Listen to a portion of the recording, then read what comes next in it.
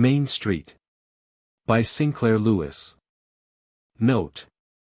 This is America, a town of a few thousand, in a region of wheat and corn and dairies and little groves. The town is, in our tale, called Gopher Prairie, Minnesota. But its main street is the continuation of main streets everywhere. The story would be the same in Ohio or Montana, in Kansas or Kentucky or Illinois, and not very differently would it be told up York State or in the Carolina Hills. Main Street is the climax of civilization. That this Ford car might stand in front of the Bon Ton store, Hannibal invaded Rome and Erasmus wrote in Oxford cloisters. What old Jensen the grocer says to Ezra Stowbody the banker is the new law for London, Prague, and the unprofitable isles of the sea. Whatsoever Ezra does not know and sanction, that thing is heresy, worthless for knowing and wicked to consider. Our railway station is the final aspiration of architecture. Sam Clark's annual hardware turnover is the envy of the 4 counties which constitute God's country. In the sensitive art of the Rosebud Movie Palace there is a message, and humor strictly moral. Such is our comfortable tradition and sure faith. Would he not betray himself an alien cynic who should otherwise portray Main Street, or distress the citizens by speculating whether there may not be other faiths? How do you find this book? Any thoughts about the book or the author? Any suggestion for improvement? Please take a moment to share your thoughts in a comment. If you like it, share it with your friends who might enjoy it as well. Subscribe to keep in touch. Visit CompleteAudiobooks.com for more quality content. Chapter 1. On a hill by the Mississippi where Chippewas camped 2 generations ago, a girl stood in relief against the cornflower blue of northern sky. She saw no Indians now. She saw flour mills and the blinking windows of skyscrapers in Minneapolis and St. Paul. Nor was she thinking of squaws and portages, and the Yankee fur traders whose shadows were all about her. She was meditating upon walnut fudge, the plays of Brieux, the reasons why heels run over, and the fact that the chemistry instructor had stared at the new coiffure which concealed her ears. A breeze which had crossed 1,000 miles of wheatlands bellied her taffeta skirt in a line so graceful, so full of animation and moving beauty, that the heart of a chance watcher on the lower road tightened to wistfulness over her quality of suspended freedom. She lifted her arms, she leaned back against the wind, her skirt dipped and flared, a lock blew wild. A girl on a hilltop, credulous, plastic, young, drinking the air as she longed to drink life. The eternal aching comedy of expectant youth. It is Carol Milford, fleeing for an hour from Blodgett College. The days of pioneering, of lassies in sunbonnets, and bears killed with axes in piney clearings, are deader now than Camelot. And a rebellious girl is the spirit of that bewildered empire called the American Middle West. 2. Blodgett College is on the edge of Minneapolis. It is a bulwark of sound religion. It is still combating the recent heresies of Voltaire, Darwin, and Robert Ingersoll. Pious families in Minnesota, Iowa, Wisconsin, the Dakotas send their children thither, and Blodgett protects them from the wickedness of the universities. But it secretes friendly girls, young men who sing, and one lady instructress who really likes Milton and Carlyle. So the 4 years which Carol spent at Blodgett were not altogether wasted. The smallness of the school, the fewness of rivals, permitted her to experiment with her perilous versatility. She played tennis, gave chafing dish parties, took a graduate seminar in the drama, went choosing, and joined 6 societies for the practice of the arts or the tent stalking of a thing called general culture. In her class there were 2 or 3 prettier girls, but none more eager. She was noticeable equally in the classroom grind and at dances, though out of the 300 students of Blodgett, scores recited more accurately and dozens Bostoned more smoothly. Every cell of her body was alive, thin wrists, quince blossom skin, ingenue eyes, black hair. The other girls in her dormitory marveled at the slightness of her body when they saw her in sheer negligee, or darting out wet from a shower bath. She seemed then but half as large as they had supposed, a fragile child who must be cloaked with understanding kindness. Psychic, the girls whispered, and spiritual. Yet so radioactive were her nerves, so adventurous her trust in rather vaguely conceived sweetness and light, that she was more energetic than any of the hulking young women who, with calves bulging in heavy-ribbed woolen stockings beneath decorous blue serge bloomers, thuddingly galloped across the floor of the gym in practice for the Blodgett ladies' basketball team. Even when she was tired her dark eyes were observant. She did not yet know the immense ability of the world to be casually cruel and proudly dull, but if she should ever learn those dismaying powers, her eyes would never become sullen or heavy or roomily amorous. For all her enthusiasms, for all the fondness and the crushes which she inspired, Carol's acquaintances were shy of her. When she was most ardently singing hymns or planning deviltry she yet seemed gently aloof and critical. She was credulous, perhaps, a born hero-worshipper, yet she did question and examine unceasingly. Whatever she might become she would never be static. Her versatility ensnared her. By turns she hoped to discover that she had an unusual voice, a talent for the piano, the ability to act, to write, to manage organizations. Always she was disappointed, but always she effervesced anew, over the student volunteers, who intended to become missionaries, over painting scenery for the dramatic club, over soliciting advertisements for the college magazine.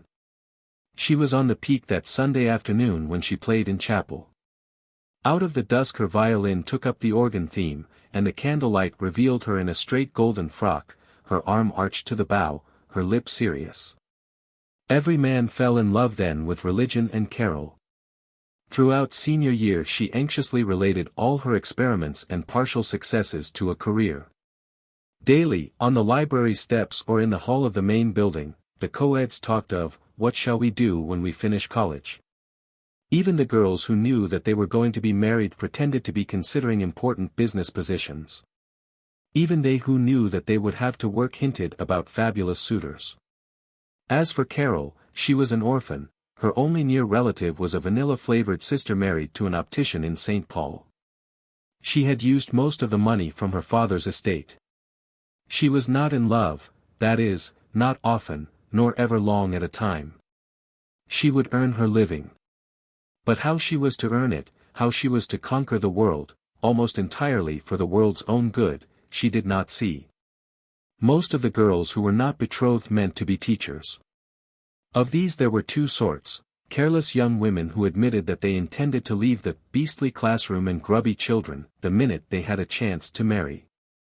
And studious, sometimes bulbous-browed and pop-eyed maidens who at class prayer meetings requested God to guide their feet along the paths of greatest usefulness. Neither sort tempted Carol. The former seemed insincere, a favorite word of hers at this era. The earnest virgins were, she fancied, as likely to do harm as to do good by their faith in the value of parsing Caesar. At various times during senior year Carol finally decided upon studying law, writing motion picture scenarios, professional nursing, and marrying an unidentified hero. Then she found a hobby in sociology. The sociology instructor was new. He was married, and therefore taboo, but he had come from Boston, he had lived among poets and socialists and Jews and millionaire uplifters at the university settlement in New York, and he had a beautiful white strong neck. He led a giggling class through the prisons, the charity bureaus, the employment agencies of Minneapolis and St. Paul. Trailing at the end of the line Carol was indignant at the prodding curiosity of the others, their manner of staring at the poor as at a zoo. She felt herself a great liberator.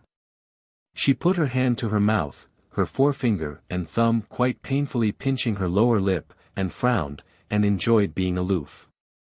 A classmate named Stuart Snyder, a competent bulky young man in a gray flannel shirt, a rusty black bow tie, and a green and purple class cap, grumbled to her as they walked behind the others in the muck of the South St. Paul's stockyards, "These college chumps make me tired. They're so top lofty. They ought to have worked on the farm, the way I have. These workmen put it all over them. I just love common workmen," glowed Carol. "Only you don't want to forget that common workmen don't think they're common." "You're right.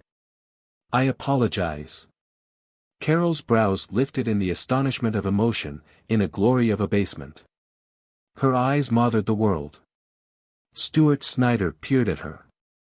He rammed his large red fists into his pockets, he jerked them out, he resolutely got rid of them by clenching his hands behind him, and he stammered. "I know. You get people. Most of these darn co-eds, say, Carol, you could do a lot for people. Oh well, you know, sympathy and everything, if you were, say you were a lawyer's wife. You'd understand his clients. I'm going to be a lawyer. I admit I fall down in sympathy sometimes. I get so doggone impatient with people that can't stand the gaff. You'd be good for a fellow that was too serious. Make him more, you know, sympathetic." His slightly pouting lips, his mastiff eyes, were begging her to beg him to go on. She fled from the steamroller of his sentiment. She cried, "Oh, see those poor sheep, millions and millions of them." She darted on. Stuart was not interesting. He hadn't a shapely white neck, and he had never lived among celebrated reformers.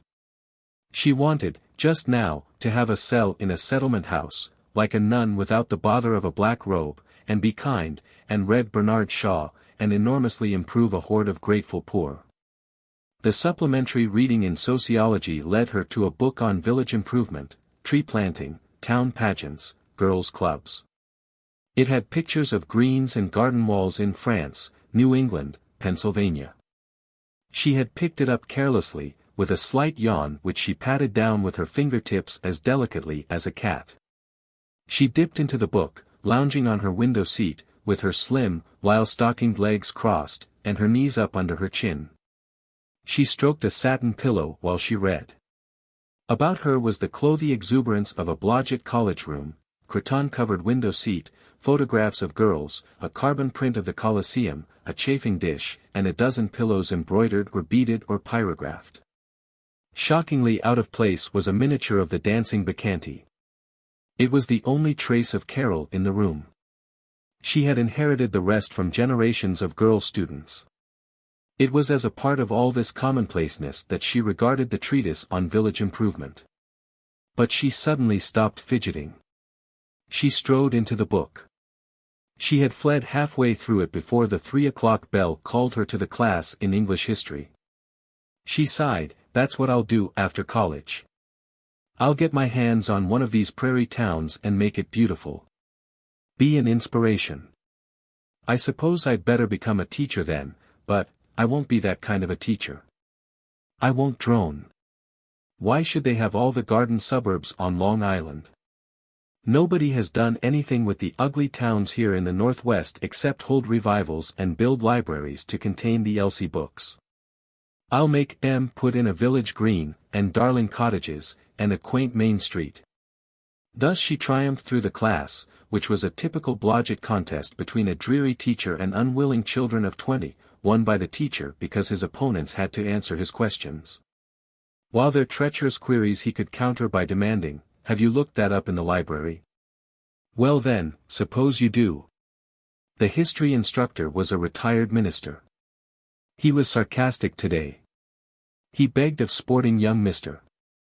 Charlie Holmberg, "Now Charles, would it interrupt your undoubtedly fascinating pursuit of that malevolent fly if I were to ask you to tell us that you do not know anything about King John?" He spent 3 delightful minutes in assuring himself of the fact that no one exactly remembered the date of Magna Carta. Carol did not hear him.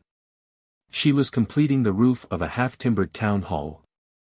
She had found one man in the prairie village who did not appreciate her picture of winding streets and arcades, but she had assembled the town council and dramatically defeated him. 3. Though she was Minnesota-born, Carol was not an intimate of the prairie villages. Her father, the smiling and shabby, the learned and teasingly kind, had come from Massachusetts, and through all her childhood he had been a judge in Mankato, which is not a prairie town. But in its garden-sheltered streets and aisles of elms is white and green New England reborn. Mankato lies between cliffs and the Minnesota River, hard by Traverse des Sioux, where the first settlers made treaties with the Indians, and the cattle rustlers once came galloping before heifer leather posses. As she climbed along the banks of the dark river, Carol listened to its fables about the wide land of yellow waters and bleached buffalo bones to the west. The southern levees and singing darkies and palm trees toward which it was forever mysteriously gliding, and she heard again the startled bells and thick puffing of high-stacked river steamers wrecked on sand reefs 60 years ago. Along the decks she saw missionaries, gamblers in tall pot hats, and Dakota chiefs with scarlet blankets. Far-off whistles at night, round the river bend, plunking paddles re-echoed by the pines, and a glow on black sliding waters. Carol's family were self-sufficient in their inventive life, with Christmas a rite full of surprises and tenderness, and dressing-up parties, spontaneous and joyously absurd. The beasts in the Milford hearth mythology were not the obscene night animals who jump out of closets and eat little girls, but beneficent and bright-eyed creatures, the tam-tab, who is woolly and blue and lives in the bathroom, and runs rapidly to warm small feet. The ferruginous oil stove, who purrs and knows stories. And the skidamarrig, who will play with children before breakfast if they spring out of bed and close the window at the very first line of the song about puellas which father sings while shaving. Judge Milford's pedagogical scheme was to let the children read whatever they pleased, and in his brown library Carol absorbed Balzac and Rabelais and Thoreau and Max Muller. He gravely taught them the letters on the backs of the encyclopedias, and when polite visitors asked about the mental progress of the little ones, they were horrified to hear the children earnestly repeating an, aus, auspis, biscow. Calcha. Carol's mother died when she was 9. Her father retired from the judiciary when she was 11, and took the family to Minneapolis. There he died, 2 years after. Her sister, a busy proper advisory soul, older than herself, had become a stranger to her even when they lived in the same house. From those early brown and silver days and from her independence of relatives Carol retained a willingness to be different from brisk efficient book-ignoring people. An instinct to observe and wonder at their bustle even when she was taking part in it. But, she felt approvingly, as she discovered her career of town planning, she was now roused to being brisk and efficient herself.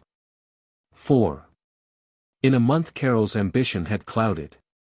Her hesitancy about becoming a teacher had returned. She was not, she worried, strong enough to endure the routine, and she could not picture herself standing before grinning children and pretending to be wise and decisive. But the desire for the creation of a beautiful town remained. When she encountered an item about small-town women's clubs or a photograph of a straggling main street, she was homesick for it, she felt robbed of her work. It was the advice of the professor of English which led her to study professional library work in a Chicago school. Her imagination carved and colored the new plan. She saw herself persuading children to read charming fairy tales, helping young men to find books on mechanics, being ever so courteous to old men who were hunting for newspapers, the light of the library, an authority on books. Invited to dinners with poets and explorers, reading a paper to an association of distinguished scholars. The last faculty reception before commencement. In 5 days they would be in the cyclone of final examinations. The house of the president had been massed with palms suggestive of polite undertaking parlors, and in the library, a 10-foot room with a globe and the portraits of Whittier and Martha Washington. The student orchestra was playing Carmen and Madame Butterfly. Carol was dizzy with music and the emotions of parting. She saw the palms as a jungle, the pink-shaded electric globes as an opaline haze, and the eyeglassed faculty as Olympians. She was melancholy at sight of the mousy girls with whom she had always intended to get acquainted, and the half-dozen young men who were ready to fall in love with her. But it was Stuart Snyder whom she encouraged. He was so much manlier than the others, he was an even warm brown, like his new ready-made suit with its padded shoulders. She sat with him, and with 2 cups of coffee and a chicken patty, upon a pile of presidential overshoes in the coat closet under the stairs, and as the thin music seeped in, Stuart whispered, "I can't stand it, this breaking up after 4 years. The happiest years of life." She believed it. "Oh, I know. To think that in just a few days we'll be parting, and we'll never see some of the bunch again. Carol, you got to listen to me." You always duck when I try to talk seriously to you, but you got to listen to me. I'm going to be a big lawyer, maybe a judge, and I need you, and I'd protect you. His arms slid behind her shoulders. The insinuating music drained her independence. She said mournfully, "Would you take care of me?" She touched his hand. It was warm, solid. "You bet I would. We'd have bully times in Yankton, where I'm going to settle. But I want to do something with life. What's better than making a comfy home and bringing up some cute kids and knowing nice homey people?" It was the immemorial male reply to the restless woman. Thus to the young Sappho spake the melon vendors, thus the captains to Zenobia. And in the damp cave over gnawed bones the hairy suitor thus protested to the woman advocate of matriarchy. In the dialect of Blodgett College but with the voice of Sappho was Carol's answer. "Of course. I know. I suppose that's so. Honestly, I do love children. But there's lots of women that can do housework, but well, if you have got a college education, you ought to use it for the world. I know, but you can use it just as well in the home. And gee, Carol, just think of a bunch of us going out on an auto picnic, some nice spring evening. Yes. And sleigh riding in winter, and going fishing. Blar." The orchestra had crashed into the soldiers' chorus. And she was protesting, "No. No. You're a dear, but I want to do things. I don't understand myself but I want everything in the world. Maybe I can't sing or write, but I know I can be an influence in library work. Just suppose I encouraged some boy and he became a great artist. I will. I will do it. Stuart dear, I can't settle down to nothing but dishwashing." 2 minutes later, 2 hectic minutes, they were disturbed by an embarrassed couple also seeking the idyllic seclusion of the overshoe closet. After graduation she never saw Stuart Snyder again. She wrote to him once a week, for 1 month. 6. A year Carol spent in Chicago. Her study of library cataloging, recording, books of reference, was easy and not too somniferous. She reveled in the Art Institute, in symphonies and violin recitals and chamber music, in the theater and classic dancing. She almost gave up library work to become one of the young women who dance in cheesecloth in the moonlight. She was taken to a certified studio party, with beer, cigarettes, bobbed hair, and a Russian Jewess who sang the Internationale. It cannot be reported that Carol had anything significant to say to the bohemians. She was awkward with them, and felt ignorant, and she was shocked by the free manners which she had for years desired. But she heard and remembered discussions of Freud, Romain Rolland, syndicalism, the Confédération Générale du Travail, feminism versus heroism, Chinese lyrics, nationalization of mines, Christian Science, and fishing in Ontario. She went home, and that was the beginning and end of her bohemian life. The second cousin of Carol's sister's husband lived in Winnetka, and once invited her out to Sunday dinner. She walked back through Wilmette and Evanston, discovered new forms of suburban architecture, and remembered her desire to recreate villages. She decided that she would give up library work and, by a miracle whose nature was not very clearly revealed to her, turn a prairie town into Georgian houses and Japanese bungalows. The next day in library class she had to read a theme on the use of the cumulative index, and she was taken so seriously in the discussion that she put off her career of town planning, and in the autumn she was in the public library of St. Paul. 7. Carol was not unhappy and she was not exhilarated, in the St. Paul library. She slowly confessed that she was not visibly affecting lives. She did, at first, put into her contact with the patrons a willingness which should have moved worlds. But so few of these stolid worlds wanted to be moved. When she was in charge of the magazine room the readers did not ask for suggestions about elevated essays. They grunted, "Want to find the Leather Goods Gazette for last February." When she was giving out books the principal query was, "Can you tell me of a good, light, exciting love story to read? My husband's going away for a week." She was fond of the other librarians, proud of their aspirations. And by the chance of propinquity she read scores of books unnatural to her gay white littleness, volumes of anthropology with ditches of footnotes filled with heaps of small dusty type, Parisian imagistes, Hindu recipes for curry. Voyages to the Solomon Isles, theosophy with modern American improvements, treatises upon success in the real estate business. She took walks, and was sensible about shoes and diet. And never did she feel that she was living. She went to dances and suppers at the houses of college acquaintances. Sometimes she one-stepped demurely. Sometimes, in dread of life's slipping past, she turned into a bacchanal, her tender eyes excited, her throat tense, as she slid down the room.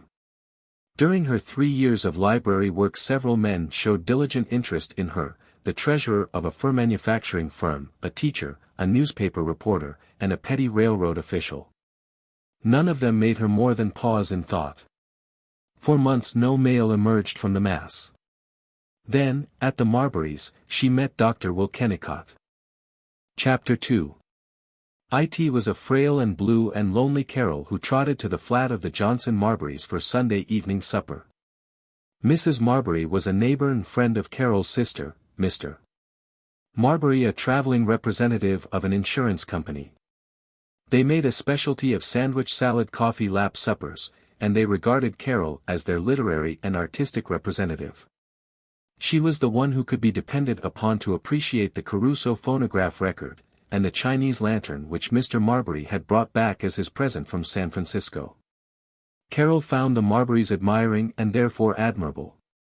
This September Sunday evening she wore a net frock with a pale pink lining. A nap had soothed away the faint lines of tiredness beside her eyes. She was young, naive, stimulated by the coolness. She flung her coat at the chair in the hall of the flat, and exploded into the green plush living room. The familiar group were trying to be conversational. She saw Mr. Marbury, a woman teacher of gymnastics in a high school, a chief clerk from the Great Northern Railway offices, a young lawyer. But there was also a stranger, a thick tall man of 36 or 7, with stolid brown hair, lips used to giving orders, eyes which followed everything good-naturedly, and clothes which you could never quite remember. Mr. Marbury boomed, "Carol, come over here and meet Doc Kennicott, Dr. Will Kennicott of Gopher Prairie. He does all our insurance examining up in that neck of the woods, and they do say he's some doctor." As she edged toward the stranger and murmured nothing in particular, Carol remembered that Gopher Prairie was a Minnesota wheat prairie town of something over 3,000 people. "Pleased to meet you," stated Dr. Kennicott. His hand was strong. The palm soft, but the back weathered, showing golden hairs against firm red skin. He looked at her as though she was an agreeable discovery. She tugged her hand free and fluttered, "I must go out to the kitchen and help Mrs. Marbury." She did not speak to him again till, after she had heated the rolls and passed the paper napkins, Mr. Marbury captured her with a loud, "Oh, quit fussing now. Come over here and sit down and tell us house tricks." He herded her to a sofa with Dr. Kennicott, who was rather vague about the eyes, rather drooping of bulky shoulder, as though he was wondering what he was expected to do next. As their host left them, Kennicott awoke. "Marbury tells me you're a high mogul in the public library. I was surprised. Didn't hardly think you were old enough. I thought you were a girl, still in college maybe." "Oh, I'm dreadfully old. I expect to take to a lipstick, and to find a gray hair any morning now." "Ha! You must be frightfully old, probably too old to be my granddaughter, I guess." Thus in the vale of Arcady nymph and satyr beguiled the hours. Precisely thus, and not in honeyed pentameters, discoursed Elaine and the worn Sir Lancelot in the pleached alley. "How do you like your work?" asked the doctor. "It's pleasant, but sometimes I feel shut off from things, the steel stacks, and the everlasting cards smeared all over with red rubber stamps. Don't you get sick of the city? St. Paul. Why, don't you like it? I don't know of any lovelier view than when you stand on Summit Avenue and look across Lower Town to the Mississippi cliffs and the upland farms beyond. I know, but, of course I've spent 9 years around the Twin Cities, took my BA and MD over at the U, and had my internship in a hospital in Minneapolis, but still, oh well, you don't get to know folks here, way you do up home. I feel I've got something to say about running Gopher Prairie, but you take it in a big city of 200,000-300,000, and I'm just one flea on the dog's back. And then I like country driving, and the hunting in the fall. Do you know Gopher Prairie at all? No, but I hear it's a very nice town. Nice? Say honestly, of course I may be prejudiced, but I've seen an awful lot of towns. One time I went to Atlantic City for the American Medical Association meeting, and I spent practically a week in New York. But I never saw a town that had such up-and-coming people as Gopher Prairie. Bresnahan, you know, the famous auto manufacturer, he comes from Gopher Prairie. Born and brought up there. And it's a darn pretty town. Lots of fine maples and box elders, and there's 2 of the dandiest lakes you ever saw, right near town. And we've got 7 miles of cement walks already, and building more every day. Course a lot of these towns still put up with plank walks, but not for us, you bet. Really? Why was she thinking of Stuart Snyder? Gopher Prairie is going to have a great future. Some of the best dairy and wheat land in the state right near there, some of it selling right now at $150 an acre, and I bet it will go up to $2.25 in 10 years. Do you like your profession? Nothing like it. Keeps you out, and yet you have a chance to loaf in the office for a change. I don't mean that way. I mean, it's such an opportunity for sympathy. Dr. Kennicott launched into a heavy, "Oh, these Dutch farmers don't want sympathy. All they need is a bath and a good dose of salts." Carol must have flinched, for instantly he was urging, "What I mean is, I don't want you to think I'm one of these old salts and quinine peddlers, but I mean, so many of my patients are husky farmers that I suppose I get kind of case-hardened. It seems to me that a doctor could transform a whole community, if he wanted to, if he saw it. He's usually the only man in the neighborhood who has any scientific training, isn't he?" "Yes, that's so, but I guess most of us get rusty. We land in a rut of obstetrics and typhoid and busted legs. What we need is women like you to jump on us. It'd be you that would transform the town." "No, I couldn't. Too flighty. I did used to think about doing just that, curiously enough, but I seem to have drifted away from the idea." "Oh, I'm a fine one to be lecturing you." "No. You're just the one. You have ideas without having lost feminine charm. Say, don't you think there's a lot of these women that go out for all these movements and so on that sacrifice?" After his remarks upon suffrage he abruptly questioned her about herself.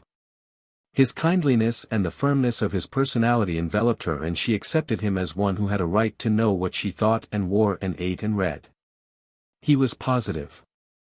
He had grown from a sketched-in stranger to a friend, whose gossip was important news. She noticed the healthy solidity of his chest. His nose, which had seemed irregular and large, was suddenly virile. She was jarred out of this serious sweetness when Marbury bounced over to them and with horrible publicity yammered, "Say, what do you 2 think you're doing? Telling fortunes or making love? Let me warn you that the doc is a frisky bachelor, Carol. Come on now, folks, shake a leg. Let's have some stunts or a dance or something." She did not have another word with Dr. Kennicott until their parting. "Been a great pleasure to meet you, Miss Milford. May I see you sometime when I come down again? I'm here quite often, taking patients to hospitals for majors, and so on." "Why? What's your address?" "You can ask Mr. Marbury next time you come down, if you really want to know." "Want to know?" "Say, you wait." 2. Of the love-making of Carol and Will Kennicott there is nothing to be told which may not be heard on every summer evening, on every shadowy block. They were biology and mystery, their speech was slang phrases and flares of poetry. Their silences were contentment, or shaky crises when his arm took her shoulder. All the beauty of youth. First discovered, and it is passing, and all the commonplaceness of a well-to-do unmarried man encountering a pretty girl at the time when she is slightly weary of her employment and sees no glory ahead nor any man she is glad to serve. They liked each other honestly, they were both honest. She was disappointed by his devotion to making money, but she was sure that he did not lie to patients, and that he did keep up with the medical magazines. What aroused her to something more than liking was his boyishness when they went tramping. They walked from St. Paul down the river to Mendota, Kennicott more elastic seeming in a cap and a soft crepe shirt, Carol youthful in a tam-o'-shanter of mole velvet, a blue serge suit with an absurdly and agreeably broad turn-down linen collar, and frivolous ankles above athletic shoes. The high bridge crosses the Mississippi, mounting from low banks to a palisade of cliffs. Far down beneath it on St. Paul's side, upon mud flats, is a wild settlement of chicken-infested gardens and shanties patched together from discarded signboards, sheets of corrugated iron, and planks fished out of the river. Carol leaned over the rail of the bridge to look down at this Yangtze village. In delicious imaginary fear she shrieked that she was dizzy with the height.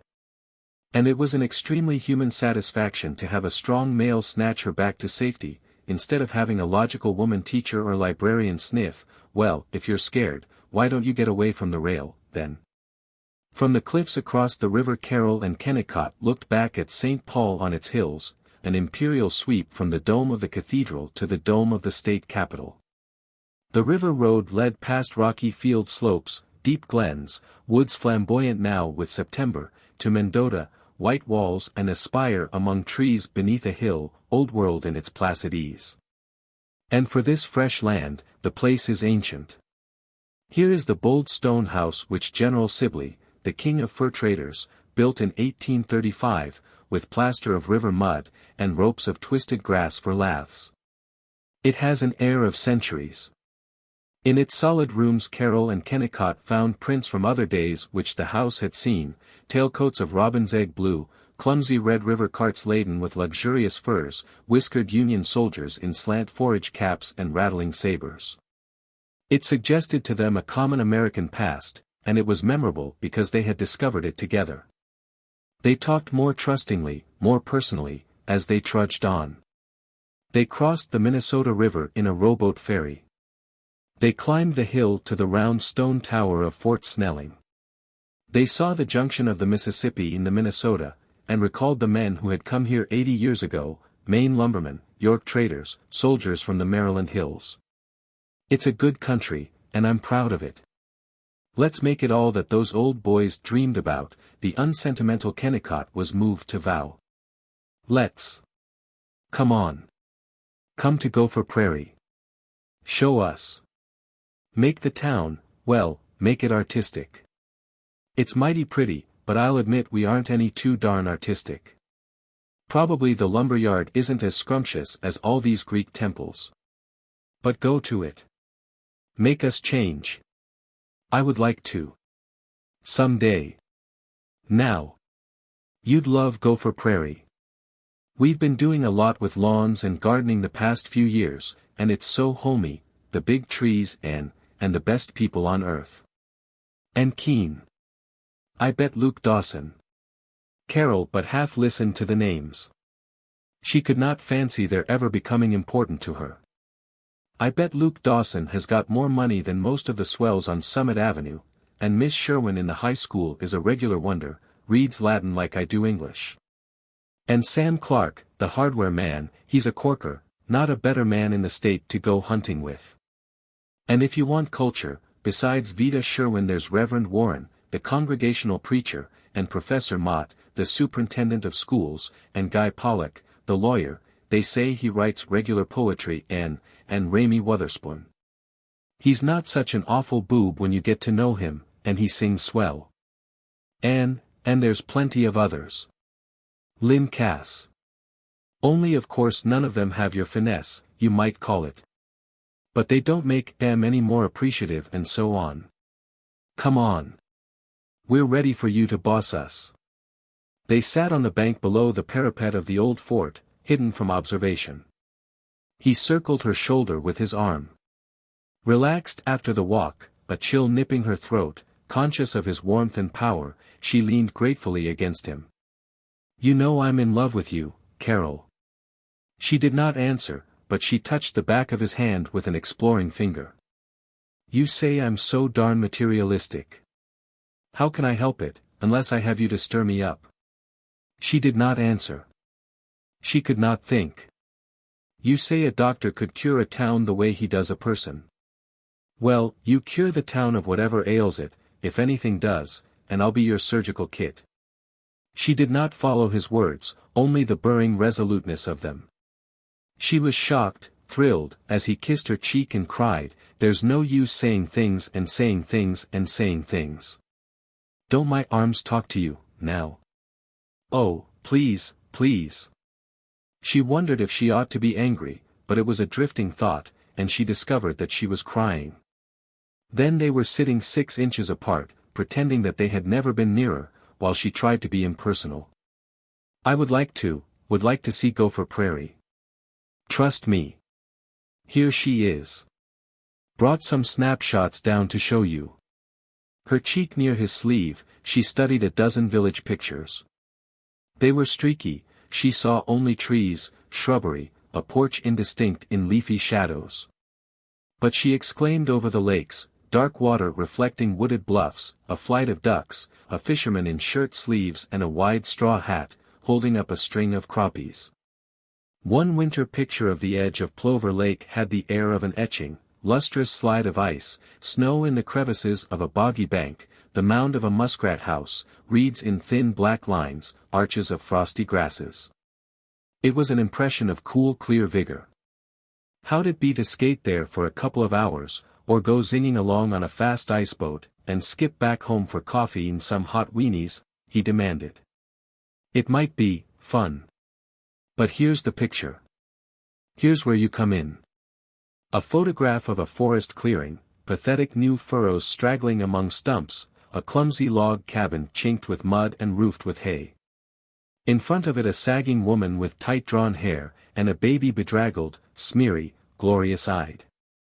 Those are the kind of folks I practice among, good share of the time. Nels Erdström, fine clean young Svenska. He'll have a corking farm in 10 years, but now, I operated his wife on a kitchen table, with my driver giving the anesthetic. Look at that scared baby. Need some woman with hands like yours. Waiting for you. Just look at that baby's eyes, look how he's begging. Don't. They hurt me. Oh, it would be sweet to help him, so sweet. As his arms moved toward her she answered all her doubts with, sweet, so sweet. Chapter 3. Under the rolling clouds of the prairie a moving mass of steel. An irritable clank and rattle beneath a prolonged roar. The sharp scent of oranges cutting the soggy smell of unbathed people and ancient baggage. Towns as planless as a scattering of pasteboard boxes on an attic floor. The stretch of faded gold stubble broken only by clumps of willows encircling white houses and red barns. No.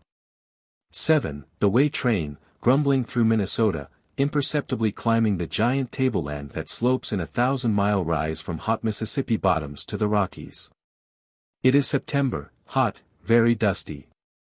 There is no smug Pullman attached to the train, and the day coaches of the East are replaced by free chair cars, with each seat cut into 2 adjustable plush chairs, the headrests covered with doubtful linen towels. Halfway down the car is a semi-partition of carved oak columns, but the aisle is of bare, splintery, grease-blackened wood. There is no porter, no pillows, no provision for beds, but all today and all tonight they will ride in this long steel box, farmers with perpetually tired wives and children who seem all to be of the same age, workmen going to new jobs. Traveling salesmen with derbies and freshly shined shoes. They are parched and cramped, the lines of their hands filled with grime. They go to sleep curled in distorted attitudes, heads against the window panes or propped on rolled coats on seat arms, and legs thrust into the aisle. They do not read, apparently they do not think. They wait. An early wrinkled, young old mother, moving as though her joints were dry, opens a suitcase in which are seen creased blouses, a pair of slippers worn through at the toes, a bottle of patent medicine, a tin cup. A paper-covered book about dreams which the news butcher has coaxed her into buying. She brings out a graham cracker which she feeds to a baby lying flat on a seat and wailing hopelessly. Most of the crumbs drop on the red plush of the seat, and the woman sighs and tries to brush them away, but they leap up impishly and fall back on the plush. A soiled man and woman munch sandwiches and throw the crusts on the floor. A large brick-colored Norwegian takes off his shoes, grunts in relief, and props his feet in their thick gray socks against the seat in front of him. An old woman whose toothless mouth shuts like a mud turtle's, and whose hair is not so much white as yellow like moldy linen, with bands of pink skull apparent between the tresses, anxiously lifts her bag, opens it, peers in, closes it. Puts it under the seat, and hastily picks it up and opens it and hides it all over again. The bag is full of treasures and of memories, a leather buckle, an ancient band concert program, scraps of ribbon, lace, satin. In the aisle beside her is an extremely indignant parakeet in a cage. Two facing seats, overflowing with a Slovene iron miner's family, are littered with shoes, dolls, whiskey bottles, bundles wrapped in newspapers, a sewing bag. The oldest boy takes a mouth organ out of his coat pocket, wipes the tobacco crumbs off, and plays Marching Through Georgia, till every head in the car begins to ache. The news butcher comes through selling chocolate bars and lemon drops. A girl child ceaselessly trots down to the water cooler and back to her seat. The stiff paper envelope which she uses for cup drips in the aisle as she goes, and on each trip she stumbles over the feet of a carpenter, who grunts, "Ouch! Look out!" The dust-caked doors are open, and from the smoking car drifts back a visible blue line of stinging tobacco smoke. And with it a crackle of laughter over the story which the young man in the bright blue suit and lavender tie and light yellow shoes has just told to the squat man in garage overalls. The smell grows constantly thicker, more stale. 2. To each of the passengers his seat was his temporary home, and most of the passengers were slatternly housekeepers. But one seat looked clean and deceptively cool. In it were an obviously prosperous man and a black-haired, fine-skinned girl whose pumps rested on an immaculate horsehide bag. They were Dr. Will Kennicott and his bride, Carol. They had been married at the end of a year of conversational courtship, and they were on their way to Gopher Prairie after a wedding journey in the Colorado mountains. The hordes of the way train were not altogether new to Carol. She had seen them on trips from St. Paul to Chicago. But now that they had become her own people, to bathe and encourage and adorn, she had an acute and uncomfortable interest in them. They distressed her. They were so stolid. She had always maintained that there is no American peasantry, and she sought now to defend her faith by seeing imagination and enterprise in the young Swedish farmers, and in a traveling man working over his order blanks. But the older people, Yankees as well as Norwegians, Germans, Finns, Canucks, had settled into submission to poverty. They were peasants, she groaned. Isn't there any way of waking them up? What would happen if they understood scientific agriculture? She begged of Kennicott, her hand groping for his. It had been a transforming honeymoon. She had been frightened to discover how tumultuous a feeling could be roused in her. Will had been lordly, stalwart, jolly, impressively competent in making camp, tender and understanding through the hours when they had lain side by side in a tent pitched among pines high up on a lonely mountain spur. His hand swallowed hers as he started from thoughts of the practice to which he was returning. These people. Wake them up. What for? They're happy. But they're so provincial. No, that isn't what I mean. They're, oh, so sunk in the mud. Look here, Carrie. You want to get over your city idea that because a man's pants aren't pressed, he's a fool. These farmers are mighty keen and up and coming. I know. That's what hurts. Life seems so hard for them, these lonely farms and this gritty train. Oh, they don't mind it. Besides, things are changing. The auto, the telephone, rural free delivery, they're bringing the farmers in closer touch with the town. Takes time, you know, to change a wilderness like this was 50 years ago. But already, why, they can hop into the Ford or the Overland and get into the movies on Saturday evening quicker than you could get down to them by trolley in St. Paul. But if it's these towns we've been passing that the farmers run to for relief from their bleakness, can't you understand? Just look at them. Kennicott was amazed. Ever since childhood he had seen these towns from trains on this same line. He grumbled, "Why, what's the matter with them? Good hustling burgs. It would astonish you to know how much wheat and rye and corn and potatoes they ship in a year. But they're so ugly. I'll admit they aren't comfy like Gopher Prairie. But give them time. What's the use of giving them time unless someone has desire and training enough to plan them? Hundreds of factories trying to make attractive motor cars, but these towns, left to chance. No. That can't be true. It must have taken genius to make them so scrawny." "Oh, they're not so bad," was all he answered. He pretended that his hand was the cat and hers the mouse. For the first time she tolerated him rather than encouraged him. She was staring out at Bjornstam, a hamlet of perhaps 150 inhabitants, at which the train was stopping. A bearded German and his pucker-mouthed wife tugged their enormous imitation leather satchel from under a seat and waddled out. The station agent hoisted a dead calf aboard the baggage car. There were no other visible activities in Bjornstam. In the quiet of the halt, Carol could hear a horse kicking his stall, a carpenter shingling a roof. The business center of Bjornstam took up one side of one block, facing the railroad. It was a row of one-story shops covered with galvanized iron, or with clapboards painted red and bilious yellow. The buildings were as ill-assorted, as temporary-looking, as a mining camp street in the motion pictures. The railroad station was a one-room frame box, a miry cattle pen on one side and a crimson wheat elevator on the other. The elevator, with its cupola on the ridge of a shingled roof, resembled a broad-shouldered man with a small, vicious, pointed head. The only habitable structures to be seen were the florid red brick Catholic church and rectory at the end of Main Street. Carol picked at Kennicott's sleeve. "You wouldn't call this a not-so-bad town, would you? These Dutch burgs are kind of slow. Still, at that, see that fellow coming out of the general store there, getting into the big car? I met him once.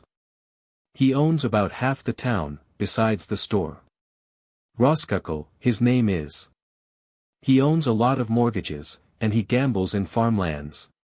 Good nut on him, that fellow. Why, they say he's worth $300,000 or $400,000. Got a dandy great big yellow brick house with tiled walks and a garden and everything, other end of town, can't see it from here, I've gone past it when I've driven through here." "Yes sir." "Then, if he has all that, there's no excuse whatever for this place. If his 300,000 went back into the town, where it belongs, they could burn up these shacks, and build a dream village, a jewel. Why do the farmers and the town people let the Baron keep it? I must say I don't quite get you sometimes, Carrie. Let him. They can't help themselves. He's a dumb old Dutchman, and probably the priest can twist him around his finger, but when it comes to picking good farming land, he's a regular whiz." "I see. He's their symbol of beauty. The town erects him, instead of erecting buildings. Honestly, don't know what you're driving at. You're kind of played out, after this long trip. You'll feel better when you get home and have a good bath, and put on the blue negligee. That's some vampire costume, you witch." He squeezed her arm, looked at her knowingly. They moved on from the desert stillness of the Bjornstam station. The train creaked, banged, swayed. The air was nauseatingly thick. Kennicott turned her face from the window, rested her head on his shoulder. She was coaxed from her unhappy mood. But she came out of it unwillingly, and when Kennicott was satisfied that he had corrected all her worries and had opened a magazine of saffron detective stories, she sat upright. Here, she meditated, is the newest empire of the world. The northern Middle West, a land of dairy herds and exquisite lakes, of new automobiles and tar-paper shanties and silos like red towers, of clumsy speech and a hope that is boundless. An empire which feeds a quarter of the world, yet its work is merely begun. They are pioneers, these sweaty wayfarers, for all their telephones and bank accounts and automatic pianos and cooperative leagues. And for all its fat richness, theirs is a pioneer land. What is its future? She wondered.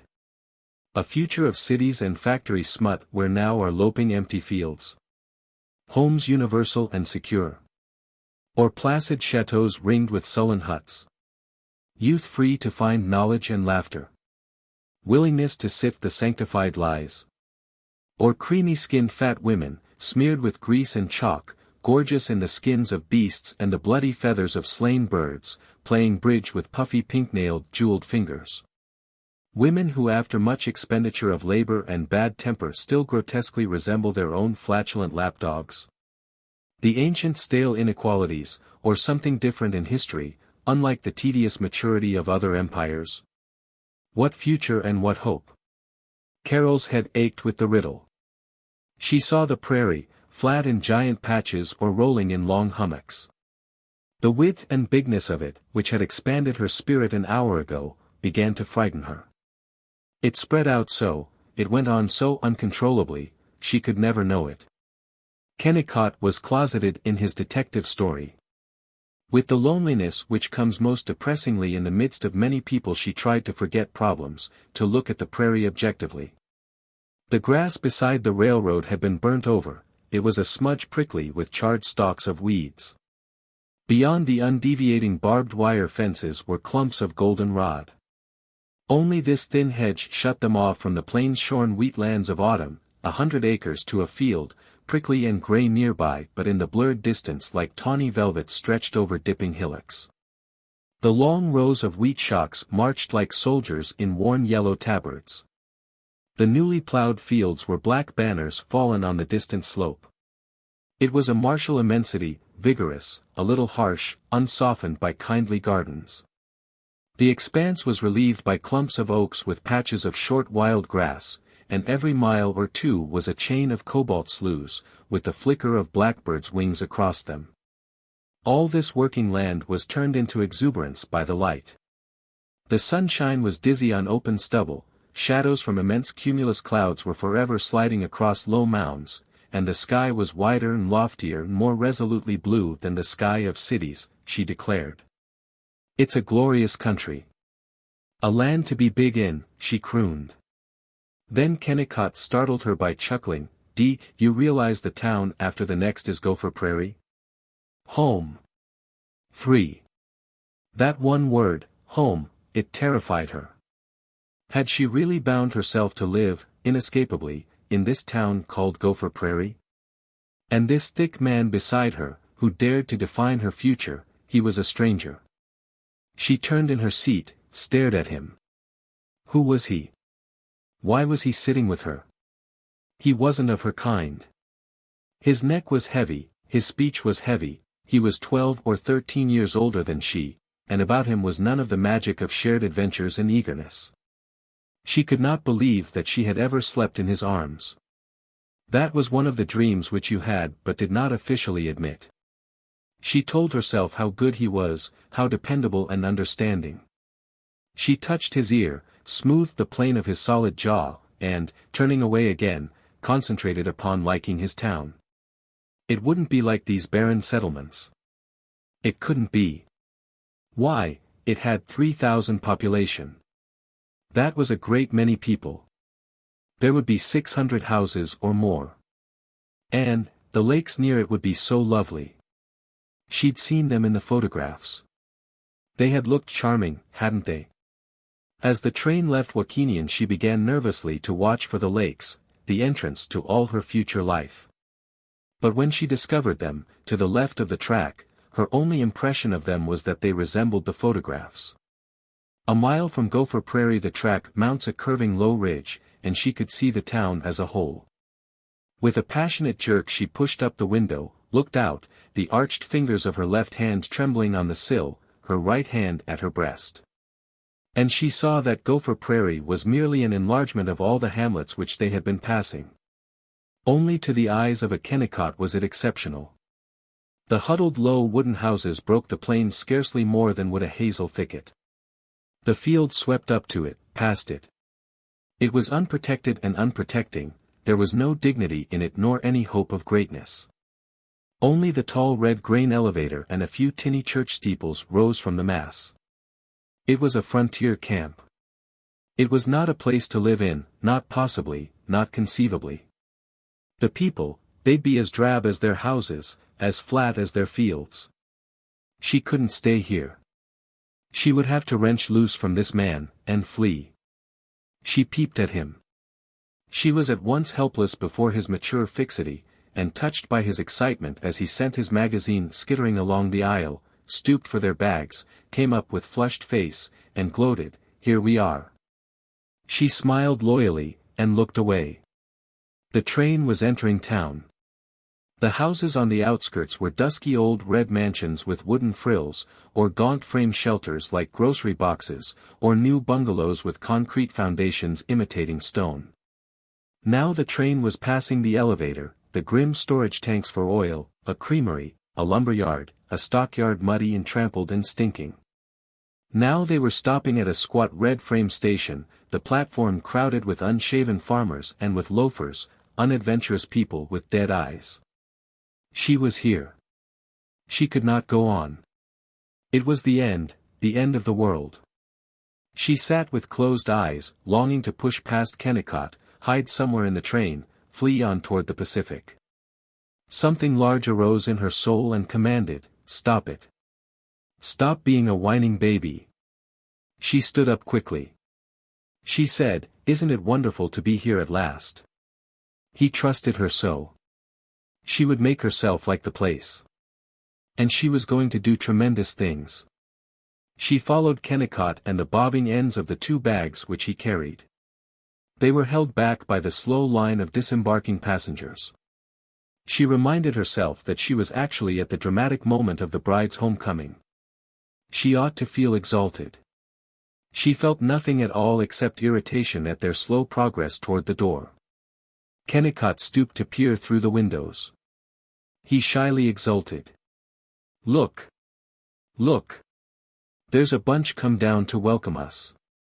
Sam Clark and the Missus and Dave Dyer and Jack Elder, and, yes sir, Harry Haydock and Juanita, and a whole crowd. I guess they see us now." Yeah, sure, they see us. See, waving. She obediently bent her head to look out at them. She had hold of herself. She was ready to love them. But she was embarrassed by the heartiness of the cheering group. From the vestibule she waved to them, but she clung a second to the sleeve of the brakeman who helped her down before she had the courage to dive into the cataract of handshaking people whom she could not tell apart. She had the impression that all the men had coarse voices, large damp hands, toothbrush mustaches, bald spots, and Masonic watch charms. She knew that they were welcoming her. Their hands, their smiles, their shouts, their affectionate eyes overcame her. She stammered, "Thank you, oh, thank you." One of the men was clamoring at Kennicott, "I brought my machine down to take you home, Doc." "Fine business, Sam," cried Kennicott, and, to Carol, "Let's jump in. That big page over there.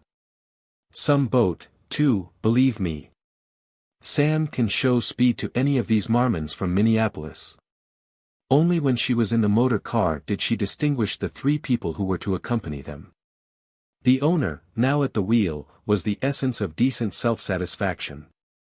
A baldish, largish, level-eyed man, rugged of neck but sleek and round of face like the back of a spoon bowl. He was chuckling at her, "Have you got us all straight yet?" "Course she has. Trust Carrie to get things straight and get darn quick. I bet she could tell you every date in history," boasted her husband. But the man looked at her reassuringly and with a certainty that he was a person whom she could trust. She confessed, "As a matter of fact I haven't got anybody straight." "Course you haven't, child. Well, I'm Sam Clark, dealer in hardware, sporting goods, cream separators, and almost any kind of heavy junk you can think of. You can call me Sam, anyway, I'm going to call you Carrie, C.N.S. you've been and gone and married this poor fish of a bum medic that we keep round here. Carol smiled lavishly, and wished that she called people by their given names more easily. The fat cranky lady back there beside you, who is pretending that she can't hear me giving her away, is Mrs. Sam L. Clark. And this hungry-looking squirt up here beside me is Dave Dyer, who keeps his drugstore running by not filling your hubby's prescriptions right. Fact, you might say he's the guy that put the shun in prescription. So. Well, leave us take the bonny bride home.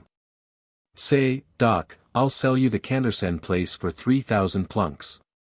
Better be thinking about building a new home for Carrie. Prettiest Frau in G.P., if you asks me. Contentedly Sam Clark drove off, in the heavy traffic of 3 Fords and the Minniemashie House freight bus. I shall like Mr. Clark. I can't call him Sam. They're all so friendly. She glanced at the houses, tried not to see what she saw. Gave way in, why do these stories lie so? They always make the bride's homecoming a bower of roses. Complete trust in noble spouse. Lies about marriage. I'm not changed. And this town, oh my God. I can't go through with it. This junk heap. Her husband bent over her. You look like you were in a brown study. Scared? I don't expect you to think Gopher Prairie is a paradise, after St. Paul. I don't expect you to be crazy about it, at first. But you'll come to like it so much, life's so free here and best people on earth. She whispered to him, while Mrs. Clark considerately turned away, I love you for understanding. I'm beastly oversensitive. Too many books. It's my lack of shoulder muscles and sense. Give me time, dear. You bet. All the time you want. She laid the back of his hand against her cheek, snuggled near him. She was ready for her new home. Kennicott had told her that, with his widowed mother as housekeeper, he had occupied an old house, but nice and roomy, and well heated, best furnace I could find on the market. His mother had left Carol her love, and gone back to Lackemert. It would be wonderful, she exulted, not to have to live in other people's houses, but to make her own shrine.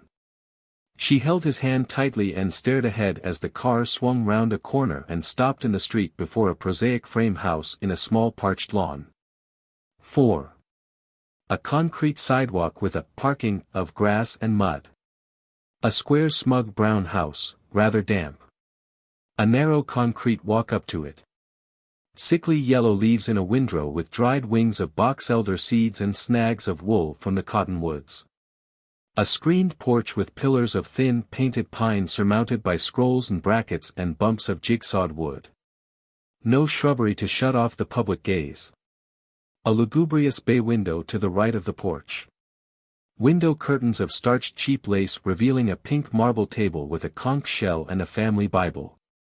You'll find it old-fashioned, what do you call it, mid-Victorian. I left it as is, so you could make any changes you felt were necessary. Kennicott sounded doubtful for the first time since he had come back to his own. It's a real home. She was moved by his humility. She gaily motioned goodbye to the Clarks. He unlocked the door, he was leaving the choice of a maid to her, and there was no one in the house. She jiggled while he turned the key, and scampered in. It was next day before either of them remembered that in their honeymoon camp they had planned that he should carry her over the sill. In hallway and front parlor she was conscious of dinginess and lugubriousness and airlessness, but she insisted, I'll make it all jolly. As she followed Kennicott and the bags up to their bedroom she quavered to herself the song of the fat little gods of the hearth. I have my own home. To do what I please with. To do what I please with. My den for me and my mate and my cubs. My own. She was close in her husband's arms, she clung to him. Whatever of strangeness and slowness and insularity she might find in him, none of that mattered so long as she could slip her hands beneath his coat, run her fingers over the warm smoothness of the satin back of his waistcoat. Seem almost to creep into his body, find in him strength, find in the courage and kindness of her man a shelter from the perplexing world. Sweet, so sweet, she whispered. Chapter 4. The Clarks have invited some folks to their house to meet us, tonight, said Kennicott, as he unpacked his suitcase. Oh, that is nice of them. You bet. I told you you'd like, squarest people on earth. Carrie, would you mind if I sneak down to the office for an hour, just to see how things are? Why, no. Of course not. I know you're keen to get back to work. Sure you don't mind? Not a bit. Out of my way. Let me unpack. But the advocate of freedom in marriage was as much disappointed as a drooping bride at the alacrity with which he took that freedom and escaped to the world of men's affairs. She gazed about their bedroom, and its full dismalness crawled over her, the awkward knuckly L shape of it, the black walnut bed with apples and spotty pears carved on the headboard. The imitation maple bureau, with pink-daubed scent bottles and a petticoat pincushion on a marble slab uncomfortably like a gravestone, the plain pine washstand and a garlanded water pitcher and bowl. The scent was of horsehair and plush and Florida water. How could people ever live with things like this, she shuddered. She saw the furniture as a circle of elderly judges, condemning her to death by smothering. The tottering brocade chair squeaked, choke her, smother her. The old linen smelled of the tomb. She was alone in this house, this strange still house, among the shadows of dead thoughts and haunting repressions. I hate it. I hate it. She panted. Why did I ever? She remembered that Kennicott's mother had brought these family relics from the old home in Lackemert. Stop it. They're perfectly comfortable things. They're comfortable. Besides, oh, they're horrible. We'll change them, right away. Then, but of course he has to see how things are at the office. She made a pretense of busying herself with unpacking. The chintz-lined, silver-fitted bag which had seemed so desirable a luxury in St. Paul was an extravagant vanity here. The daring black chemise of frail chiffon and lace was a hussy at which the deep-bosomed bed stiffened in disgust, and she hurled it into a bureau drawer, hid it beneath a sensible linen blouse. She gave up unpacking. She went to the window, with a purely literary thought of village charm, hollyhocks and lanes and apple-cheeked cottagers. What she saw was the side of the Seventh-day Adventist church, a plain clapboard wall of a sour liver color, the ash pile back of the church, an unpainted stable, and an alley in which a Ford delivery wagon had been stranded. This was the terraced garden below her boudoir, this was to be her scenery for. I mustn't. I'm nervous this afternoon. Am I sick? Good Lord, I hope it isn't that. Not now. How people lie. How these stories lie.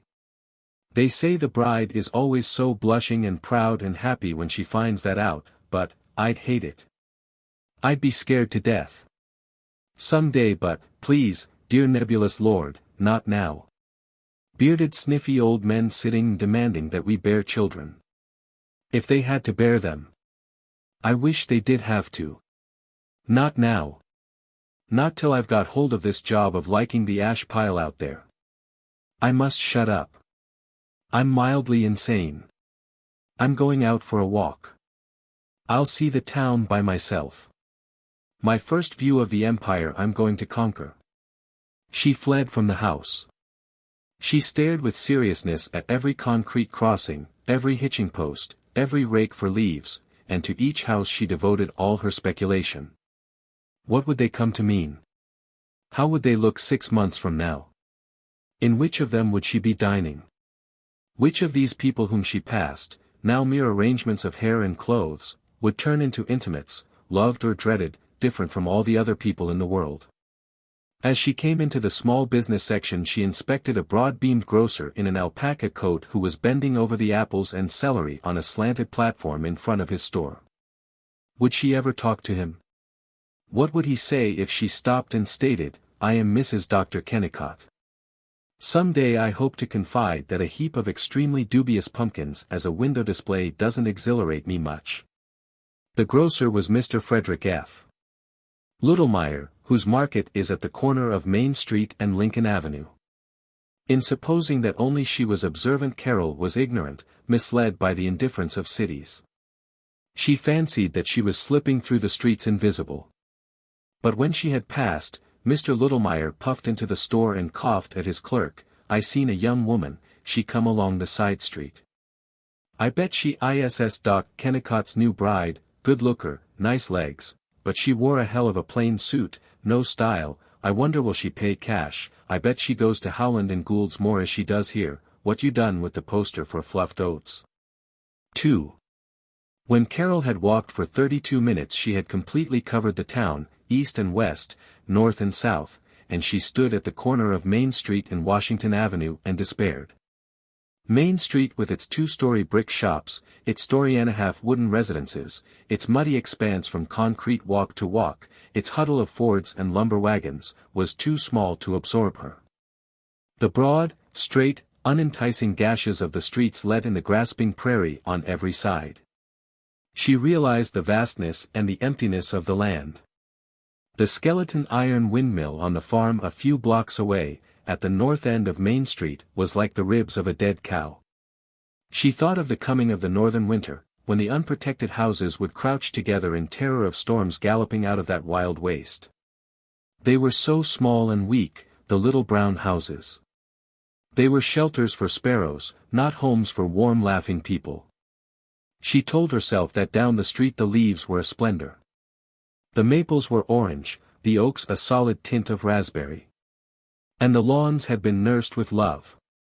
But the thought would not hold. At best the trees resembled a thinned woodlet. There was no park to rest the eyes. And since not Gopher Prairie but Wakamin was the county seat, there was no courthouse with its grounds.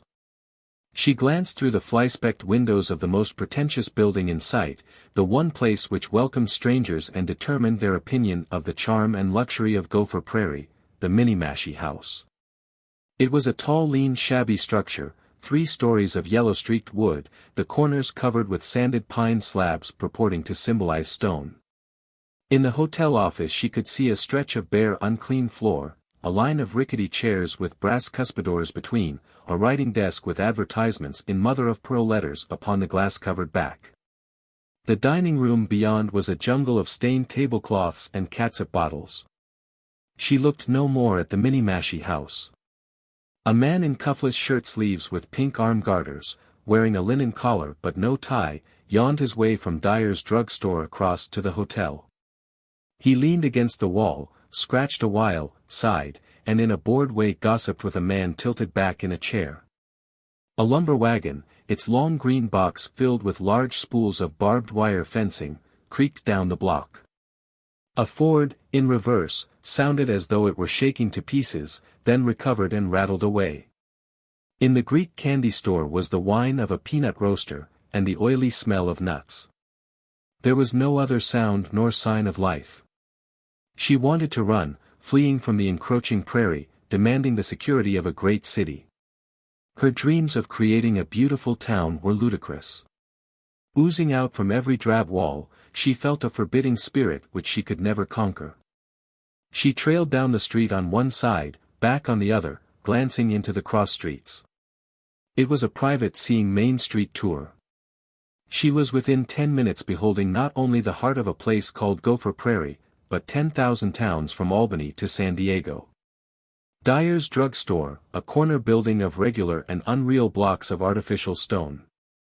Inside the store, a greasy marble soda fountain with an electric lamp of red and green and curdled yellow mosaic shade.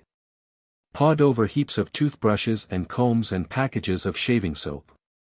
Shelves of soap cartons, teething rings, garden seeds, and patent medicines in yellow packages nostrums, for consumption, for women's diseases, notorious mixtures of opium and alcohol.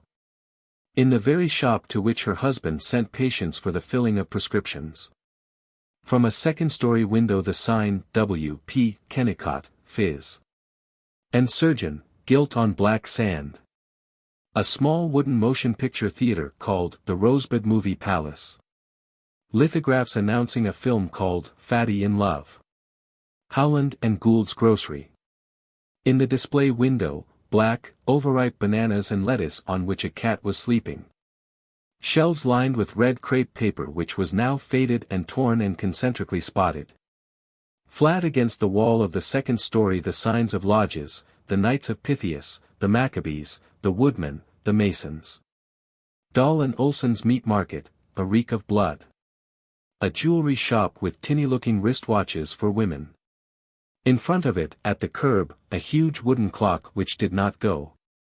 A fly-buzzing saloon with a brilliant gold and enamel whiskey sign across the front. Other saloons down the block. From them a stink of stale beer, and thick voices bellowing pidgin German or trolling out dirty songs, vice gone feeble and unenterprising and dull, the delicacy of a mining camp minus its vigor. In front of the saloons, farm wives sitting on the seats of wagons, waiting for their husbands to become drunk and ready to start home. A tobacco shop called the Smoke House, filled with young men shaking dice for cigarettes. Racks of magazines, and pictures of coy fat prostitutes in striped bathing suits. A clothing store with a display of ox blood-shade Oxfords with bulldog toes. Suits which looked worn and glossless while they were still new, flabbily draped on dummies like corpses with painted cheeks. The Bon Ton store, Haydock and Simon's, the largest shop in town. The first story front of clear glass, the plates cleverly bound at the edges with brass. The second story of pleasant tapestry brick. One window of excellent clothes for men, interspersed with collars of floral pique which showed mauve daisies on a saffron ground. Newness and an obvious notion of neatness and service. Haydock and Simon's. Haydock. She had met a Haydock at the station, Harry Haydock, an active person of 35. He seemed great to her, now, and very like a saint. His shop was clean. Axel Egge's general store, frequented by Scandinavian farmers. In the shallow dark window space heaps of sleazy sateens, badly woven galateas, canvas shoes designed for women with bulging ankles, steel and red glass buttons upon cards with broken edges, a cottony blanket. A graniteware frying pan reposing on a sun-faded crepe blouse. Sam Clark's hardware store. An air of frankly metallic enterprise. Guns and churns and barrels of nails and beautiful shiny butcher knives. Chester Dashaway's house furnishing emporium. A vista of heavy oak rockers with leather seats, asleep in a dismal row. Billy's lunch. Thick handleless cups on the wet oilcloth-covered counter. An odor of onions and the smoke of hot lard. In the doorway a young man audibly sucking a toothpick. The warehouse of the buyer of cream and potatoes. The sour smell of a dairy. The Ford garage and the Buick garage, competent one-story brick and cement buildings opposite each other. Old and new cars on grease-blackened concrete floors. Tire advertisements. The roaring of a tested motor, a racket which beat at the nerves. Surly young men in khaki union overalls. The most energetic and vital places in town. A large warehouse for agricultural implements. An impressive barricade of green and gold wheels, of shafts and sulky seats, belonging to machinery of which Carol knew nothing, potato planters, manure spreaders, silage cutters, disc harrows, breaking plows. A feed store, its windows opaque with the dust of bran, a patent medicine advertisement painted on its roof. Ye Art Shop, Prop. Mrs. Mary Ellen Wilkes, Christian Science Library open daily free. A touching fumble at beauty. A one-room shanty of boards recently covered with rough stucco. A show window delicately rich in error, vases starting out to imitate tree trunks but running off into blobs of gilt, an aluminum ashtray labeled, Greetings from Gopher Prairie, a Christian Science magazine, a stamped sofa cushion portraying a large ribbon tied to a small poppy. The correct skeins of embroidery silk lying on the pillow. Inside the shop, a glimpse of bad carbon prints of bad and famous pictures, shelves of phonograph records and camera films, wooden toys, and in the midst an anxious small woman sitting in a padded rocking chair. A barber shop and pool room. A man in shirt sleeves, presumably Del Snafflin the proprietor, shaving a man who had a large Adam's apple. Nat Hicks's tailor shop, on a side street off Main. A one-story building. A fashion plate showing human pitchforks in garments which looked as hard as steel plate. On another side street a raw red brick Catholic church with a varnished yellow door. The post office, merely a partition of glass and brass shutting off the rear of a mildewed room which must once have been a shop. A tilted writing shelf against a wall rubbed black and scattered with official notices and army recruiting posters.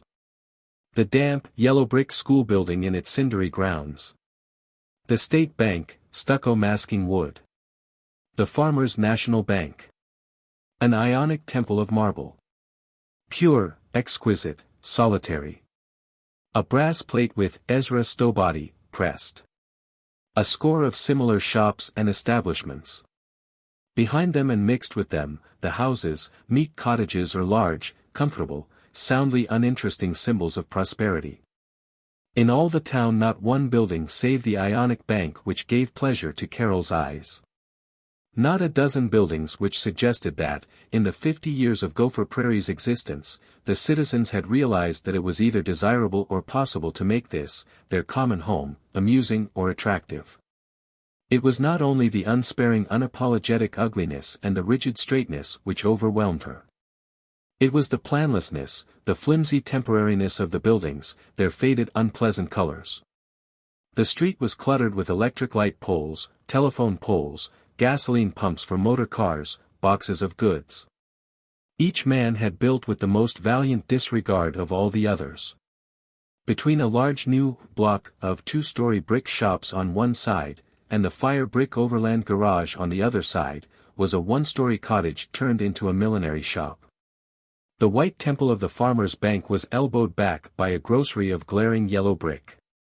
One store building had a patchy galvanized iron cornice. The building beside it was crowned with battlements and pyramids of brick capped with blocks of red sandstone. She escaped from Main Street, fled home. She wouldn't have cared, she insisted, if the people had been comely. She had noted a young man loafing before a shop, one unwashed hand holding the cord of an awning, a middle-aged man who had a way of staring at women as though he had been married too long and too prosaically. An old farmer, solid, wholesome, but not clean, his face like a potato fresh from the earth. None of them had shaved for 3 days. If they can't build shrines, out here on the prairie, surely there's nothing to prevent their buying safety razors, she raged. She fought herself, I must be wrong. People do live here. It can't be as ugly as I know it is. I must be wrong. But I can't do it. I can't go through with it. She came home too seriously worried for hysteria, and when she found Kennicott waiting for her, and exulting, have a walk. Well, like the town. Great lawns and trees, eh? She was able to say, with a self-protective maturity new to her, it's very interesting. 3. The train which brought Carol to Gopher Prairie also brought Miss B. Sorensen. Miss B. was a stalwart, corn-colored, laughing young woman, and she was bored by farm work. She desired the excitements of city life, and the way to enjoy city life was, she had decided, to go get a job as hired girl in Gopher Prairie. She contentedly lugged her pasteboard telescope from the station to her cousin, Tina Malmquist, maid of all work in the residence of Mrs. Luke Dawson. "Vell, so you come to town," said Tina. "Yeah. I get a job," said B. "Vell. You got a fella now?" "Yeah. Jim Jakobson." "Vell. I'm glad to see you. How much you've ant a week?" $6. "There ain't nobody pay dat vait. Dr. Kennicott, I think he marry a girl from de cities. Maybe she pay dat vell. You go take a walk." "Yeah," said B. So it chanced that Carol Kennicott and B. Sorensen were viewing Main Street at the same time. B. had never before been in a town larger than Scandia Crossing, which has 67 inhabitants. As she marched up the street she was meditating that it didn't hardly seem like it was possible there could be so many folks all in one place at the same time. My! It would take years to get acquainted with them all. And swell people, too. A fine big gentleman in a new pink shirt with a diamond, and not no washed-out blue denim working shirt. A lovely lady in a lingerie dress, but it must be an awful hard dress to wash. And the stores. Not just 3 of them, like there were at Scandia Crossing, but more than 4 whole blocks. The Bon Ton store, big as 4 barns, my. It would simply scare a person to go in there, with 7 or 8 clerks all looking at you. And the men's suits, on figures just like human. And Axel Eggies, like home, lots of Swedes and Norsks in there, and a card of dandy buttons, like rubies. A drug store with a soda fountain that was just huge, awful long, and all lovely marble. And on it there was a great big lamp with the biggest shade you ever saw, all different kinds colored glass stuck together, and the soda spouts, they were silver, and they came right out of the bottom of the lamp stand. Behind the fountain there were glass shelves, and bottles of new kinds of soft drinks, that nobody ever heard of. Suppose a fella took you there. A hotel, awful high, higher than Oscar Tollefson's new red barn. 3 stories, one right on top of another, you had to stick your head back to look clear up to the top. There was a swell traveling man in there, probably been to Chicago, lots of times. Oh, the dandiest people to know here. There was a lady going by, you wouldn't hardly say she was any older than Bea herself, she wore a dandy new grey suit and black pumps. She almost looked like she was looking over the town, too. But you couldn't tell what she thought. Bea would like to be that way, kind of quiet, so nobody would get fresh. Kind of, elegant. A Lutheran church. Here in the city there'd be lovely sermons, and church twice on Sunday, every Sunday. And a movie show. A regular theater, just for movies. With the sign, change of bill every evening. Pictures every evening. There were movies in Scandia Crossing, but only once every 2 weeks, and it took the Sorensens an hour to drive in. Papa was such a tightwad he wouldn't get a Ford. But here she could put on her hat any evening, and in 3 minutes walk Bea to the movies, and see lovely fellows in dress suits and Bill Hart and everything. How could they have so many stores? Why? There was one just for tobacco alone, and one, a lovely one, the art shoppy it was, for pictures and vases and stuff, with the dandiest vase made so it looked just like a tree trunk. Bea stood on the corner of Main Street and Washington Avenue. The roar of the city began to frighten her. There were 5 automobiles on the street all at the same time, and one of them was a great big car that must have cost $2,000, and the bus was starting for a train with 5 elegant dressed fellows.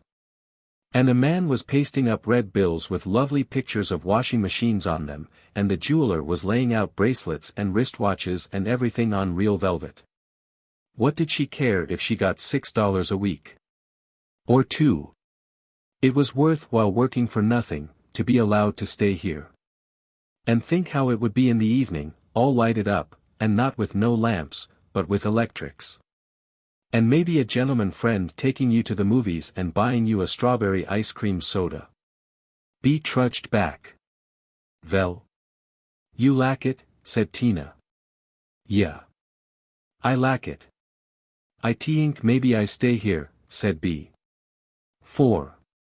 The recently built house of Sam Clark, in which was given the party to welcome Carol, was one of the largest in Gopher Prairie. It had a clean sweep of clapboards, a solid squareness, a small tower, and a large screened porch. Inside, it was as shiny, as hard, and as cheerful as a new oak upright piano. Carol looked imploringly at Sam Clark as he rolled to the door and shouted, "Welcome, little lady. The keys of the city are yourn." Beyond him, in the hallway and the living room, sitting in a vast prim circle as though they were attending a funeral, she saw the guests. They were waiting so. They were waiting for her. The determination to be all one pretty flowerlet of appreciation leaked away. She begged of Sam, "I don't dare face them. They expect so much. They'll swallow me in one mouthful, glump, like that."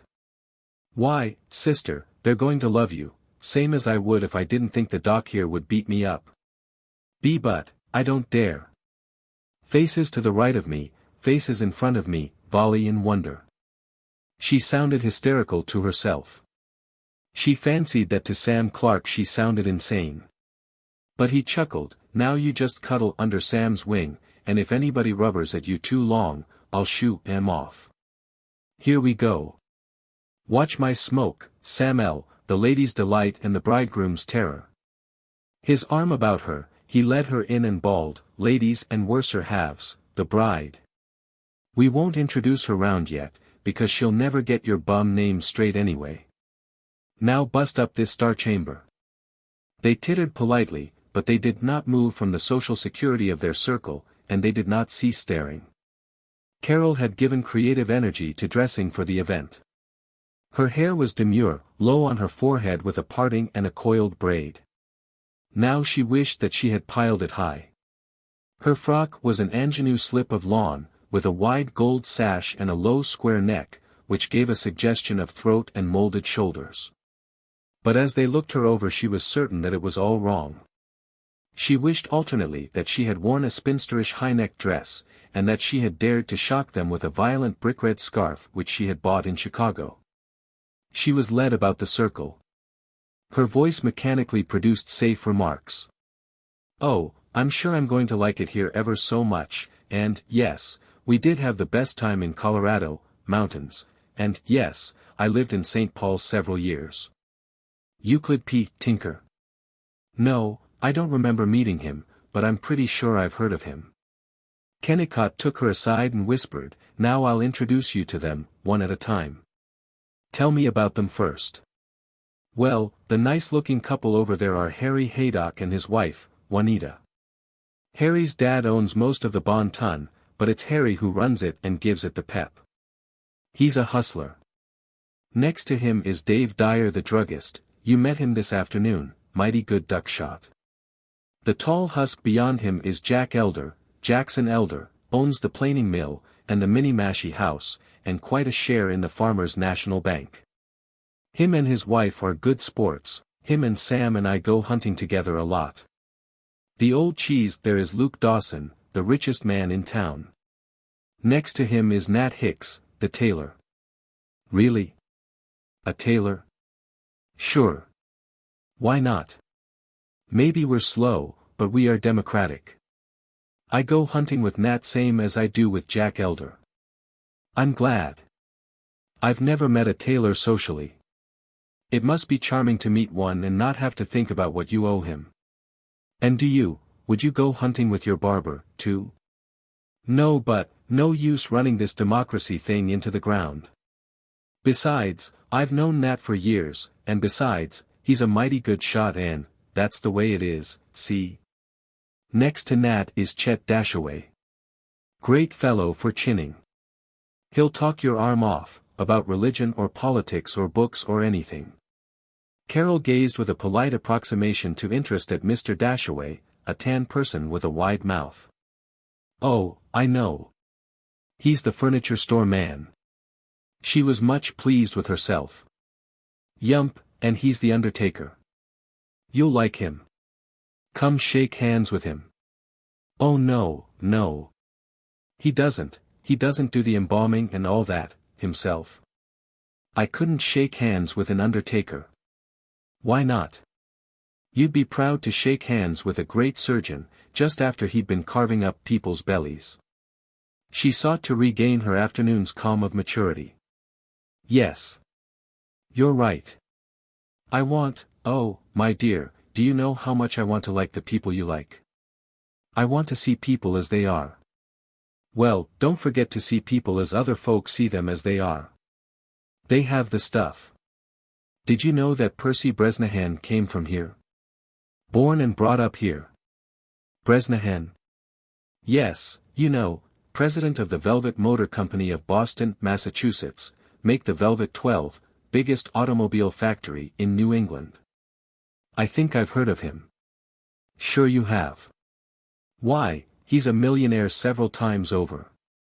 Well, Perce comes back here for the black bass fishing almost every summer, and he says if he could get away from business, He'd rather live here than in Boston or New York or any of those places.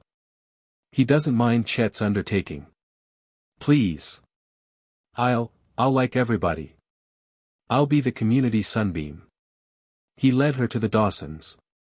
Luke Dawson, lender of money on mortgages, owner of northern cut-over land, was a hesitant man in unpressed soft gray clothes, with bulging eyes in a milky face. His wife had bleached cheeks, bleached hair, bleached voice, and a bleached manner. She wore her expensive green frock, with its passementeried bosom, bead tassels, and gaps between the buttons down the back, as though she had bought it second-hand and was afraid of meeting the former owner. They were shy. It was Professor George Edwin Mott, superintendent of schools, a Chinese mandarin turned brown, who held Carol's hand and made her welcome. When the Dawsons and Mr. Mott had stated that they were pleased to meet her, there seemed to be nothing else to say, but the conversation went on automatically. "Do you like Gopher Prairie?" whimpered Mrs. Dawson. "Oh, I'm sure I'm going to be ever so happy. There's so many nice people." Mrs. Dawson looked to Mr. Mott for social and intellectual aid. He lectured. "There's a fine class of people. I don't like some of these retired farmers who come here to spend their last days, especially the Germans. They hate to pay school taxes. They hate to spend a cent. But the rest are a fine class of people. Did you know that Percy Bresnahan came from here? Used to go to school right at the old building. I heard he did. Yes. He's a prince. He and I went fishing together, last time he was here." The Dawsons and Mr. Mott teetered upon weary feet, and smiled at Carol with crystallized expressions. She went on. "Tell me, Mr. Mott, have you ever tried any experiments with any of the new educational systems? The modern kindergarten methods or the Gary system?" "Oh. Those. Most of these would-be reformers are simply notoriety seekers. I believe in manual training, but Latin and mathematics always will be the backbone of sound Americanism, no matter what these faddists advocate. Heaven knows what they do want, knitting, I suppose, and classes in wiggling the ears." The Dawsons smiled their appreciation of listening to a savant.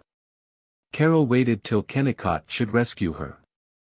The rest of the party waited for the miracle of being amused. Harry and Juanita Haydock, Rita Simons, and Dr. Terry Gould, the young smart set of Gopher Prairie. She was led to them.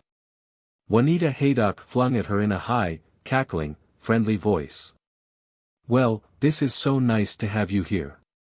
We'll have some good parties, dances and everything. You'll have to join the Jolly 17. We play bridge and we have a supper once a month. You play, of course." "And no, I don't." "Really? In St. Paul? I've always been such a bookworm.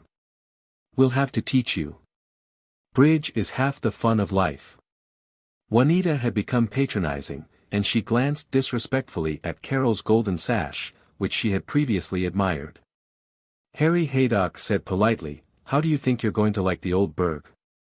"I'm sure I shall like it tremendously. Best people on earth here. Great hustlers, too. Course I've had lots of chances to go live in Minneapolis, but we like it here. Real he-town. Did you know that Percy Bresnahan came from here?" Carol perceived that she had been weakened in the biological struggle by disclosing her lack of bridge. Roused to nervous desire to regain her position, she turned on Dr. Terry Gould, the young and pool-playing competitor of her husband. Her eyes coquetted with him while she gushed. "I'll learn bridge. But what I really love most is the outdoors. Can't we all get up a boating party, and fish, or whatever you do, and have a picnic supper afterwards?" "Now you're talking." Dr. Gould affirmed. He looked rather too obviously at the cream-smooth slope of her shoulder. "Like fishing?" "Fishing is my middle name. I'll teach you bridge." "Like cards at all?" "I used to be rather good at bezique." She knew that bezique was a game of cards, or a game of something else. "Roulette, possibly." But her lie was a triumph. Juanita's handsome, high-colored, horsey face showed doubt. Harry stroked his nose and said humbly, "Bezique. Used to be great gambling game, wasn't it?" While others drifted to her group, Carol snatched up the conversation. She laughed and was frivolous and rather brittle. She could not distinguish their eyes. They were a blurry theater audience before which she self-consciously enacted the comedy of being the clever little bride of Doc Kennicott. "These here celebrated open spaces, that's what I'm going out for. I'll never read anything but the sporting page again. Will converted me on our Colorado trip. There were so many mousy tourists who were afraid to get out of the motor bus that I decided to be Annie Oakley, the wild western vampire, and I bought a vociferous skirt which revealed my perfectly nice ankles to the Presbyterian glare of all the Iowa schoolmoms, and I leaped from peak to peak like the nimble chamois, and, you may think that her Dr. Kennicott is a Nimrod. But you ought to have seen me daring him to strip to his B.V.D.S. and go swimming in an icy mountain brook." She knew that they were thinking of becoming shocked, but Juanita Haydock was admiring, at least. She swaggered on. "I'm sure I'm going to ruin Will as a respectable practitioner. Is he a good doctor, Dr. Gould?" Kennicott's rival gasped at this insult to professional ethics, and he took an appreciable second before he recovered his social manner. "I'll tell you, Mrs. Kennicott." He smiled at Kennicott, to imply that whatever he might say in the stress of being witty was not to count against him in the commercio-medical warfare. "There's some people in town that say the doc is a fair to middling diagnostician and prescription writer. But let me whisper this to you, but for heaven's sake don't tell him I said so. Don't you ever go to him for anything more serious than a appendectomy of the left ear or a strabismus of the cardiograph." No one save Kennicott knew exactly what this meant, but they laughed, and Sam Clark's party assumed a glittering lemon-yellow color of brocade panels and champagne and tulle and crystal chandeliers and sporting duchesses. Carol saw that George Edwin Mott and the blanched Mr. and Mrs. Dawson were not yet hypnotized. They looked as though they wondered whether they ought to look as though they disapproved. She concentrated on them. "But I know whom I wouldn't have dared to go to Colorado with. Mr. Dawson there. I'm sure he's a regular heartbreaker. When we were introduced he held my hand and squeezed it frightfully. Haw! Haw! Haw!" The entire company applauded. Mr. Dawson was beatified. He had been called many things, loan shark, skinflint, tightwad, pussyfoot, but he had never before been called a flirt. "He is wicked, isn't he, Mrs. Dawson? Don't you have to lock him up?" "Oh no, but maybe I better," attempted Mrs. Dawson, a tint on her pallid face. For 15 minutes Carol kept it up. She asserted that she was going to stage a musical comedy, that she preferred café parfait to beefsteak, that she hoped Dr. Kennicott would never lose his ability to make love to charming women, and that she had a pair of gold stockings. They gaped for more. But she could not keep it up. She retired to a chair behind Sam Clark's bulk. The smile wrinkles solemnly flattened out in the faces of all the other collaborators in having a party, and again they stood about hoping but not expecting to be amused. Carol listened. She discovered that conversation did not exist in Gopher Prairie. Even at this affair, which brought out the young smart set, the hunting squire set, the respectable intellectual set, and the solid financial set, they sat up with gaiety as with a corpse. Juanita Haydock talked a good deal in her rattling voice, but it was invariably of personalities. The rumor that Raymie Wutherspoon was going to send for a pair of patent leather shoes with grey button tops, the rheumatism of Champ Perry, the state of Guy Pollock's grip, and the dementia of Jim Howland in painting his fence salmon pink. Sam Clark had been talking to Carol about motor cars, but he felt his duties as host. While he droned, his brows popped up and down. He interrupted himself, must stir him up. He worried at his wife, don't you think I better stir him up? He shouldered into the center of the room, and cried. Let's have some stunts, folks. Yes, let's, shrieked Juanita Haydock. Say, Dave, give us that stunt about the Norwegian catching a hen. You bet, that's a slick stunt, do that, Dave, cheered Chet Dashaway. Mr. Dave Dyer obliged. All the guests moved their lips in anticipation of being called on for their own stunts. Ella, come on and recite Old Sweetheart of Mine, for us, demanded Sam. Miss Ella Stowbody, the spinster daughter of the Ionic Bank, scratched her dry palms and blushed.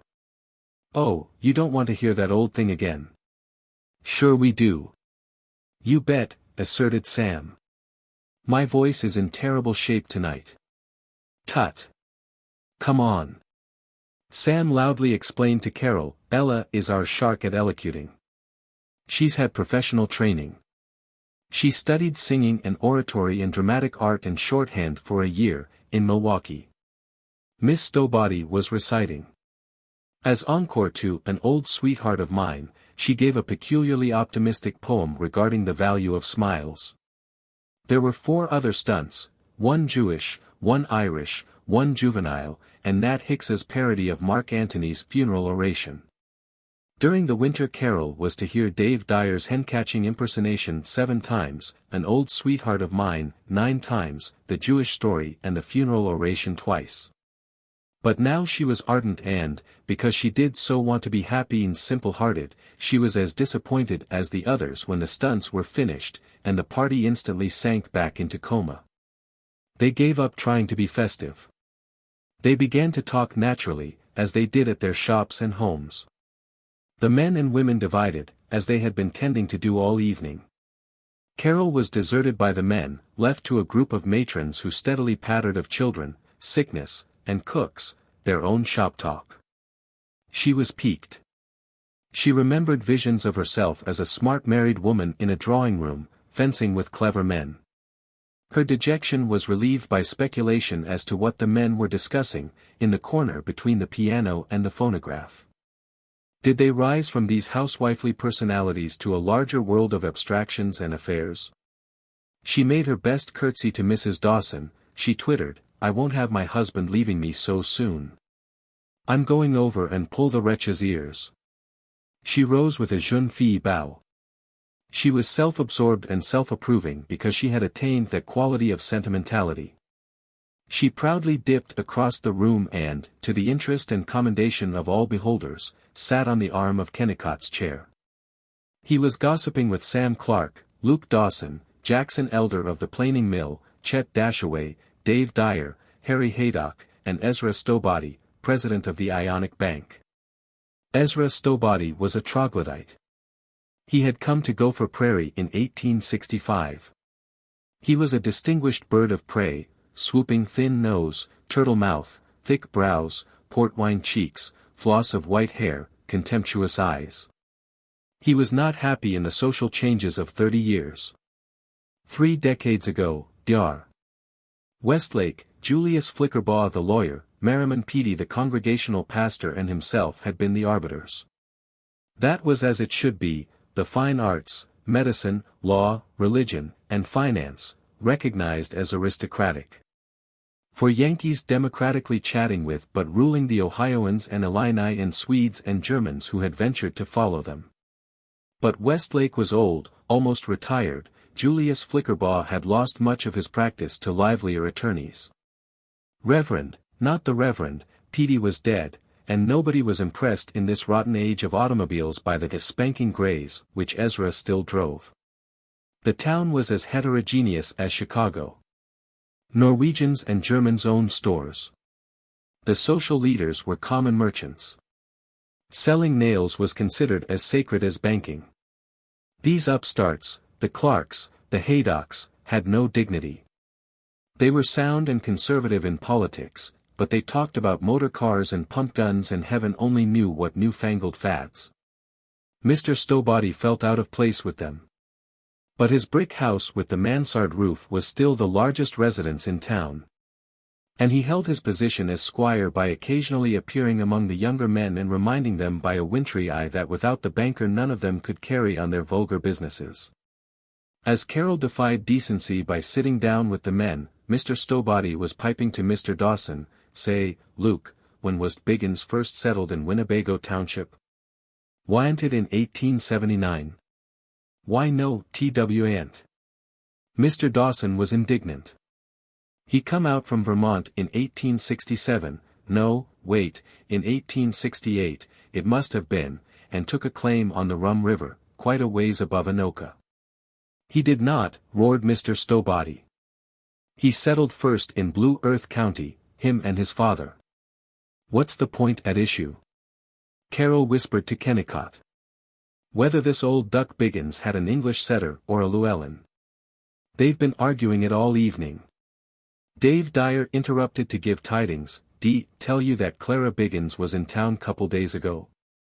She bought a hot water bottle, expensive one, $2.30. Yawa, snarled Mr. Stowbody. Course. She's just like her granddad was. Never save a cent. $2.20, was it, $2.30 for a hot water bottle. Brick wrapped up in a flannel petticoat just as good, anyway. How's Ella's tonsils, Mr. Stowbody? Yawned Chet Dashaway.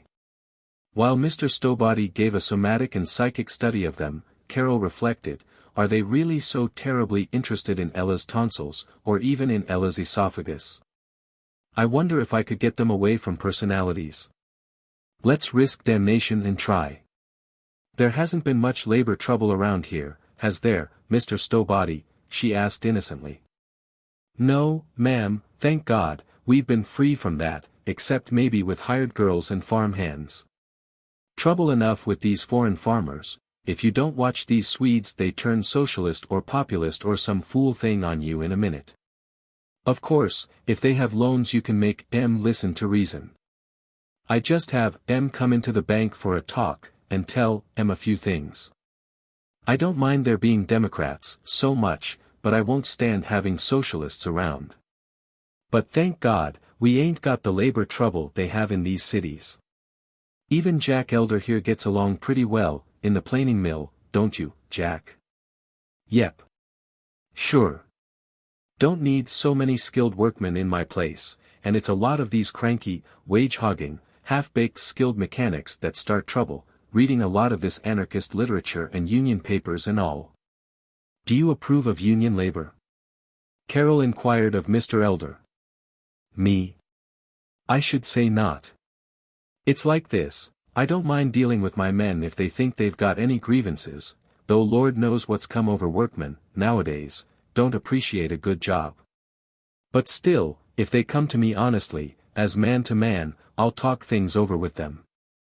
But I'm not going to have any outsider, any of these walking delegates, or whatever fancy names they call themselves now, bunch of rich grafters, living on the ignorant workmen.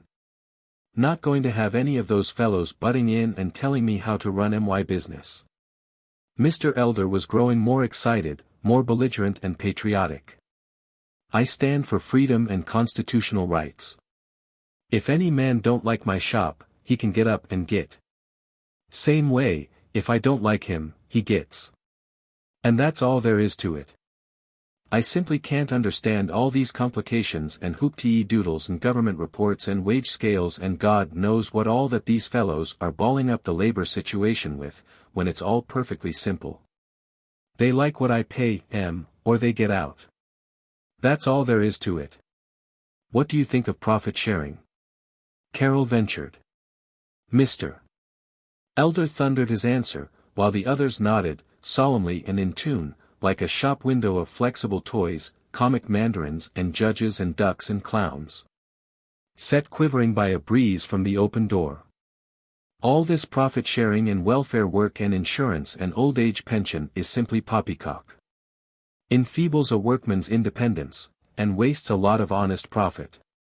The half-baked thinker that isn't dry behind the ears yet, and these suffragettes and God knows what all Batinskis there are that are trying to tell a businessman how to run his business, and some of these college professors are just about as bad. The whole kit and bilin of them are nothing in God's world but socialism in disguise. And it's my bounden duty as a producer to resist every attack on the integrity of American industry to the last ditch. Yes, Sir. Mr. Elder wiped his brow. Dave Dyer added, sure. You bet. What they ought to do is simply to hang every one of these agitators, and that would settle the whole thing right off. Don't you think so, Doc? You bet, agreed Kennicott. The conversation was at last relieved of the plague of Carol's intrusions, and they settled down to the question of whether the justice of the peace had sent that hobo drunk to jail for 10 days or 12. It was a matter not readily determined. Then Dave Dyer communicated his carefree adventures on the gypsy trail. Yep. I get good time out of the flivver. 'Bout a week ago I motored down to New Wurtemberg.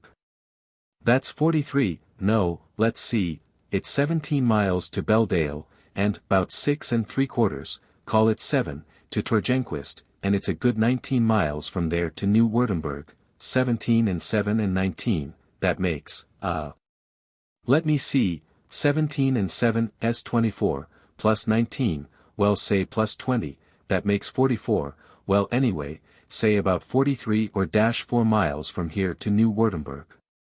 We got started about 7:15, probably 7:20, because I had to stop and fill the radiator, and we ran along, just keeping up a good steady gait. Mr.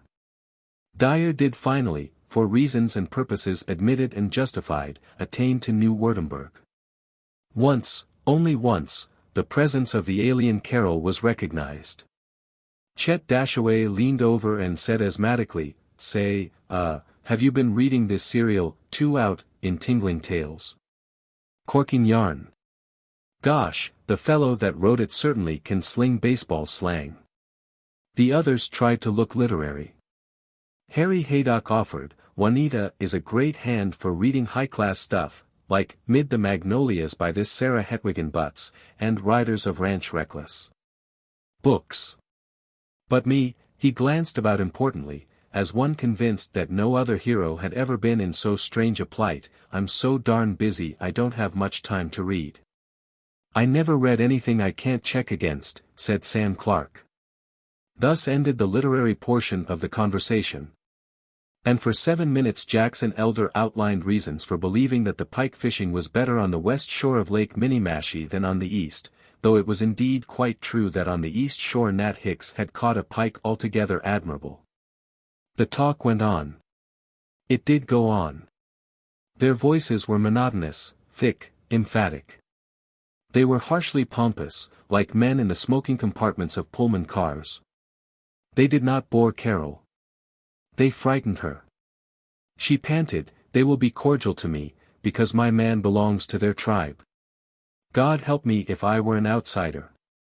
Smiling as changelessly as an ivory figurine she sat quiescent, avoiding thought, glancing about the living room and hall, noting their betrayal of unimaginative commercial prosperity. Kennicott said, dandy interior, eh? My idea of how a place ought to be furnished. Modern.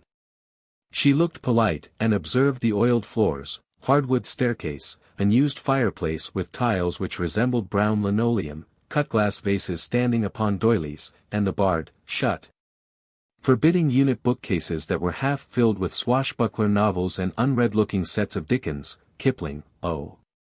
Henry, and Elbert Hubbard. She perceived that even personalities were failing to hold the party. The room filled with hesitancy as with a fog. People cleared their throats, tried to choke down yawns. The men shot their cuffs and the women stuck their combs more firmly into their back hair. Then a rattle, a daring hope in every eye, the swinging of a door, the smell of strong coffee, Dave Dyer's mewing voice in a triumphant, the eats. They began to chatter. They had something to do. They could escape from themselves. They fell upon the food, chicken sandwiches, maple cake, drugstore ice cream. Even when the food was gone they remained cheerful. They could go home, any time now, and go to bed. They went, with a flutter of coats, chiffon scarfs, and goodbyes. Carol and Kennicott walked home. Did you like them? He asked. They were terribly sweet to me. Carrie, you ought to be more careful about shocking folks. Talking about gold stockings, and about showing your ankles to schoolteachers and all. More mildly, you gave 'em a good time, but I'd watch out for that, if I were you. Juanita Haydock is such a damn cat. I wouldn't give her a chance to criticize me. My poor effort to lift up the party. Was I wrong to try to amuse them? No. No. Honey, I didn't mean, you were the only up-and-coming person in the bunch. I just mean, don't get onto legs and all that immoral stuff. Pretty conservative crowd. She was silent, raw with the shameful thought that the attentive circle might have been criticizing her, laughing at her. Please don't worry. He pleaded. Silence. Gosh, I'm sorry I spoke about it. I just meant, but they were crazy about you. Sam said to me, that little lady of yours is the slickest thing that ever came to this town, he said. And Ma Dawson, I didn't hardly know whether she'd like you or not, she's such a dried-up old bird, but she said, your bride is so quick and bright, I declare, she just wakes me up. Carol liked praise, the flavor and fatness of it, but she was so energetically being sorry for herself that she could not taste this commendation.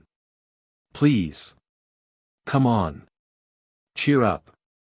His lips said it, his anxious shoulder said it, his arm about her said it, as they halted on the obscure porch of their house. Do you care if they think I'm flighty, Will? Me? Why, I wouldn't care if the whole world thought you were this or that or anything else. You're my soul. He was an undefined mass, as solid-seeming as rock. She found his sleeve, pinched it, cried, I'm glad. It's sweet to be wanted. You must tolerate my frivolousness. You're all I have. He lifted her, carried her into the house, and with her arms about his neck she forgot Main Street. Chapter 5. We'll steal the whole day, and go hunting. I want you to see the country round here, Kennicott announced at breakfast. I'd take the car, want you to see how swell she runs since I put in a new piston. But we'll take a team, so we can get right out into the fields.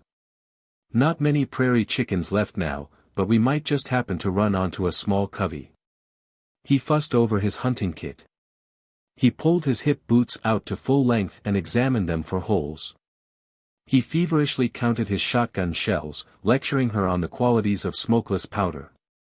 He drew the new hammerless shotgun out of its heavy tan leather case and made her peep through the barrels to see how dazzlingly free they were from rust.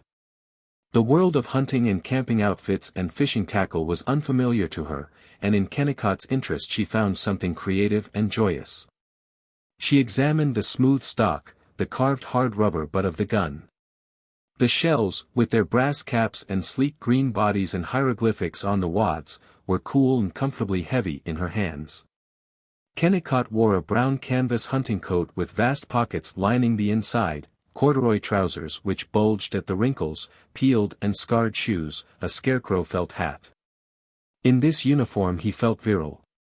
They clumped out to the livery buggy, they packed the kit and the box of lunch into the back, crying to each other that it was a magnificent day. Kennicott had borrowed Jackson Elder's red and white English setter, a complacent dog with a waving tail of silver hair which flickered in the sunshine. As they started, the dog yelped, and leaped at the horses' heads, till Kennicott took him into the buggy, where he nuzzled Carol's knees and leaned out to sneer at farm mongrels. The greys clattered out on the hard dirt road with a pleasant song of hoofs, ta-ta-ta-rat.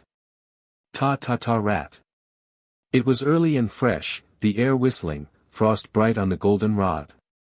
As the sun warmed the world of stubble into a welter of yellow they turned from the highroad, through the bars of a farmer's gate, into a field, slowly bumping over the uneven earth.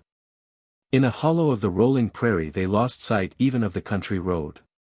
It was warm and placid. Locusts trilled among the dry wheat stalks, and brilliant little flies hurtled across the buggy. A buzz of content filled the air. Crows loitered and gossiped in the sky. The dog had been let out and after a dance of excitement he settled down to a steady quartering of the field, forth and back, his nose down. Pete Rustad owns this farm, and he told me he saw a small covey of chickens in the West 40, last week. Maybe we'll get some sport after all, Kennicott chuckled blissfully.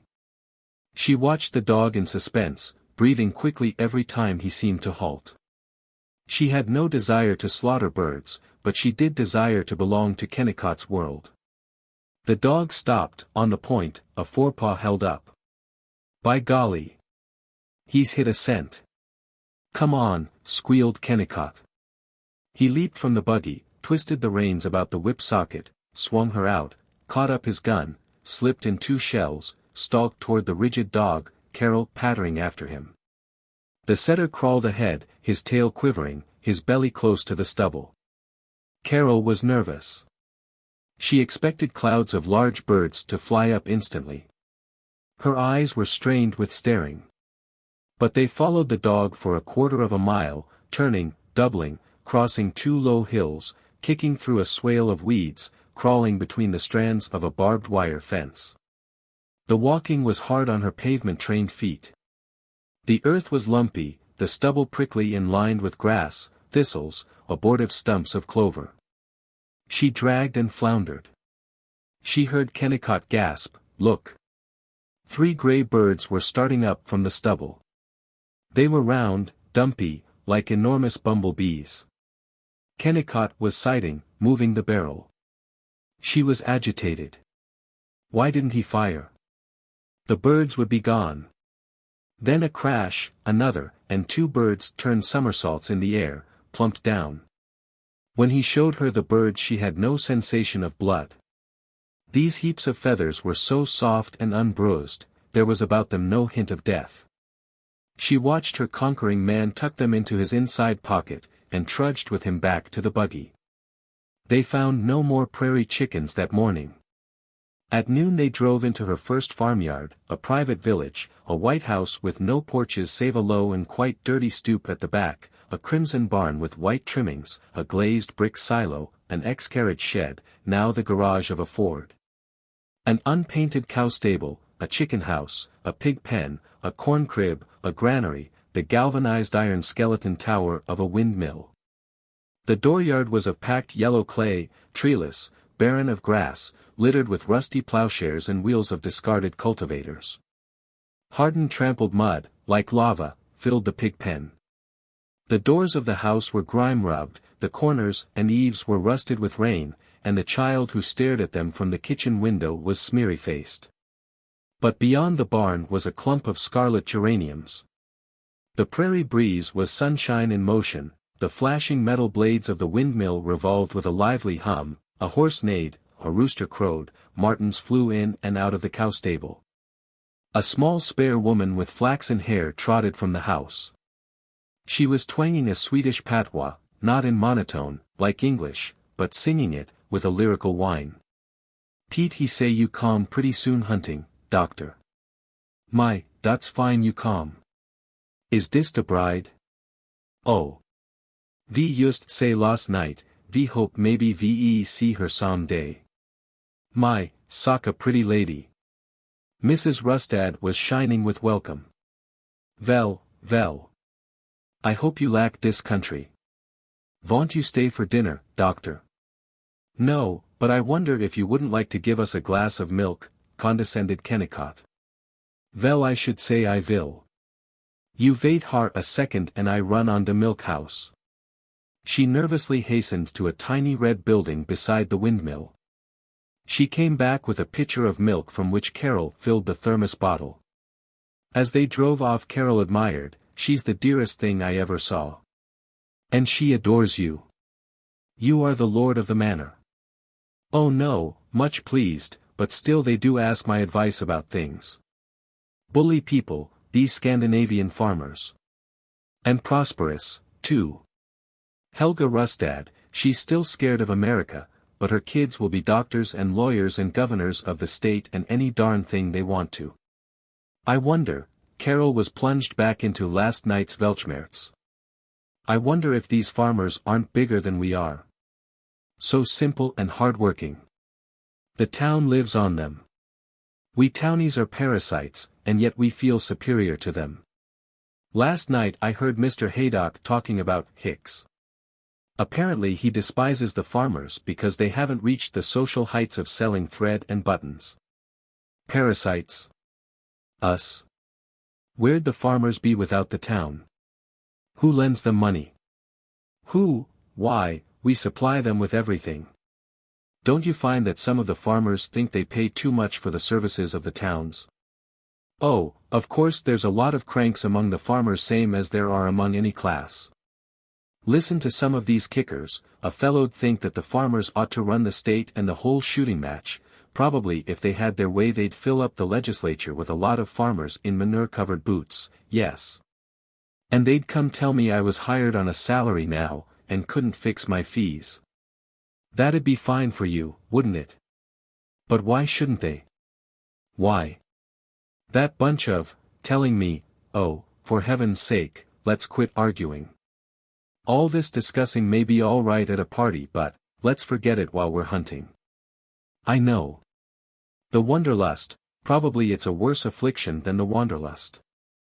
I just wonder. She told herself that she had everything in the world. And after each self-rebuke she stumbled again on, I just wonder.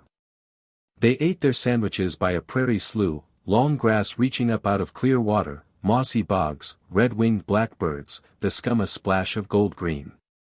Kennicott smoked a pipe while she leaned back in the buggy and let her tired spirit be absorbed in the nirvana of the incomparable sky. They lurched to the high road and awoke from their sun-soaked drowse at the sound of the clopping hoofs.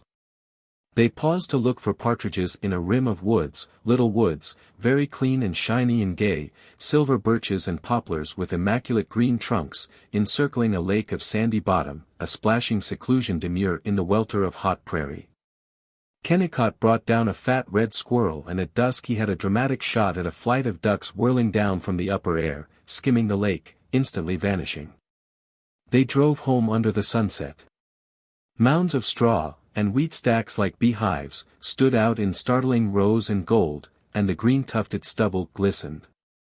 As the vast girdle of crimson darkened, the fulfilled land became autumnal in deep reds and browns. The black road before the buggy turned to a faint lavender, then was blotted to uncertain grayness.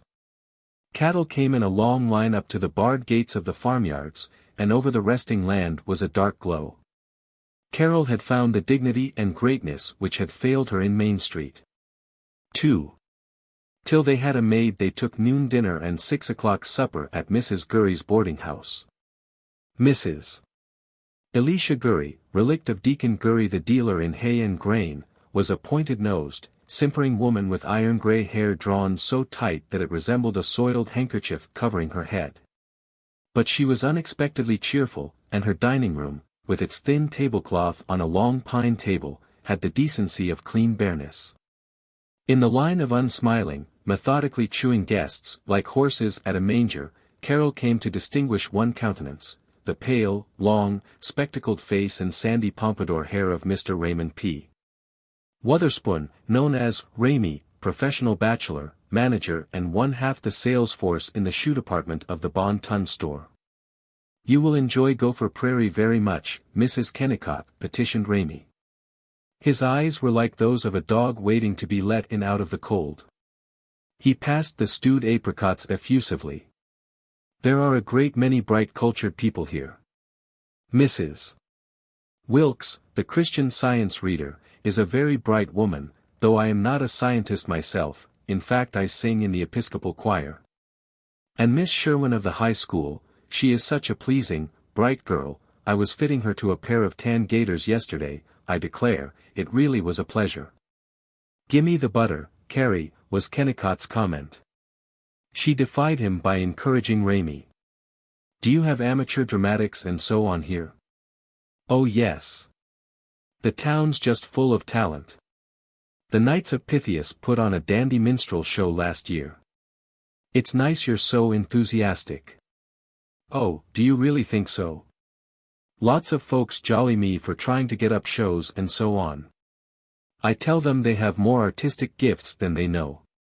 Just yesterday I was saying to Harry Haydock, if he would read poetry, like Longfellow, or if he would join the band, I get so much pleasure out of playing the cornet, and our band leader, Del Snafflin, is such a good musician. I often say he ought to give up his barbering and become a professional musician, he could play the clarinet in Minneapolis or New York or anywhere. But, But I couldn't get Harry to see it at all, and I hear you and the doctor went out hunting yesterday. Lovely country, isn't it? And did you make some calls? The mercantile life isn't inspiring like medicine. It must be wonderful to see how patients trust you, doctor. Ha! It's me that's got to do all the trusting. Be damned sight more wonderful if they'd pay their bills, grumbled Kennicott, and, to Carol, he whispered something which sounded like, gentleman hen. But Ramey's pale eyes were watering at her.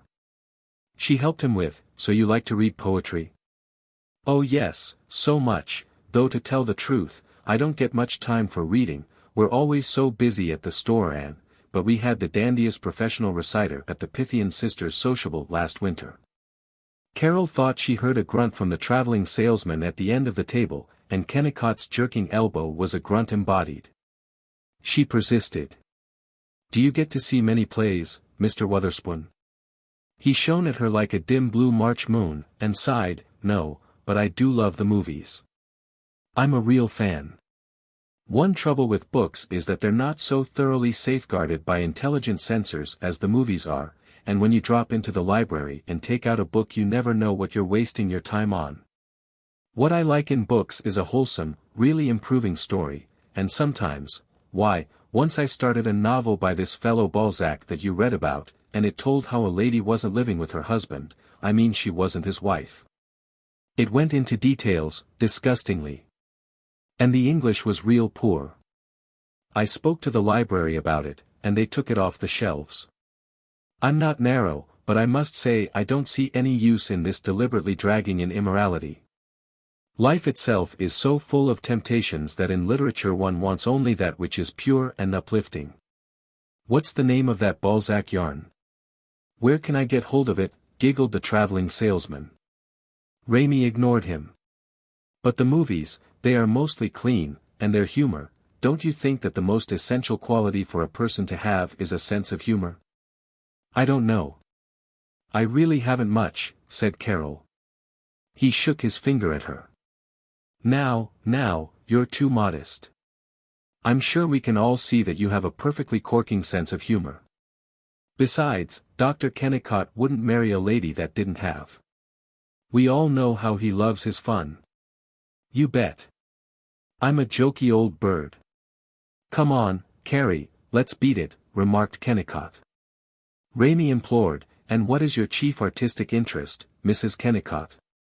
Oh, aware that the traveling salesman had murmured, dentistry, she desperately hazarded, architecture. That's a real nice art. I've always said, when Haydock and Simons were finishing the new front on the Bon Ton building, the old man came to me, you know, Harry's father, D.H. I always call him, and he asked me how I liked it, and I said to him, look here, D.H.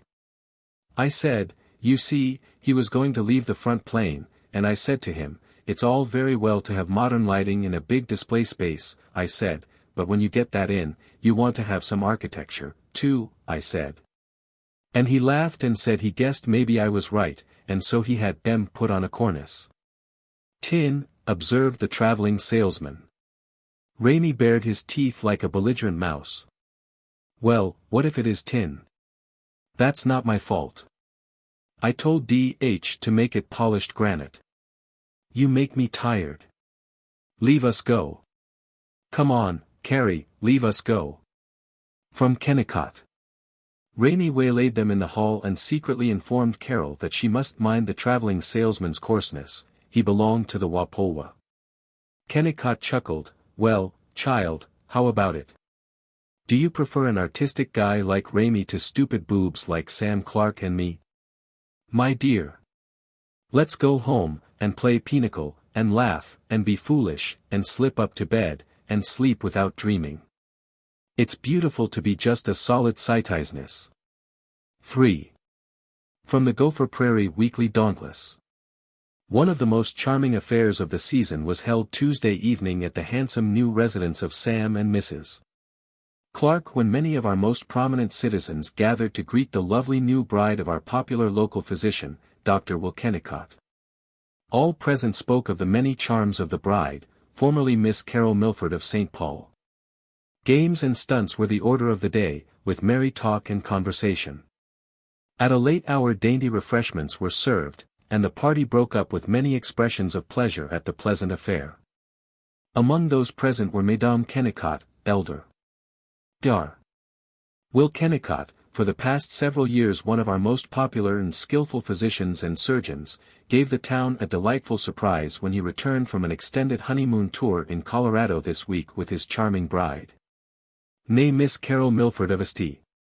Paul, whose family are socially prominent in Minneapolis and Mankato. Mrs.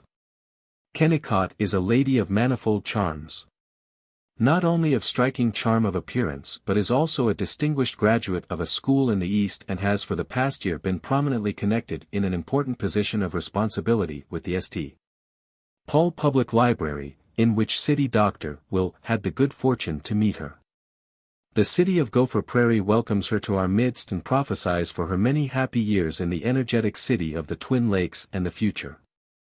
The Doctor and Mrs.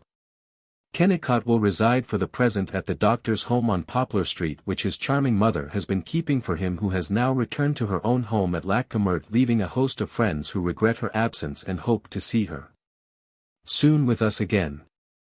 4. She knew that if she was ever to effect any of the reforms which she had pictured, she must have a starting place.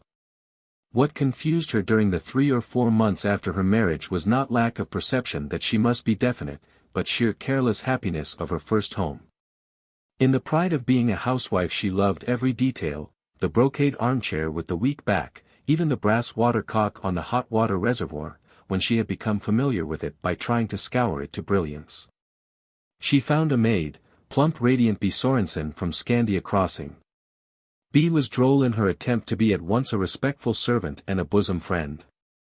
They laughed together over the fact that the stove did not draw, over the slipperiness of fish in the pan. Like a child playing grandma in a trailing skirt, Carol paraded uptown for her marketing, crying greetings to housewives along the way. Everybody bowed to her, strangers and all, and made her feel that they wanted her, that she belonged here. In city shops she was merely a customer, a hat, a voice to bore a harassed clerk. Here she was Mrs. Doc Kennicott, and her preferences in grapefruit and manners were known and remembered and worth discussing, even if they weren't worth fulfilling. Shopping was a delight of brisk conferences. The very merchants whose droning she found the dullest at the 2 or 3 parties which were given to welcome her were the pleasantest confidants of all when they had something to talk about, lemons or cotton voile or floor oil. With that skipjack Dave Dyer, the druggist, she conducted a long mock quarrel. She pretended that he cheated her in the price of magazines and candy, he pretended she was a detective from the Twin Cities. He hid behind the prescription counter, and when she stamped her foot he came out wailing, "Honest, I haven't done nothing crooked today, not yet." She never recalled her first impression of Main Street. Never had precisely the same despair at its ugliness. By the end of 2 shopping tours everything had changed proportions. As she never entered it, the Minniemashie house ceased to exist for her. Clark's hardware store, Dyer's drug store, the groceries of Old Jensen and Frederick Littlemeyer and Howland and Gould, the meat markets, the notions shop, they expanded, and hid all other structures. When she entered Mr. Littlemeyer's store and he wheezed, "Good mornin', Mrs. Kennicott." Vel, dis is a fine day, she did not notice the dustiness of the shelves nor the stupidity of the girl clerk. And she did not remember the mute colloquy with him on her first view of Main Street. She could not find half the kinds of food she wanted, but that made shopping more of an adventure. When she did contrive to get sweetbreads at Dahl and Olson's meat market, the triumph was so vast that she buzzed with excitement and admired the strong wise butcher, Mr. Dahl. She appreciated the homely ease of village life. She liked the old men, farmers, veterans, who when they gossiped sometimes squatted on their heels on the sidewalk, like resting Indians, and reflectively spat over the curb. She found beauty in the children. She had suspected that her married friends exaggerated their passion for children. But in her work in the library, children had become individuals to her, citizens of the state with their own rights and their own senses of humor. In the library she had not had much time to give them, but now she knew the luxury of stopping, gravely asking Bessie Clark whether her doll had yet recovered from its rheumatism. And agreeing with Oscar Martinson that it would be good fun to go trapping mushrats. She touched the thought, it would be sweet to have a baby of my own. I do want one. Tiny, no. Not yet. There's so much to do. And I'm still tired from the job. It's in my bones. She rested at home. She listened to the village noises common to all the world, jungle or prairie. Sounds simple and charged with magic, dogs barking, chickens making a gurgling sound of content, children at play, a man beating a rug, wind in the cottonwood trees, a locust fiddling, a footstep on the walk. Jaunty voices of Bee and a grocer's boy in the kitchen, a clinking anvil, a piano, not too near. Twice a week, at least, she drove into the country with Kennicott, to hunt ducks in lakes enameled with sunset, or to call on patients who looked up to her as the squire's lady and thanked her for toys and magazines. Evenings she went with her husband to the motion pictures and was boisterously greeted by every other couple, or, till it became too cold, they sat on the porch, bawling to passers-by in motors, or to neighbors who were raking the leaves. The dust became golden in the low sun, the street was filled with the fragrance of burning leaves. But she hazily wanted someone to whom she could say what she thought. On a slow afternoon when she fidgeted over sewing and wished that the telephone would ring, Bee announced Miss Vida Sherwin. Despite Vida Sherwin's lively blue eyes, if you had looked at her in detail you would have found her face slightly lined, and not so much sallow as with the bloom rubbed off. You would have found her chest flat, and her fingers rough from needle and chalk and penholder, her blouses and plain cloth skirts undistinguished, and her hat worn too far back, betraying a dry forehead. But you never did look at Vida Sherwin in detail. You couldn't. Her electric activity veiled her. She was as energetic as a chipmunk. Her fingers fluttered, her sympathy came out in spurts. She sat on the edge of a chair in eagerness to be near her auditor, to send her enthusiasms and optimism across. She rushed into the room pouring out, I'm afraid you'll think the teachers have been shabby in not coming near you, but we wanted to give you a chance to get settled. I am Vida Sherwin, and I try to teach French and English and a few other things in the high school. I've been hoping to know the teachers. You see, I was a librarian. Oh, you needn't tell me. I know all about you. Awful how much I know, this gossipy village. We need you so much here. It's a dear loyal town, and isn't loyalty the finest thing in the world? But it's a rough diamond, and we need you for the polishing, and we're ever so humble. She stopped for breath and finished her compliment with a smile. If I could help you in any way, would I be committing the unpardonable sin if I whispered that I think Gopher Prairie is a tiny bit ugly? Of course it's ugly. Dreadfully. Though I'm probably the only person in town to whom you could safely say that.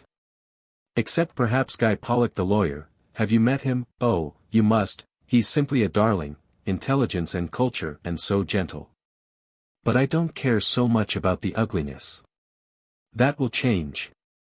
It's the spirit that gives me hope. It's sound. Wholesome. But afraid. It needs live creatures like you to awaken it. I shall slave drive you. Splendid. What shall I do? I've been wondering if it would be possible to have a good architect come here to lecture. Yes, but don't you think it would be better to work with existing agencies? Perhaps it will sound slow to you, but I was thinking, it would be lovely if we could get you to teach Sunday school. Carol had the empty expression of one who finds that she has been affectionately bowing to a complete stranger. Oh yes. But I'm afraid I wouldn't be much good at that. My religion is so foggy. I know. So is mine. I don't care a bit for dogma. Though I do stick firmly to the belief in the fatherhood of God and the brotherhood of man and the leadership of Jesus. As you do, of course. Carol looked respectable and thought about having tea. And that's all you need teach in Sunday school. It's the personal influence. Then there's the library board. You'd be so useful on that. And of course there's our women's study club, the Thanatopsis Club. Are they doing anything? Or do they read papers made out of the encyclopedia? Miss Sherwin shrugged. Perhaps. But still, they are so earnest. They will respond to your fresher interest. And the Thanatopsis does do a good social work. They've made the city plant ever so many trees, and they run the restroom for farmers' wives. And they do take such an interest in refinement and culture. So, in fact, so very unique. Carol was disappointed, by nothing very tangible. She said politely, I'll think them all over.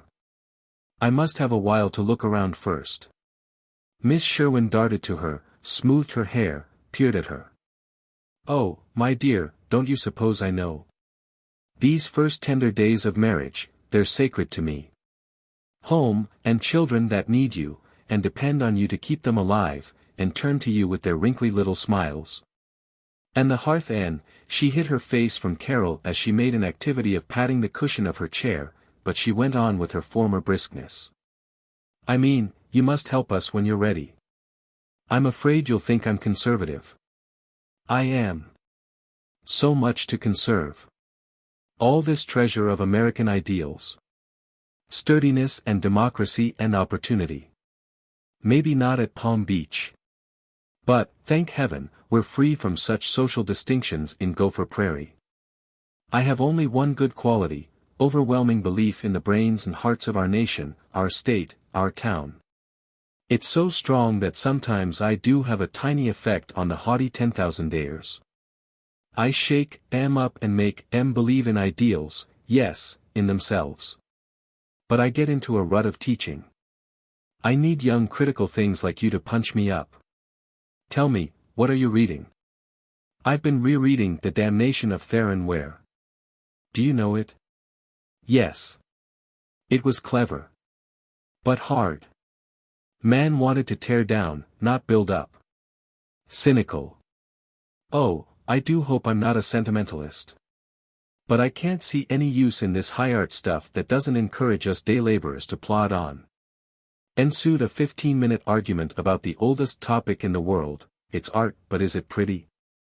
Carol tried to be eloquent regarding honesty of observation. Miss Sherwin stood out for sweetness and a cautious use of the uncomfortable properties of light. At the end Carol cried. I don't care how much we disagree. It's a relief to have somebody talk something besides crops. Let's make Gopher Prairie rock to its foundations, let's have afternoon tea instead of afternoon coffee.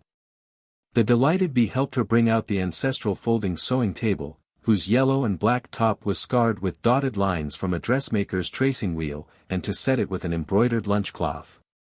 And the mauve-glazed Japanese tea set which she had brought from St. Paul.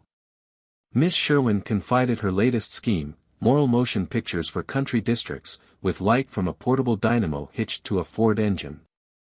B was twice called to fill the hot water pitcher and to make cinnamon toast. When Kennicott came home at 5 he tried to be courtly, as befits the husband of one who has afternoon tea. Carol suggested that Miss Sherwin stay for supper, and that Kennicott invite Guy Pollock, the much-praised lawyer, the poetic bachelor. Yes, Pollock could come. Yes, he was over the grip which had prevented his going to Sam Clark's party. Carol regretted her impulse.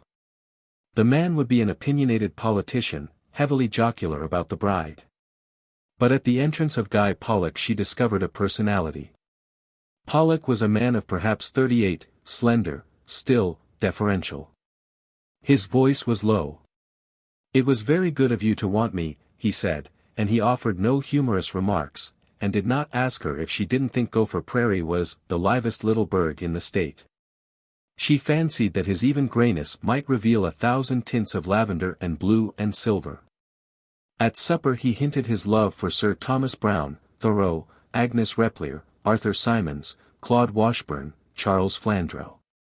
He presented his idols diffidently, but he expanded in Carol's bookishness, in Miss Sherwin's voluminous praise, in Kennicott's tolerance of anyone who amused his wife. Carol wondered why Guy Pollock went on digging at routine law cases. Why he remained in Gopher Prairie? She had no one whom she could ask. Neither Kennicott nor Vida Sherwin would understand that there might be reasons why a Pollock should not remain in Gopher Prairie. She enjoyed the faint mystery. She felt triumphant and rather literary. She already had a group. It would be only a while now before she provided the town with fanlights and a knowledge of Galsworthy. She was doing things. As she served the emergency dessert of coconut and sliced oranges, she cried to Pollock, "Don't you think we ought to get up a dramatic club?" Chapter 6. When the first dubious November snow had filtered down, shading with white the bare clods and the plowed fields, when the first small fire had been started in the furnace, which is the shrine of a Gopher Prairie home, Carol began to make the house her own. She dismissed the parlor furniture, the golden oak table with brass knobs, the moldy brocade chairs, the picture of the doctor. She went to Minneapolis, to scamper through department stores and small 10th Street shops devoted to ceramics and high thought. She had to ship her treasures, but she wanted to bring them back in her arms. Carpenters had torn out the partition between front parlor and back parlor, thrown it into a long room on which she lavished yellow and deep blue. A Japanese obi with an intricacy of gold thread on stiff ultramarine tissue, which she hung as a panel against the maze wall, a couch with pillows of sapphire velvet and gold bands, chairs which, in Gopher Prairie, seemed flippant. She hid the sacred family phonograph in the dining room, and replaced its stand with a square cabinet on which was a squat blue jar between yellow candles. Kennicott decided against a fireplace. "We'll have a new house in a couple of years, anyway." She decorated only one room. The rest, Kennicott hinted, she'd better leave till he'd made a 10-strike. The brown cube of a house stirred and awakened, it seemed to be in motion. It welcomed her back from shopping, it lost its mildewed repression. The supreme verdict was Kennicott's, "Well, by golly, I was afraid the new junk wouldn't be so comfortable, but I must say this divan, or whatever you call it, is a lot better than that bumpy old sofa we had, and when I look around, well, it's worth all it cost, I guess." Every one in town took an interest in the refurnishing. The carpenters and painters who did not actually assist crossed the lawn to peer through the windows and exclaim, "Fine. Looks swell." Dave Dyer at the drug store, Harry Haydock and Ramey Wotherspoon at the Bon Ton, repeated daily, "How's the good work coming? I hear the house is getting to be real classy." Even Mrs. Bogart. Mrs. Bogart lived across the alley from the rear of Carol's house. She was a widow, and a prominent Baptist, and a good influence. She had so painfully reared 3 sons to be Christian gentlemen that one of them had become an Omaha bartender, one a professor of Greek, and one, Cyrus N. Bogart, a boy of 14 who was still at home, the most brazen member of the toughest gang in Boytown. Mrs. Bogart was not the acid type of good influence. She was the soft, damp, fat, sighing, indigestive, clinging, melancholy, depressingly hopeful kind. There are in every large chicken yard a number of old and indignant hens who resemble Mrs. Bogart, and when they are served at Sunday noon dinner, as fricasseed chicken with thick dumplings, they keep up the resemblance. Carol had noted that Mrs. Bogart from her side window kept an eye upon the house. The Kennicotts and Mrs. Bogart did not move in the same sets, which meant precisely the same in Gopher Prairie as it did on Fifth Avenue or in Mayfair. But the good widow came calling. She wheezed in, sighed, gave Carol a pulpy hand, sighed, glanced sharply at the revelation of ankles as Carol crossed her legs, sighed, inspected the new blue chairs, smiled with a coy sighing sound, and gave voice. "I've wanted to call on you so long, dearie, you know we're neighbors, but I thought I'd wait till you got settled. You must run in and see me. How much did that big chair cost?" $77. Sev, sakes alive. Well, I suppose it's all right for them that can afford it, though I do sometimes think, of course, as our pastor said once, at Baptist Church, "By the way, we haven't seen you there yet, and of course your husband was raised up a Baptist. And I do hope he won't drift away from the fold. Of course we all know there isn't anything, not cleverness or gifts of gold or anything, that can make up for humility and the inward grace, and they can say what they want to about the P.E. Church, but of course there's no church that has more history or has stayed by the true principles of Christianity better than the Baptist Church. And, in what church were you raised, Mrs. Kennicott? I went to Congregational, as a girl in Mankato, but my college was Universalist. Well, but of course as the Bible says, is it the Bible, at least I know I have heard it in church and everybody admits it, it's proper for the little bride to take her husband's vessel of faith. So we all hope we shall see you at the Baptist Church. And, as I was saying, of course I agree with Reverend Zitterel in thinking that the great trouble with this nation today is lack of spiritual faith, so few going to church. And people automobiling on Sunday and heaven knows what all. But still I do think that one trouble is this terrible waste of money, people feeling that they've got to have bathtubs and telephones in their houses. I heard you were selling the old furniture cheap. Yes. Well, of course you know your own mind, but I can't help thinking, when Will's ma was down here keeping house for him, as she used to run in to see me, real often, it was good enough furniture for her. But there, I mustn't croak. I just wanted to let you know that when you find you can't depend on a lot of these gaddying young folks like the Haydocks and the Dyers, and heaven only knows how much money Juanita Haydock blows in a year, why then you may be glad to know that slow old Auntie Bogart is always right there. And heaven knows, a portentous sigh. I hope you and your husband won't have any of the troubles, with sickness and quarreling and wasting money and all that so many of these young couples do have. And, but I must be running along now, dearie. It's been such a pleasure, and just run in and see me any time. I hope Will is well. I thought he looked a wee mite peaked.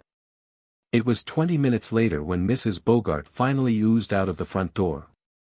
Carol ran back into the living room and jerked open the windows. That woman has left damp fingerprints in the air, she said. 2. Carol was extravagant, but at least she did not try to clear herself of blame by going about whimpering, I know I'm terribly extravagant, but I don't seem to be able to help it. Kennicott had never thought of giving her an allowance. His mother had never had one. As a wage-earning spinster, Carol had asserted to her fellow librarians that when she was married, she was going to have an allowance and be businesslike and modern.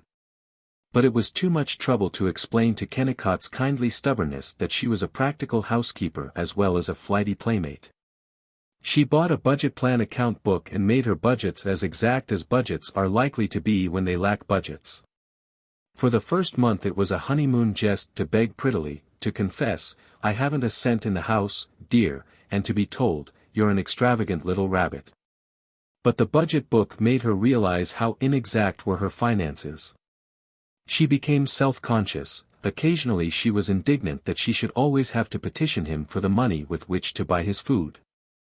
She caught herself criticizing his belief that, since his joke about trying to keep her out of the poorhouse had once been accepted as admirable humor, it should continue to be his daily bon mot. It was a nuisance to have to run down the street after him because she had forgotten to ask him for money at breakfast. But she couldn't hurt his feelings, she reflected. He liked the lordliness of giving largesse. She tried to reduce the frequency of begging by opening accounts and having the bills sent to him. She had found that staple groceries, sugar, flour, could be most cheaply purchased at Axel Egge's rustic general store. She said sweetly to Axel, I think I'd better open a charge account here. I don't do no business except for cash, grunted Axel. She flared, do you know who I am? Yeah, sure, I know. The doc is good for it. But that's just a rule I made. I make low prices. I do business for cash. She stared at his red impassive face, and her fingers had the undignified desire to slap him, but her reason agreed with him. You're quite right. You shouldn't break your rule for me.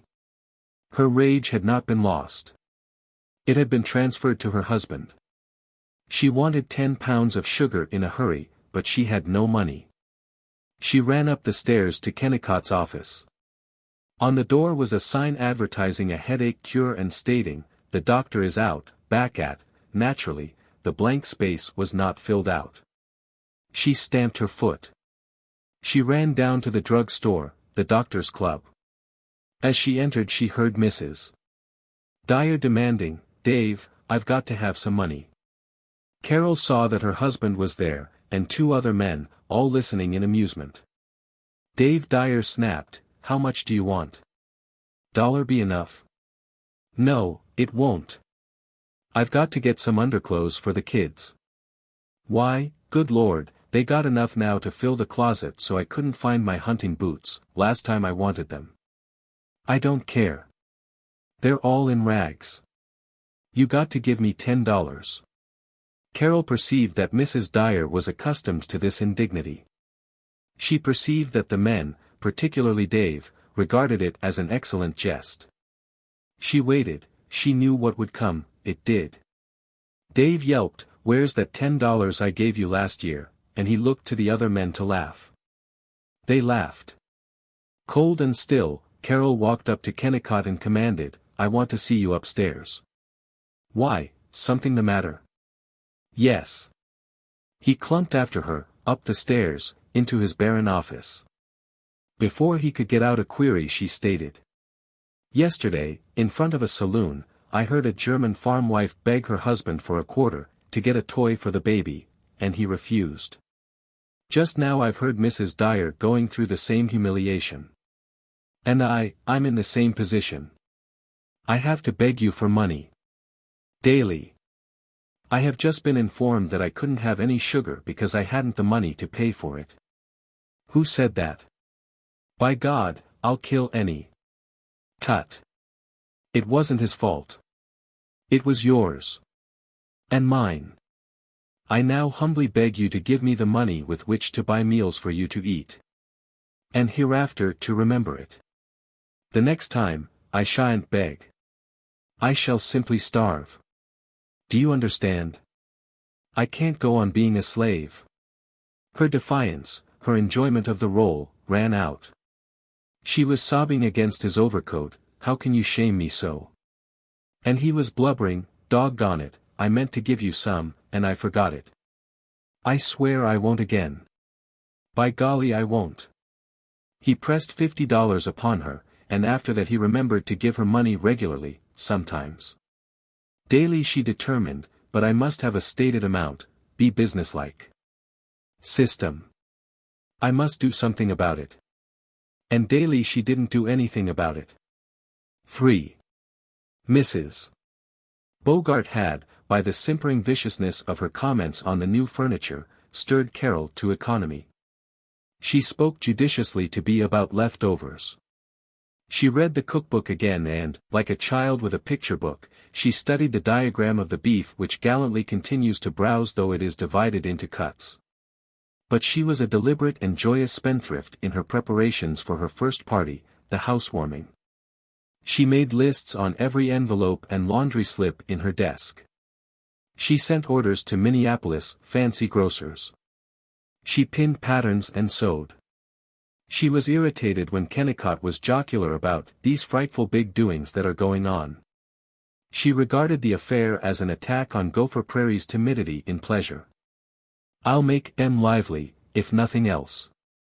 I'll make M stop regarding parties as committee meetings."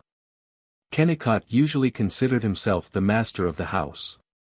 At his desire, she went hunting, which was his symbol of happiness, and she ordered porridge for breakfast, which was his symbol of morality. But when he came home on the afternoon before the housewarming he found himself a slave, an intruder, a blunderer. Carol wailed, "Fix the furnace so you won't have to touch it after supper. And for heaven's sake take that horrible old doormat off the porch. And put on your nice brown and white shirt. Why did you come home so late? Would you mind hurrying? Here it is almost supper time, and those fiends are just as likely as not to come at 7 instead of 8. Please hurry." She was as unreasonable as an amateur leading woman on a first night, and he was reduced to humility. When she came down to supper, when she stood in the doorway, he gasped. She was in a silver sheath, the calyx of a lily, her piled hair like black glass, she had the fragility and costliness of a Viennese goblet, and her eyes were intense.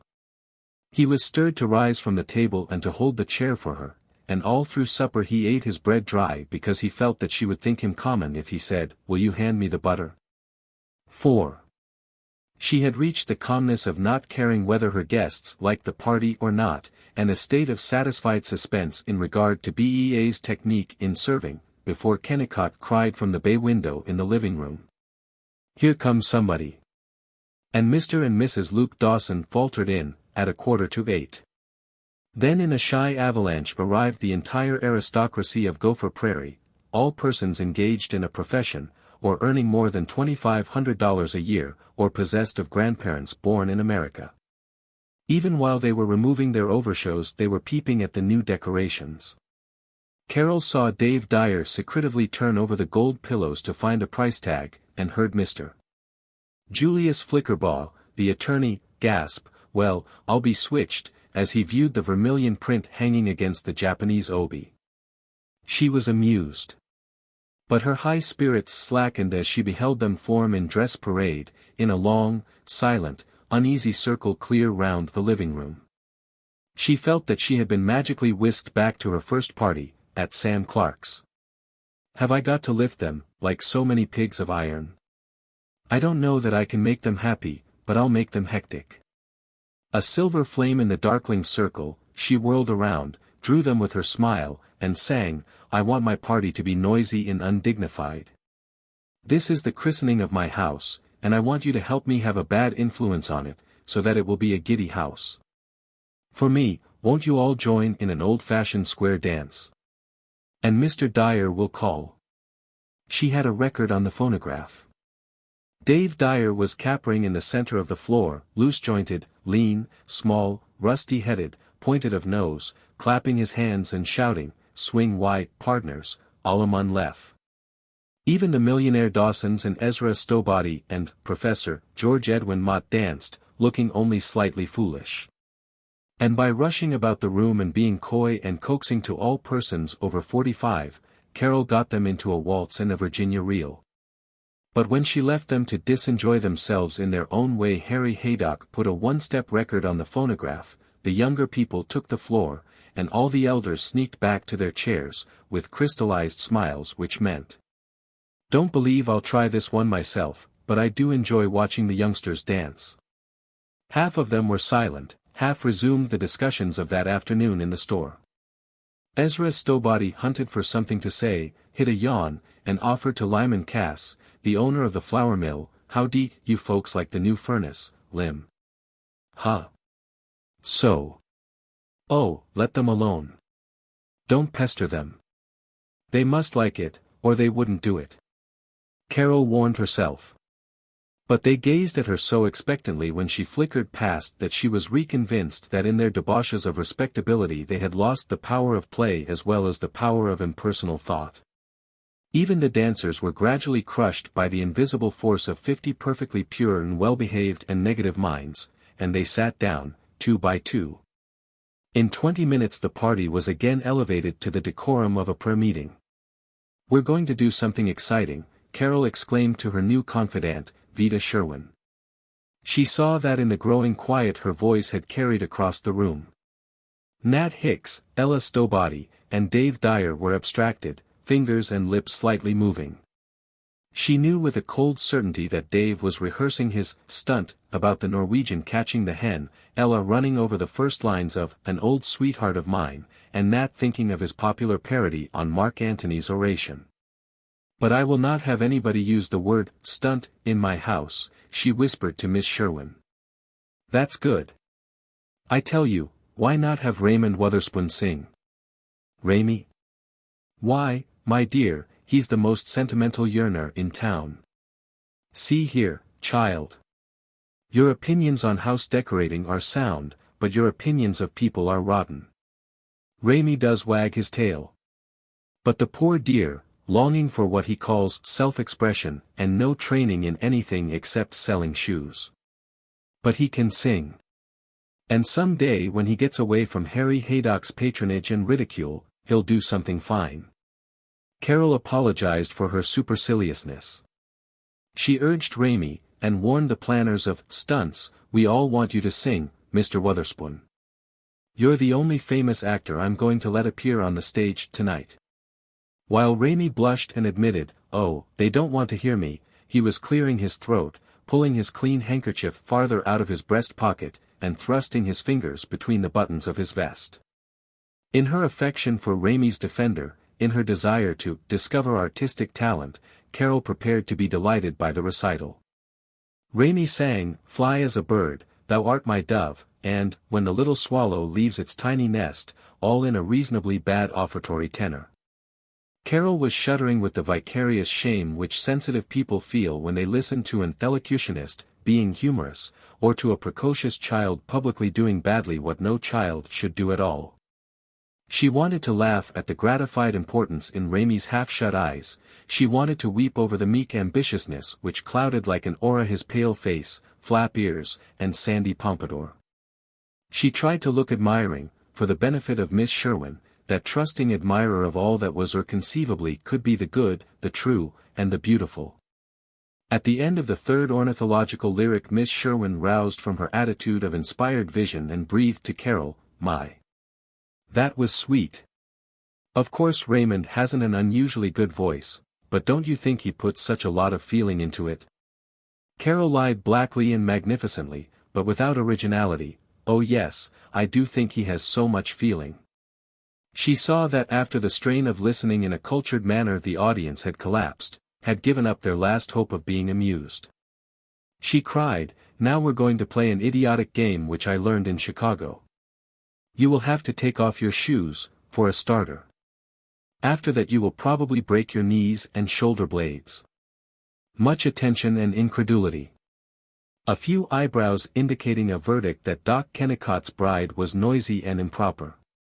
"I shall choose the most vicious, like Juanita Haydock and myself, as the shepherds. The rest of you are wolves. Your shoes are the sheep. The wolves go out into the hall. The shepherds scatter the sheep through this room, then turn off all the lights. And the wolves crawl in from the hall and in the darkness they try to get the shoes away from the shepherds, who are permitted to do anything except bite and use blackjacks. The wolves chuck the captured shoes out into the hall. No one excused. Come on. Shoes off." Everyone looked at everyone else and waited for everyone else to begin. Carol kicked off her silver slippers, and ignored the universal glance at her arches. The embarrassed but loyal Vida Sherwin unbuttoned her high black shoes. Ezra Stowbody cackled, "Well, you're a terror to old folks. You're like the gals I used to go horseback riding with, back in the '60s. Ain't much accustomed to attending parties barefoot, but here goes."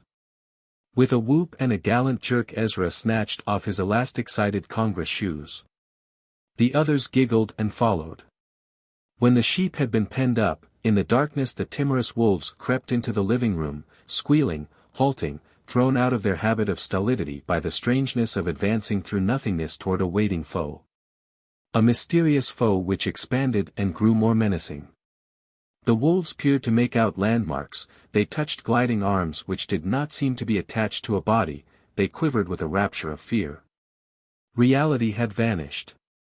A yelping squabble suddenly rose, then Juanita Haydock's high titter, and Guy Pollock's astonished, "Ouch! Quit! You're scalping me! Mrs." Luke Dawson galloped backward on stiff hands and knees into the safety of the lighted hallway, moaning, "I declare, I nev was so upset in my life." But the propriety was shaken out of her, and she delightedly continued to ejaculate, "Nev in my life," as she saw the living room door opened by invisible hands and shoes hurling through it, as she heard from the darkness beyond the door a squalling. A bumping, a resolute, "Here's a lot of shoes. Come on, you wolves. Ow. Why would you?" When Carol abruptly turned on the lights in the embattled living room, half of the company were sitting back against the walls, where they had craftily remained throughout the engagement. But in the middle of the floor Kennicott was wrestling with Harry Haydock, their collars torn off, their hair in their eyes. And the oldish Mr. Julius Flickerbaugh was retreating from Juanita Haydock, and gulping with unaccustomed laughter. Guy Pollock's discreet brown scarf hung down his back.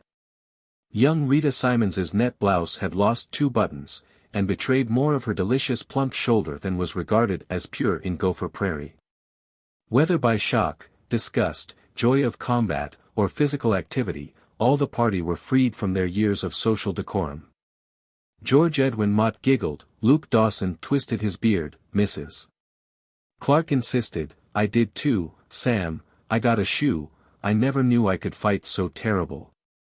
Carol was certain that she was a great reformer. She mercifully had combs, mirrors, brushes, needle and thread ready. She permitted them to restore the divine decency of buttons. The grinning bee brought downstairs a pile of soft thick sheets of paper with designs of lotus blossoms, dragons, apes, in cobalt and crimson and gray, and patterns of purple birds flying among sea-green trees in the valleys of nowhere.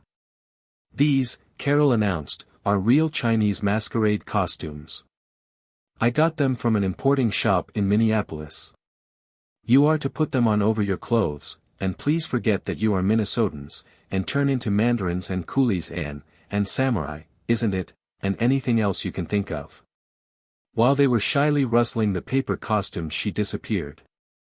10 minutes after she gazed down from the stairs upon grotesquely ruddy Yankee heads above oriental robes, and cried to them, the Princess Winky Pooh salutes her court. As they looked up she caught their suspense of admiration.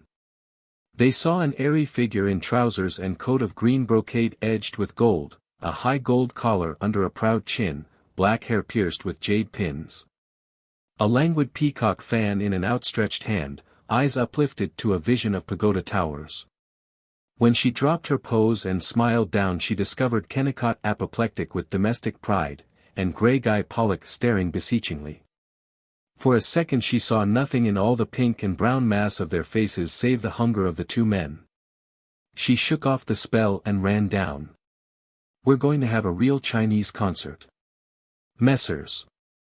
Pollock, Kennicott, and, well, Stowbody are drummers, the rest of us sing and play the fife. The fifes were combs with tissue paper, the drums were tabourets and the sewing table. Loren Wheeler, editor of The Dauntless, led the orchestra, with a ruler and a totally inaccurate sense of rhythm. The music was a reminiscence of tom-toms heard at circus fortune-telling tents or at the Minnesota State Fair, but the whole company pounded and puffed and whined in a sing-song, and looked rapturous. Before they were quite tired of the concert Carol led them in a dancing procession to the dining room, to blue bowls of chow mein, with lychee nuts and ginger preserved in syrup.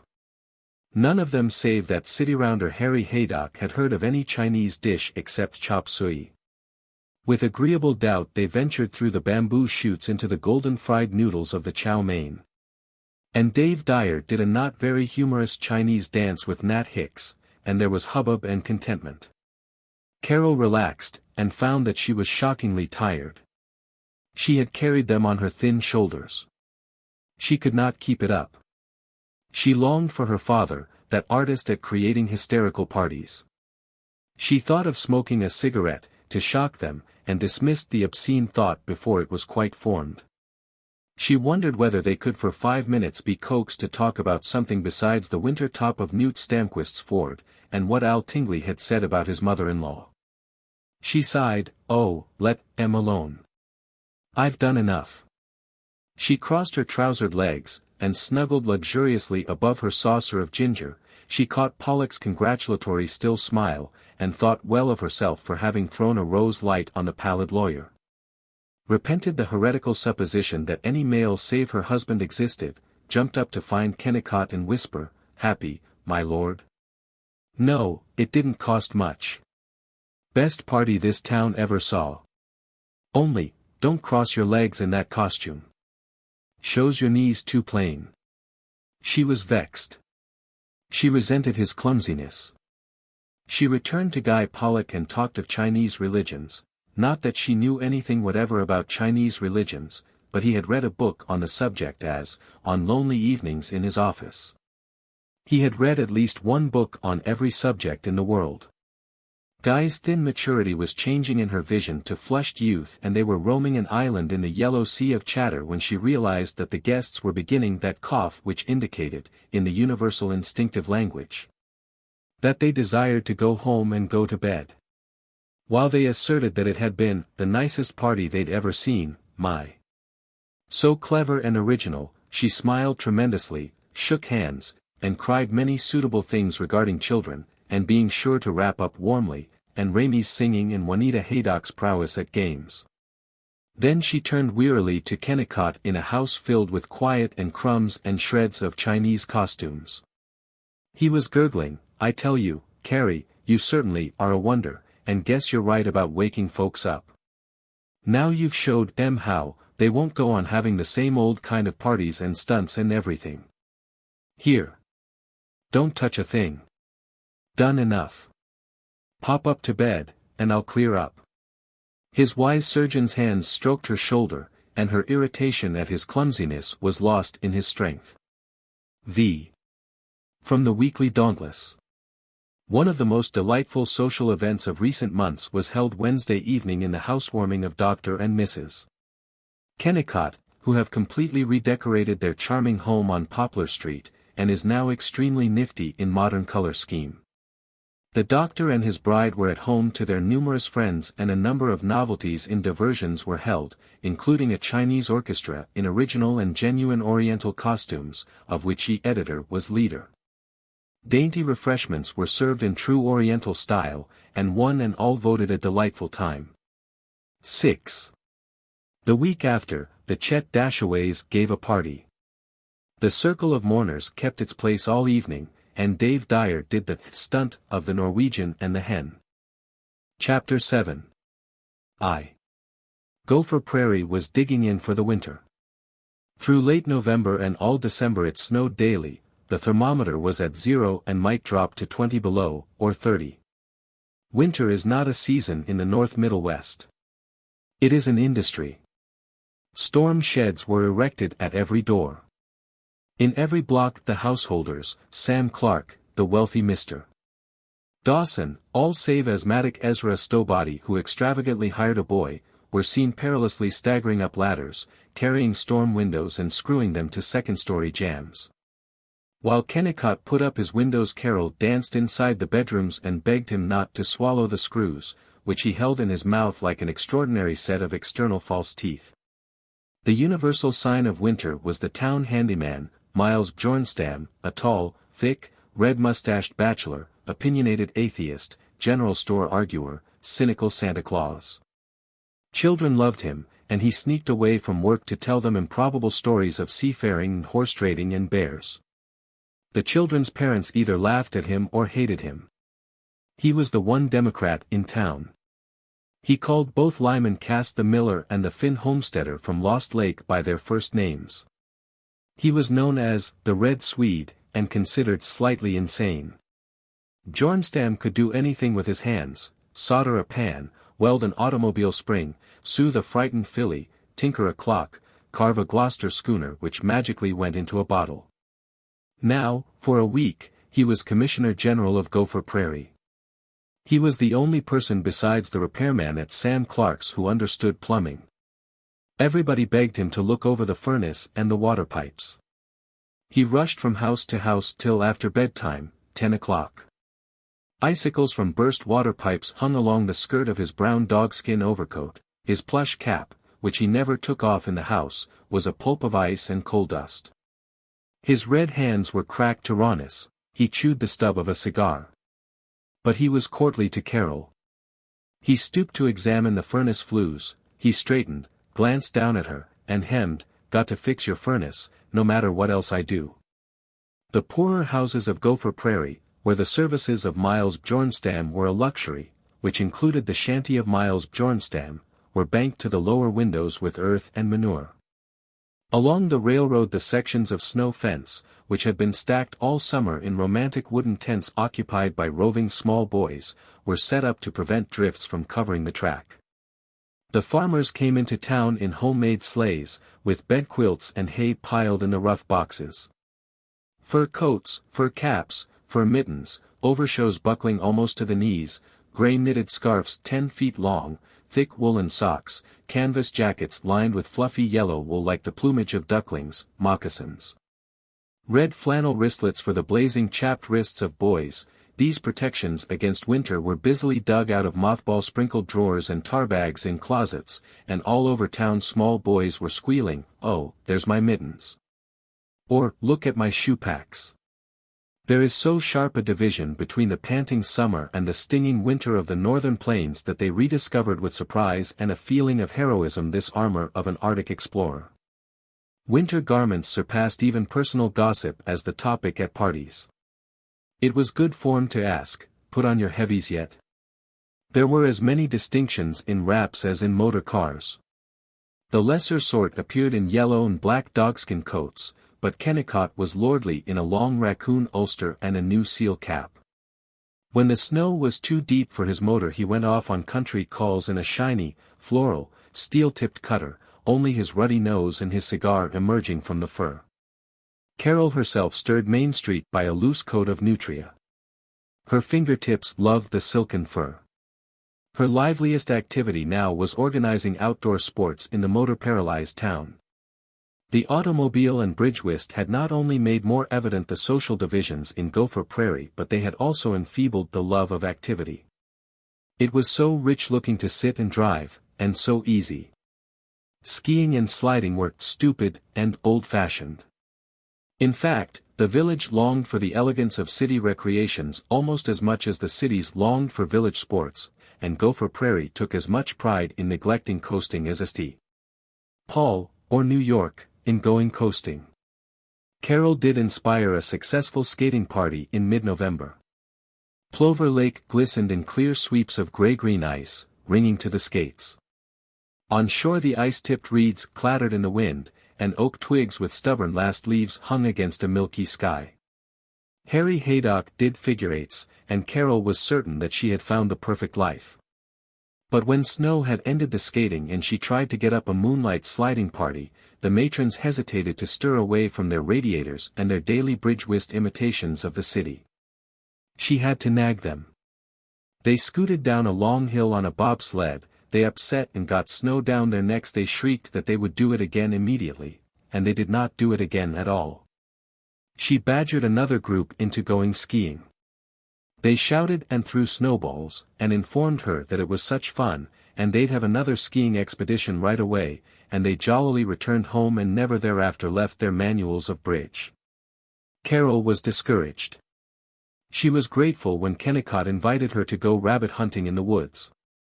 She waded down stilly cloisters between burnt stump and icy oak, through drifts marked with a million hieroglyphics of rabbit and mouse and bird.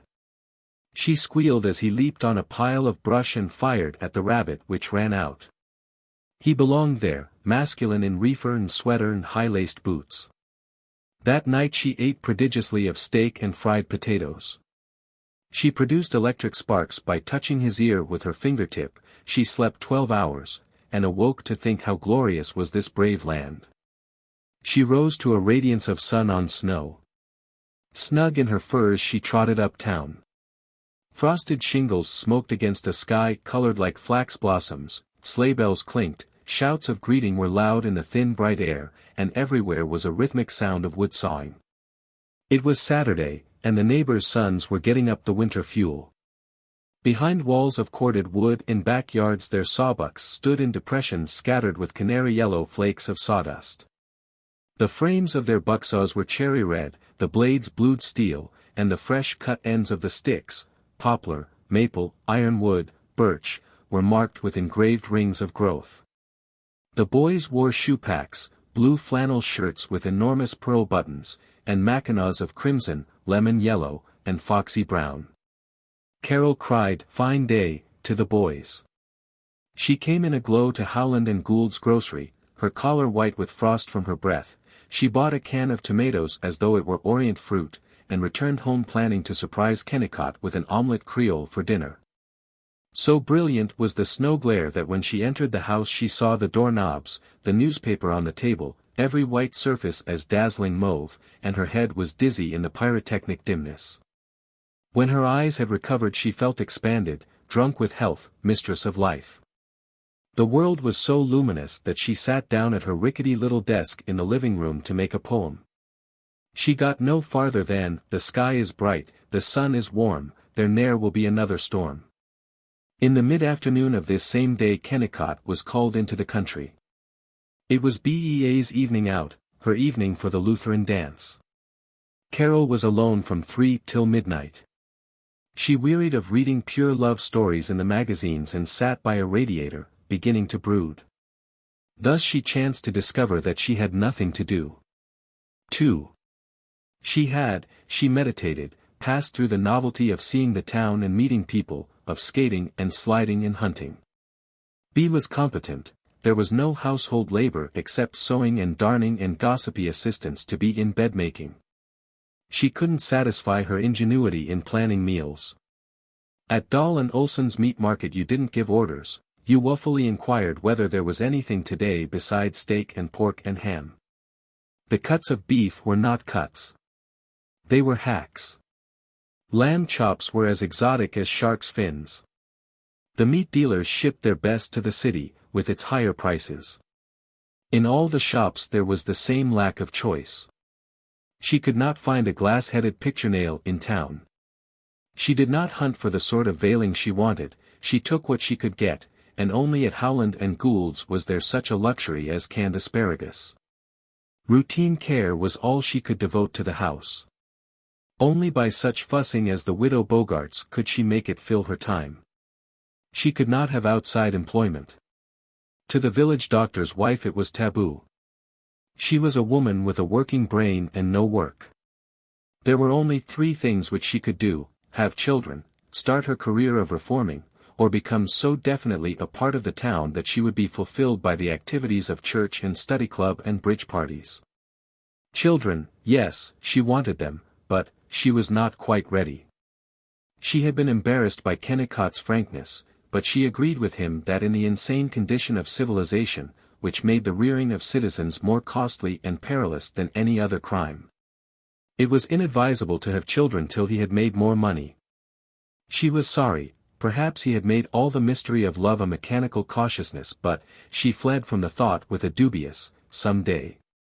Her reforms, her impulses toward beauty in raw Main Street, they had become indistinct. But she would set them going now. She would. She swore it with soft fist beating the edges of the radiator. And at the end of all her vows she had no notion as to when and where the crusade was to begin. Become an authentic part of the town. She began to think with unpleasant lucidity. She reflected that she did not know whether the people liked her.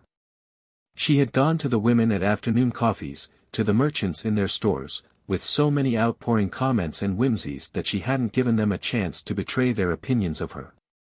The men smiled, but did they like her? She was lively among the women, but was she one of them? She could not recall many times when she had been admitted to the whispering of scandal which is the secret chamber of Gopher Prairie conversation. She was poisoned with doubt, as she drooped up to bed. Next day, through her shopping, her mind sat back and observed.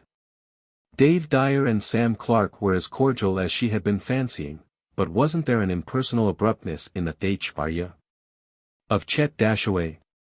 Howland the grocer was curt. Was that merely his usual manner? It's infuriating to have to pay attention to what people think. In St. Paul the First didn't care. But here I'm spied on. They're watching me. I mustn't let it make me self-conscious, she coaxed herself, overstimulated by the drug of thought, and offensively on the defensive. 3. A thaw which stripped the snow from the sidewalks. A ringing iron night when the lakes could be heard booming, a clear roistering morning. In tam o' shanter and tweed skirt Carol felt herself a college junior going out to play hockey. She wanted to whoop, her legs ached to run. On the way home from shopping she yielded, as a pup would have yielded. She galloped down a block and as she jumped from a curb across a welter of slush, she gave a student yippee. She saw that in a window 3 old women were gasping. Their triple glare was paralyzing. Across the street, at another window, the curtain had secretively moved. She stopped, walked on sedately, changed from the girl Carol into Mrs. Dr. Kennicott. She never again felt quite young enough and defiant enough and free enough to run and halloo in the public streets, and it was as a nice married woman that she attended the next weekly bridge of the Jolly 17. 4. The Jolly 17, the membership of which ranged from 14 to 26, was the social cornice of Gopher Prairie. It was the country club, the diplomatic set, the St. Cecilia, the Ritz Oval Room, the Club de Vingt. To belong to it was to be in. Though its membership partly coincided with that of the Thanatopsis Study Club, the Jolly 17 as a separate entity guffawed at the Thanatopsis, and considered it middle-class and even highbrow. Most of the Jolly 17 were young married women, with their husbands as associate members. Once a week they had a women's afternoon bridge, once a month the husbands joined them for supper and evening bridge, twice a year they had dances at I.O.O.F. Hall. Then the town exploded. Only at the annual balls of the Firemen and of the Eastern Star was there such prodigality of chiffon scarfs and tangoing and heartburnings, and these rival institutions were not select. Hired girls attended the firemen's ball, with section hands and laborers. Ella Stowbody had once gone to a Jolly 17 soiree in the village hack, hitherto confined to chief mourners at funerals, and Harry Haydock and Dr. Terry Gould always appeared in the town's only specimens of evening clothes. The afternoon bridge of the Jolly 17 which followed Carol's lonely doubting was held at Juanita Haydock's new concrete bungalow, with its door of polished oak and beveled plate glass, jar of ferns in the plastered hall. And in the living room, a fumed oak Morris chair, 16 color prints, and a square varnished table with a mat made of cigar ribbons on which was one illustrated gift edition and one pack of cards in a burnt leather case. Carol stepped into a sirocco of furnace heat. They were already playing. Despite her flabby resolve she had not yet learned bridge. She was winningly apologetic about it to Juanita, and ashamed that she should have to go on being apologetic. Mrs. Dave Dyer, a sallow woman with a thin prettiness devoted to experiments in religious cults, illnesses, and scandal-bearing, shook her finger at Carol and trilled, "You're a naughty one. I don't believe you appreciate the honor, when you got into the Jolly 17 so easy." Mrs. Chet Dashaway nudged her neighbor at the second table. But Carol kept up the appealing bridal manner so far as possible. She twittered, "You're perfectly right. I'm a lazy thing. I'll make will start teaching me this very evening." Her supplication had all the sound of birdies in the nest, and Easter church bells, and frosted Christmas cards. Internally she snarled, that ought to be saccharine enough. She sat in the smallest rocking chair, a model of Victorian modesty. But she saw or she imagined that the women who had gurgled at her so welcomingly when she had first come to Gopher Prairie were nodding at her brusquely. During the pause after the first game she petitioned Mrs. Jackson Elder, "Don't you think we ought to get up another bobsled party soon?" "It's so cold when you get dumped in the snow," said Mrs. Elder, indifferently. "I hate snow down my neck," volunteered Mrs. Dave Dyer, with an unpleasant look at Carol and, turning her back, she bubbled at Rita Simons, "Dearie, won't you run in this evening? I've got the loveliest new butterick pattern I want to show you." Carol crept back to her chair. In the fervor of discussing the game they ignored her. She was not used to being a wallflower. She struggled to keep from oversensitiveness, from becoming unpopular by the sure method of believing that she was unpopular. But she hadn't much reserve of patience, and at the end of the second game, when Ella Stowbody sniffily asked her, "Are you going to send to Minneapolis for your dress for the next soiree? Heard you were." Carol said, "Don't know yet," with unnecessary sharpness. She was relieved by the admiration with which the jeune fille Rita Simons looked at the steel buckles on her pumps, but she resented Mrs. Howland's tart demand, "Don't you find that new couch of yours is too broad to be practical?" She nodded, then shook her head, and touchily left Mrs. Howland to get out of it any meaning she desired. Immediately she wanted to make peace. She was close to simpering in the sweetness with which she addressed Mrs. Howland, "I think that is the prettiest display of beef tea your husband has in his store." "Oh yes, Gopher Prairie isn't so much behind the times," jibed Mrs. Howland. Someone giggled. Their rebuffs made her haughty, her haughtiness irritated them to franker rebuffs. They were working up to a state of painfully righteous war when they were saved by the coming of food. Though Juanita Haydock was highly advanced in the matters of finger bowls, doilies, and bath mats, her refreshments were typical of all the afternoon coffees. Juanita's best friends, Mrs. Dyer and Mrs. Dashaway, passed large dinner plates, each with a spoon, a fork, and a coffee cup without saucer. They apologized and discussed the afternoon's game as they passed through the thicket of women's feet. Then they distributed hot buttered rolls, coffee poured from an enamelware pot, stuffed olives, potato salad, and angel's food cake. There was, even in the most strictly conforming Gopher Prairie circles, a certain option as to collations. The olives need not be stuffed. Donuts were in some houses well thought of as a substitute for the hot buttered rolls. But there was in all the town no heretic save Carol who omitted angel's food. They ate enormously. Carol had a suspicion that the thriftier housewives made the afternoon treat do for evening supper. She tried to get back into the current. She edged over to Mrs. McGanum. Chunky, amiable, young Mrs. McGanum with her breast and arms of a milkmaid, and her loud delayed laugh which burst startlingly from a sober face, was the daughter of Old Drive Westlake, and the wife of Westlake's partner, Dr. McGanum. Kennicott asserted that Westlake and McGanum and their contaminated families were tricky, but Carol had found them gracious.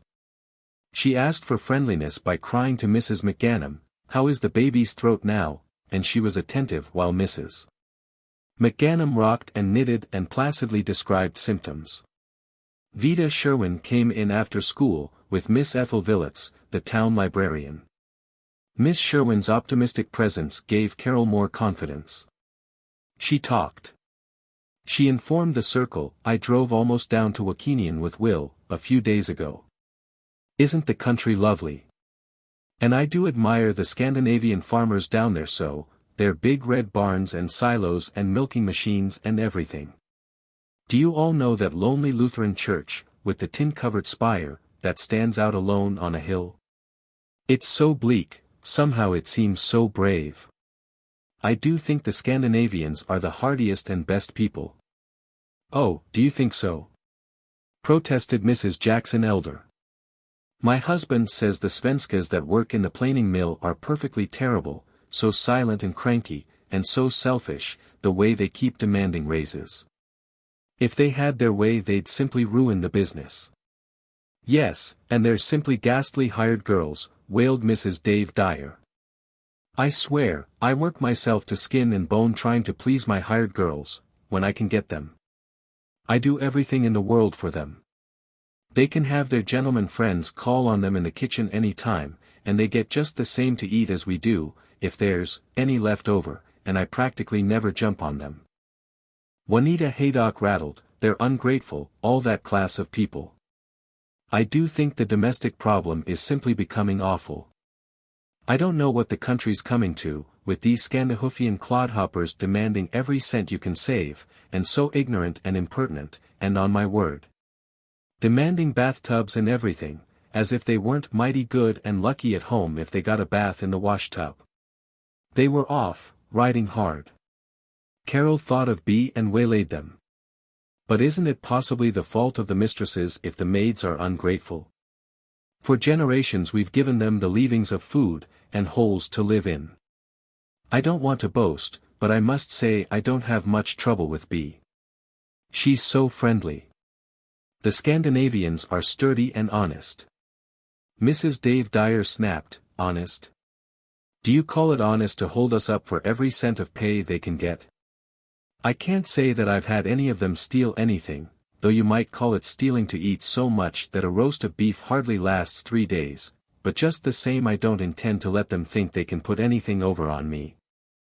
I always make them pack and unpack their trunks downstairs, right under my eyes, and then I know they aren't being tempted to dishonesty by any slackness on my part." "How much do the maids get here?" Carol ventured. Mrs. B. J.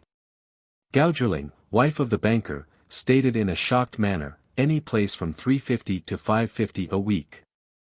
I know positively that Mrs.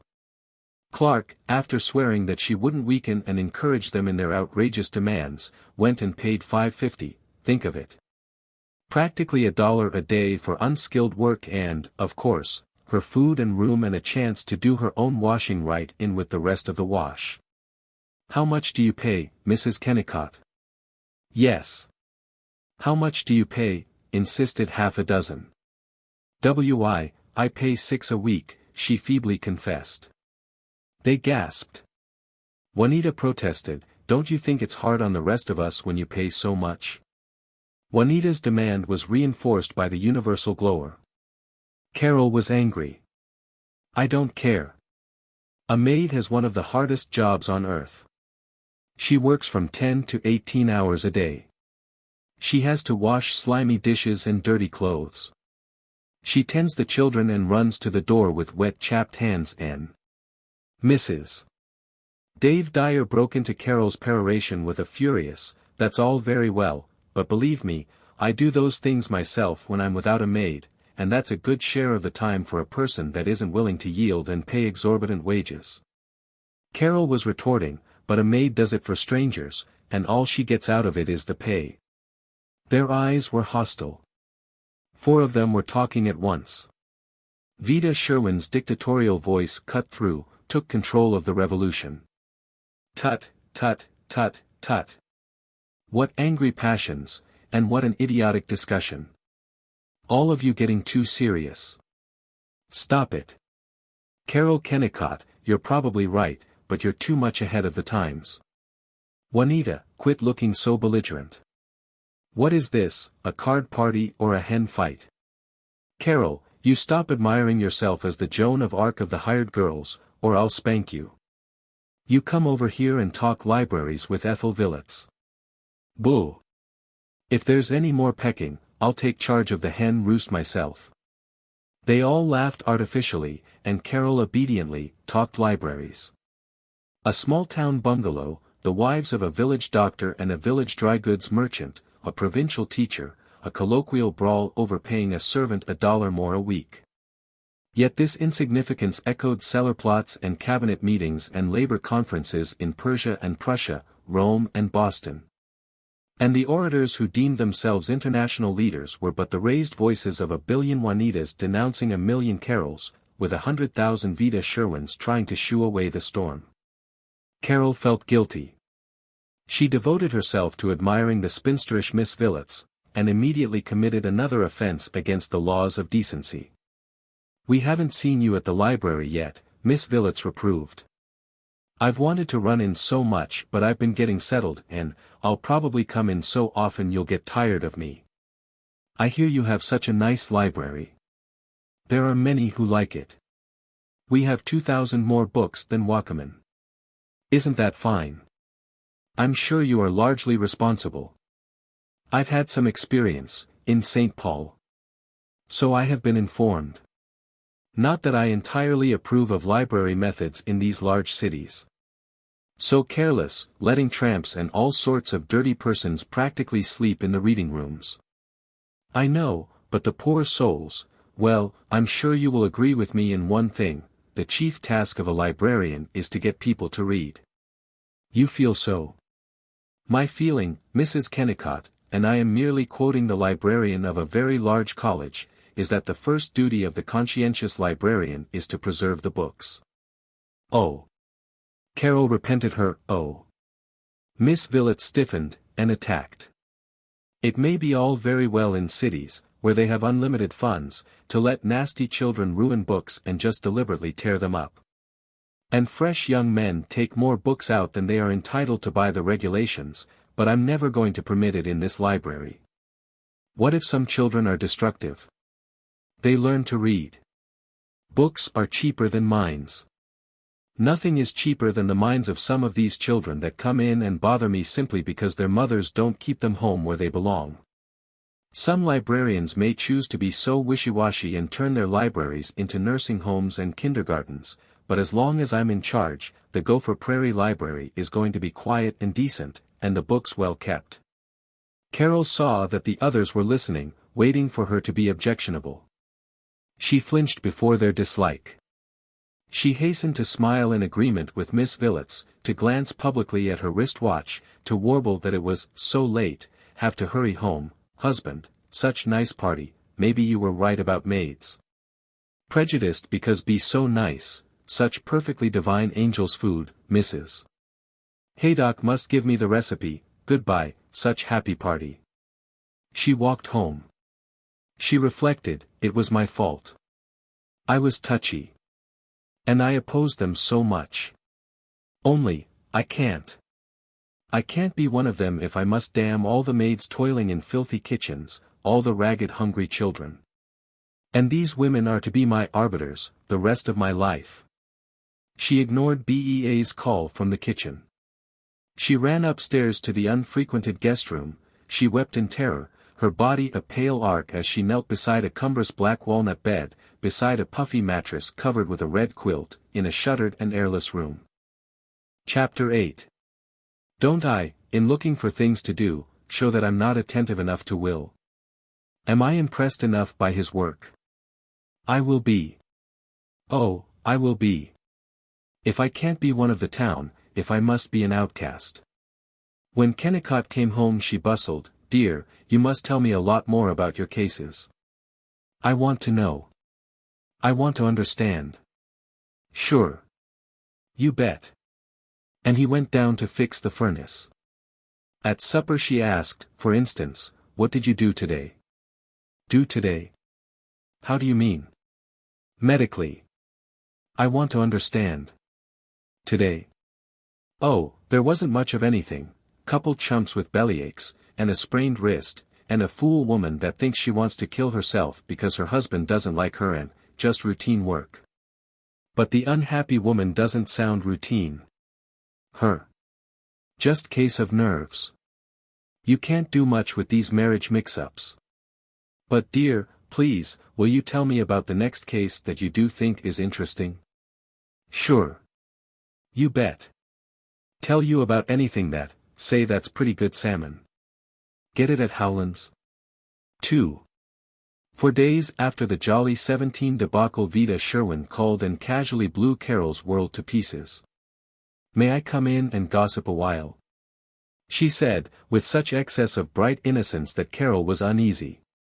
Vida took off her furs with a bounce, she sat down as though it were a gymnasium exercise, she flung out.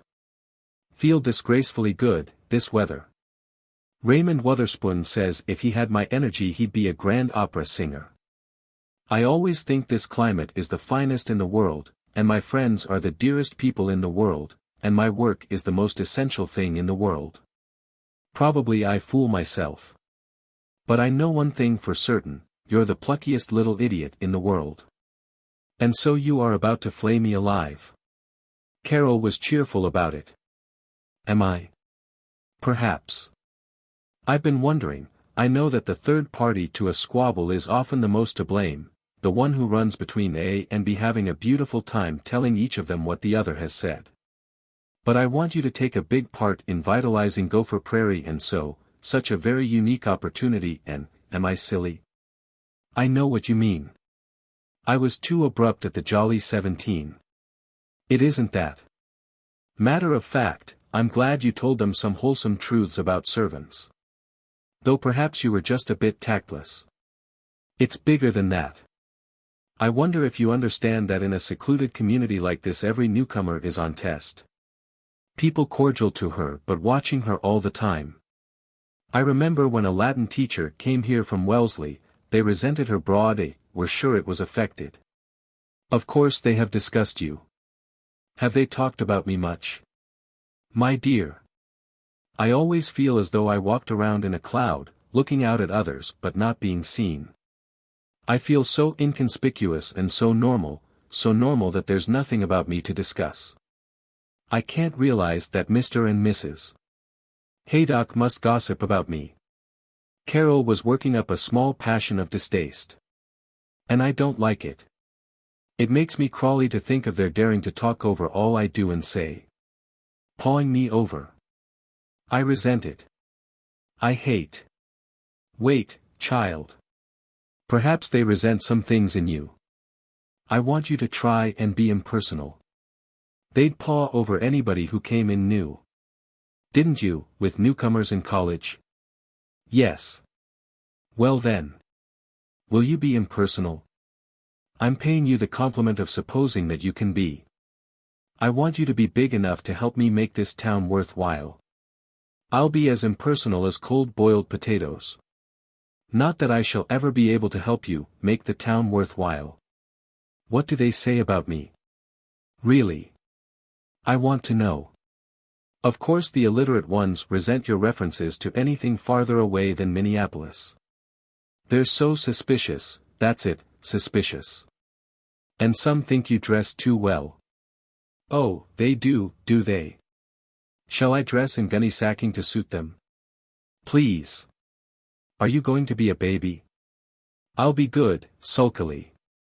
You certainly will, or I won't tell you one single thing. You must understand this, I'm not asking you to change yourself. Just want you to know what they think.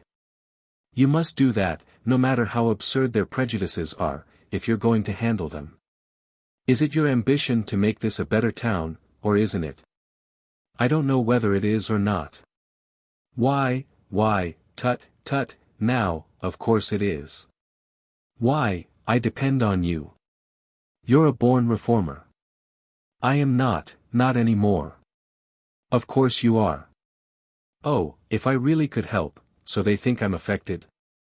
My lamb, they do. Now don't say they're nervy. After all, Gopher Prairie standards are as reasonable to Gopher Prairie as Lake Shore Drive standards are to Chicago. And there's more Gopher Prairies than there are Chicagos. Or Londons. And, I'll tell you the whole story, they think you're showing off when you say American instead of American. They think you're too frivolous. Life's so serious to them that they can't imagine any kind of laughter except Juanita's snortling. Ethel Villets was sure you were patronizing her when. Oh, I was not. You talked about encouraging reading, and Mrs. Elder thought you were patronizing when you said she had such a pretty little car. She thinks it's an enormous car. And some of the merchants say you're too flip when you talk to them in the store and. Poor me, when I was trying to be friendly. Every housewife in town is doubtful about your being so chummy with your bee. All right to be kind, but they say you act as though she were your cousin. Wait now. There's plenty more. And they think you were eccentric in furnishing this room, they think the broad couch and that Japanese dingus are absurd. Wait. I know they're silly. And I guess I've heard a dozen criticize you because you don't go to church oftener, Anne. I can't stand it, I can't bear to realize that they've been saying all these things while I've been going about so happily and liking them. I wonder if you ought to have told me. It will make me self-conscious. I wonder the same thing. Only answer I can get is the old saw about knowledge being power. And some day you'll see how absorbing it is to have power, even here. To control the town, oh, I'm a crank. But I do like to see things moving. It hurts. It makes these people seem so beastly and treacherous, when I've been perfectly natural with them. But let's have it all. What did they say about my Chinese housewarming party? Why, go on. Or I'll make up worse things than anything you can tell me. They did enjoy it. But I guess some of them felt you were showing off, pretending that your husband is richer than he is. I can't, their meanness of mind is beyond any horrors I could imagine. They really thought that and you want to reform people like that when dynamite is so cheap? Who dared to say that? The rich or the poor? Fairly well assorted. Can't they at least understand me well enough to see that though I might be affected and culturan, at least I simply couldn't commit that other kind of vulgarity? If they must know, you may tell them, with my compliments, that will makes about $4,000 a year, and the party cost half of what they probably thought it did. Chinese things are not very expensive, and I made my own costume. Stop it. Stop beating me. I know all that. What they meant was, they felt you were starting dangerous competition by giving a party such as most people here can't afford. 4,000 is a pretty big income for this town. I never thought of starting competition. Will you believe that it was in all love and friendliness that I tried to give them the gayest party I could? It was foolish, it was childish and noisy. But I did mean it so well. I know, of course. And it certainly is unfair of them to make fun of your having that Chinese food, chow mein, was it, and to laugh about your wearing those pretty trousers. Carol sprang up, whimpering, "Oh, they didn't do that. They didn't poke fun at my feast, that I ordered so carefully for them. And my little Chinese costume that I was so happy making, I made it secretly, to surprise them. And they've been ridiculing it, all this while." She was huddled on the couch. Vida was stroking her hair, muttering, "I shouldn't." Shrouded in shame, Carol did not know when Vida slipped away. The clock's bell, at 5:30, aroused her. "I must get hold of myself before Will comes. I hope he never knows what a fool his wife is." Frozen, sneering, horrible hearts. Like a very small, very lonely girl she trudged upstairs, slow step by step, her feet dragging, her hand on the rail. It was not her husband to whom she wanted to run for protection, it was her father, her smiling understanding father, dead these 12 years. 3. Kennicott was yawning, stretched in the largest chair, between the radiator and a small kerosene stove. Cautiously, "Will dear, I wonder if the people here don't criticize me sometimes." "They must. I mean, if they ever do, you mustn't let it bother you." "Criticize you? Lord, I should say not.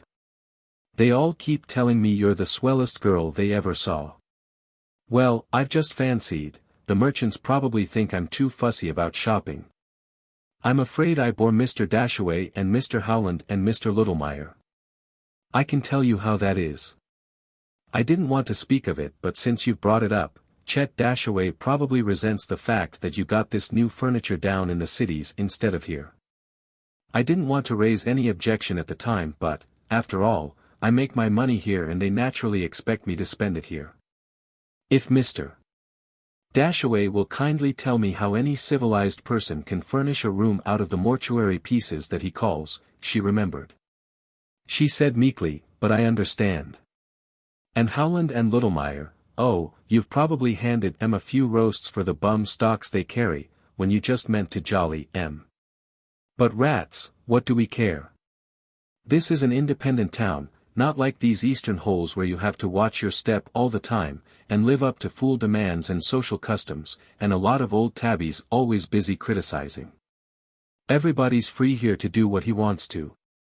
He said it with a flourish, and Carol perceived that he believed it. She turned her breath of fury into a yawn. "By the way, Carrie, while we're talking of this, of course I like to keep independent, and I don't believe in this business of binding yourself to trade with the man that trades with you unless you really want to. But same time, I'd be just as glad if you dealt with Jensen or Littlemeyer as much as you ran, instead of Howland and Gould, who go to Dr. Gould every last time, and the whole tribe of M the same way. I don't see why I should be paying out my good money for groceries and having them pass it on to Terry Gould. I've gone to Howland and Gould because they're better, and cleaner. I know. I don't mean cut them out entirely. Course Jensen is tricky, give you short weight, and Littlemeyer is a shiftless old Dutch hog. But same time, I mean let's keep the trade in the family whenever it is convenient, see how I mean?" "I see. Well, guess it's about time to turn in." He yawned, went out to look at the thermometer, slammed the door, patted her head, unbuttoned his waistcoat, yawned, wound the clock, went down to look at the furnace, yawned, and clumped upstairs to bed. Casually scratching his thick woolen undershirt. Till he bawled, "Aren't you ever coming up to bed?" She sat unmoving. Chapter 9. XXIII had tripped into the meadow to teach the lambs a pretty educational dance and found that the lambs were wolves. There was no way out between their pressing grey shoulders. She was surrounded by fangs and sneering eyes. She could not go on enduring the hidden derision. She wanted to flee. She wanted to hide in the generous indifference of cities. She practiced saying to Kennicott, "Think perhaps I'll run down to St. Paul for a few days." But she could not trust herself to say it carelessly, could not abide his certain questioning. Reform the town. All she wanted was to be tolerated. She could not look directly at people. She flushed and winced before citizens who a week ago had been amusing objects of study, and in their good mornings she heard a cruel sniggering. She encountered Juanita Haydock at old Jensen's grocery. She besought, "Oh, how do you do? Heavens, what beautiful celery that is! Yes, doesn't it look fresh? Harry simply has to have his celery on Sunday, drat the man." Carol hastened out of the shop exulting, "She didn't make fun of me. Did she?" In a week she had recovered from consciousness of insecurity, of shame and whispering notoriety, but she kept her habit of avoiding people. She walked the streets with her head down. When she spied Mrs. McGanum or Mrs. Dyer ahead she crossed over with an elaborate pretense of looking at a billboard. Always she was acting, for the benefit of everyone she saw, and for the benefit of the ambushed leering eyes which she did not see. She perceived that Vida Sherwin had told the truth. Whether she entered a store, or swept the back porch, or stood at the bay window in the living room, the village peeped at her. Once she had swung along the street triumphant in making a home. Now she glanced at each house, and felt, when she was safely home, that she had won past 1,000 enemies armed with ridicule. She told herself that her sensitiveness was preposterous, but daily she was thrown into panic. She saw curtains slide back into innocent smoothness.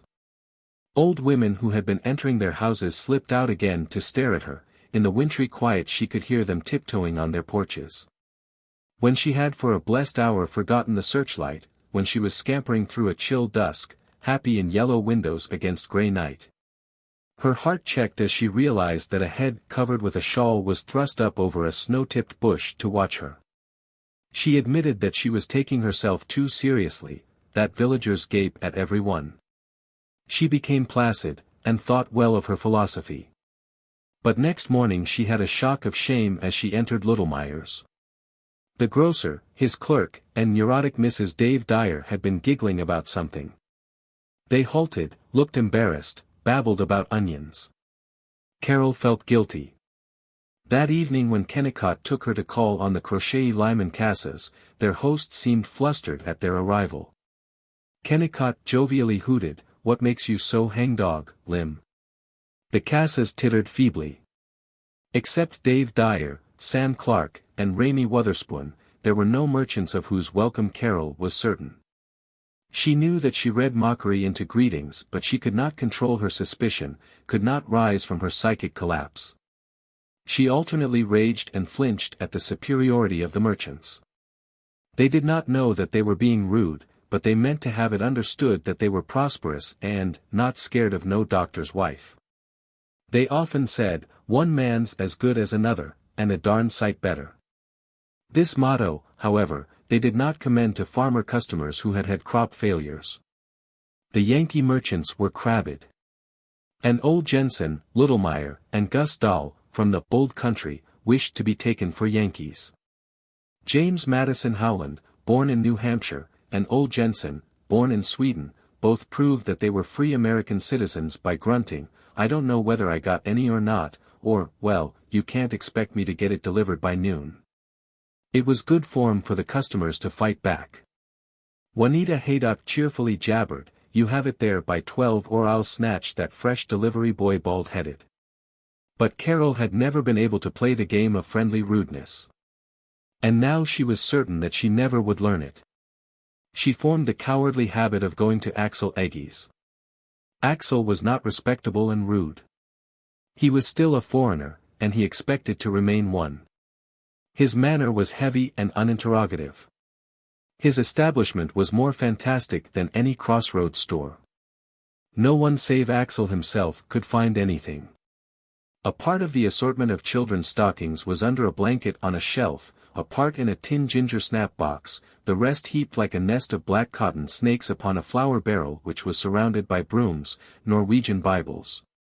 dried cod for ludfisk, boxes of apricots, and a pair and a half of lumbermen's rubber-footed boots. The place was crowded with Scandinavian farm wives, standing aloof in shawls and ancient fawn-colored mutton jackets, awaiting the return of their lords. They spoke Norwegian or Swedish, and looked at Carol uncomprehendingly. They were a relief to her, they were not whispering that she was a poseur.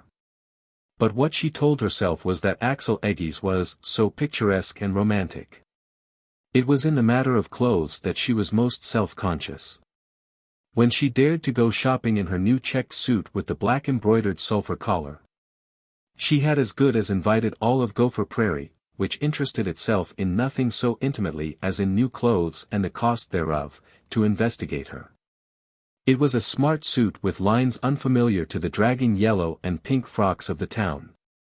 The widow Bogart's stare, from her porch, indicated, "Well, I never saw anything like that before." Mrs. McGanum stopped Carol at the notions shop to hint, "My, that's a nice suit, wasn't it terribly expensive?" The gang of boys in front of the drug store commented, "Hey, Pudgy, play you a game of checkers on that dress." Carol could not endure it. She drew her fur coat over the suit and hastily fastened the buttons, while the boys snickered. 2. No group angered her quite so much as these staring young roués. She had tried to convince herself that the village, with its fresh air, its lakes for fishing and swimming, was healthier than the artificial city. But she was sickened by glimpses of the gang of boys from 14 to 20 who loafed before Dyer's drugstore, smoking cigarettes, displaying fancy shoes and purple ties and coats of diamond-shaped buttons. Whistling the hoochie-coochie and catcalling, "Oh, you baby doll," at every passing girl. She saw them playing pool in the stinking room behind Del Snafflin's barber shop, and shaking dice in the smoke house, and gathered in a snickering knot to listen to the juicy stories of Bert Tybee, the bartender of the Minniemashie house. She heard them smacking moist lips over every love scene at the Rosebud Movie Palace. At the counter of the Greek confectionery parlor, while they ate dreadful messes of decayed bananas, acid cherries, whipped cream, and gelatinous ice cream, they screamed to one another, "Hey, lemme 'lone, quit doggone you. Loca what you went and done, you almost spilled my glass swatter, like hell I did, hey, Joel darn your hide, don't you go sticking your coffin nail in my ice cream, oh you batty, how'd you like dancing with Tilly McGuire, last night? Some squeezing, heh, kid." By diligent consultation of American fiction she discovered that this was the only virile and amusing manner in which boys could function. That boys who were not compounded of the gutter and the mining camp were mollycoddles and unhappy. She had taken this for granted. She had studied the boys pityingly, but impersonally. It had not occurred to her that they might touch her. Now she was aware that they knew all about her, that they were waiting for some affectation over which they could guffaw. No schoolgirl passed their observation posts more flushingly than did Mrs. Dr. Kennicott. In shame she knew that they glanced appraisingly at her snowy overshoes, speculating about her legs. Theirs were not young eyes, there was no youth in all the town, she agonized. They were born old, grim and spying and censorious. She cried again that their youth was senile and cruel on the day when she overheard Cy Bogart and Earl Haydock. Cyrus N. Bogart, son of the righteous widow who lived across the alley, was at this time a boy of 14 or 15. Carol had already seen quite enough of Cy Bogart. On her first evening in Gopher Prairie, Cy had appeared at the head of a shivaree, banging immensely upon a discarded automobile fender. His companions were yelping in imitation of coyotes. Kennicott had felt rather complimented, had gone out and distributed $1. But Cy was a capitalist in shivarees. He returned with an entirely new group, and this time there were 3 automobile fenders and a carnival rattle. When Kennicott again interrupted his shaving, Cy piped, "Nah, you got to give us $2, and he got it." A week later Cy rigged a tic-tac to a window of the living room, and the tattoo out of the darkness frightened Carol into screaming. Since then, in 4 months, she had beheld Cy hanging a cat, stealing melons, throwing tomatoes at the Kennicott house, and making ski tracks across the lawn, and had heard him explaining the mysteries of generation. With great audibility and dismaying knowledge. He was, in fact, a museum specimen of what a small town, a well-disciplined public school, a tradition of hearty humor, and a pious mother could produce from the material of a courageous and ingenious mind.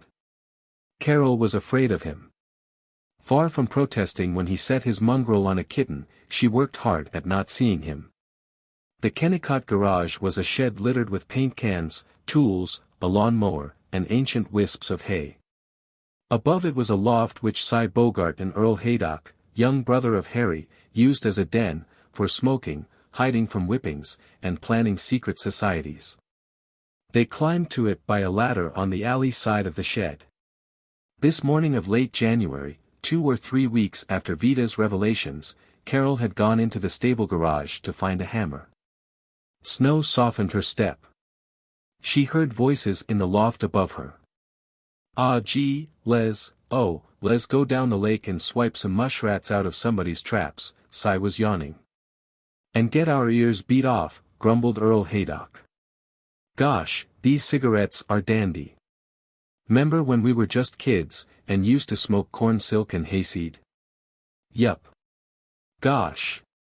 Spit. Silence. Say Earl, Ma says if you chew tobacco you get consumption." "Aw rats, your old lady is a crank." "Yeah, that's so." Pause. "But she says she knows a fella that did." "Ah, gee whiz, didn't Doc Kennicott used to chew tobacco all the time before he married this here girl from the cities? He used to spit, gee. Some shot. He could hit a tree 10 feet off." This was news to the girl from the cities. "Say, how is she?" continued Earl. "Huh? How's who?" "You know who I mean, smarty."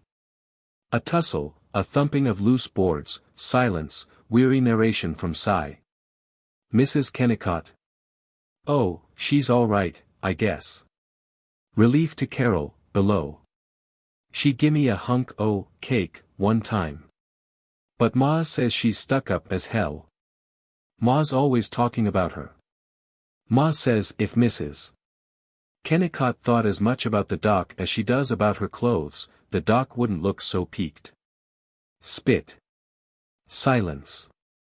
"Yeah. Juanita's always talking about her, too," from Earl. "She says Mrs. Kennicott thinks she knows it all. Juanita says she has to laugh till she almost busts every time she sees Mrs. Kennicott parading along the street with that, 'take a look, I'm a swell skirt' way she's got. But gosh, I don't pay no attention to Juanita. She's meaner 'n a crab.' Ma was telling somebody that she heard that Mrs. Kennicott claimed she made $40 a week when she was on some job in the cities, and Ma says she knows positively that she never made but 18 a week. Ma says that when she's lived here a while she won't go round making a fool of herself. Pulling that big head stuff on folks that know a whole lot more than she does. They're all laughing up their sleeves at her. Say, j'ever notice how Mrs. Kennicott fusses around the house? Other evening when I was coming over here, she forgot to pull down the curtain, and I watched her for 10 minutes. Geez, you'd died laughing. She was there all alone, and she must spent 5 minutes getting a picture straight. It was funny as hell the way she'd stick out her finger to straighten the picture.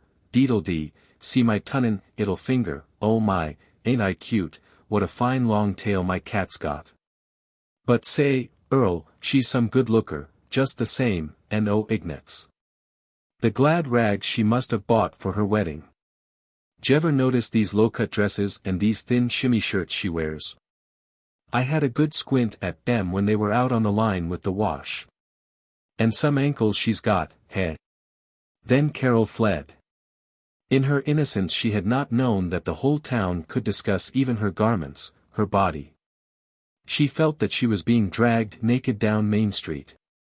The moment it was dusk she pulled down the window shades, all the shades flush with the sill, but beyond them she felt moist fleering eyes.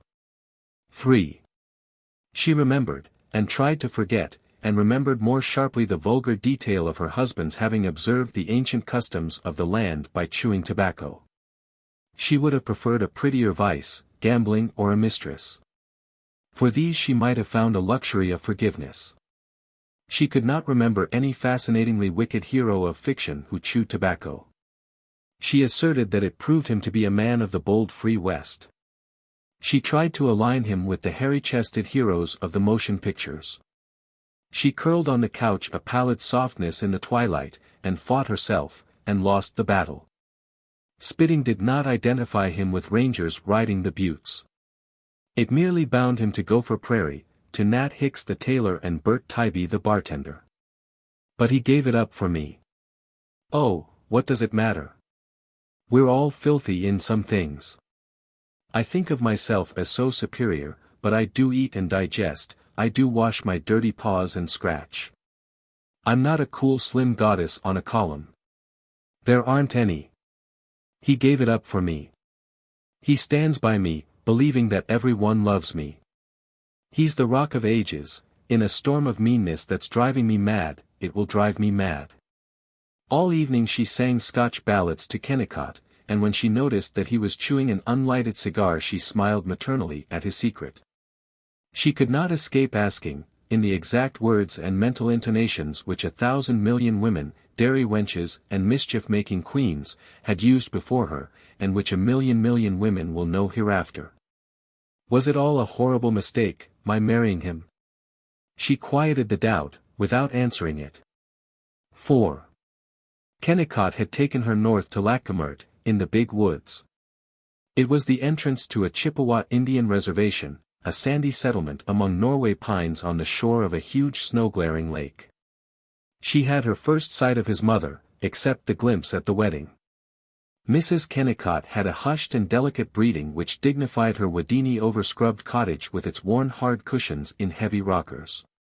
She had never lost the child's miraculous power of wonder. She asked questions about books and cities. She murmured, "Will is a dear hard-working boy, but he's inclined to be too serious, and you've taught him how to play.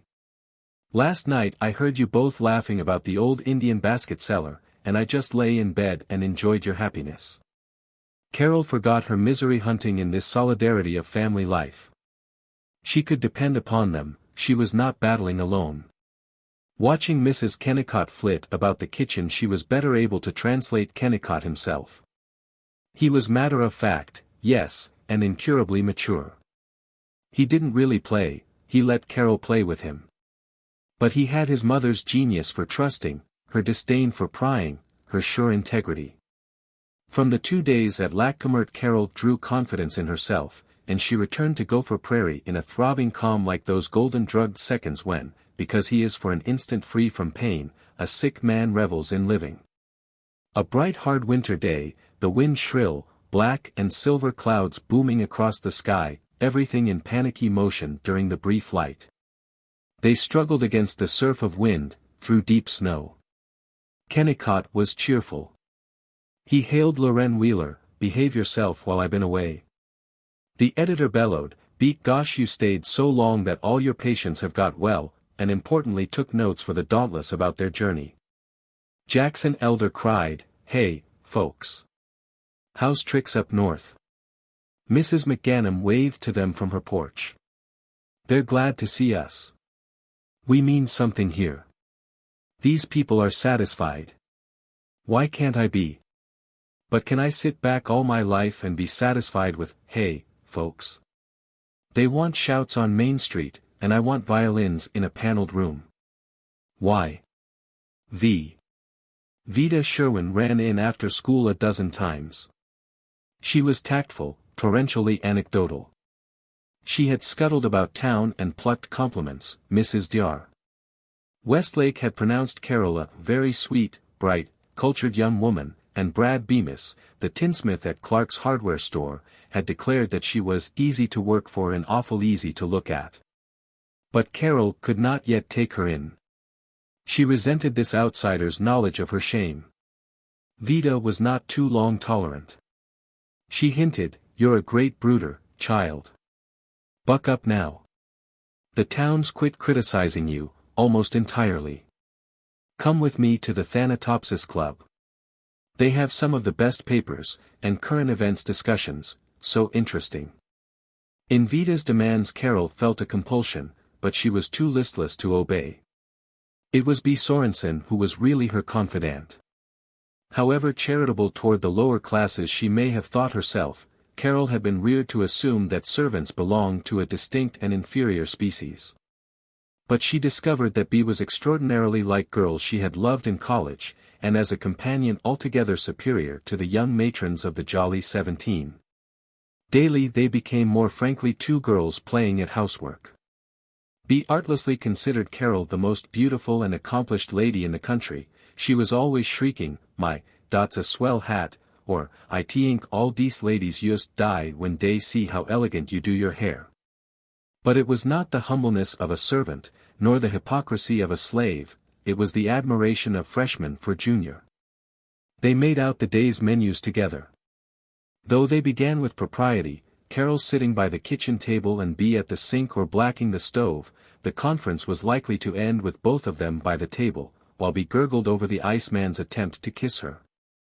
Or Carol admitted, "Everybody knows that the doctor is lots more clever than Dr. McGanum." When Carol came in from marketing, B plunged into the hall to take off her coat, rub her frosted hands, and ask, "Boss dear, lots of folks uptown today?" This was the welcome upon which Carol depended. 6.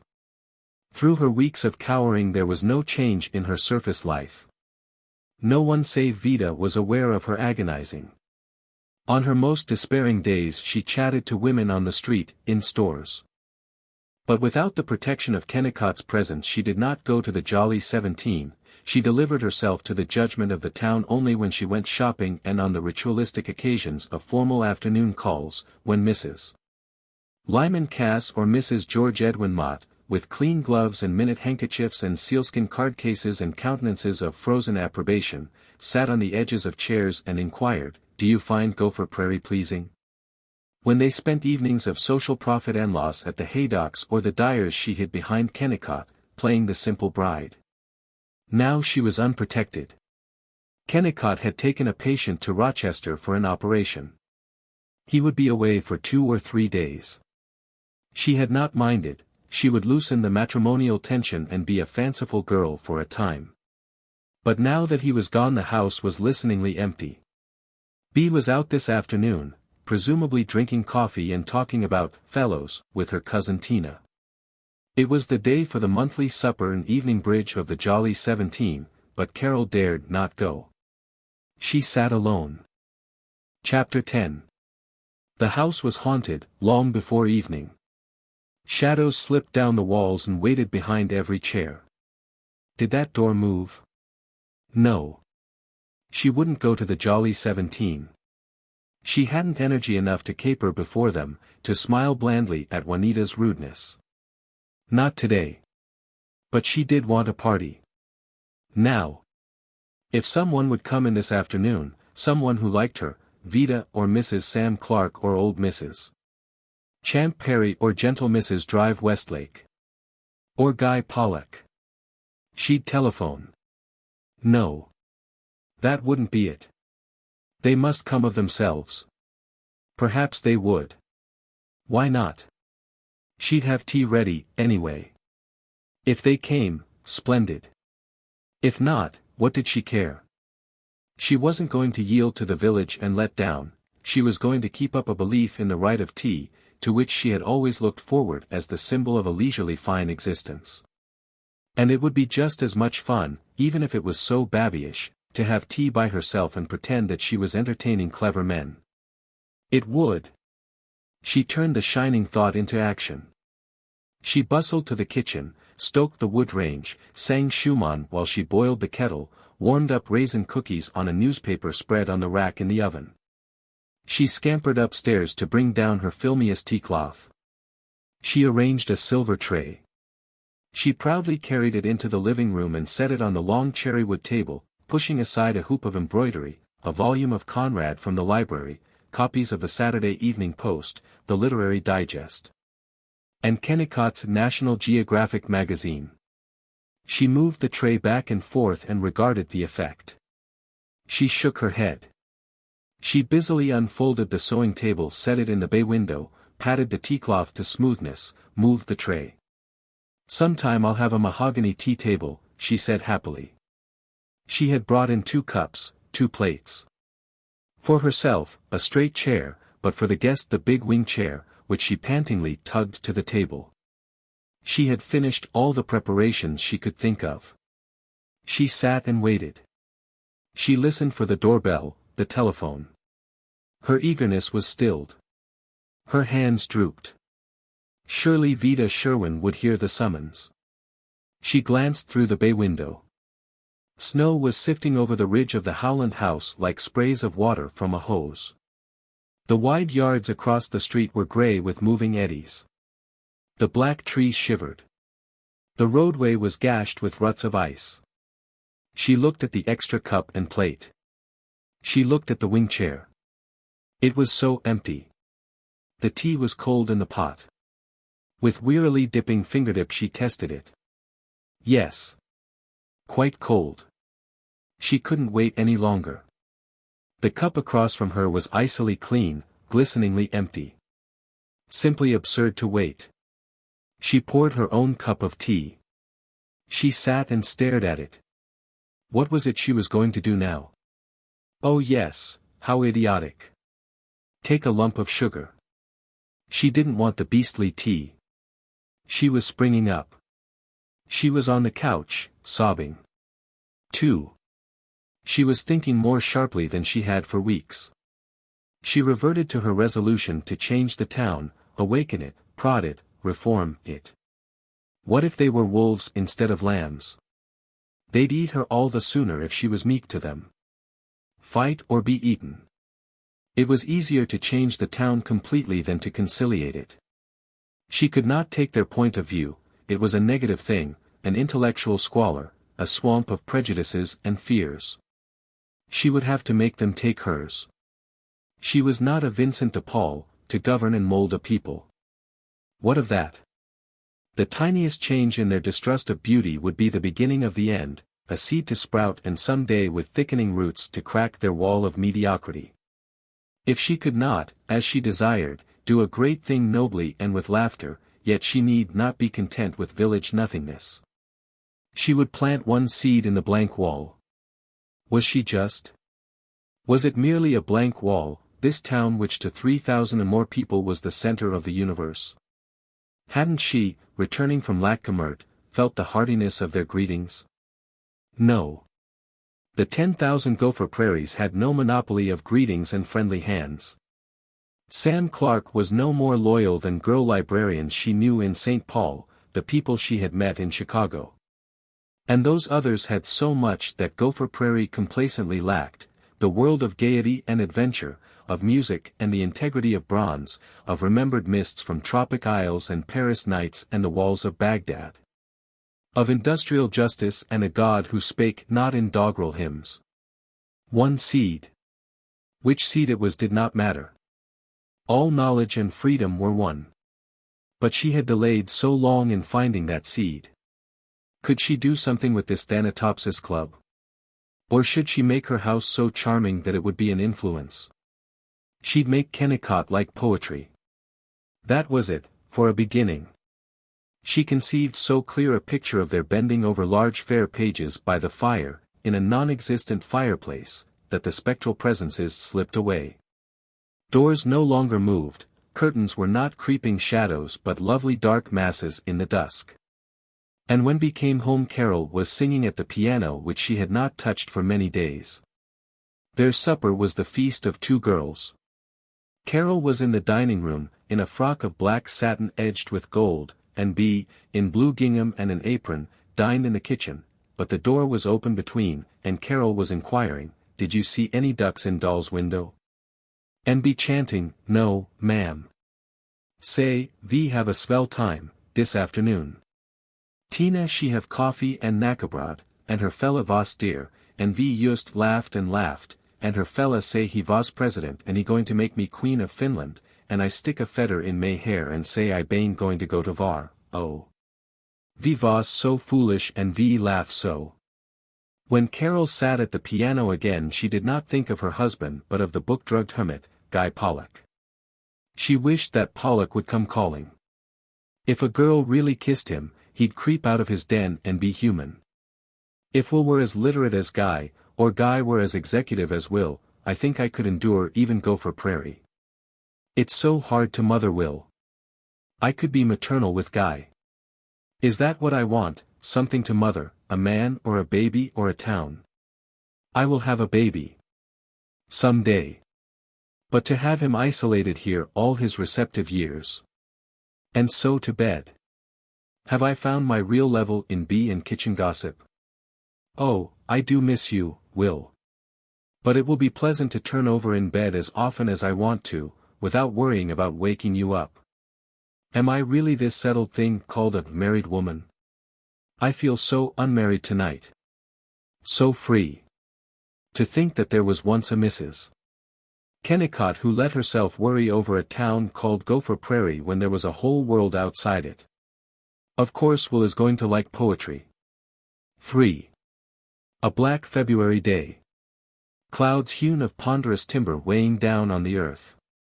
An irresolute dropping of snow specks upon the trampled wastes. Gloom but no veiling of angularity. The lines of roofs and sidewalks sharp and inescapable. The second day of Kennicott's absence. She fled from the creepy house for a walk. It was 30 below zero, too cold to exhilarate her. In the spaces between houses the wind caught her.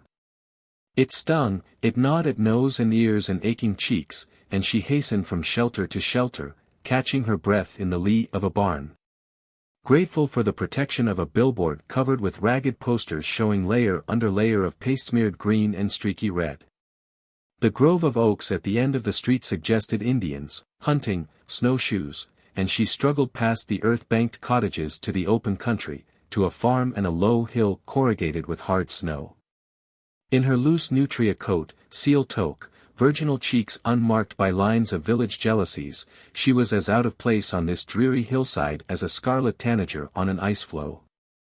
She looked down on Gopher Prairie. The snow, stretching without break from streets to devouring prairie beyond, wiped out the town's pretense of being a shelter. The houses were black specks on a white sheet. Her heart shivered with that still loneliness as her body shivered with the wind. She ran back into the huddle of streets, all the while protesting that she wanted a city's yellow glare of shop windows and restaurants, or the primitive forest with hooded firs and a rifle, or a barnyard warm and steamy. Noisy with hens and cattle, certainly not these dun houses, these yards choked with winter ash piles, these roads of dirty snow and clotted frozen mud. The zest of winter was gone. 3 months more, till May, the cold might drag on, with the snow ever filthier, the weakened body less resistant. She wondered why the good citizens insisted on adding the chill of prejudice, why they did not make the houses of their spirits more warm and frivolous, like the wise chatterers of Stockholm and Moscow. She circled the outskirts of the town and viewed the slum of Swede Hollow. Wherever as many as 3 houses are gathered there will be a slum of at least 1 house. In Gopher Prairie, the Sam Clarks boasted, you don't get any of this poverty that you find in cities, always plenty of work, no need of charity, man got to be blamed shiftless if he don't get ahead.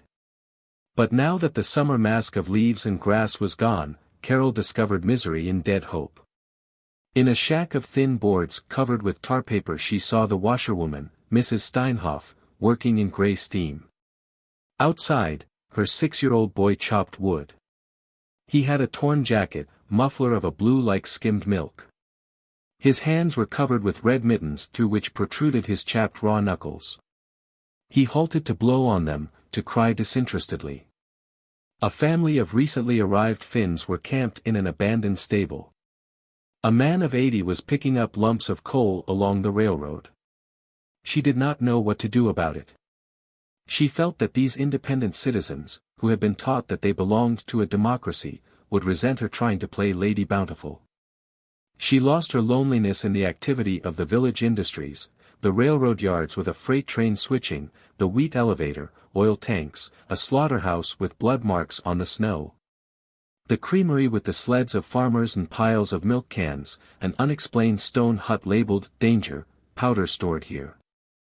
The jolly tombstone yard, where a utilitarian sculptor in a red calfskin overcoat whistled as he hammered the shiniest of granite headstones. Jackson Elder's small planing mill, with the smell of fresh pine shavings and the burr of circular saws. Most important, the Gopher Prairie Flour and Milling Company, Lyman Cass president. Its windows were blanketed with flour dust, but it was the most stirring spot in town. Workmen were wheeling barrels of flour into a boxcar. A farmer sitting on sacks of wheat in a bobsled argued with the wheat buyer, machinery within the mill boomed and whined, water gurgled in the ice-freed mill race. The clatter was a relief to Carol after months of smug houses. She wished that she could work in the mill, that she did not belong to the caste of professional man's wife. She started for home, through the small slum. Before a tar-paper shack, at a gateless gate, a man in rough brown dogskin coat and black plush cap with lappets was watching her. His square face was confident, his foxy mustache was picaresque. He stood erect, his hands in his side pockets, his pipe puffing slowly. He was 45 or -6, perhaps. "How do, Mrs. Kennicott," he drawled. She recalled him, the town handyman, who had repaired their furnace at the beginning of winter.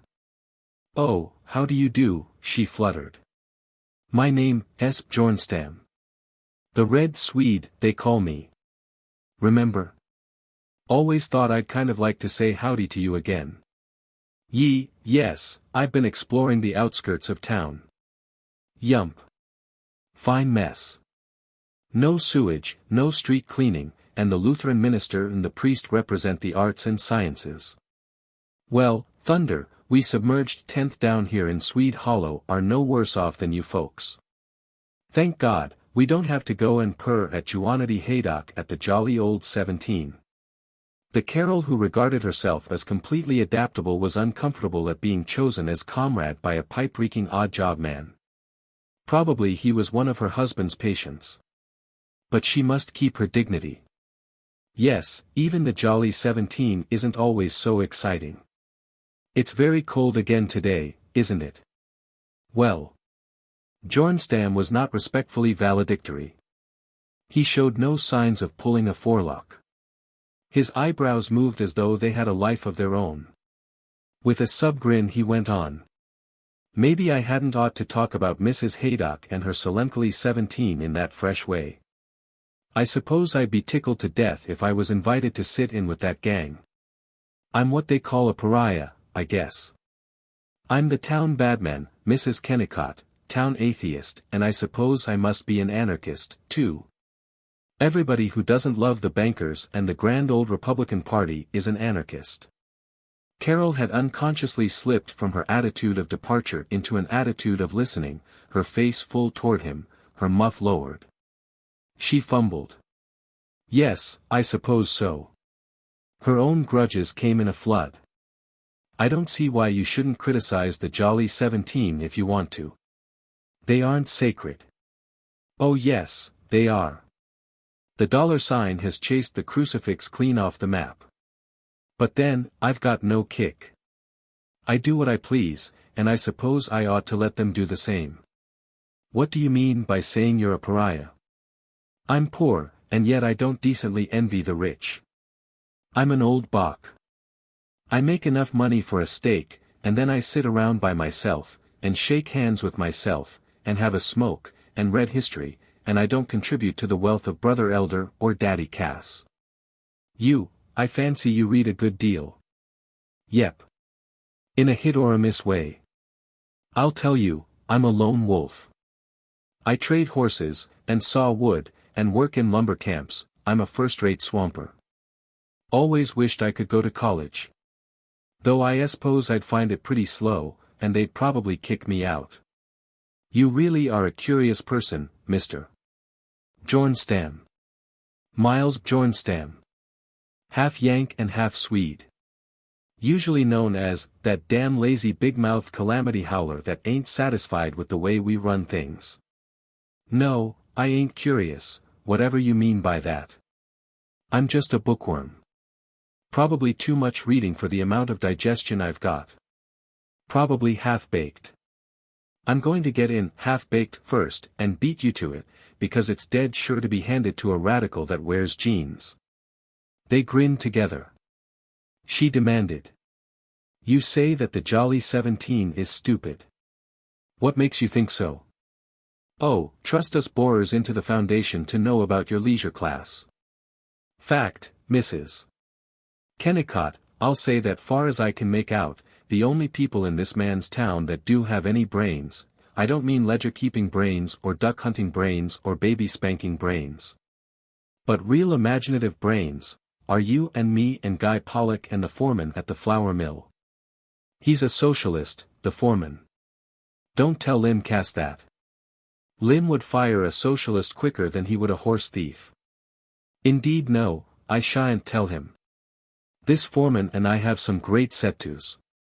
He's a regular old-line party member. Too dogmatic. Expects to reform everything from deforestation to nosebleed by saying phrases like surplus value. Like reading the prayer book. But same time, he's a Plato J.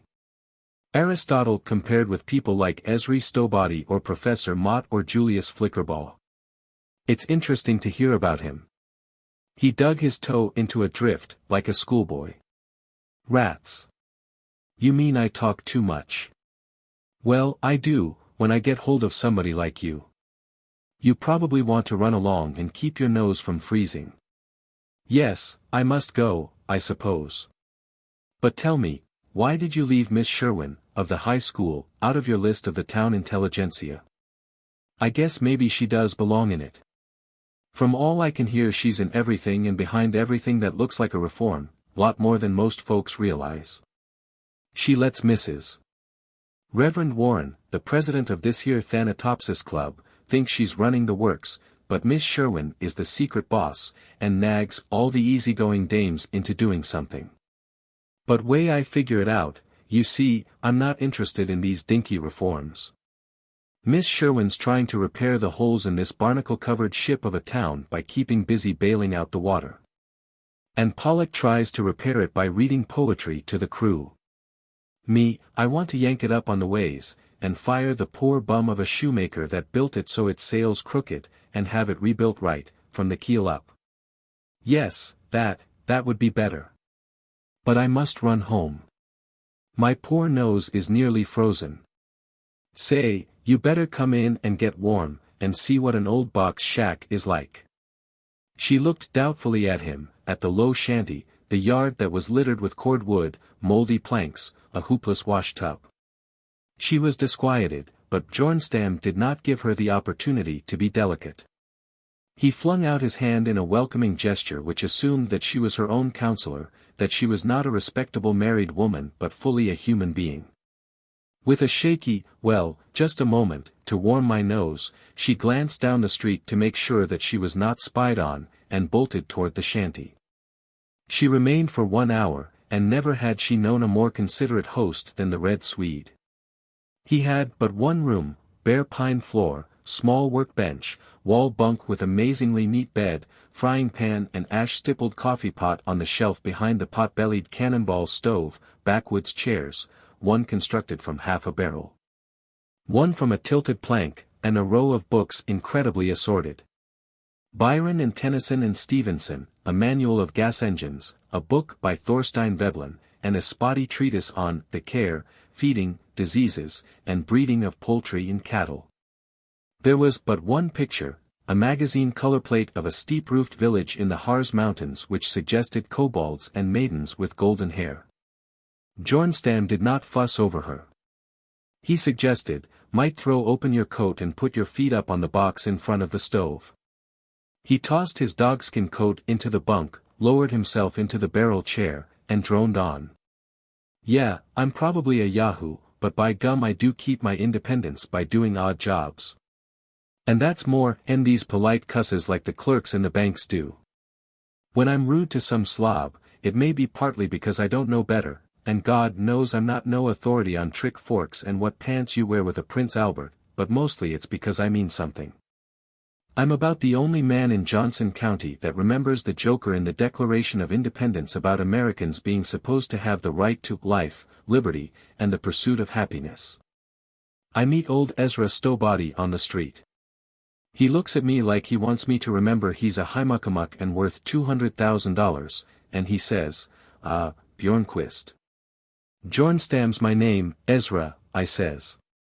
He knows my name, all righty. Well, whatever your name is, he says, I understand you have a gasoline saw. I want you to come around and saw up 4 cords of maple for me, he says. So you like my looks, eh? I says, kind of innocent. What difference does that make? Want you to saw that wood before Saturday, he says, real sharp. Common workman going and getting fresh with $250,000 all walking around in a hand-me-down fur coat.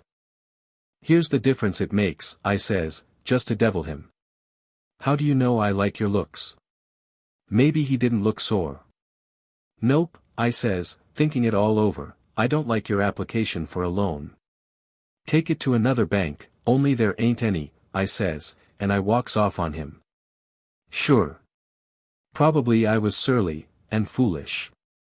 But I figured there had to be one man in town independent enough to sass the banker. He hitched out of his chair, made coffee, gave Carol a cup, and talked on, half defiant and half apologetic, half wistful for friendliness and half amused by her surprise at the discovery that there was a proletarian philosophy. At the door, she hinted. Mr. Bjornstam, if you were I, would you worry when people thought you were affected? Huh. Kick in the face. Say, if I were a seagull, and all over silver, think I'd care what a pack of dirty seals thought about my flying? It was not the wind at her back, it was the thrust of Bjornstam's scorn which carried her through town. She faced Juanita Haydock, cocked her head at Maud Dyer's brief nod, and came home to be radiant. She telephoned Vida Sherwin to run over this evening. She lustily played Tchaikovsky, the virile chords an echo of the red laughing philosopher of the tar paper shack. When she hinted to Vida, isn't there a man here who amuses himself by being irreverent to the village gods, Bjornstam, some such a name, the reform leader said, Bjornstam? Oh yes. Fixes things. He's awfully impertinent. 4. Kennicott had returned at midnight. At breakfast he said for several times that he had missed her every moment. On her way to market Sam Clark hailed her, the top o' the mornin' to yes. Going to stop and pass the time of day mit Sam L. Warmer, eh? What did the doc's thermometer say it was? Say, you folks better come round and visit with us, one of these evenings. Don't be so doggone proud, staying by yourselves. Champ Perry the pioneer, wheat buyer at the elevator, stopped her in the post office, held her hand in his withered paws, peered at her with faded eyes, and chuckled, you are so fresh and blooming, my dear. Mother was saying t'other day that a sight of you was better than a dose of medicine. In the Bon Ton store she found Guy Pollock tentatively buying a modest gray scarf. We haven't seen you for so long, she said. Wouldn't you like to come in and play cribbage, some evening? As though he meant it, Pollock begged, may I, really? While she was purchasing 2 yards of mullein the vocal Raimy Wutherspoon tiptoed up to her, his long sallow face bobbing, and he besought. You've just got to come back to my department and see a pair of patent leather slippers I set aside for you. In a manner of more than sacerdotal reverence he unlaced her boots, tucked her skirt about her ankles, slid on the slippers. She took them. You're a good salesman, she said. I'm not a salesman at all. I just like elegant things. All this is so inartistic. He indicated with a forlornly waving hand the shelves of shoeboxes, the seat of thin wood perforated in rosettes, the display of shoe trees and tin boxes of blacking. The lithograph of a smirking young woman with cherry cheeks who proclaimed in the exalted poetry of advertising, my tootsies never got hep to what pedal perfection was till I got a pair of clever classy Cleopatra shoes. But sometimes, Raimy sighed, there is a pair of dainty little shoes like these, and I set them aside for someone who will appreciate. When I saw these I said right away, wouldn't it be nice if they fitted Mrs. Kennicott, and I meant to speak to you first chance I had. I haven't forgotten our jolly talks at Mrs. Gurrey's. That evening Guy Pollock came in and, though Kennicott instantly impressed him into a cribbage game, Carol was happy again. She did not, in recovering something of her buoyancy, forget her determination to begin the liberalizing of Gopher Prairie by the easy and agreeable propaganda of teaching Kennicott to enjoy reading poetry in the lamplight. The campaign was delayed. Twice he suggested that they call on neighbors, once he was in the country. The fourth evening he yawned pleasantly, stretched, and inquired, "Well, what'll we do tonight? Shall we go to the movies? I know exactly what we're going to do. Now don't ask questions. Come and sit down by the table. There, are you comfy? Lean back and forget you're a practical man, and listen to me." It may be that she had been influenced by the managerial Vida Sherwin, certainly she sounded as though she was selling culture. But she dropped it when she sat on the couch, her chin in her hands, a volume of Yeats on her knees, and read aloud. Instantly she was released from the homely comfort of a prairie town. She was in the world of lonely things, the flutter of twilight linnets, the aching call of gulls along a shore to which the netted foam crept out of darkness, the island of Angus and the elder gods and the eternal glories that never were.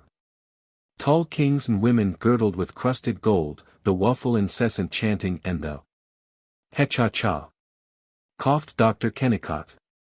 She stopped. She remembered that he was the sort of person who chewed tobacco. She glared, while he uneasily petitioned, "That's great stuff. Study it in college? I like poetry fine, James Whitcomb Riley and some of Longfellow, this Hiawatha. Gosh, I wish I could appreciate that highbrow art stuff. But I guess I'm too old a dog to learn new tricks." With pity for his bewilderment, and a certain desire to giggle, she consoled him, "Then let's try some Tennyson. You've read him? Tennyson?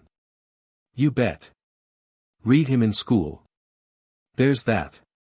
And let there be no, what is it? Of farewell. When I put out to sea. But let the. Well, I don't remember all of it but, oh, sure.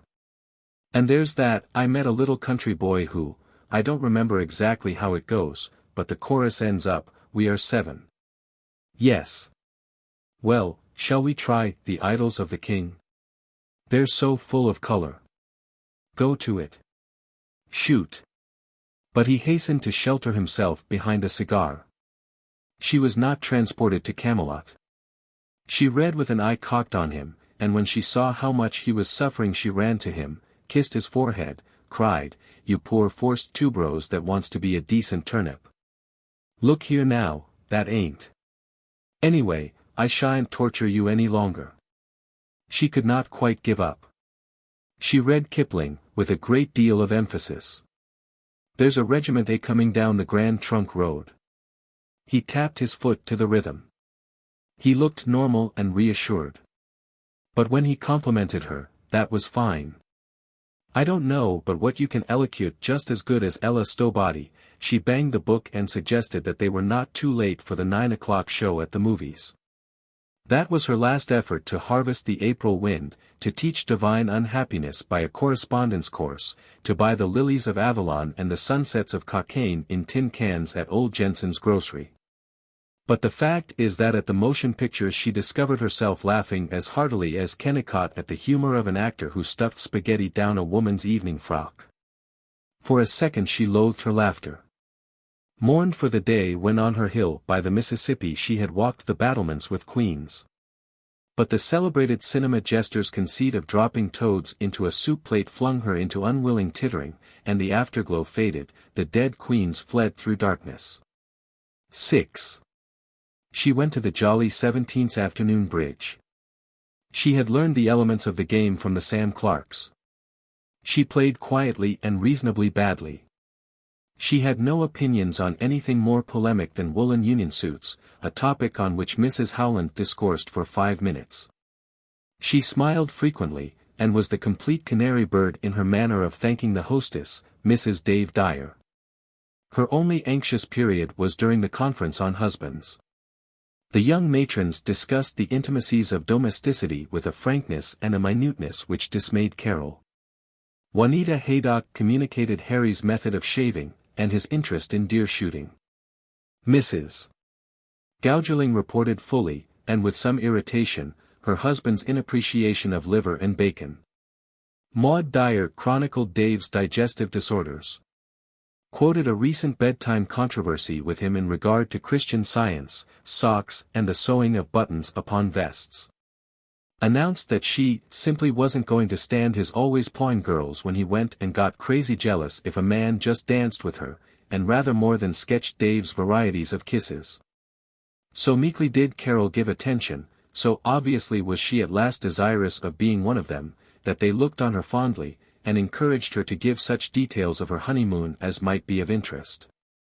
She was embarrassed rather than resentful. She deliberately misunderstood. She talked of Kennicott's overshows and medical ideals till they were thoroughly bored. They regarded her as agreeable but green. Till the end she labored to satisfy the Inquisition. She bubbled at Juanita, the president of the club, that she wanted to entertain them. Only, she said, I don't know that I can give you any refreshments as nice as Mrs. Dyer's salad, or that simply delicious angel's food we had at your house, dear.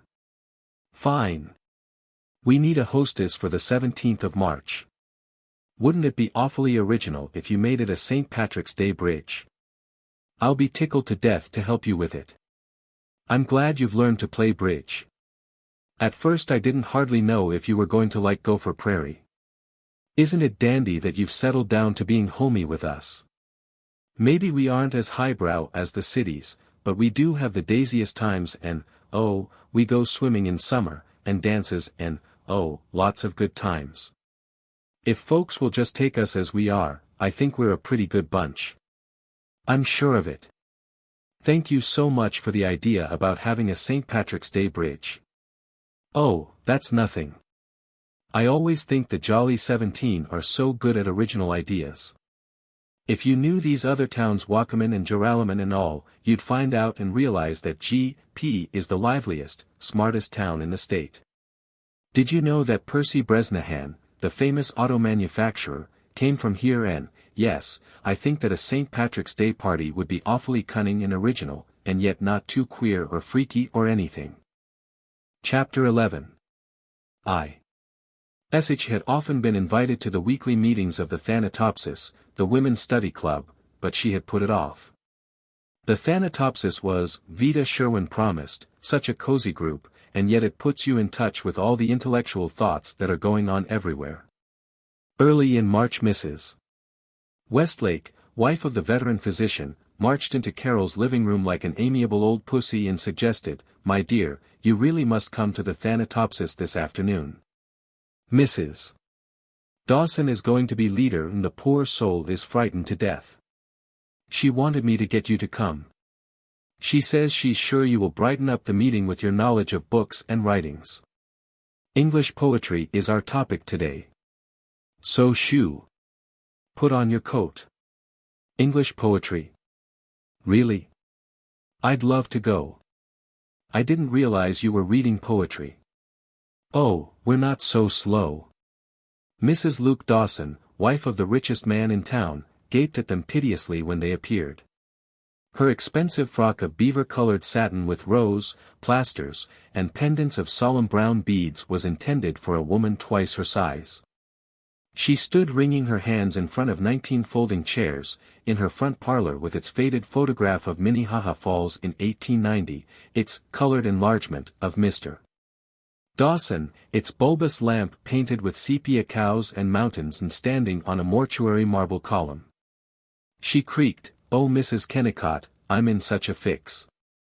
I'm supposed to lead the discussion, and I wondered would you come and help. What poet do you take up today, demanded Carol, in her library tone of, what book do you wish to take out? Why, the English ones. Not all of them. Why yes.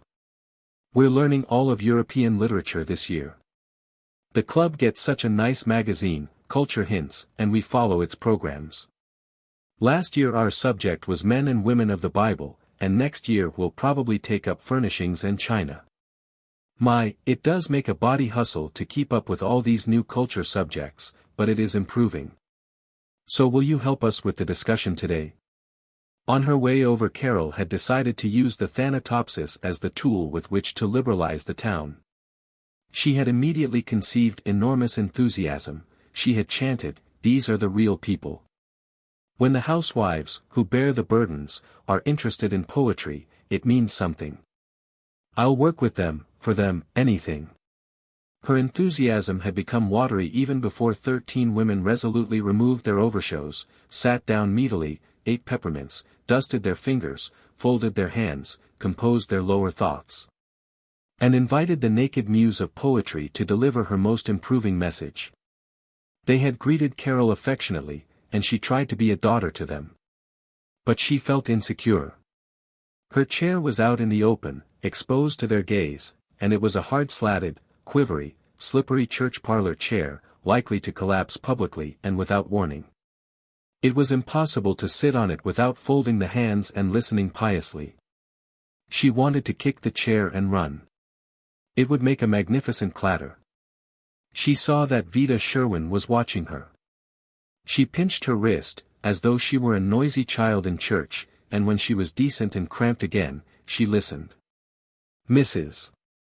Dawson opened the meeting by sighing, "I'm sure I'm glad to see you all here today, and I understand that the ladies have prepared a number of very interesting papers. This is such an interesting subject, the poets.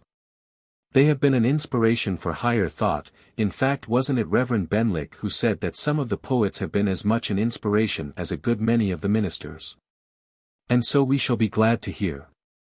The poor lady smiled neuralgically, panted with fright, scrabbled about the small oak table to find her eyeglasses, and continued, "We will first have the pleasure of hearing Mrs.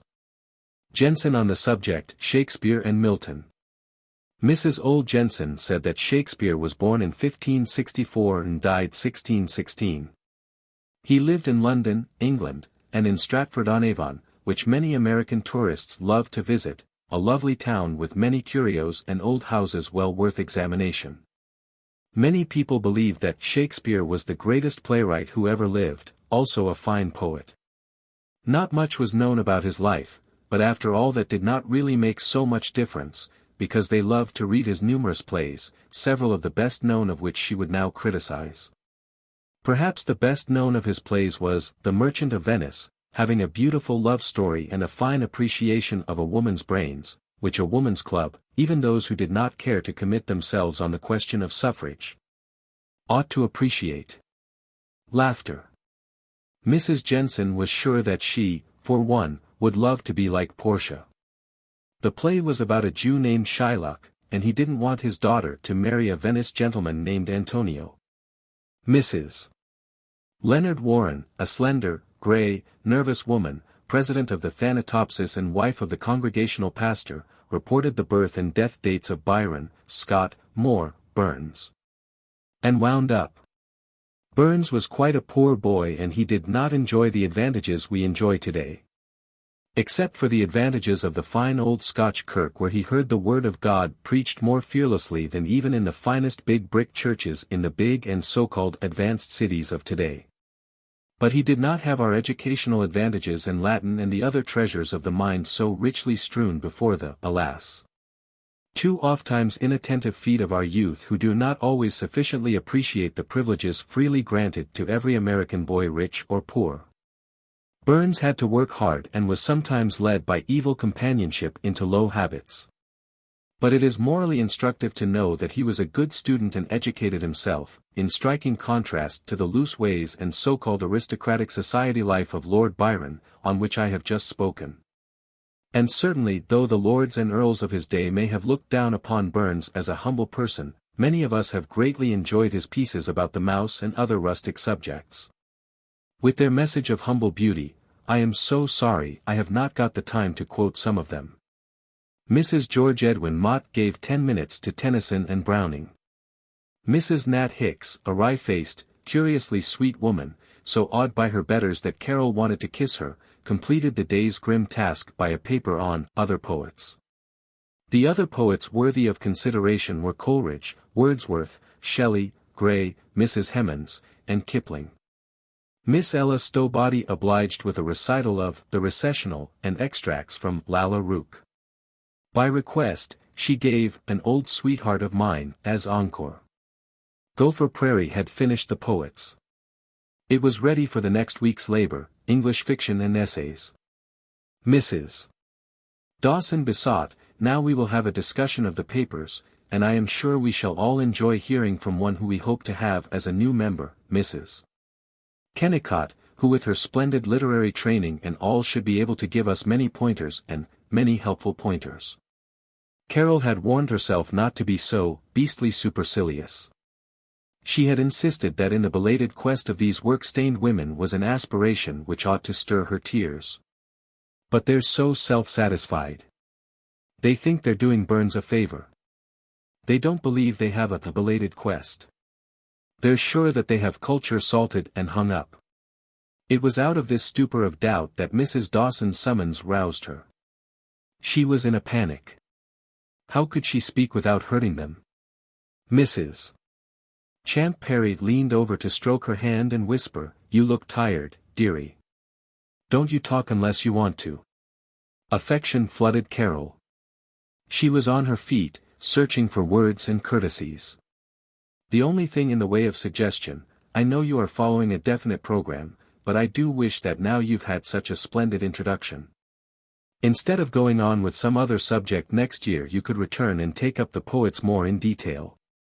Especially actual quotations, even though their lives are so interesting and, as Mrs. Warren said, so morally instructive. And perhaps there are several poets not mentioned today whom it might be worth while considering, Keats, for instance, and Matthew Arnold and Rossetti and Swinburne. Swinburne would be such a, well, that is, such a contrast to life as we all enjoy it in our beautiful Middle West." She saw that Mrs. Leonard Warren was not with her. She captured her by innocently continuing. "Unless perhaps Swinburne tends to be, more outspoken than we really like. What do you think, Mrs. Warren?" The pastor's wife decided, "Why, you've caught my very thoughts, Mrs. Kennicott.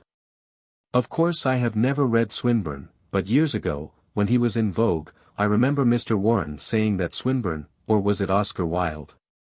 But anyway he said that though many so-called intellectual people posed and pretended to find beauty in Swinburne, there can never be genuine beauty without the message from the heart. But at the same time I do think you have an excellent idea, and though we have talked about furnishings and china as the probable subject for next year, I believe that it would be nice if the program committee would try to work in another day entirely devoted to English poetry. In fact, Madam Chairman, I so move you."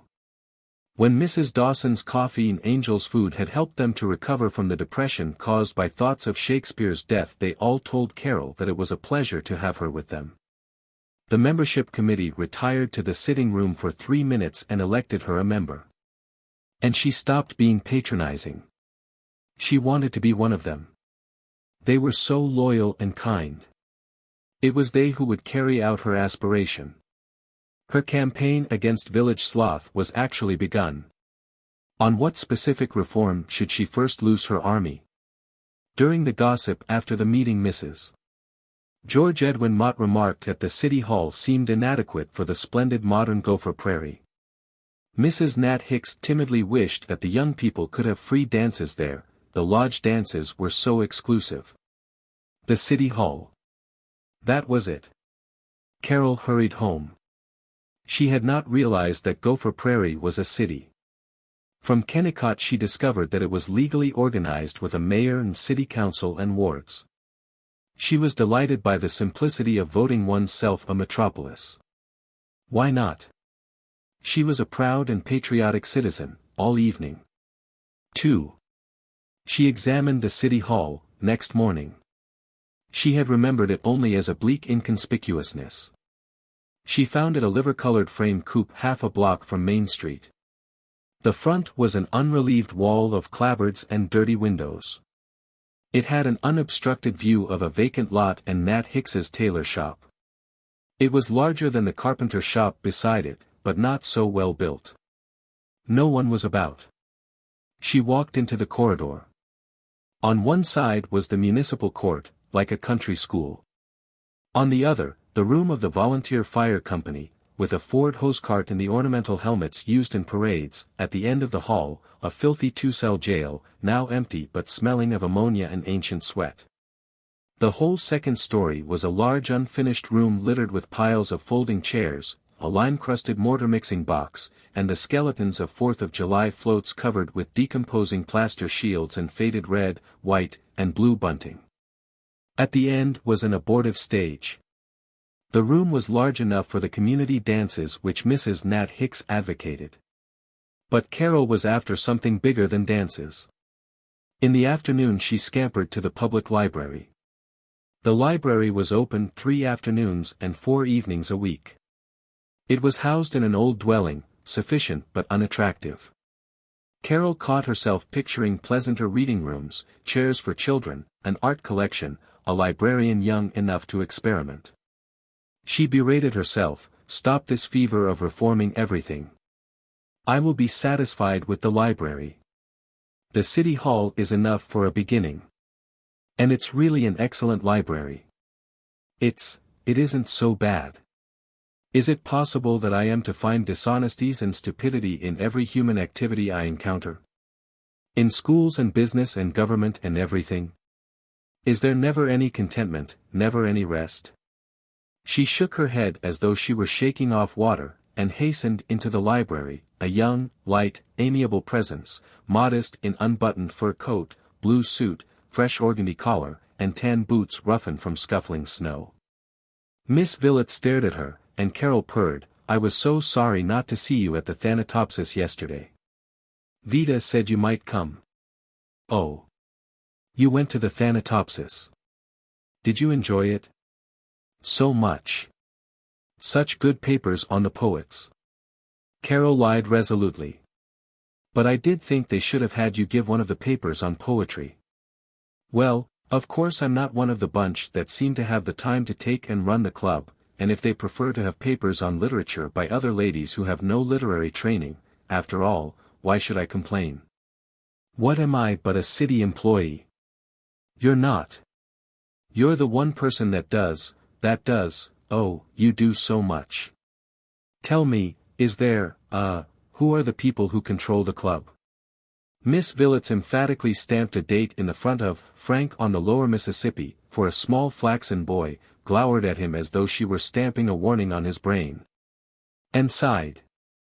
"I wouldn't put myself forward or criticize any one for the world, and Vida is one of my best friends, and such a splendid teacher, and there is no one in town more advanced and interested in all movements.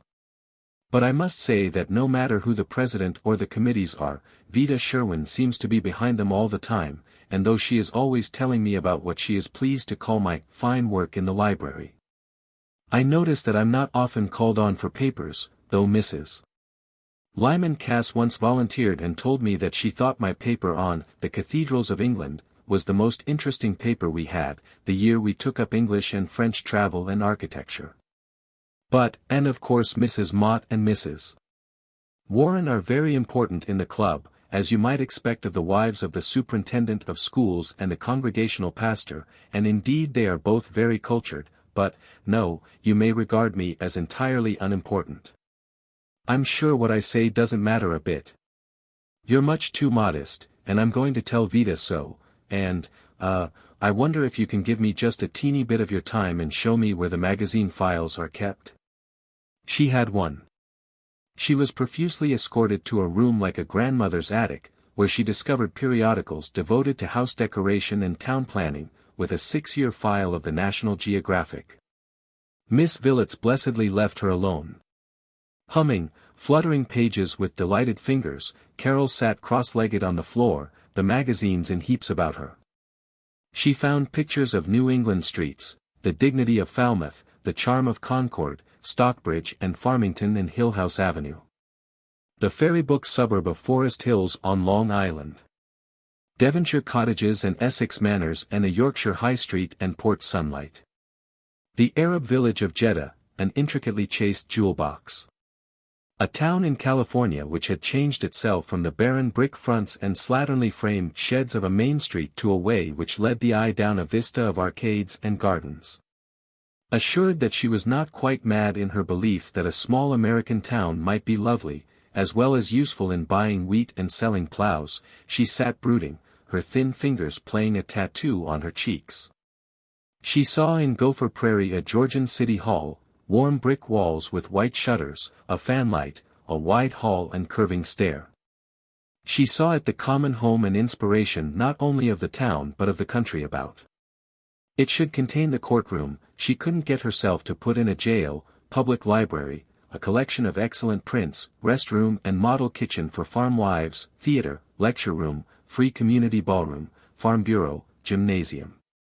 Forming about it and influenced by it, as medieval villages gathered about the castle, she saw a new Georgian town as graceful and beloved as Annapolis or that Bowery Alexandria to which Washington rode. All this the Thanatopsis Club was to accomplish with no difficulty whatever, since its several husbands were the controllers of business and politics. She was proud of herself for this practical view. She had taken only half an hour to change a wire-fenced potato plot into a walled rose garden. She hurried out to apprise Mrs. Leonard Warren, as president of the Thanatopsis, of the miracle which had been worked. 3. At 2:45 Carol had left home, at 4:30 she had created the Georgian town, at 4:45 she was in the dignified poverty of the Congregational parsonage, her enthusiasm pattering upon Mrs. Leonard Warren like summer rain upon an old grey roof. At 5:02 a town of demure courtyards and welcoming dormer windows had been erected, and at 5:02 the entire town was as flat as Babylon. Erect in a black William and Mary chair against grey and speckly brown volumes of sermons and biblical commentaries and Palestine geographies upon long pine shelves, her neat black shoes firm on a rag rug. Herself as correct and low-toned as her background, Mrs. Warren listened without comment till Carol was quite through, then answered delicately. "Yes, I think you draw a very nice picture of what might easily come to pass, some day. I have no doubt that such villages will be found on the prairie, some day. But if I might make just the least little criticism, it seems to me that you are wrong in supposing either that the city hall would be the proper start, or that the Thanatopsis would be the right instrument. After all, it's the churches, isn't it, that are the real heart of the community. As you may possibly know, my husband is prominent in congregational circles all through the state for his advocacy of church union. He hopes to see all the evangelical denominations joined in one strong body, opposing Catholicism and Christian Science, and properly guiding all movements that make for morality and prohibition. Here, the combined churches could afford a splendid clubhouse, maybe a stucco and half-timber building with gargoyles and all sorts of pleasing decorations on it, which, it seems to me, would be lots better to impress the ordinary class of people than just a plain old-fashioned colonial house, such as you describe. And that would be the proper center for all educational and pleasurable activities, instead of letting them fall into the hands of the politicians. I don't suppose it will take more than 30 or 40 years for the churches to get together," Carol said innocently. "Hardly that long even, things are moving so rapidly. So it would be a mistake to make any other plans." Carol did not recover her zeal till 2 days after, when she tried Mrs. George Edwin Mott, wife of the superintendent of schools. Mrs.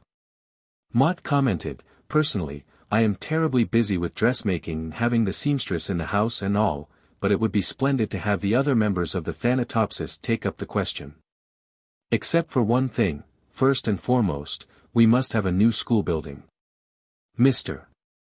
Mott says they are terribly cramped." Carol went to view the old building. The grades and the high school were combined in a damp yellow brick structure with the narrow windows of an antiquated jail, a hulk which expressed hatred and compulsory training. She conceded Mrs. Mott's demand so violently that for 2 days she dropped her own campaign. Then she built the school and city hall together, as the center of the reborn town. She ventured to the lead-colored dwelling of Mrs. Dave Dyer. Behind the mask of winter-stripped vines and a wide porch only a foot above the ground, the cottage was so impersonal that Carol could never visualize it. Nor could she remember anything that was inside it. But Mrs. Dyer was personal enough. With Carol, Mrs. Howland, Mrs. McGanum, and Vida Sherwin she was a link between the jolly 17 and the serious Thanatopsis, in contrast to Juanita Haydock, who unnecessarily boasted of being a lowbrow and publicly stated that she would see herself in jail before she'd write any darned old club papers. Mrs. Dyer was super feminine in the kimono in which she received Carol. Her skin was fine, pale, soft, suggesting a weak voluptuousness. At afternoon coffees she had been rude, but now she addressed Carol as dear, and insisted on being called Maud. Carol did not quite know why she was uncomfortable in this talcum powder atmosphere, but she hastened to get into the fresh air of her plans. Maud Dyer granted that the city hall wasn't so very nice, yet, as Dave said, there was no use doing anything about it till they received an appropriation from the state and combined a new city hall with a National Guard armory. Dave had given verdict, what these mouthy youngsters that hang around the pool room need is universal military training. Make men of M.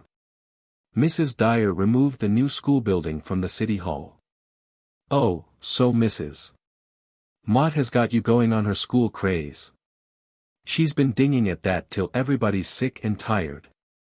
What she really wants is a big office for her dear bald-headed Gauge to sit around and look important in. Of course I admire Mrs. Mott, and I'm very fond of her, she's so brainy, even if she does try to butt in and run the Thanatopsis, but I must say we're sick of her nagging. The old building was good enough for us when we were kids. I hate these would-be women politicians, don't you? 4. The first week of March had given promise of spring and stirred Carol with 1,000 desires for lakes and fields and roads. The snow was gone except for filthy woolly patches under trees. The thermometer leaped in a day from wind-bitten chill to itchy warmth. As soon as Carol was convinced that even in this imprisoned north, spring could exist again, the snow came down as abruptly as a paper storm in a theater, the northwest gale flung it up in a half-blizzard. And with her hope of a glorified town went hope of summer meadows. But a week later, though the snow was everywhere in slushy heaps, the promise was unmistakable. By the invisible hints in air and sky and earth which had aroused her every year through 10,000 generations she knew that spring was coming. It was not a scorching, hard, dusty day like the treacherous intruder of a week before, but soaked with languor, softened with a milky light. Rivulets were hurrying in each alley. A calling robin appeared by magic on the crabapple tree in the Howlands' yard.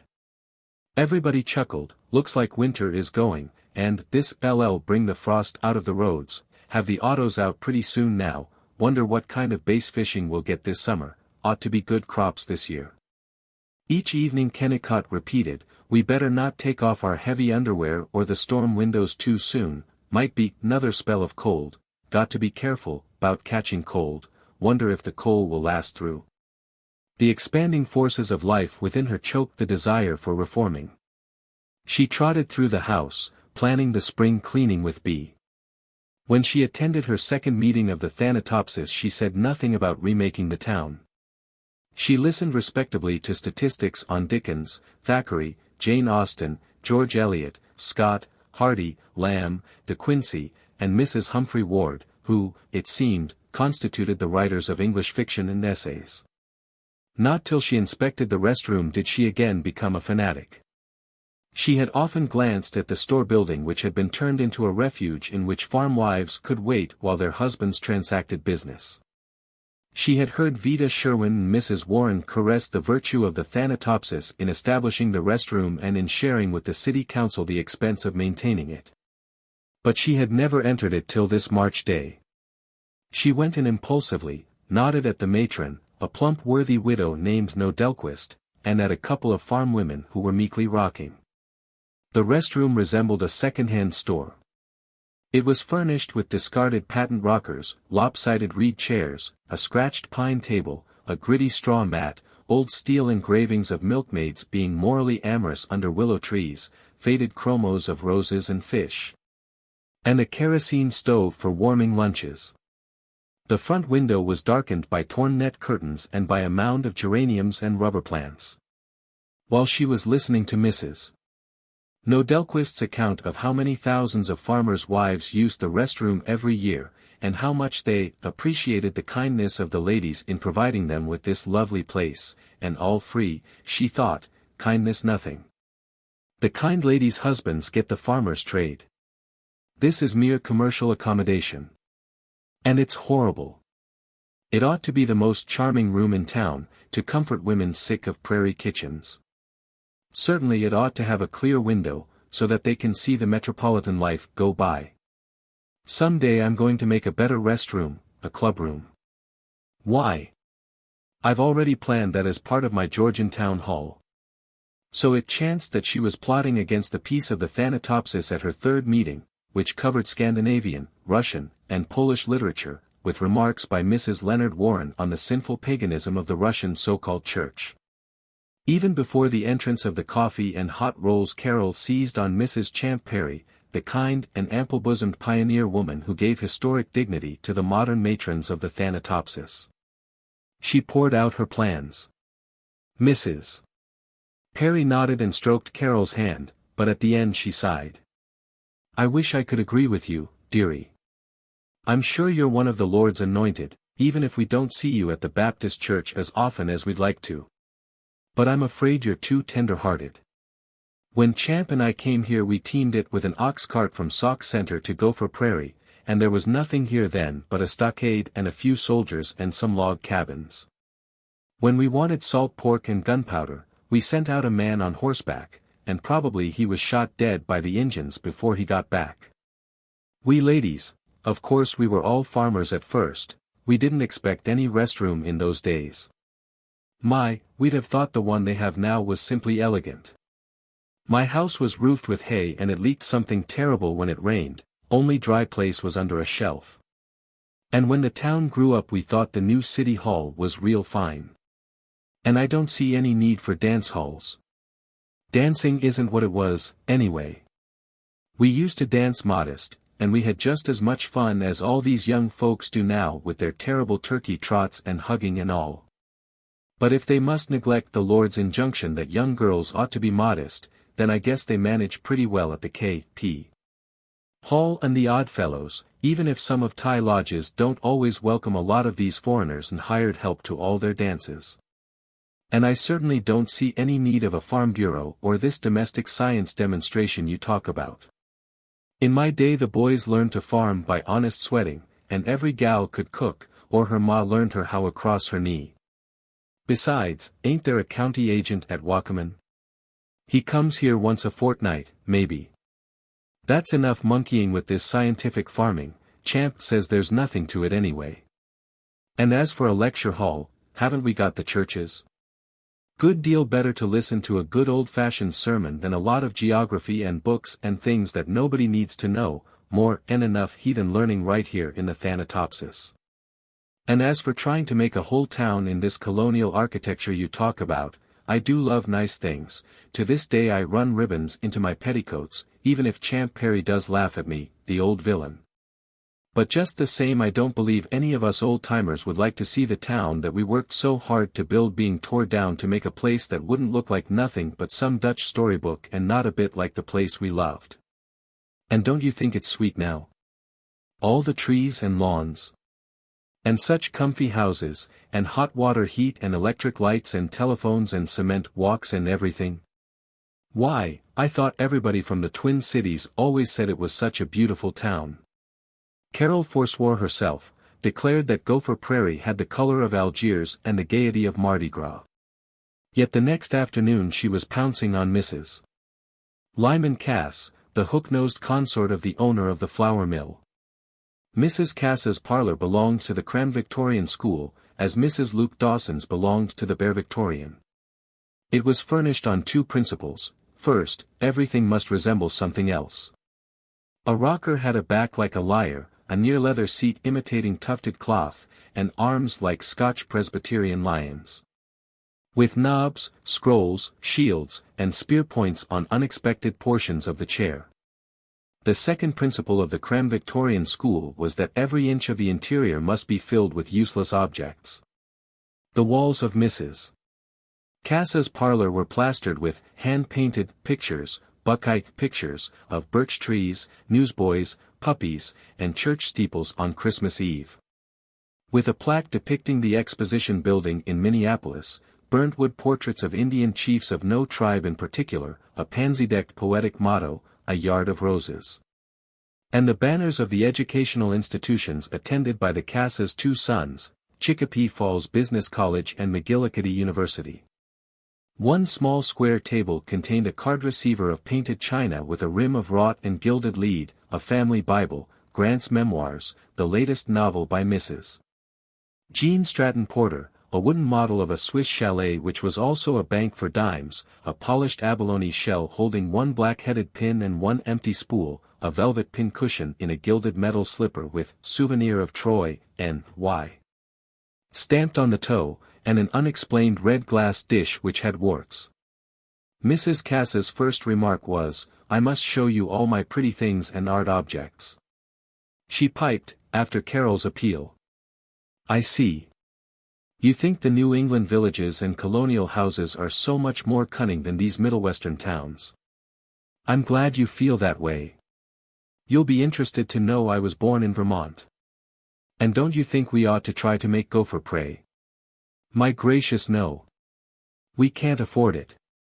Taxes are much too high as it is. We ought to retrench, and not let the city council spend another cent. Don't you think that was a grand paper Mrs. Westlake read about Tolstoy? I was so glad she pointed out how all his silly socialistic ideas failed. What Mrs. Cass said was what Kennicott said, that evening. Not in 20 years would the council propose or Gopher Prairie vote the funds for a new city hall. Carol had avoided exposing her plans to Vida Sherwin. She was shy of the big sister manner. Vida would either laugh at her or snatch the idea and change it to suit herself. But there was no other hope. When Vida came in to tea, Carol sketched her utopia. Vida was soothing but decisive. "My dear, you're all off. I would like to see it, a real gardeny place to shut out the gales. But it can't be done. What could the club women accomplish? Their husbands are the most important men in town. They are the town. But the town as a separate unit is not the husband of the Thanatopsis. If you knew the trouble we had in getting the city council to spend the money and cover the pumping station with vines. Whatever you may think of Gopher Prairie women, they're twice as progressive as the men. But can't the men see the ugliness? They don't think it's ugly. And how can you prove it? Matter of taste. Why should they like what a Boston architect likes? What they like is to sell prunes. Well, why not? Anyway, the point is that you have to work from the inside, with what we have, rather than from the outside, with foreign ideas. The shell ought not to be forced on the spirit. It can't be. The bright shell has to grow out of the spirit and express it. That means waiting. If we keep after the city council for another 10 years, they may vote the bonds for a new school. I refuse to believe that if they saw it the big men would be too tight-fisted to spend a few dollars each for a building, think, dancing and lectures and plays, all done cooperatively. You mention the word cooperative to the merchants and they'll lynch you. The one thing they fear more than mail-order houses is that farmers' cooperative movements may get started. The secret trails that lead to scared pocketbooks. Always, in everything. And I don't have any of the fine melodrama of fiction, the dictagraphs and speeches by torchlight. I'm merely blocked by stupidity. Oh, I know I'm a fool. I dream of Venice, and I live in Archangel and scold because the northern seas aren't tender-colored. But at least they shan't keep me from loving Venice, and sometime I'll run away, all right. No more. She flung out her hands in a gesture of renunciation. 6. Early May, wheat springing up in blades like grass, corn and potatoes being planted, the land humming. For 2 days there had been steady rain. Even in town the roads were a furrowed welter of mud, hideous to view and difficult to cross. Main Street was a black swamp from curb to curb, on resident streets the grass parking beside the walks oozed grey water. It was prickly hot, yet the town was barren under the bleak sky. Softened neither by snow nor by waving boughs the houses squatted and scowled, revealed in their unkempt harshness. As she dragged homeward Carol looked with distaste at her clay-loaded rubbers, the smeared hem of her skirt. She passed Lyman Cass's pinnacled, dark red, hulking house. She waded a streaky yellow pool. This morass was not her home, she insisted. Her home, and her beautiful town, existed in her mind. They had already been created. The task was done. What she really had been questing was someone to share them with her. Vida would not, Kennicott could not. Someone to share her refuge. Suddenly she was thinking of Guy Pollock. She dismissed him. He was too cautious. She needed a spirit as young and unreasonable as her own. And she would never find it. Youth would never come singing. She was beaten. Yet that same evening she had an idea which solved the rebuilding of Gopher Prairie. Within 10 minutes she was jerking the old-fashioned bell-pull of Luke Dawson. Mrs. Dawson opened the door and peered doubtfully about the edge of it. Carol kissed her cheek, and frisked into the lugubrious sitting-room. "Well, well, you're a sight for sore eyes," chuckled Mr. Dawson, dropping his newspaper, pushing his spectacles back on his forehead. "You seem so excited," sighed Mrs. Dawson. "I am. Mr. Dawson, aren't you a millionaire?"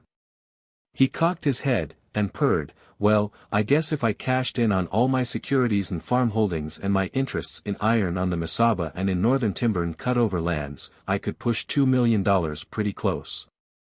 And I've made every cent of it by hard work and having the sense to not go out and spend every. I think I want most of it from you." The Dawsons glanced at each other in appreciation of the jest, and he chirped, "You're worse than Reverend Benlick. He don't hardly ever strike me for more than $10, at a time. I'm not joking. I mean it. Your children in the cities are grown up and well-to-do. You don't want to die and leave your name unknown. Why not do a big, original thing? Why not rebuild the whole town? Get a great architect, and have him plan a town that would be suitable to the prairie. Perhaps he'd create some entirely new form of architecture. Then tear down all these shambling buildings." Mr. Dawson had decided that she really did mean it. He wailed, "Why, that would cost at least $3 or $4 million. But you alone, just one man, have 2 of those millions. Me? Spend all my hard-earned cash on building houses for a lot of shiftless beggars that never had the sense to save their money? Not that I've ever been mean. Mama could always have a hired girl to do the work, when we could find one. But her and I have worked our fingers to the bone and spend it on a lot of these rascals. Please. Don't be angry. I just mean, oh, not spend all of it, of course, but if you let off the list, and the others came in, and if they heard you talk about a more attractive town. Why now, child, you've got a lot of notions. Besides, what's the matter with the town? Looks good to me. I've had people that have traveled all over the world tell me time and again that Gopher Prairie is the prettiest place in the Middle West. Good enough for anybody. Certainly good enough for Mama and me. Besides, Mama and me are planning to go out to Pasadena and buy a bungalow and live there. 7. She had met Miles Bjornstam on the street. For the second of welcome encounter this workman with the bandit mustache and the muddy overalls seemed nearer than anyone else to the credulous youth which she was seeking to fight beside her, and she told him, as a cheerful anecdote, a little of her story. He grunted, "I never thought I'd be agreeing with old man Dawson, the penny-pinching old land thief, and a fine briber he is, too. But you got the wrong slant. You aren't one of the people, yet. You want to do something for the town. I don't. I want the town to do something for itself. We don't want old Dawson's money, not if it's a gift, with a string. We'll take it away from him, because it belongs to us. You got to get more iron and cussedness into you. Come join us cheerful bums, and someday, when we educate ourselves and quit being bums, we'll take things and run 'em straight. He had changed from her friend to a cynical man in overalls. She could not relish the autocracy of cheerful bums. She forgot him as she tramped the outskirts of town. She had replaced the City Hall project by an entirely new and highly exhilarating thought of how little was done for these unpicturesque poor. 8. The spring of the plains is not a reluctant virgin but brazen and soon away. The mud roads of a few days ago are powdery dust and the puddles beside them have hardened into lozenges of black sleek earth like cracked patent leather. Carol was panting as she crept to the meeting of the Thanatopsis Program Committee which was to decide the subject for next fall and winter. Madam Chairman, Miss Ella Stowbody in an oyster-colored blouse, asked if there was any new business. Carol rose. She suggested that the Thanatopsis ought to help the poor of the town. She was ever so correct and modern. She did not, she said, want charity for them, but a chance of self-help. An employment bureau, direction in washing babies and making pleasing stews, possibly a municipal fund for home building. What do you think of my plans, Mrs. Warren? She concluded. Speaking judiciously, as one related to the church by marriage, Mrs. Warren gave verdict. I'm sure we're all heartily in accord with Mrs. Kennicott in feeling that wherever genuine poverty is encountered, it is not only noblesse oblige but a joy to fulfill our duty to the less fortunate ones. But I must say it seems to me we should lose the whole point of the thing by not regarding it as charity. Why, that's the chief adornment of the true Christian and the Church. The Bible has laid it down for our guidance. Faith, hope, and charity, it says, and, the poor ye have with ye always, which indicates that there never can be anything to these so-called scientific schemes for abolishing charity, never. And isn't it better so? I should hate to think of a world in which we were deprived of all the pleasure of giving. Besides, if these shiftless folks realize they're getting charity, and not something to which they have a right, they're so much more grateful. Besides, snorted Miss Ella Stowbody, they've been fooling you, Mrs. Kennicott. There isn't any real poverty here. Take that Mrs. Steinhoff you speak of. I send her our washing whenever there's too much for our hired girl. I must have sent her $10 worth the past year alone. I'm sure Papa would never approve of a city home building fund. Papa says these folks are fakers. Especially all these tenant farmers that pretend they have so much trouble getting seed and machinery. Papa says they simply won't pay their debts. He says he's sure he hates to foreclose mortgages, but it's the only way to make them respect the law. And then think of all the clothes we give these people, said Mrs. Jackson Elder. Carol intruded again. Oh yes. The clothes.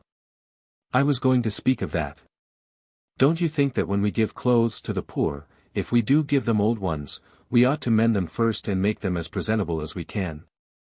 Next Christmas when the Thanatopsis makes its distribution, wouldn't it be jolly if we got together and sewed on the clothes, and trimmed hats, and made them? Heavens and earth, they have more time than we have. They ought to be mighty good and grateful to get anything, no matter what shape it's in.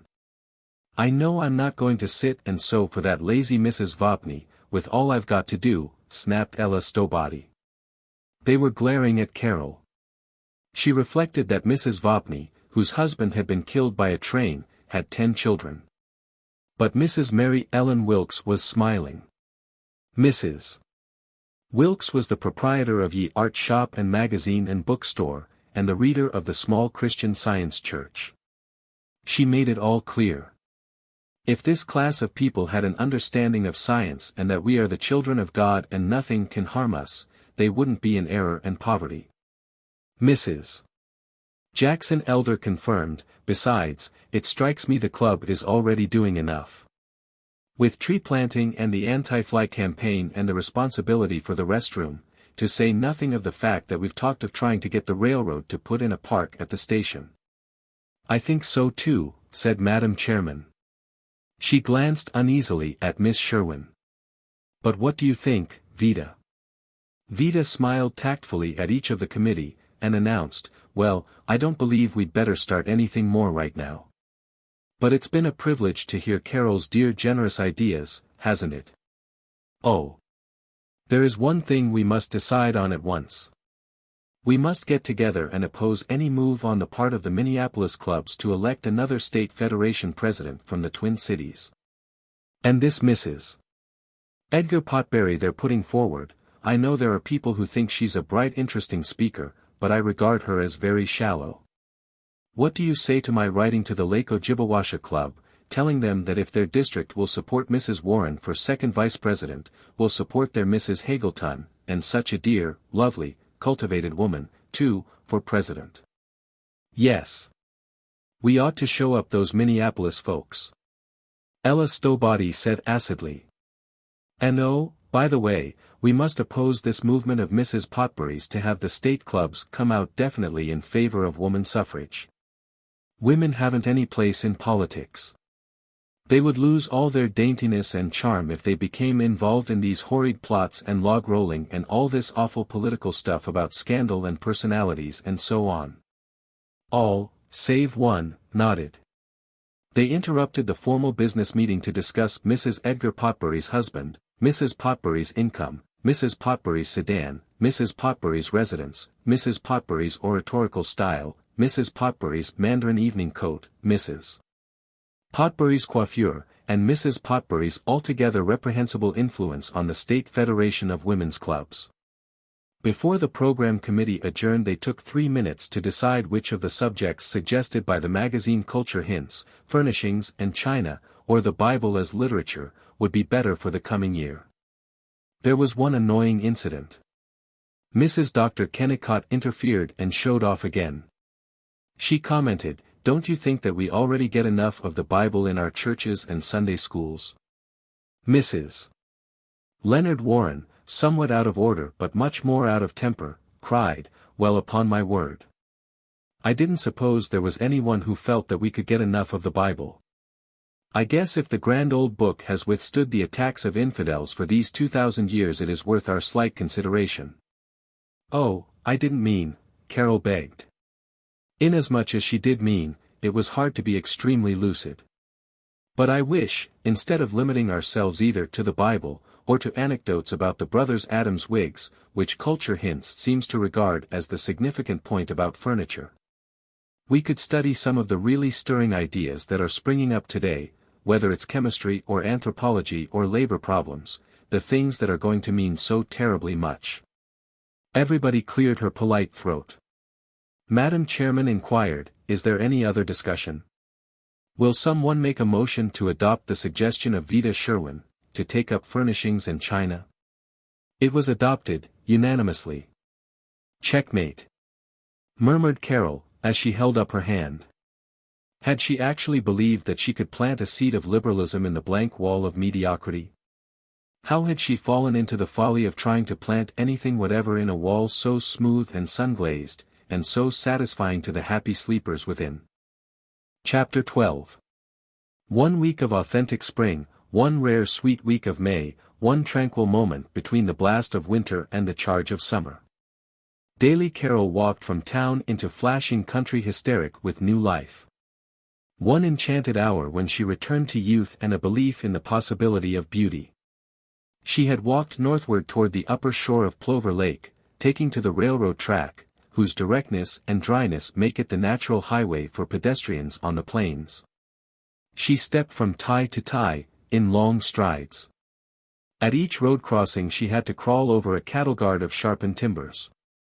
She walked the rails, balancing with arms extended, cautious heel before toe. As she lost balance her body bent over, her arms revolved wildly, and when she toppled she laughed aloud. The thick grass beside the track, coarse and prickly with many burnings, hid canary-yellow buttercups in the mauve petals and woolly sage-green coats of the pasque flowers. The branches of the kinnikinick brush were red and smooth as lacquer on a sake bowl. She ran down the gravelly embankment, smiled at children gathering flowers in a little basket, thrust a handful of the soft pasque flowers into the bosom of her white blouse. Fields of springing wheat drew her from the straight propriety of the railroad, and she crawled through the rusty barbed wire fence. She followed a furrow between low wheat blades and a field of rye which showed silver lights as it flowed before the wind. She found a pasture by the lake. So sprinkled was the pasture with rag baby blossoms and a cottony herb of Indian tobacco that it spread out like a rare old Persian carpet of cream and rose and delicate green. Under her feet the rough grass made a pleasant crunching. Sweet winds blew from the sunny lake beside her, and small waves sputtered on the meadowy shore. She leaped a tiny creek bowered in pussy willow buds. She was nearing a frivolous grove of birch and poplar and wild plum trees. The poplar foliage had the downiness of a Corot arbor, the green and silver trunks were as candid as the birches, as slender and lustrous as the limbs of a pierrot.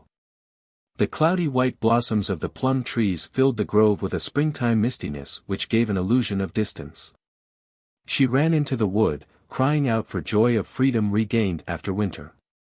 Chokecherry blossoms lured her from the outer sun-warmed spaces to depths of green stillness, where a submarine light came through the young leaves. She walked pensively along an abandoned road. She found a moccasin flower beside a lichen-covered log. At the end of the road she saw the open acres, dipping rolling fields bright with wheat. I believe the woodland gods still live. And out there, the great land. It's beautiful as the mountains. What do I care for thanatopsises? She came out on the prairie, spacious under an arch of boldly cut clouds.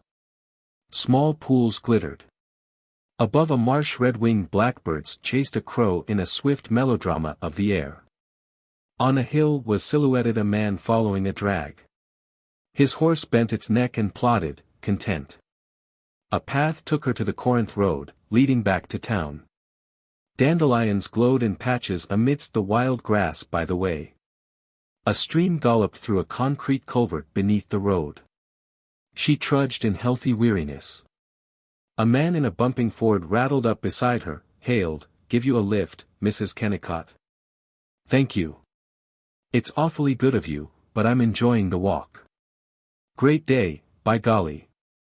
I seen some wheat that must have been 5 inches high." "Well, so long."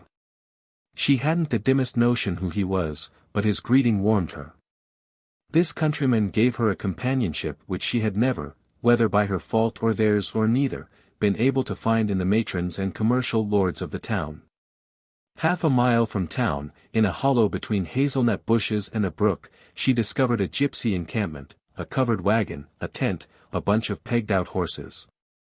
A broad-shouldered man was squatted on his heels, holding a frying pan over a campfire. He looked toward her. He was Miles Bjornstam. Well, what you doing out here?" he roared. "Come have a hunk o' bacon." "Pete." "Hey, Pete." A tousled person came from behind the covered wagon. "Pete, here's the one honest-to-God lady in my bum town. Come on, crawl in and set a couple minutes, Mrs. Kennicott. I'm hiking off for all summer." The red Swede staggered up, rubbed his cramped knees, lumbered to the wire fence, held the strands apart for her. She unconsciously smiled at him as she went through. Her skirt caught on a barb, he carefully freed it. Beside this man in blue flannel shirt, baggy khaki trousers, uneven suspenders, and vile felt hat, she was small and exquisite. The surly Pete set out an upturned bucket for her. She lounged on it, her elbows on her knees. "Where are you going?" she asked. "Just starting off for the summer, horse trading." Bjornstam chuckled. His red mustache caught the sun. "Regular hobos and public benefactors we are. Take a hike like this every once in a while. Sharks on horses. Buy 'em from farmers and sell 'em to others. We're honest, frequently. Great time. Camp along the road. I was wishing I had a chance to say goodbye to you before I ducked out, but, say, you better come along with us. I'd like to. While you're playing Mumblety-Peg with Mrs. Lynn Cass, Pete and me will be rambling across Dakota, through the bad lands, into the Butte country, and when fall comes, we'll be crossing over a pass of the Big Horn Mountains, maybe, and camp in a snowstorm. Quarter of a mile right straight up above a lake. Then in the morning we'll lie snug in our blankets and look up through the pines at an eagle. How'd it strike you? Heh. Eagle soaring and soaring all day, big wide sky. Don't. Or I will go with you, and I'm afraid there might be some slight scandal. Perhaps someday I'll do it. Goodbye. Her hand disappeared in his blackened leather glove. From the turn in the road she waved at him. She walked on more soberly now, and she was lonely. But the wheat and grass were sleek velvet under the sunset, the prairie clouds were tawny gold, and she swung happily into Main Street. 2. Through the first days of June she drove with Kennicott on his calls. She identified him with the virile land, she admired him as she saw with what respect the farmers obeyed him. She was out in the early chill, after a hasty cup of coffee, reaching open country as the fresh sun came up in that unspoiled world. Meadowlarks called from the tops of thin split fence posts. The wild roses smelled clean. As they returned in late afternoon the low sun was a solemnity of radial bands, like a heavenly fan of beaten gold, the limitless circle of the grain was a green sea rimmed with fog, and the willow windbreaks were palmy isles. Before July the close heat blanketed them. The tortured earth cracked. Farmers panted through cornfields behind cultivators and the sweating flanks of horses. While she waited for Kennicott in the car, before a farmhouse, the seat burned her fingers and her head ached with the glare on fenders and hood. A black thunder shower was followed by a dust storm which turned the sky yellow with the hint of a coming tornado. Impalpable black dust far borne from Dakota covered the inner sills of the closed windows. The July heat was ever more stifling. They crawled along Main Street by day, they found it hard to sleep at night. They brought mattresses down to the living room, and thrashed and turned by the open window. 10 times a night they talked of going out to soak themselves with the hose and wade through the dew, but they were too listless to take the trouble. On cool evenings, when they tried to go walking, the gnats appeared in swarms which peppered their faces and caught in their throats. She wanted the northern pines, the eastern sea, but Kennicott declared that it would be kind of hard to get away, just now. The Health and Improvement Committee of the Thanatopsis asked her to take part in the anti-fly campaign, and she toiled about town persuading householders to use the fly traps furnished by the club. Or giving out money prizes to fly-swatting children. She was loyal enough but not ardent, and without ever quite intending to, she began to neglect the task as heat sucked at her strength. Kennicott and she motored north and spent a week with his mother, that is, Carol spent it with his mother, while he fished for bass. The great event was their purchase of a summer cottage, down on Lake Minniemashie. Perhaps the most amiable feature of life in Gopher Prairie was the summer cottages. They were merely 2-room shanties, with a seepage of broken-down chairs, peeling veneered tables, chromos pasted on wooden walls, and inefficient kerosene stoves. They were so thin-walled and so close together that you could, and did, hear a baby being spanked in the 5th cottage off. But they were set among elms and lindens on a bluff which looked across the lake to fields of ripened wheat sloping up to green woods. Here the matrons forgot social jealousies, and sat gossiping in gingham. Or, in old bathing suits, surrounded by hysterical children, they paddled for hours. Carol joined them, she ducked shrieking small boys, and helped babies construct sand basins for unfortunate minnows. She liked Juanita Haydock and Maud Dyer when she helped them make picnic supper for the men, who came motoring out from town each evening. She was easier and more natural with them. In the debate as to whether there should be veal loaf or poached egg on hash, she had no chance to be heretical and oversensitive. They danced sometimes, in the evening, they had a minstrel show, with Kennicott surprisingly good as end man. Always they were encircled by children wise in the lore of woodchucks and gophers and rafts and willow whistles.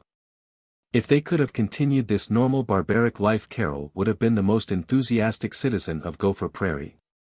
She was relieved to be assured that she did not want bookish conversation alone, that she did not expect the town to become a bohemia. She was content now. She did not criticize. But in September, when the year was at its richest, custom dictated that it was time to return to town. To remove the children from the waste occupation of learning the earth, and send them back to lessons about the number of potatoes which, in a delightful world untroubled by commission houses or shortages in freight cars, William sold to John. The women who had cheerfully gone bathing all summer looked doubtful when Carol begged, "Let's keep up an outdoor life this winter, let's slide and skate." Their hearts shut again till spring, and the 9 months of cliques and radiators and dainty refreshments began all over. 3. Carol had started a salon. Since Kennicott, Vida Sherwin, and Guy Pollock were her only lions, and since Kennicott would have preferred Sam Clark to all the poets and radicals in the entire world. Her private and self-defensive clique did not get beyond one evening dinner for Vida and Guy, on her first wedding anniversary. And that dinner did not get beyond a controversy regarding Raimy Wotherspoon's yearnings. Guy Pollock was the gentlest person she had found here. He spoke of her new jade and cream frock naturally, not jocosely. He held her chair for her as they sat down to dinner, and he did not, like Kennicott, interrupt her to shout, "Oh say, speaking of that, I heard a good story today." But Guy was incurably hermit.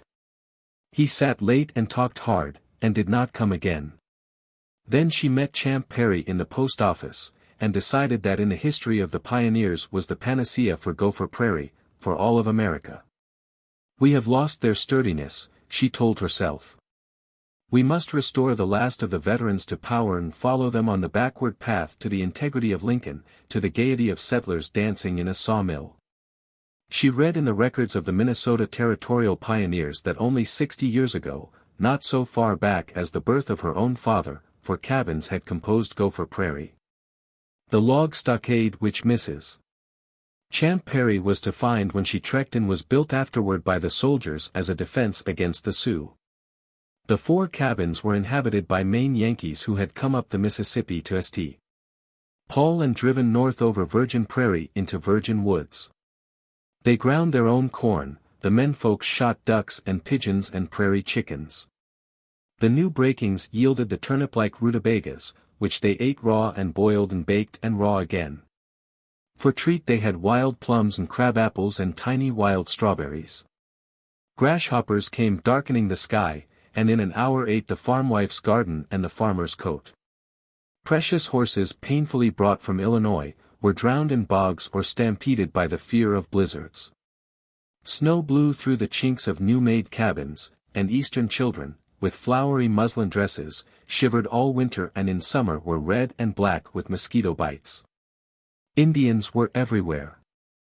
They camped in dooryards, stalked into kitchens to demand doughnuts, came with rifles across their backs into schoolhouses and begged to see the pictures in the geographies. Packs of timber wolves treed the children.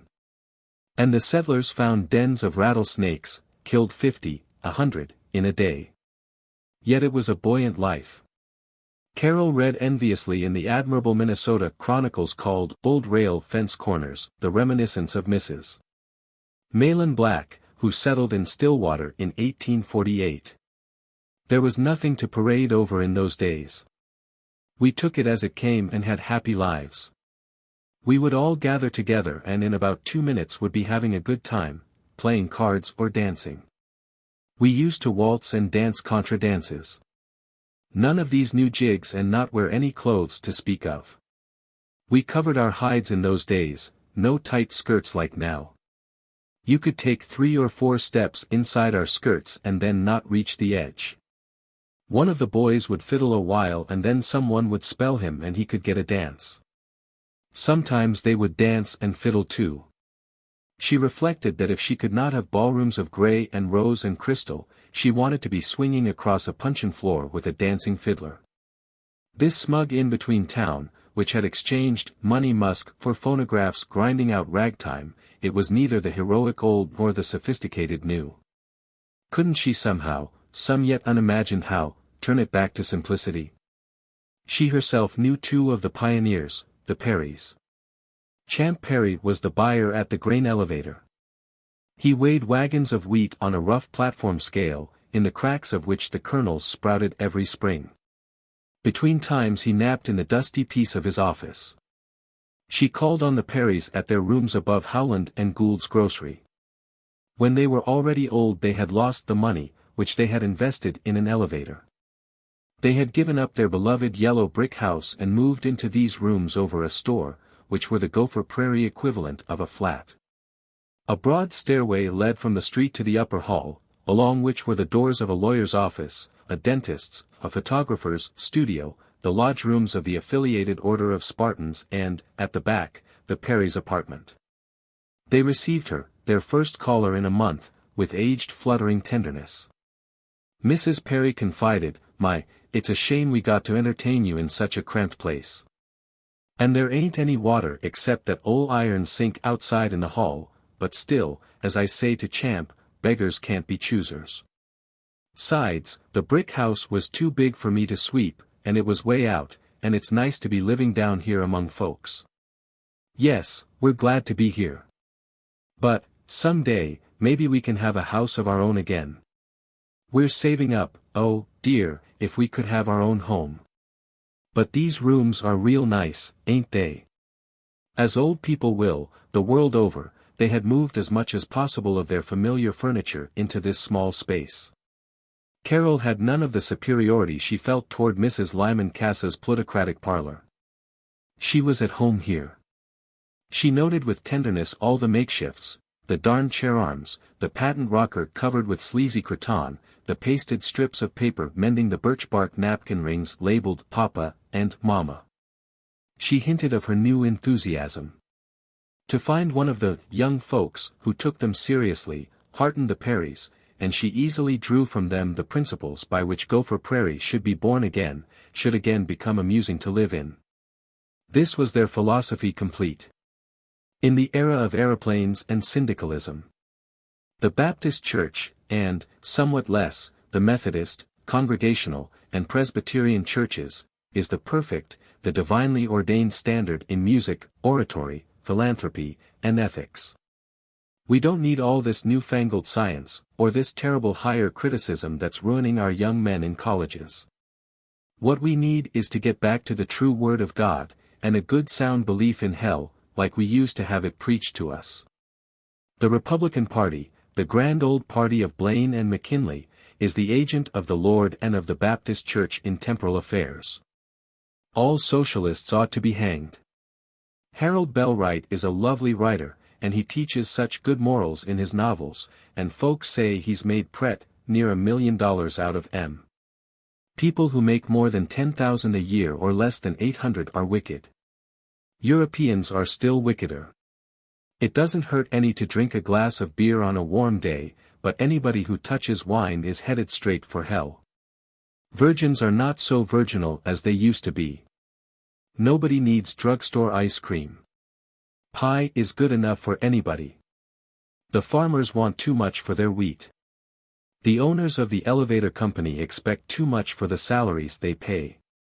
There would be no more trouble or discontent in the world if everybody worked as hard as Pa did when he cleared our first farm. 4. Carol's hero worship dwindled to polite nodding, and the nodding dwindled to a desire to escape, and she went home with a headache. Next day she saw Miles Bjornstam on the street. Just back from Montana. Great summer. Pumped my lungs chuck full of Rocky Mountain air. Now for another whirl at sassing the bosses of Gopher Prairie. She smiled at him, and the Parries faded, the pioneers faded, till they were but daguerreotypes in a black walnut cupboard. Chapter 13. XXIII tried, more from loyalty than from desire, to call upon the Parries on a November evening when Kennicott was away. They were not at home. Like a child who has no one to play with, she loitered through the dark hall. She saw a light under an office door. She knocked. To the person who opened she murmured, "Do you happen to know where the Parries are?" She realized that it was Guy Pollock. I'm awfully sorry, Mrs. Kennicott, but I don't know. Won't you come in and wait for them? She observed, as she reflected that in Gopher Prairie it is not decent to call on a man, as she decided that no, really, she wouldn't go in, and as she went in. I didn't know your office was up here. Yes, office, townhouse, and chateau in Picardy. But you can't see the chateau and townhouse, next to the Duke of Sutherland's. They're beyond that inner door. They are a cot and a washstand and my other suit and the blue crepe tie you said you liked. You remember my saying that? Of course. I always shall. Please try this chair. She glanced about the rusty office, gaunt stove, shelves of tan law books, desk chair filled with newspapers so long sat upon that they were in holes and smudged to grayness. There were only two things which suggested Guy Pollock. On the green felt of the table desk, between legal blanks and a clotted inkwell, was a Cloisonne vase. On a swing shelf was a row of books unfamiliar to Gopher Prairie, Mosher editions of the poets, black and red German novels, a Charles Lamb in crushed Levant. Guy did not sit down. He quartered the office, a greyhound on the scent. A greyhound with glasses tilted forward on his thin nose, and a silky indecisive brown mustache. He had a golf jacket of jersey, worn through at the creases in the sleeves. She noted that he did not apologize for it, as Kennicott would have done. He made conversation. I didn't know you were a bosom friend of the Perrys.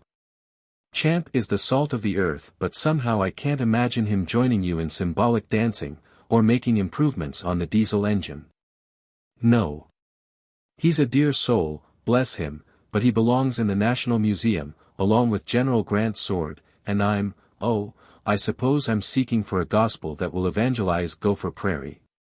Really? Evangelize it to what? To anything that's definite. Seriousness or frivolousness or both. I wouldn't care whether it was a laboratory or a carnival. But it's merely safe. Tell me, Mr. Pollock, what is the matter with Gopher Prairie? Is anything the matter with it? Isn't there perhaps something the matter with you and me? May I join you in the honor of having something the matter? Yes, thanks. No, I think it's the town. Because they enjoy skating more than biology. But I'm not only more interested in biology than the Jolly 17, but also in skating. I'll skate with them, or slide, or throw snowballs, just as gladly as talk with you. Oh no. Yes. But they want to stay home and embroider. Perhaps. I'm not defending the town. It's merely, I'm a confirmed doubter of myself. Probably I'm conceited about my lack of conceit. Anyway, Gopher Prairie isn't particularly bad. It's like all villages in all countries. Most places that have lost the smell of earth but not yet acquired the smell of patchouli, or of factory smoke, are just as suspicious and righteous. I wonder if the small town isn't, with some lovely exceptions, a social appendix. Some day these dull market towns may be as obsolete as monasteries. I can imagine the farmer and his local store manager going by monorail, at the end of the day, into a city more charming than any William Morris utopia, music, a university, clubs for loafers like me. Lord, how I'd like to have a real club. She asked impulsively, why do you stay here? I have the village virus. It sounds dangerous. It is. More dangerous than the cancer that will certainly get me at 50 unless I stop this smoking. The village virus is the germ which, it's extraordinarily like the hookworm, it infects ambitious people who stay too long in the provinces. You'll find it epidemic among lawyers and doctors and ministers and college-bred merchants, all these people who have had a glimpse of the world that thinks and laughs, but have returned to their swamp. I'm a perfect example. But I shan't pester you with my dolors. You won't. And do sit down, so I can see you. He dropped into the shrieking desk chair. He looked squarely at her. She was conscious of the pupils of his eyes, of the fact that he was a man, and lonely. They were embarrassed. They elaborately glanced away, and were relieved as he went on. The diagnosis of my village virus is simple enough. I was born in an Ohio town about the same size as Gopher Prairie, and much less friendly. It had had more generations in which to form an oligarchy of respectability. Here, a stranger is taken in if he is correct, if he likes hunting and motoring and God and our senator. There, we didn't take in even our own till we had contemptuously got used to them. It was a red brick Ohio town, and the trees made it damp, and it smelled of rotten apples. The country wasn't like our lakes and prairie. There were small stuffy cornfields and brickyards and greasy oil wells. I went to a denominational college and learned that since dictating the Bible, and hiring a perfect race of ministers to explain it, God has never done much but creep around and try to catch us disobeying it. From college I went to New York, to the Columbia Law School. And for 4 years I lived. Oh, I won't rhapsodize about New York. It was dirty and noisy and breathless and ghastly expensive. But compared with the moldy academy in which I had been smothered. I went to symphonies twice a week. I saw Irving and Terry and Duse and Bernhard, from the top gallery. I walked in Gramercy Park. And I read, everything. Through a cousin I learned that Julius Flickerbaugh was sick and needed a partner. I came here. Julius got well. He didn't like my way of loafing 5 hours and then doing my work, really not so badly, in one. We parted. When I first came here I swore I'd keep up my interests. Very lofty.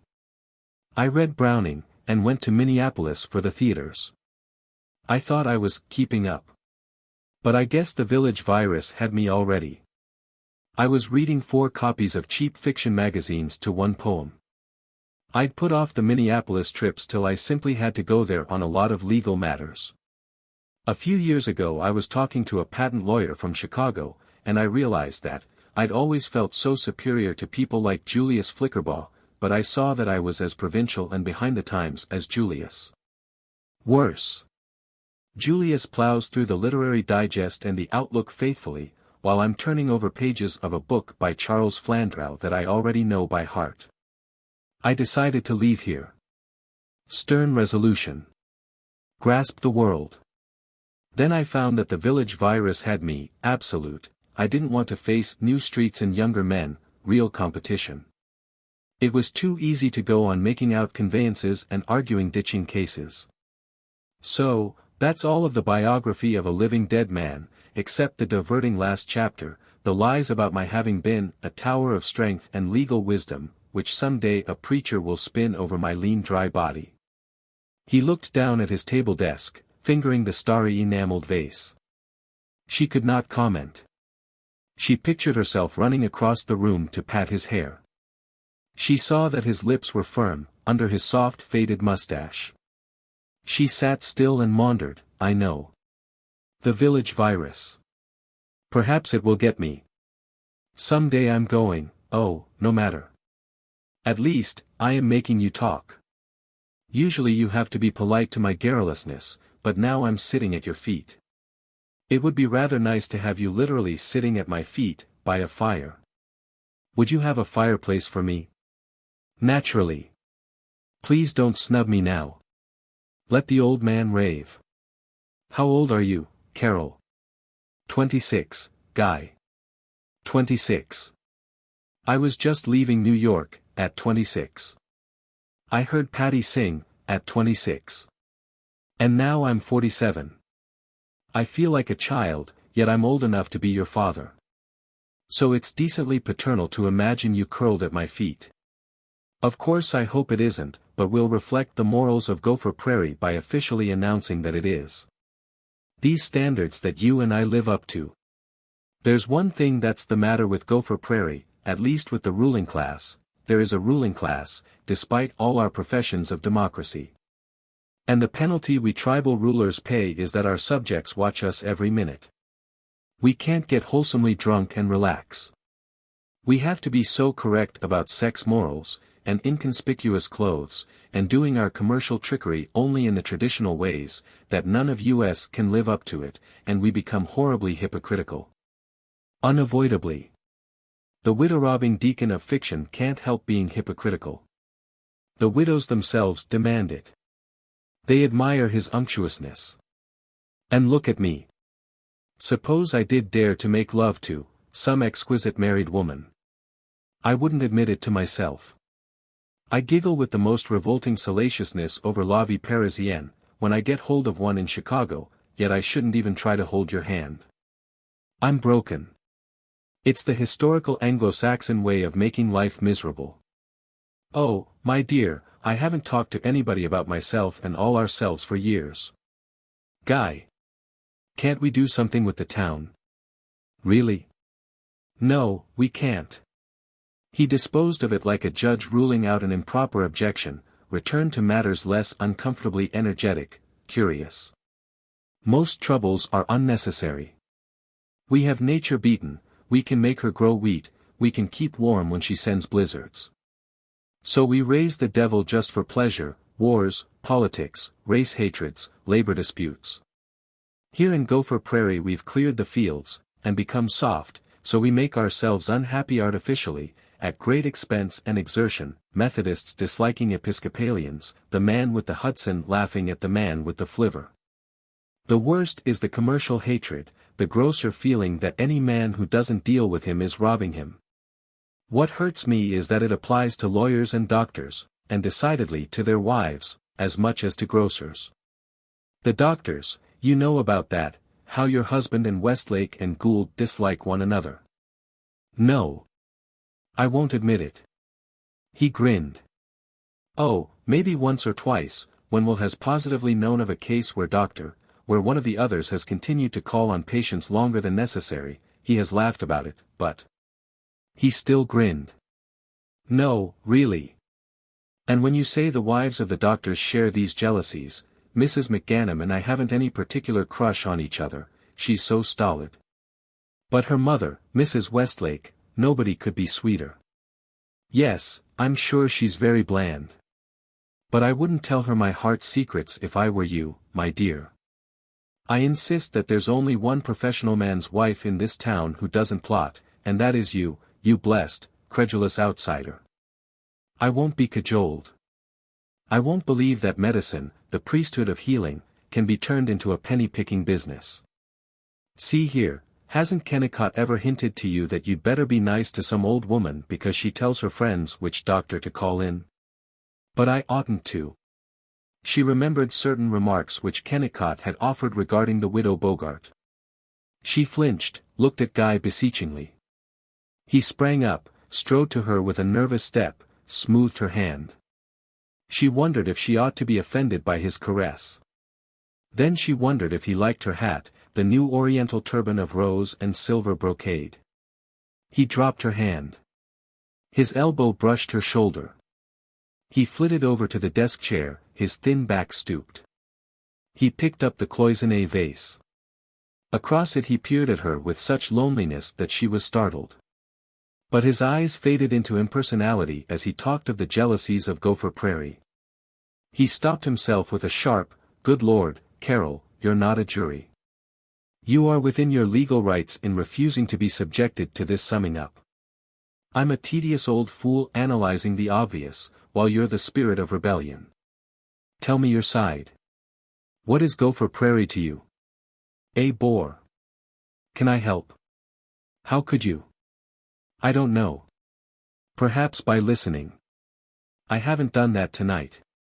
But normally, can't I be the confidant of the old French plays, the tiring maid with the mirror and the loyal ears? Oh, what is there to confide? The people are savorless and proud of it. And even if I liked you tremendously, I couldn't talk to you without 20 old hexes watching, whispering. But you will come talk to me, once in a while. I'm not sure that I shall. I'm trying to develop my own large capacity for dullness and contentment. I've failed at every positive thing I've tried. I'd better settle down, as they call it, and be satisfied to be nothing. Don't be cynical. It hurts me, in you. It's like blood on the wing of a hummingbird. I'm not a hummingbird. I'm a hawk, a tiny leashed hawk, pecked to death by these large, white, flabby, wormy hens. But I am grateful to you for confirming me in the faith. And I'm going home. Please stay and have some coffee with me. I'd like to. But they've succeeded in terrorizing me. I'm afraid of what people might say. I'm not afraid of that. I'm only afraid of what you might say. He stalked to her. Took her unresponsive hand. Carol. You have been happy here tonight? Yes. I'm begging. She squeezed his hand quickly, then snatched hers away. She had but little of the curiosity of the flirt, and none of the intrigant's joy in furtiveness. If she was the naive girl, Guy Pollock was the clumsy boy. He raced about the office, he rammed his fists into his pockets. He stammered, oh, the devil. Why do I awaken from smooth dustiness to this jagged rawness? I'm going to trot down the hall and bring in the Dillons, and we'll all have coffee or something. The Dillons? Yes. Really quite a decent young pair, Harvey Dillon and his wife. He's a dentist, just come to town. They live in a room behind his office, same as I do here. They don't know much of anybody. I've heard of them. And I've never thought to call. I'm horribly ashamed. Do bring them. She stopped, for no very clear reason, but his expression said, her faltering admitted, that they wished they had never mentioned the Dillons. With spurious enthusiasm he said, Splendid. I will. From the door he glanced at her, curled in the peeled leather chair. He slipped out, came back with Dr. and Mrs. Dillon. The four of them drank rather bad coffee which Pollock made on a kerosene burner. They laughed, and spoke of Minneapolis, and were tremendously tactful, and Carol started for home, through the November wind. Chapter 14. XXIII was marching home. No. I couldn't fall in love with him. I like him, very much. But he's too much of a recluse. Could I kiss him? No. No. Guy Pollock at 26 I could have kissed him then, maybe, even if I were married to someone else, and probably I'd have been glib in persuading myself that it wasn't really wrong. The amazing thing is that I'm not more amazed at myself. I, the virtuous young matron. Am I to be trusted? If the Prince Charming came. A Gopher Prairie housewife, married a year, and yearning for a Prince Charming like a batchfish of 16. They say that marriage is a magic change. But I'm not changed. But. No. I wouldn't want to fall in love, even if the prince did come. I wouldn't want to hurt Will. I am fond of Will. I am. He doesn't stir me, not any longer. But I depend on him. He is home and children. I wonder when we will begin to have children. I do want them. I wonder whether I remembered to tell Bea to have hominy tomorrow, instead of oatmeal. She will have gone to bed by now. Perhaps I'll be up early enough. Ever so fond of Will. I wouldn't hurt him, even if I had to lose the mad love. If the prince came I'd look once at him, and run. Darn fast. Oh, Carol, you are not heroic nor fine. You are the immutable vulgar young female. But I'm not the faithless wife who enjoys confiding that she's misunderstood. Oh, I'm not. Am I? At least I didn't whisper to Guy about Will's faults and his blindness to my remarkable soul. I didn't. Matter of fact, Will probably understands me perfectly. If he would just back me up in rousing the town. How incredibly many wives there must be who tingle over the first Guy Pollock who smiles at them. No. I will not be one of that herd of yearners. The coy virgin brides. Yet probably if the prince were young and dared to face life. I'm not half as well oriented as that Mrs. Dillon. So obviously adoring her dentist. And seeing Guy only as an eccentric fogey. They weren't silk, Mrs. Dillon's stockings. They were lisle. Her legs are nice and slim. But no nicer than mine. I hate cotton tops on silk stockings. Are my ankles getting fat? I will not have fat ankles. No. I am fond of Will. His work, one farmer he pulls through diphtheria, is worth all my yammering for a castle in Spain. A castle with baths. This hat is so tight. I must stretch it. Guy liked it. There's the house. I'm awfully chilly. Time to get out the fur coat. I wonder if I'll ever have a beaver coat. Nutria is not the same thing. Beaver glossy. Like to run my fingers over it. Guy's mustache like beaver. How utterly absurd. I am fond of Will, and, can't I ever find another word than fond? He's home. He'll think I was out late. Why can't he ever remember to pull down the shades? Cy Bogart and all the beastly boys peeping in. But the poor dear, he's absent-minded about minish, whatever the word is. He has so much worry and work, while I do nothing but jabber to be. I mustn't forget the hominy. She was flying into the hall. Kennicott looked up from the Journal of the American Medical Society. Hello. What time did you get back? She cried. About 9. You been gaddying. Here it is past 11. Good-natured yet not quite approving. Did it feel neglected? Well, you didn't remember to close the lower draft in the furnace. Oh, I'm so sorry. But I don't often forget things like that, do I? She dropped into his lap and, after he had jerked back his head to save his eyeglasses, and removed the glasses, and settled her in a position less cramping to his legs, and casually cleared his throat, he kissed her amiably, and remarked. Nope. I must say you're fairly good about things like that. I wasn't kicking. I just meant I wouldn't want the fire to go out on us. Leave that draft open and the fire might burn up and go out on us. And the nights are beginning to get pretty cold again. Pretty cold on my drive. I put the side curtains up, it was so chilly. But the generator is working all right now. Yes. It is chilly. But I feel fine after my walk. Go walking. I went up to see the Perrys. By a definite act of will she added the truth, they weren't in. And I saw Guy Pollock. Dropped into his office. Why, you haven't been sitting and chinning with him till 11 o'clock. Of course there were some other people there and, Will. What do you think of Drive Westlake? Westlake? Why? I noticed him on the street today. Was he limping? If the poor fish would have his teeth x-rayed, I'll bet 9.5 cents he'd find an abscess there. Rheumatism, he calls it. Rheumatism, hell. He's behind the times. Wonder he doesn't bleed himself. Well, a profound and serious yawn. I hate to break up the party, but it's getting late, and a doctor never knows when he'll get routed out before morning.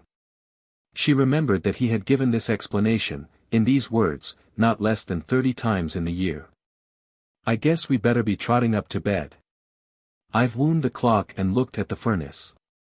Did you lock the front door when you came in? They trailed upstairs, after he had turned out the lights and twice tested the front door to make sure it was fast. While they talked they were preparing for bed.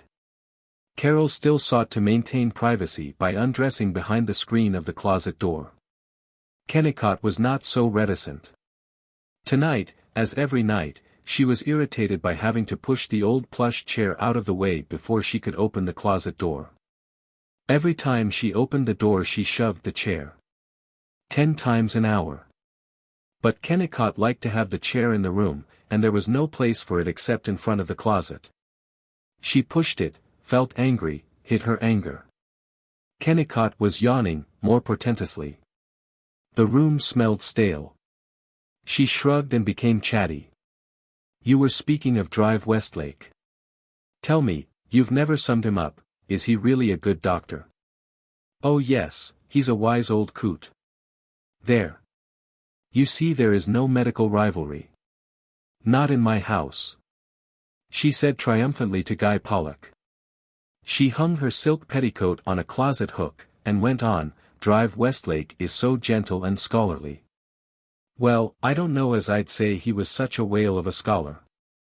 I've always had a suspicion he did a good deal of four-flushing about that. He likes to have people think he keeps up his French and Greek and Lord knows what all. And he's always got an old Dago book lying around the sitting room, but I've got a hunch he reads detective stories, 'bout like the rest of us. And I don't know where he'd ever learn so doggone many languages anyway.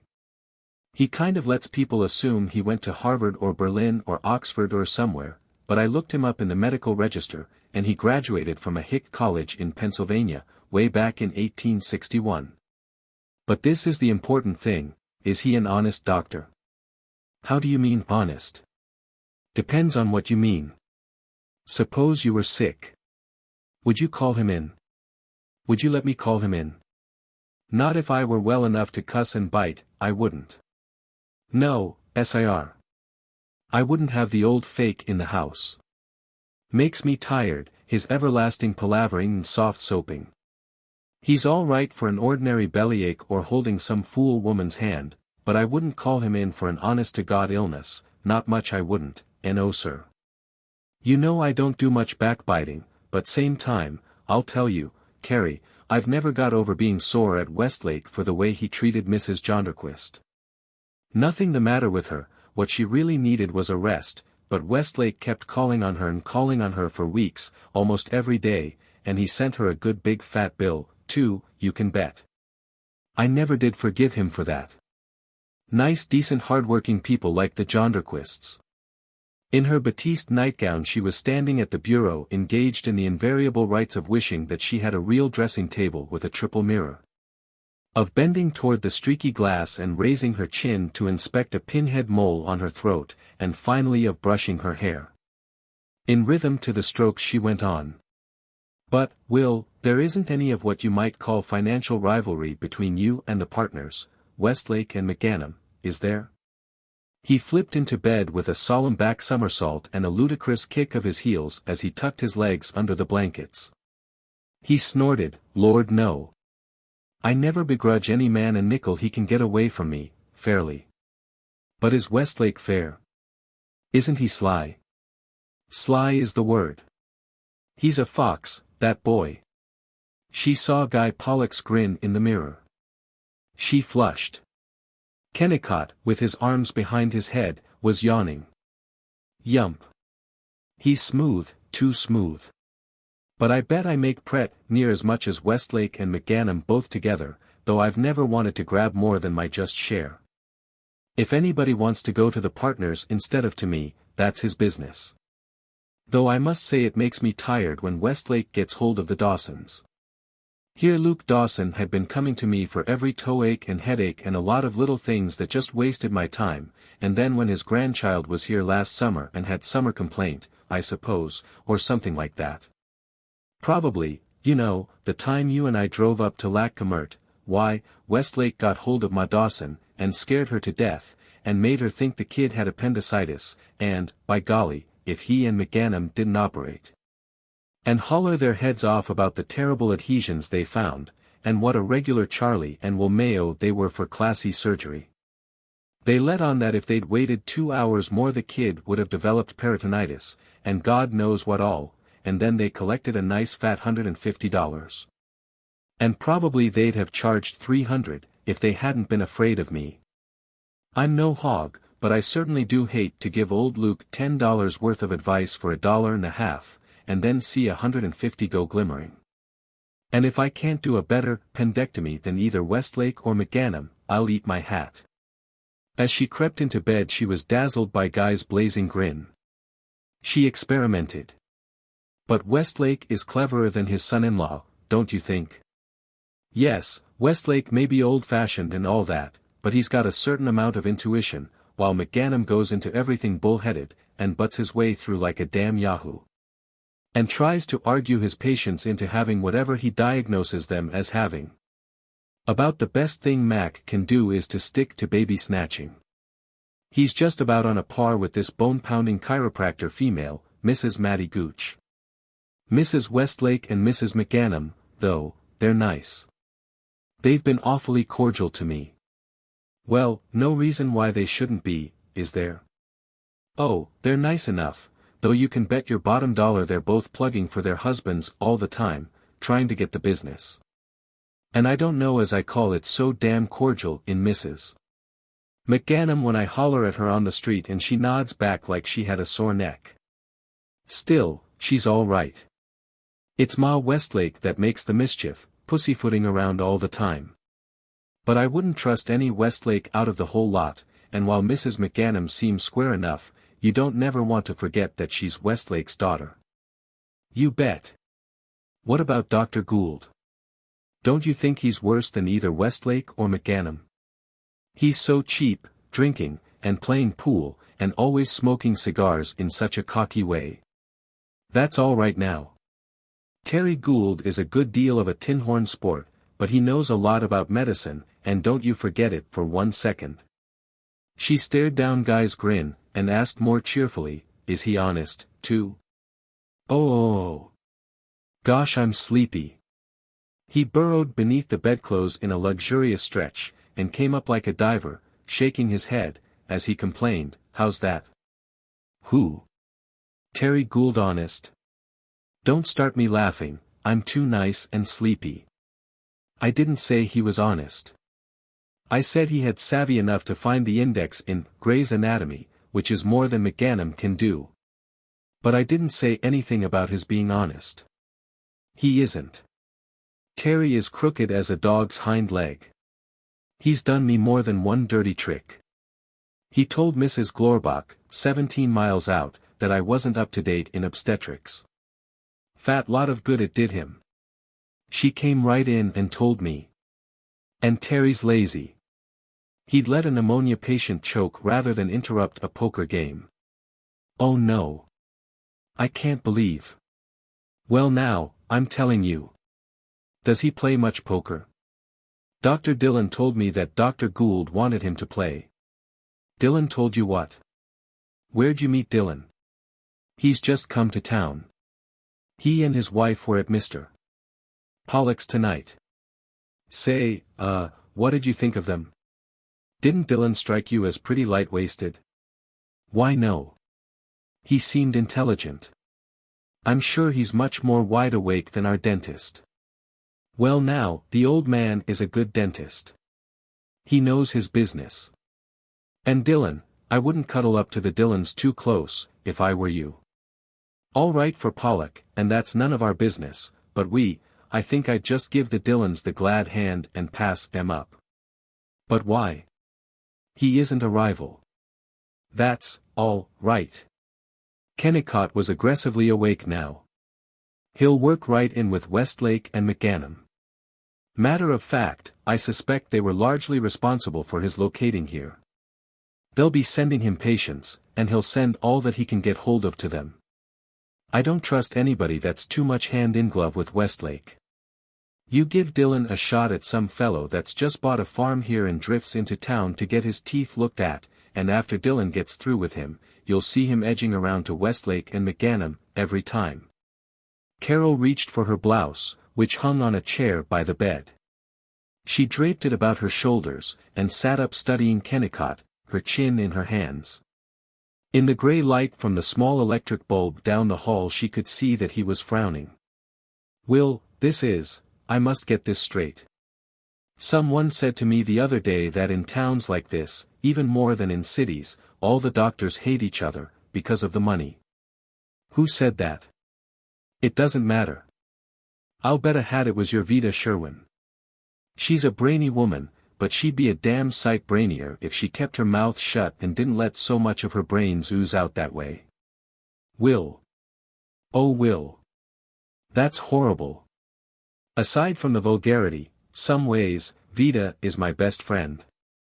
Even if she had said it. Which, as a matter of fact, she didn't. He reared up his thick shoulders, in absurd pink and green flannelette pajamas. He sat straight, and irritatingly snapped his fingers, and growled. Well, if she didn't say it, let's forget her.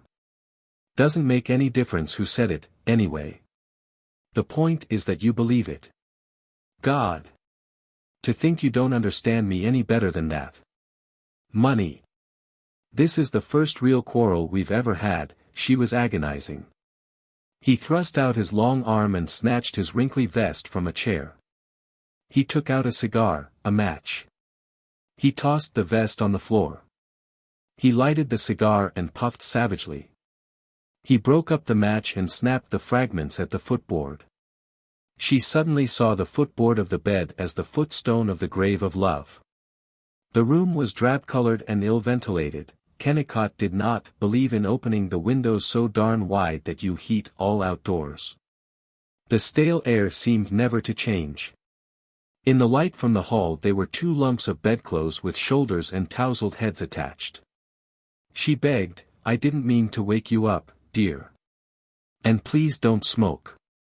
You've been smoking so much. Please go back to sleep."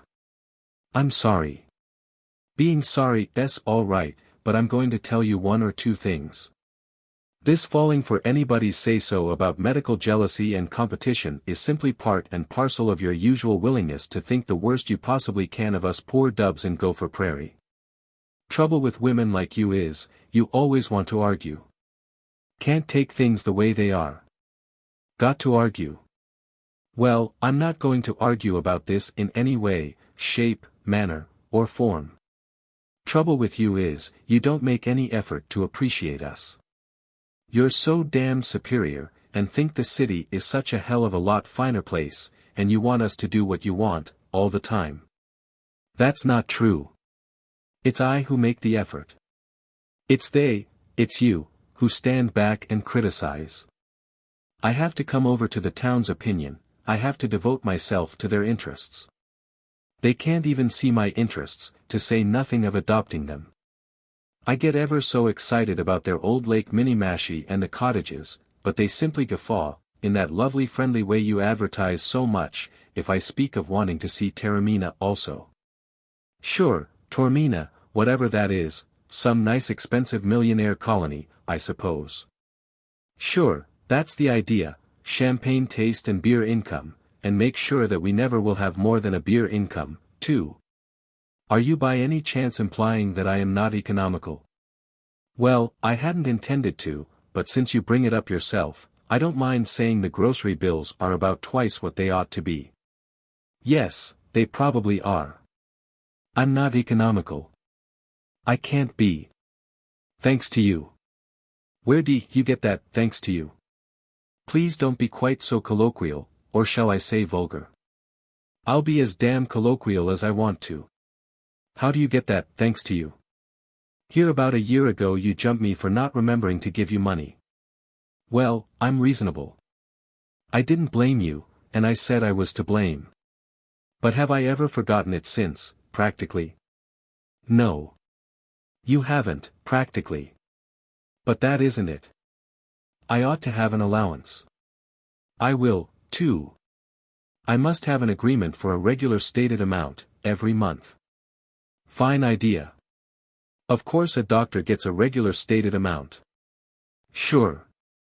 1,000 one month, and lucky if he makes 100 the next. Very well then, a percentage. Or something else. No matter how much you vary, you can make a rough average for. But what's the idea? What are you trying to get at? Mean to say I'm unreasonable?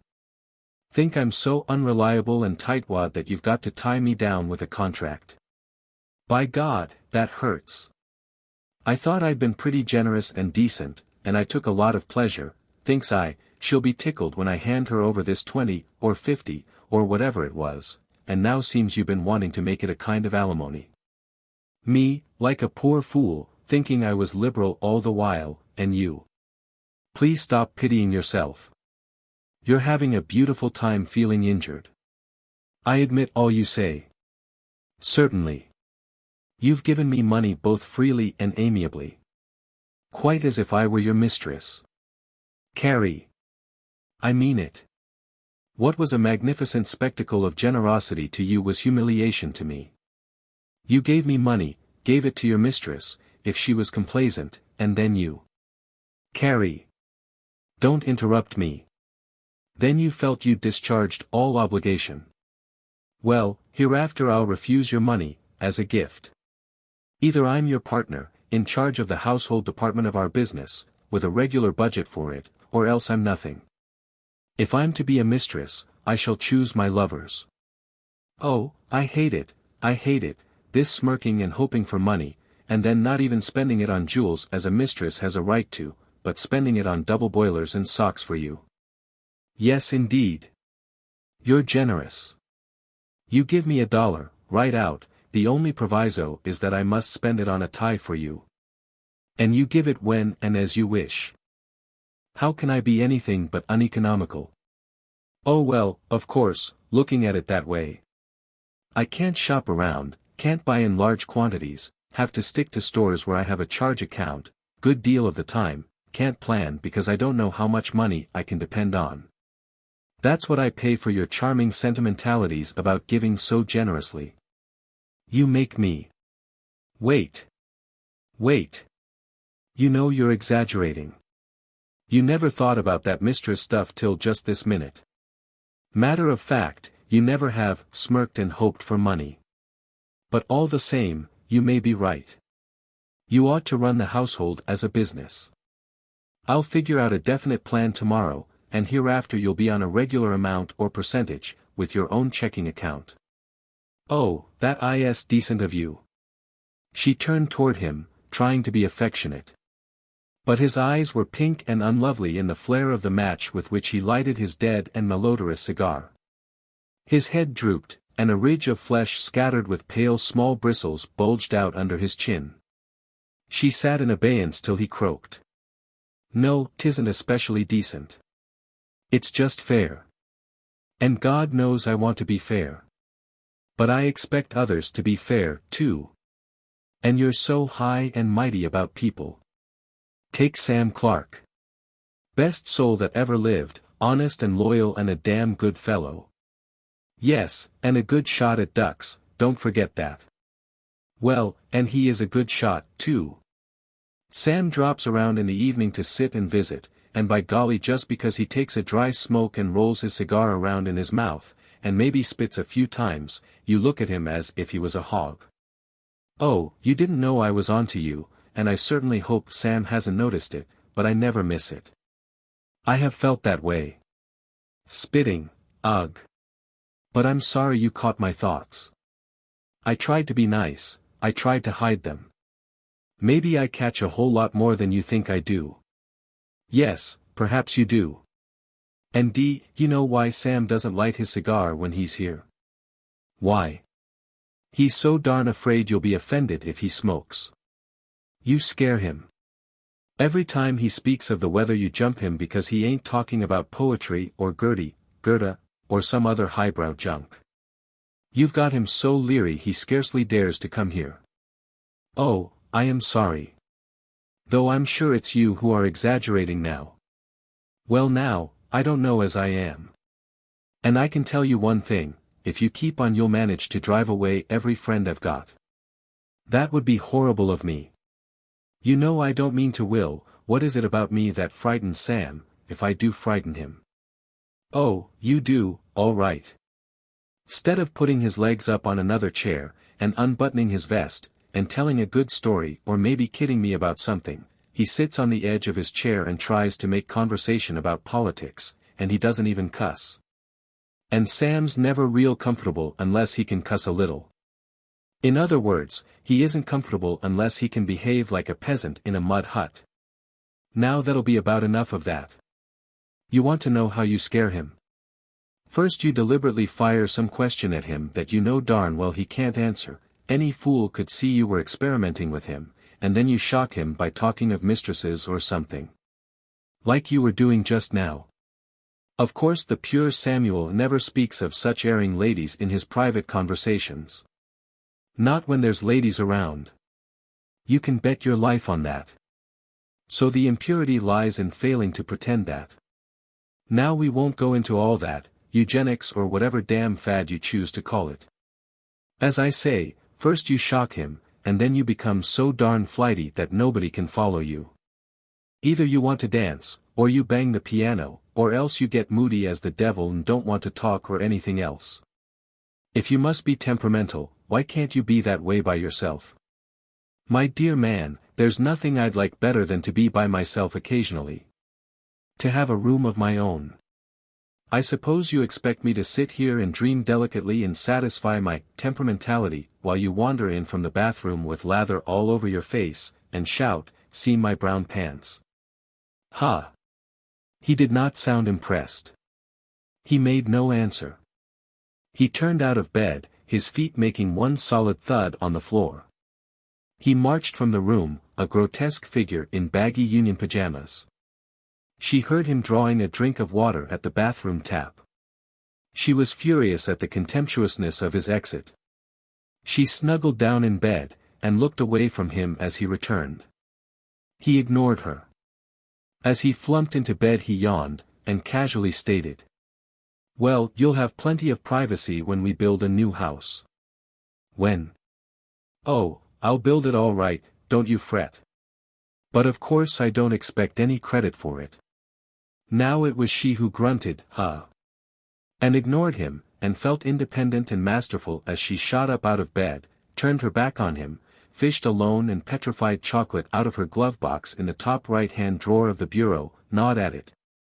Found that it had coconut filling, said, "Damn."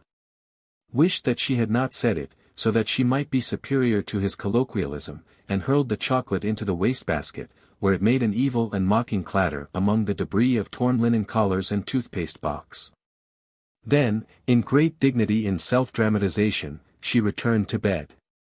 All this time he had been talking on, embroidering his assertion that he didn't expect any credit. She was reflecting that he was a rustic, that she hated him, that she had been insane to marry him, that she had married him only because she was tired of work, that she must get her long gloves cleaned. That she would never do anything more for him, and that she mustn't forget his hominy for breakfast. She was roused to attention by his storming. "I'm a fool to think about a new house. By the time I get it built you'll probably have succeeded in your plan to get me completely in Dutch with every friend and every patient I've got." She sat up with a bounce. She said coldly, "Thank you very much for revealing your real opinion of me. If that's the way you feel, if I'm such a hindrance to you, I can't stay under this roof another minute. And I am perfectly well able to earn my own living. I will go at once, and you may get a divorce at your pleasure. What you want is a nice sweet cow of a woman who will enjoy having your dear friends talk about the weather and spit on the floor. Tut! Don't be a fool. You will very soon find out whether I'm a fool or not. I mean it. Do you think I'd stay here 1 second after I found out that I was injuring you? At least I have enough sense of justice not to do that. Please stop flying off at tangents, Carrie. This. Tangents. Tangents. Let me tell you.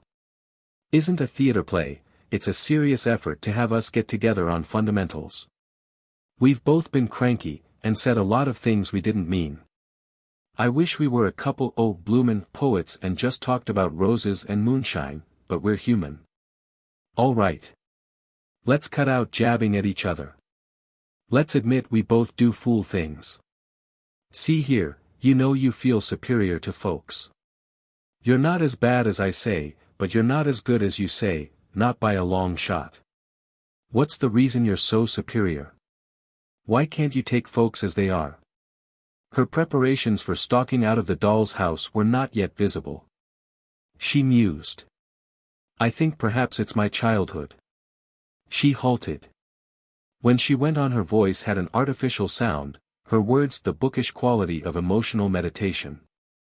My father was the tenderest man in the world, but he did feel superior to ordinary people. Well, he was. And the Minnesota Valley, I used to sit there on the cliffs above Mankato for hours at a time, my chin in my hand, looking way down the valley, wanting to write poems. The shiny tilted roofs below me, and the river, and beyond it the level fields in the mist, and the rim of palisades across, it held my thoughts in. I lived, in the valley. But the prairie, all my thoughts go flying off into the big space. Do you think it might be that? Well, maybe, but, Carrie, you always talk so much about getting all you can out of life, and not letting the years slip by. And here you deliberately go and deprive yourself of a lot of real good home pleasure by not enjoying people unless they wear frock coats and trot out. Morning clothes. Oh. Sorry. Didn't mean interrupt you. To a lot of tea parties. Take Jack Elder. You think Jack hasn't got any ideas about anything but manufacturing and the tariff on lumber. But do you know that Jack is nutty about music? He'll put a grand opera record on the phonograph and sit and listen to it and close his eyes, or you take Lynn Cass. Ever realize what a well-informed man he is? But he. Gopher Prairie calls anybody well-informed who's been through the state capitol and heard about Gladstone. Now I'm telling you. Lim reads a lot, solid stuff, history.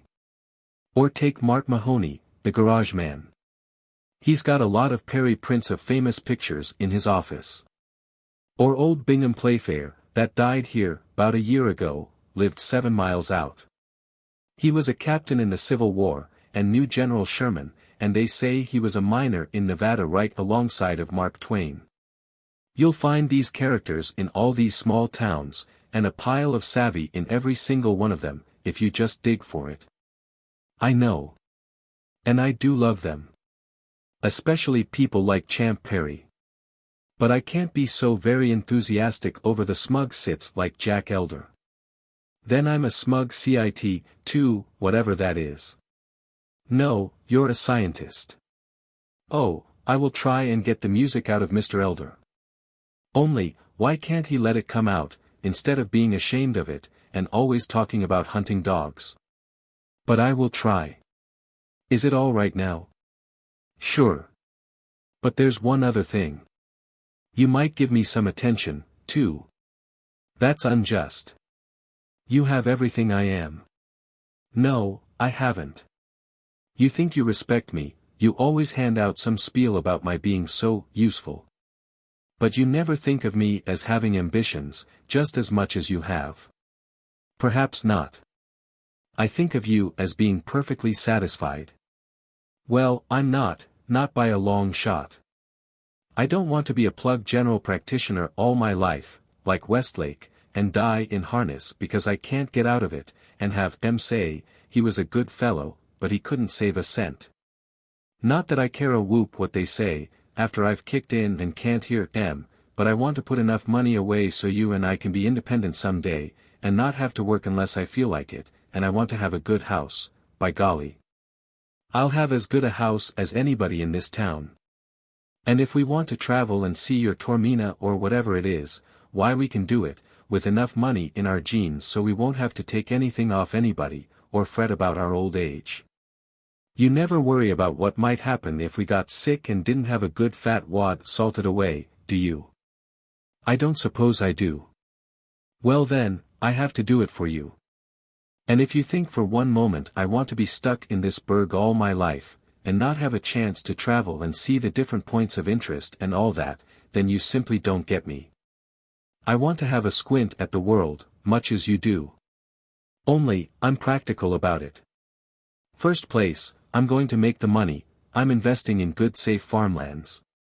Do you understand why now? Yes. Will you try and see if you can't think of me as something more than just a dollar-chasing roughneck? Oh, my dear, I haven't been just. I am difficile. And I won't call on the Dillons. And if Dr. Dillon is working for Westlake and McGanum, I hate him. Chapter 15. That December she was in love with her husband.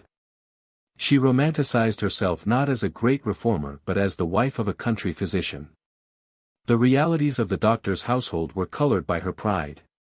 Late at night, a step on the wooden porch, heard through her confusion of sleep, the storm door opened, fumbling over the inner door panels, the buzz of the electric bell.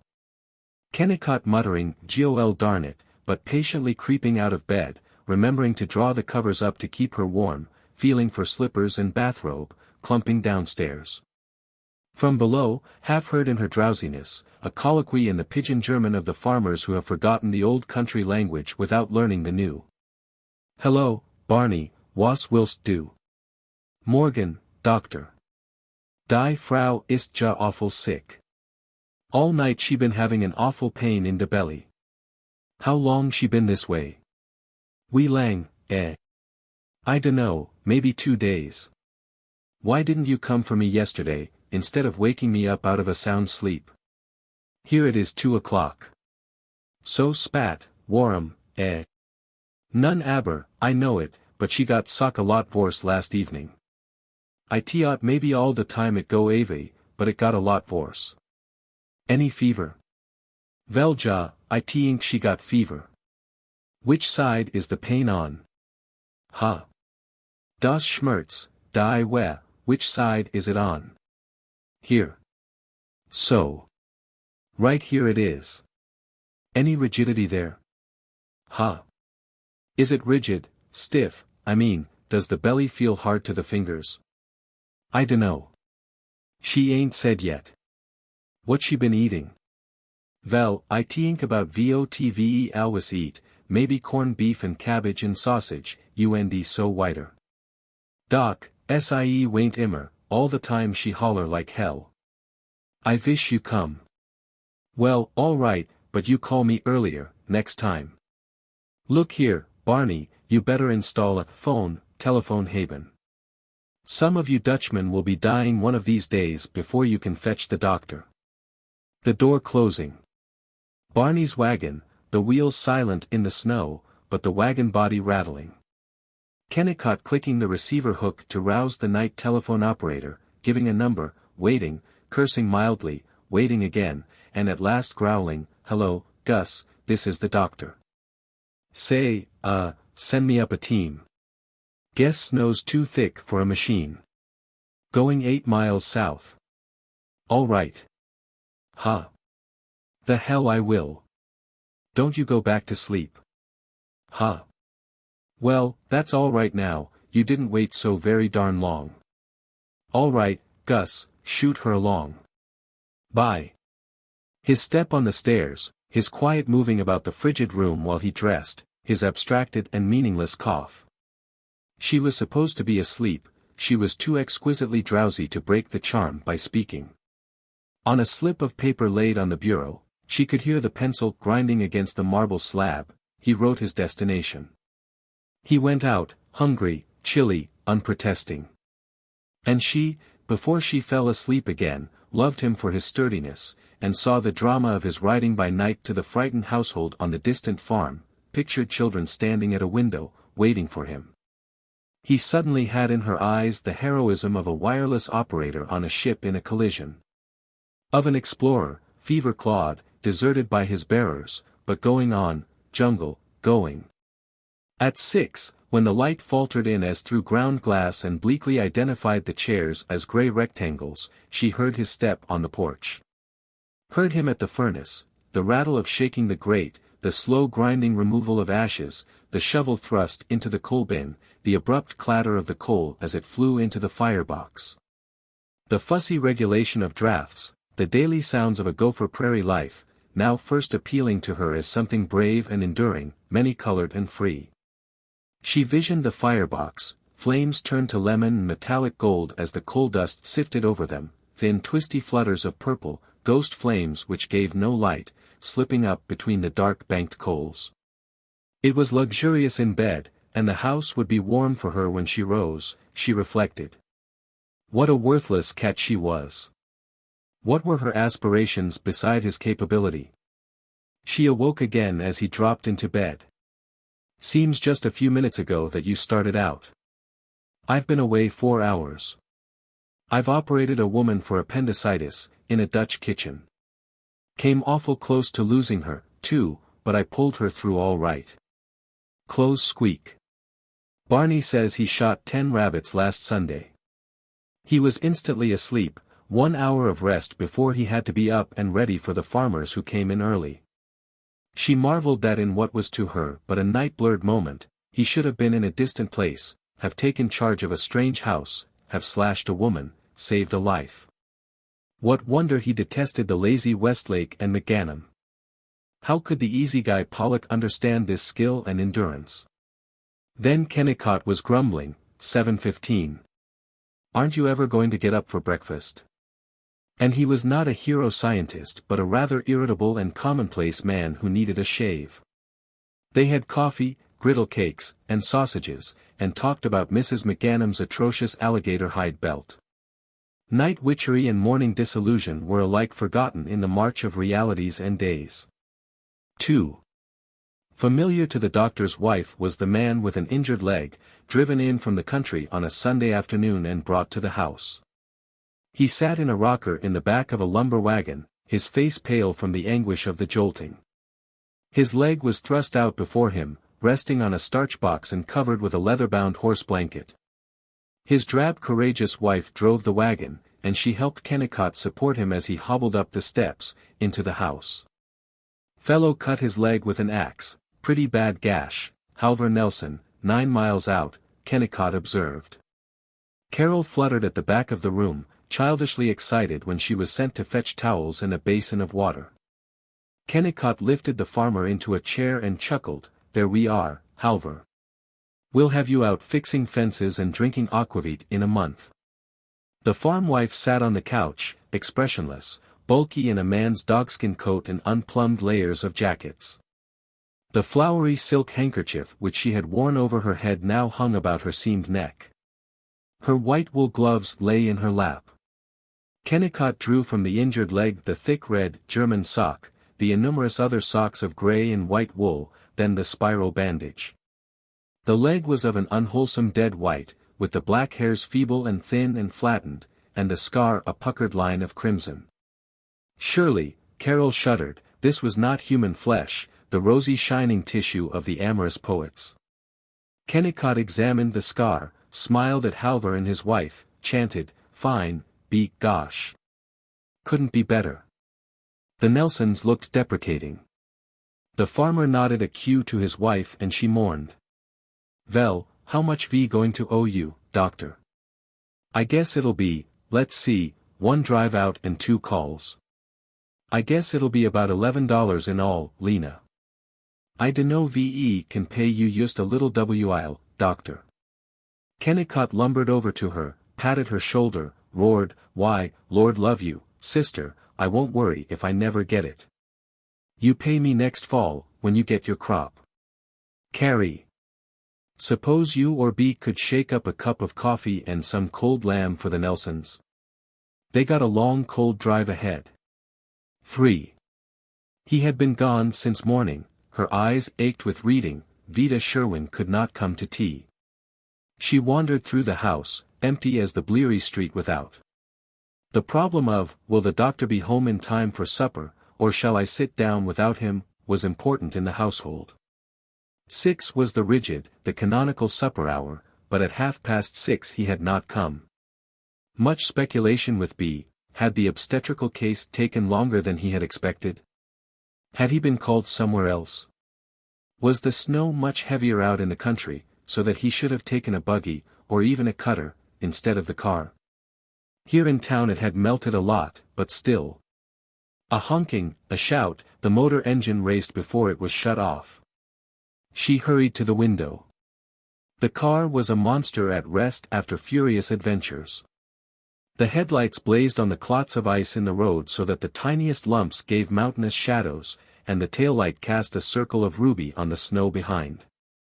Kennicott was opening the door, crying, "Here we are, old girl. Got stuck couple times, but we made it, by golly, we made it, and here we be. Come on. Food. Eatins." She rushed to him, patted his fur coat, the long hairs smooth but chilly to her fingers. She joyously summoned B. "All right. He's here. We'll sit right down." 4. There were, to inform the doctor's wife of his successes, no clapping audiences nor book reviews nor honorary degrees. But there was a letter written by a German farmer recently moved from Minnesota to Saskatchewan. "Dear Sor, as you have been treating me for a few weeks this summer and seen what is wrong with me, so in regarding to dat I want to thank you. The doctor say what shot be wrong with me and dey give me some medicine, but it didn't help me like what you did. Now dey glame dat I wouldn't need an a madsin at all what you tink. Well I haven been tacking an a ting for about 1½ month but I don't get better so I like to air what you tink about it I feel like dis disconfebble feeling around the stomach after eating and dat pain around herd and down the arm and about 3 to 3. Half an hour after eating I feel weak like and DC and a dull headache. Now you Gus let me know what you tink about me, I do what you say. V. She encountered Guy Pollock at the drugstore. He looked at her as though he had a right to, he spoke softly. I haven't seen you, the last few days. No. I've been out in the country with Will several times. He's so, do you know that people like you and me can never understand people like him? We're a pair of hypercritical loafers, you and I, while he quietly goes and does things. She nodded and smiled and was very busy about purchasing boric acid. He stared after her, and slipped away. When she found that he was gone she was slightly disconcerted. 6. She could, at times, agree with Kennicott that the shaving and corset's familiarity of married life was not dreary vulgarity but a wholesome frankness, that artificial reticences might merely be irritating. She was not much disturbed when for hours he sat about the living room in his honest socks. But she would not listen to his theory that all this romance stuff is simply moonshine, elegant when you're courting, but no use busting yourself keeping it up all your life. She thought of surprises, games, to vary the days. She knitted an astounding purple scarf, which she hid under his supper plate. When he discovered it he looked embarrassed, and gasped, "Is today an anniversary or something? Gosh, I'd forgotten it." Once she filled a thermos bottle with hot coffee, a cornflakes box with cookies just baked by B, and bustled to his office at 3 in the afternoon. She hid her bundles in the hall and peeped in. The office was shabby. Kennicott had inherited it from a medical predecessor, and changed it only by adding a white enameled operating table, a sterilizer, a Röntgen ray apparatus, and a small portable typewriter. It was a suite of 2 rooms, a waiting room with straight chairs, shaky pine table, and those coverless and unknown magazines which are found only in the offices of dentists and doctors. The room beyond, looking on Main Street, was business office, consulting room, operating room, and, in an alcove, bacteriological and chemical laboratory. The wooden floors of both rooms were bare, the furniture was brown and scaly. Waiting for the doctor were 2 women, as still as though they were paralyzed, and a man in a railroad brakeman's uniform, holding his bandaged right hand with his tanned left. They stared at Carol. She sat modestly in a stiff chair, feeling frivolous and out of place. Kennicott appeared at the inner door, ushering out a bleached man with a trickle of wan beard, and consoling him, "All right, Dad. Be careful about the sugar, and mind the diet I gave you. Get the prescription filled, and come in and see me next week. Say, better not drink too much beer. All right, Dad." His voice was artificially hearty. He looked absently at Carol. He was a medical machine now, not a domestic machine. "What is it, Carrie?" he droned. "No hurry. Just wanted to say hello." Well. Self-pity because he did not divine that this was a surprise party rendered her sad and interesting to herself, and she had the pleasure of the martyrs in saying bravely to him, "It's nothing special. If you're busy long I'll trot home." While she waited she ceased to pity and began to mock herself. For the first time she observed the waiting room. Oh yes, the doctor's family had to have OB panels and a wide couch and an electric percolator, but any hole was good enough for sick tired common people who were nothing but the one means and excuse for the doctor's existing. No. She couldn't blame Kennicott. He was satisfied by the shabby chairs. He put up with them as his patients did. It was her neglected province, she who had been going about talking of rebuilding the whole town. When the patients were gone she brought in her bundles. "What's those?" wondered Kennicott. "Turn your back. Look out of the window." He obeyed, not very much bored.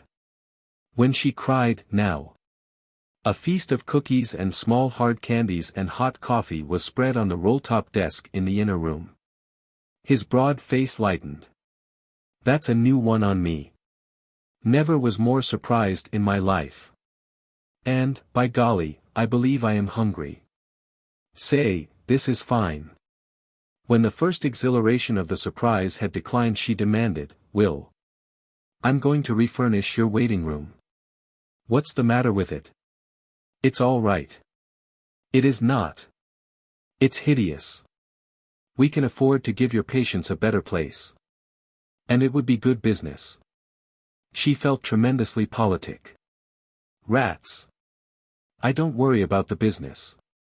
You look here now, as I told you, just because I like to tuck a few dollars away, I'll be switched if I'll stand for your thinking I'm nothing but a dollar chasing. Stop it. Quick.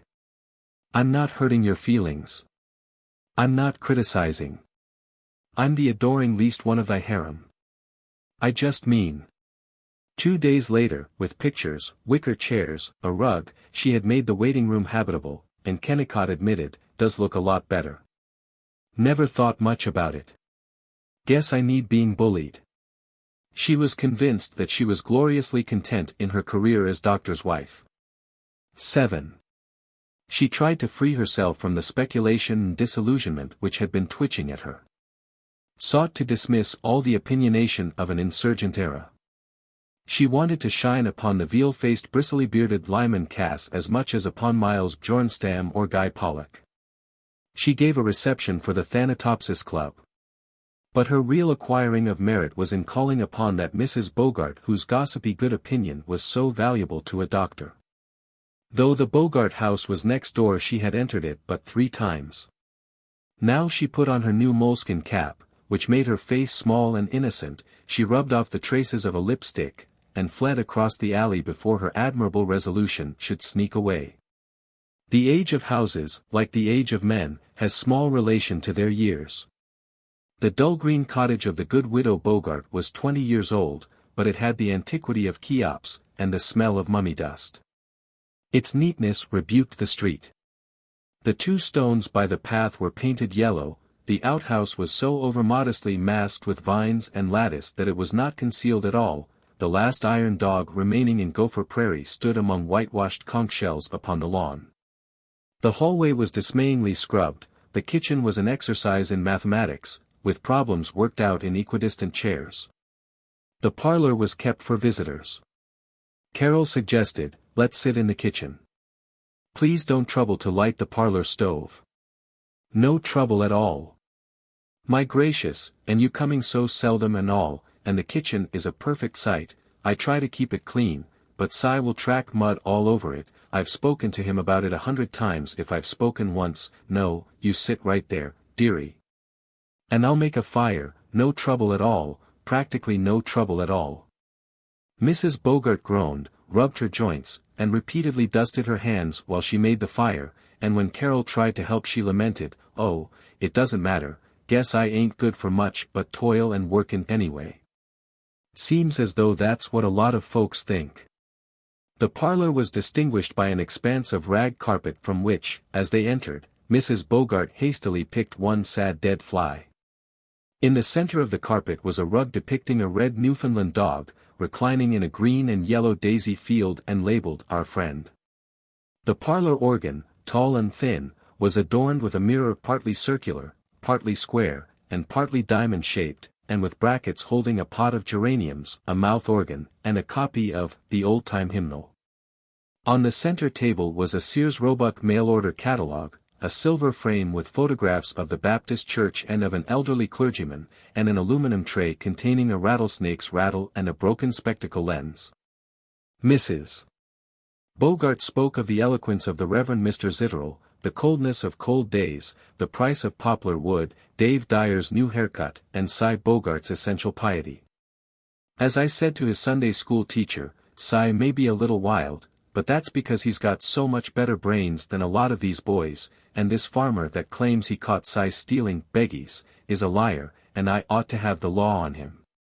Mrs. Bogart went thoroughly into the rumor that the girl waiter at Billy's lunch was not all she might be, or, rather, was quite all she might be. My lands, what can you expect, and everybody knows what her mother was.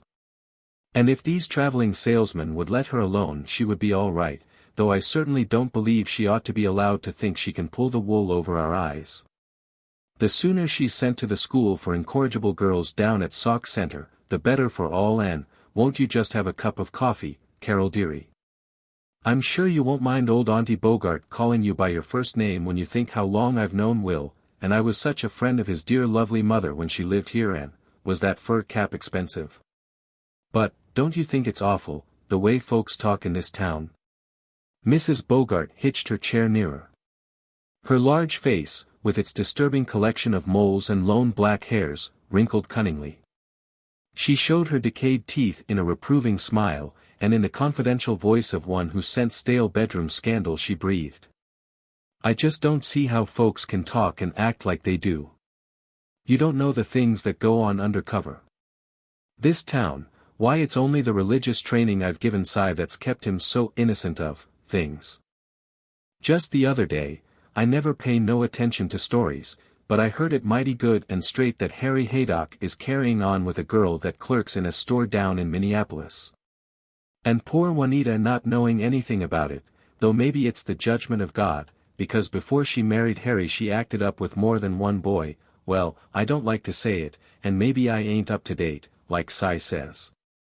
But I always believed a lady shouldn't even give names to all sorts of dreadful things, but just the same I know there was at least one case where Juanita and a boy, well, they were just dreadful. And then there's that old Jensen the grocer, that thinks he's so plaguey smart, and I know he made up to a farmer's wife, and this awful man Bjornstam that does chores, and Nat Hicks, and there was, it seemed, no person in town who was not living a life of shame except Mrs. Bogart, and naturally she resented it. She knew. She had always happened to be there. Once, she whispered, she was going by when an indiscreet window shade had been left up a couple of inches. Once she had noticed a man and woman holding hands, and right at a Methodist sociable. Another thing, heaven knows I never want to start trouble, but I can't help what I see from my back steps, and I notice your hired girl be carrying on with the grocery boys and all. Mrs. Bogart. I'd trust be as I would myself. Oh, dearie, you don't understand me. I'm sure she's a good girl. I mean she's green, and I hope that none of these horrid young men that there are around town will get her into trouble. It's their parents' fault, letting them run wild and hear evil things. If I had my way there wouldn't be none of them, not boys nor girls neither, allowed to know anything about things till they was married. It's terrible the bald way that some folks talk. It just shows and gives away what awful thoughts they got inside them, and there's nothing can cure them except coming right to God and kneeling down like I do at prayer meeting every Wednesday evening, and saying, "Oh God, I would be a miserable sinner except for thy grace. I'd make every last one of these brats go to Sunday school and learn to think about nice things stead of about cigarettes and goings-on, and these dances they have at the lodges are the worst thing that ever happened to this town. Lot of young men squeezing girls and finding out, oh, it's dreadful. I've told the mayor he ought to put a stop to them, and there was one boy in this town, I don't want to be suspicious or uncharitable, but it was half an hour before Carol escaped. She stopped on her own porch and thought viciously. If that woman is on the side of the angels, then I have no choice, I must be on the side of the devil. But, isn't she like me? She too wants to reform the town. She too criticizes everybody. She too thinks the men are vulgar and limited. Am I like her? This is ghastly. That evening she did not merely consent to play cribbage with Kennicott, she urged him to play, and she worked up a hectic interest in land deals and Sam Clark. 8.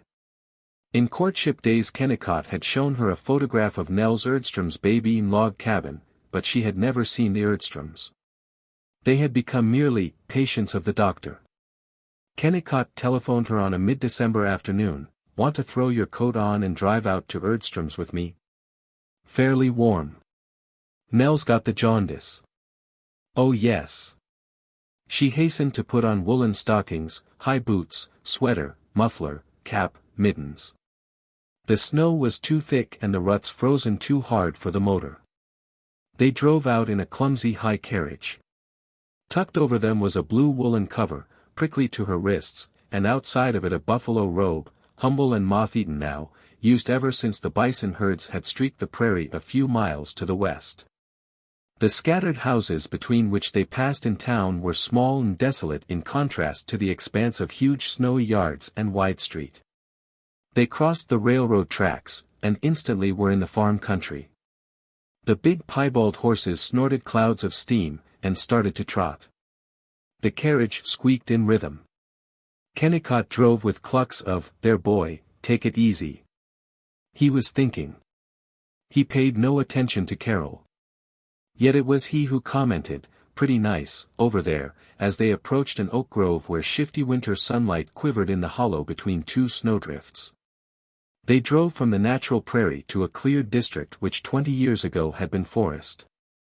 The country seemed to stretch unchanging to the North Pole, low hill, brush-scraggly bottom, reedy creek, muskrat mound, fields with frozen brown clods thrust up through the snow.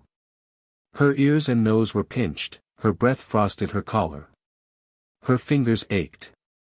"Getting colder," she said. "Yup." That was all their conversation for 3 miles. Yet she was happy. They reached Nels Erdstrom's at 4, and with a throb she recognized the courageous venture which had lured her to Gopher Prairie, the cleared fields, furrows among stumps, a log cabin chinked with mud and roofed with dry hay. But Nels had prospered. He used the log cabin as a barn, and a new house reared up, a proud, unwise, Gopher Prairie house, the more naked and ungraceful in its glossy white paint and pink trimmings. Every tree had been cut down. The house was so unsheltered, so battered by the wind, so bleakly thrust out into the harsh clearing, that Carol shivered. But they were welcomed warmly enough in the kitchen, with its crisp new plaster, its black and nickel range, its cream separator in a corner. Mrs. Erdstrom begged her to sit in the parlor, where there was a phonograph and an oak and leather davenport, the prairie farmer's proofs of social progress, but she dropped down by the kitchen stove and insisted, "Please don't mind me." When Mrs. Erdstrom had followed the doctor out of the room, Carol glanced in a friendly way at the grained pine cupboard, the framed Lutheran confirmations attest, the traces of fried eggs and sausages on the dining table against the wall.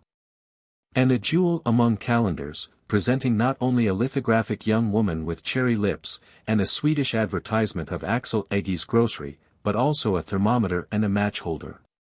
She saw that a boy of 4 or 5 was staring at her from the hall, a boy in gingham shirt and faded corduroy trousers, but large-eyed, firm-mouthed, wide-browed. He vanished, then peeped in again, biting his knuckles, turning his shoulder toward her in shyness. Didn't she remember, what was it, Kennicott sitting beside her at Fort Snelling, urging, "See how scared that baby is.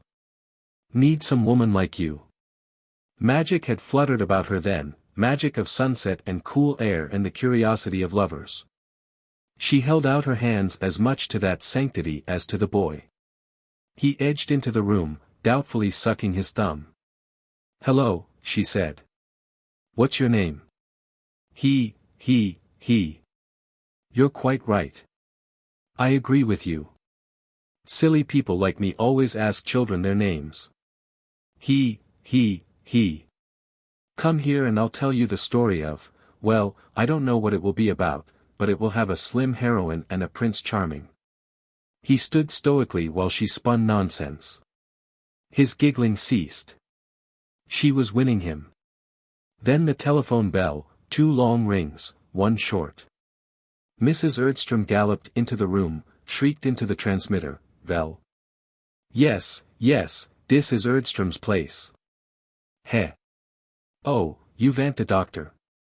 Kennicott appeared, growled into the telephone. "Well, what do you want?" "Oh, hello Dave, what do you want?" "Which Morgenroths?" "Adolph's." "All right. Amputation?" "Yeah, I see. Say, Dave, get Gus to harness up and take my surgical kit down there, and have him take some chloroform. I'll go straight down from here. May not get home tonight. You can get me at Adolph's. Huh? No, Carrie can give the anesthetic, I guess. Gee bye. Huh? No, tell me about that tomorrow, too damn many people always listening in on this farmer's line. He turned to Carol. Adolph Morgenroth, farmer 10 miles southwest of town, got his arm crushed fixing his cowshed and a post caved in on him, smashed him up pretty bad, may have to amputate, Dave Dyer says. Afraid we'll have to go right from here. Darn sorry to drag you clear down there with me. Please do. Don't mind me a bit. Think you could give the anesthetic? Usually have my driver do it. If you'll tell me how. All right. Say, did you hear me putting one over on these goats that are always rubbering in on party wires? I hope they heard me. Well. Now, Bessie, don't you worry about Nels. He's getting along all right. Tomorrow you or one of the neighbors drive in and get this prescription filled at Dyer's. Give him a teaspoonful every 4 hours. Goodbye. Hello. Here's the little fellow. My lord, Bessie, it ain't possible this is the fellow that used to be so sickly. Why, say, he's a great big strapping Svenska now, going to be bigger, and his daddy. Kennicott's bluffness made the child squirm with a delight which Carol could not evoke. It was a humble wife who followed the busy doctor out to the carriage, and her ambition was not to play Rachmaninoff better, nor to build town halls, but to chuckle at babies. The sunset was merely a flush of rose on a dome of silver, with oak twigs and thin poplar branches against it, but a silo on the horizon changed from a red tank to a tower of violet misted over with gray. The purple road vanished, and without lights, in the darkness of a world destroyed, they swayed on, toward nothing. It was a bumpy cold way to the Morgenroth farm, and she was asleep when they arrived. Here was no glaring new house with a proud phonograph, but a low whitewashed kitchen smelling of cream and cabbage. Adolph Morgenroth was lying on a couch in the rarely used dining room. His heavy work-scarred wife was shaking her hands in anxiety. Carol felt that Kennicott would do something magnificent and startling. But he was casual. He greeted the man, well, Adolph, have to fix you up, eh? Quietly, to the wife, hat die drugstore my Schwartz bag hier gestschickt. So, Sean. Wie viel ist es? 7.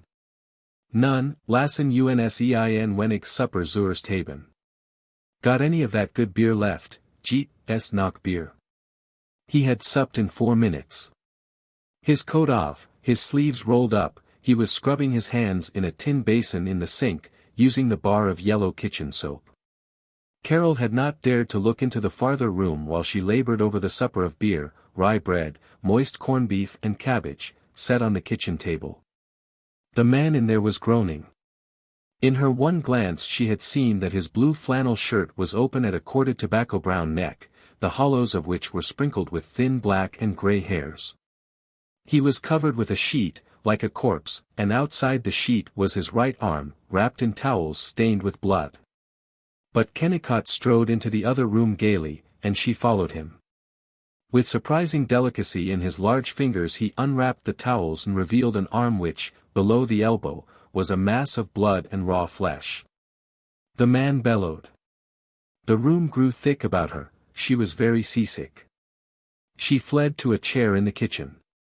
Through the haze of nausea she heard Kennicott grumbling, afraid it will have to come off, Adolph. What did you do? Fall on a reaper blade? We'll fix it right up. Carol. She couldn't get up. Then she was up, her knees like water, her stomach revolving 1,000 times a second, her eyes filmed, her ears full of roaring. She couldn't reach the dining room. She was going to faint. Then she was in the dining room, leaning against the wall, trying to smile, flushing hot and cold along her chest and sides, while Kennicott mumbled, "Say, help Mrs. Morgenroth and me carry him in on the kitchen table." No, First go out and shove those 2 tables together, and put a blanket on them and a clean sheet. It was salvation to push the heavy tables, to scrub them, to be exact in placing the sheet. Her head cleared. She was able to look calmly in at her husband and the farm wife while they undressed the wailing man, got him into a clean nightgown, and washed his arm. Kennicott came to lay out his instruments.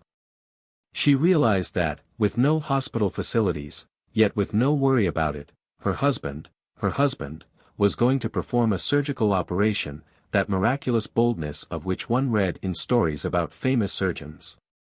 She helped them to move Adolf into the kitchen. The man was in such a funk that he would not use his legs. He was heavy, and smelled of sweat and the stable. But she put her arm about his waist, her sleek head by his chest, she tugged at him. She clicked her tongue in imitation of Kennicott's cheerful noises. When Adolf was on the table, Kennicott laid a hemispheric steel and cotton frame on his face.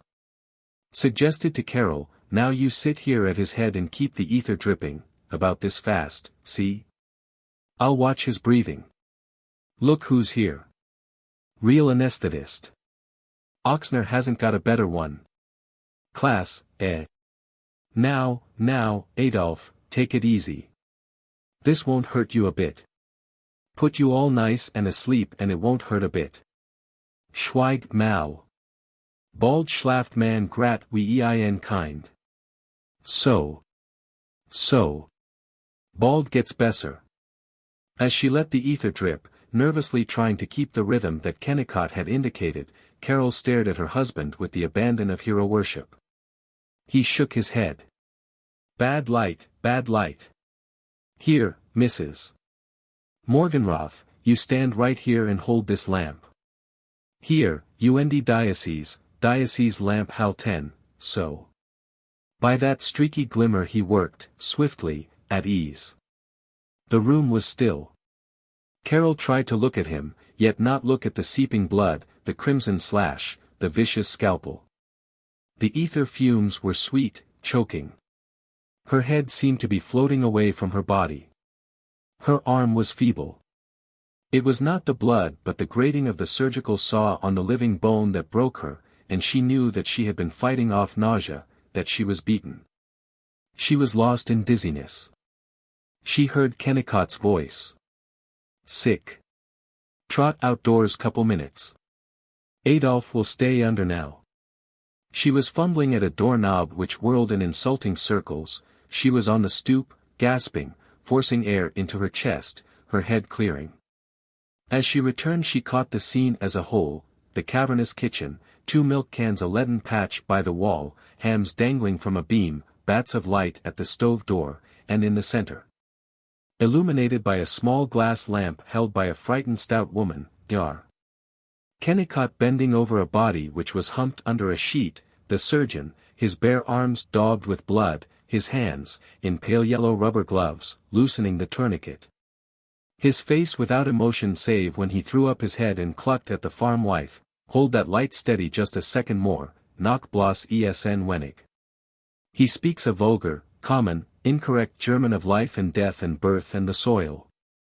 I read the French and German of sentimental lovers and Christmas garlands. And I thought that it was I who had the culture. She worshipped as she returned to her place. After a time he snapped, "That's enough. Don't give him any more ether." He was concentrated on tying an artery. His gruffness seemed heroic to her. As he shaped the flap of flesh she murmured, "Oh, you are wonderful." He was surprised.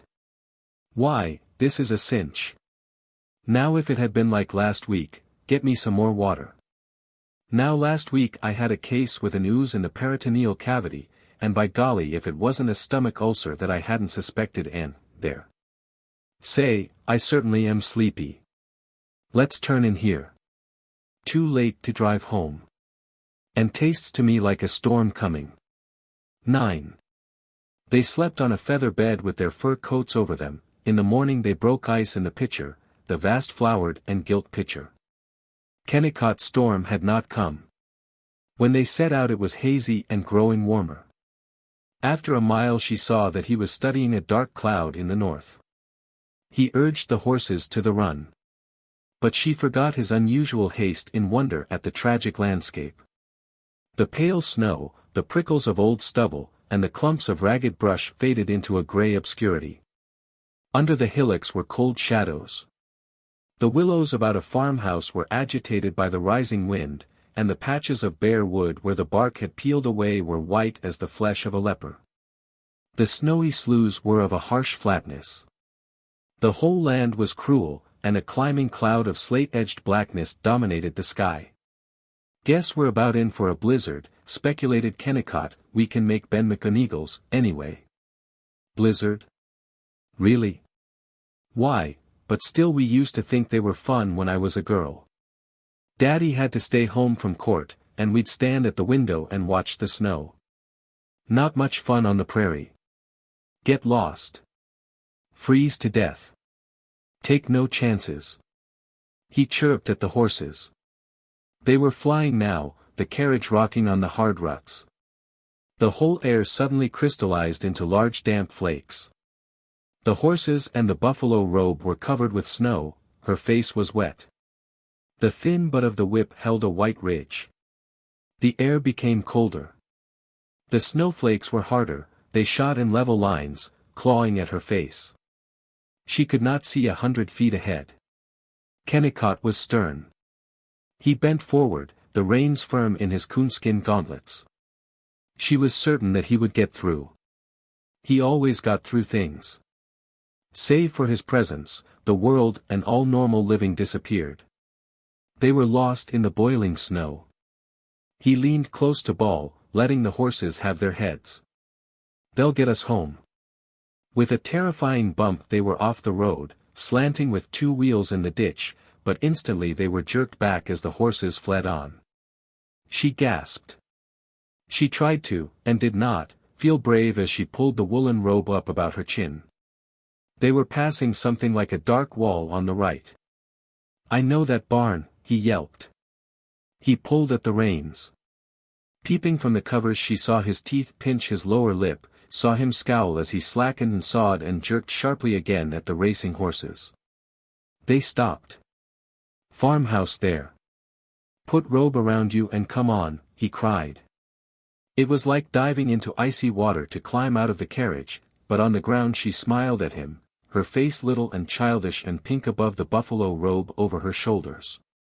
In a swirl of flakes which scratched at their eyes like a maniac darkness, he unbuckled the harness. He turned and plodded back, a ponderous furry figure, holding the horses' bridles, Carol's hand dragging at his sleeve. They came to the cloudy bulk of a barn whose outer wall was directly upon the road. Feeling along it, he found a gate, led them into a yard, into the barn. The interior was warm.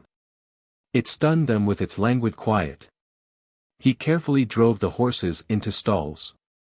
Her toes were coals of pain. "Let's run for the house," she said. "Can't. Not yet. Might never find it. Might get lost 10 feet away from it. Sit over in this stall, near the horses. We'll rush for the house when the blizzard lifts. I'm so stiff. I can't walk." He carried her into the stall, stripped off her overshoes and boots, stopping to blow on his purple fingers as he fumbled at her laces. He rubbed her feet, and covered her with the buffalo robe and horse blankets from the pile on the feed box. She was drowsy, hemmed in by the storm. She sighed. "You're so strong and yet so skillful and not afraid of blood or storm or used to it. Only thing that's bothered me was the chance the ether fumes might explode, last night. I don't understand. Why, Dave, the darn fool, sent me ether, instead of chloroform like I told him, and you know ether fumes are mighty inflammable, especially with that lamp right by the table. But I had to operate, of course, wound chuck full of barnyard filth that way. You knew all the time that, both you and I might have been blown up. You knew it while you were operating. Sure. Didn't you? Why, what's the matter?" Chapter 16. Kennicott was heavily pleased by her Christmas presents, and he gave her a diamond bar pin. But she could not persuade herself that he was much interested in the rites of the morning, in the tree she had decorated, the 3 stockings she had hung, the ribbons and gilt seals and hidden messages. He said only, "Nice way to fix things, all right. What do you say we go down to Jack Elder's and have a game of 500 this afternoon?" She remembered her father's Christmas fantasies, the sacred old rag doll at the top of the tree, the score of cheap presents, the punch and carols, the roast chestnuts by the fire. And the gravity with which the judge opened the children's scrawly notes and took cognizance of demands for sled rides, for opinions upon the existence of Santa Claus. She remembered him reading out a long indictment of himself for being a sentimentalist, against the peace and dignity of the state of Minnesota. She remembered his thin legs twinkling before their sled. She muttered unsteadily, "Must run up and put on my shoes, slippers so cold." In the not very romantic solitude of the locked bathroom she sat on the slippery edge of the tub and wept. 2. Kennicott had 5 hobbies: medicine, land investment, Carol, motoring, and hunting. It is not certain in what order he preferred them. Solid though his enthusiasms were in the matter of medicine, his admiration of this city surgeon, his condemnation of that for tricky ways of persuading country practitioners to bring in surgical patients, his indignation about fee-splitting, his pride in a new X-ray apparatus, none of these beatified him as did motoring. He nursed his 2-year-old Buick even in winter, when it was stored in the stable garage behind the house. He filled the grease cups, varnished a fender, removed from beneath the back seat the debris of gloves, copper washers, crumpled maps, dust, and greasy rags. Winter noons he wandered out and stared owlishly at the car. He became excited over a fabulous trip we might take next summer. He galloped to the station, brought home railway maps, and traced motor routes from Gopher Prairie to Winnipeg or Des Moines or Grand Marais. Thinking aloud and expecting her to be effusive about such academic questions as, "Now I wonder if we could stop at Baraboo and break the jump from La Crosse to Chicago?" To him motoring was a faith not to be questioned, a high church cult, with electric sparks for candles, and piston rings possessing the sanctity of altar vessels. His liturgy was composed of intoned and metrical road comments. "They say there's a pretty good hike from Duluth to International Falls." Hunting was equally a devotion, full of metaphysical concepts veiled from Carol. All winter he read sporting catalogues, and thought about remarkable past shots. "Remember that time when I got 2 ducks on a long chance, just at sunset?" At least once a month he drew his favorite repeating shotgun, his pump gun, from its wrapper of greased Canton flannel. He oiled the trigger, and spent silent ecstatic moments aiming at the ceiling. Sunday mornings Carol heard him trudging up to the attic, and there, an hour later, she found him turning over boots, wooden duck decoys, lunchboxes, or reflectively squinting at old shells. Rubbing their brass caps with his sleeve and shaking his head as he thought about their uselessness. He kept the loading tools he had used as a boy, a capper for shotgun shells, a mold for lead bullets. When once, in a housewifely frenzy for getting rid of things, she raged, "Why don't you give these away?" He solemnly defended them. "Well, you can't tell, they might come in handy some day." She flushed. She wondered if he was thinking of the child they would have when, as he put it, they were sure they could afford one. Mysteriously aching, nebulously sad, she slipped away, half convinced but only half convinced that it was horrible and unnatural, this postponement of release of mother affection. This sacrifice to her opinionation and to his cautious desire for prosperity. But it would be worse if he were like Sam Clark, insisted on having children. She considered, then, if Will were the prince, wouldn't I demand his child? Kennicott's land deals were both financial advancement and favorite game. Driving through the country, he noticed which farms had good crops. He heard the news about the restless farmer who was thinking about selling out here and pulling his freight for Alberta. He asked the veterinarian about the value of different breeds of stock. He inquired of Lyman Cass whether or not Einar Giseltson really had had a yield of 40 bushels of wheat to the acre. He was always consulting Julius Flickerbaugh, who handled more real estate than law, and more law than justice. He studied township maps, and read notices of auctions. Thus he was able to buy a quarter section of land for $150 an acre, and to sell it in a year or two, after installing a cement floor in the barn and running water in the house. For 180 or even 200. He spoke of these details to Sam Clark rather often. In all his games, cars and guns and land, he expected Carol to take an interest. But he did not give her the facts which might have created interest. He talked only of the obvious and tedious aspects, never of his aspirations in finance, nor of the mechanical principles of motors. This month of romance she was eager to understand his hobbies. She shivered in the garage while he spent half an hour in deciding whether to put alcohol or patent non-freezing liquid into the radiator, or to drain out the water entirely. Or no, then I wouldn't want to take her out if it turned warm. Still, of course, I could fill the radiator again, wouldn't take so awful long, just take a few pails of water. Still, if it turned cold on me again before I drained it, course there's some people that put in kerosene, but they say it rots the hose connections and, where did I put that lug wrench? It was at this point that she gave up being a motorist and retired to the house. In their new intimacy he was more communicative about his practice. He informed her, with the invariable warning not to tell, that Mrs. Sunderquist had another baby coming, that the hired girl at Howland's was in trouble. But when she asked technical questions he did not know how to answer. When she inquired, exactly what is the method of taking out the tonsils? He yawned, tonsillectomy. Why you just, if there's pus, you operate. Just take 'em out. Seen the newspaper? What the devil did we do with it? She did not try again. 3. They had gone to the movies. The movies were almost as vital to Kennicott and the other solid citizens of Gopher Prairie as land speculation and guns and automobiles. The feature film portrayed a brave young Yankee who conquered a South American republic. He turned the natives from their barbarous habits of singing and laughing to the vigorous sanity, the pep and punch and go, of the North. He taught them to work in factories, to wear classy college cloths, and to shout, "Oh, you baby doll, watch me gather in the Mazuma." He changed nature itself. A mountain which had borne nothing but lilies and cedars and loafing clouds was by his hustle so inspirited that it broke out in long wooden sheds. And piles of iron or to be converted into steamers to carry iron or to be converted into steamers to carry iron ore. The intellectual tension induced by the master film was relieved by a livelier, more lyric and less philosophical drama, Mac Schnarken and the Bathing Suit Babes in a comedy of manners entitled, Right on the Cocoa. Mr. Schnarken was at various high moments a cook, a lifeguard, a burlesque actor, and a sculptor.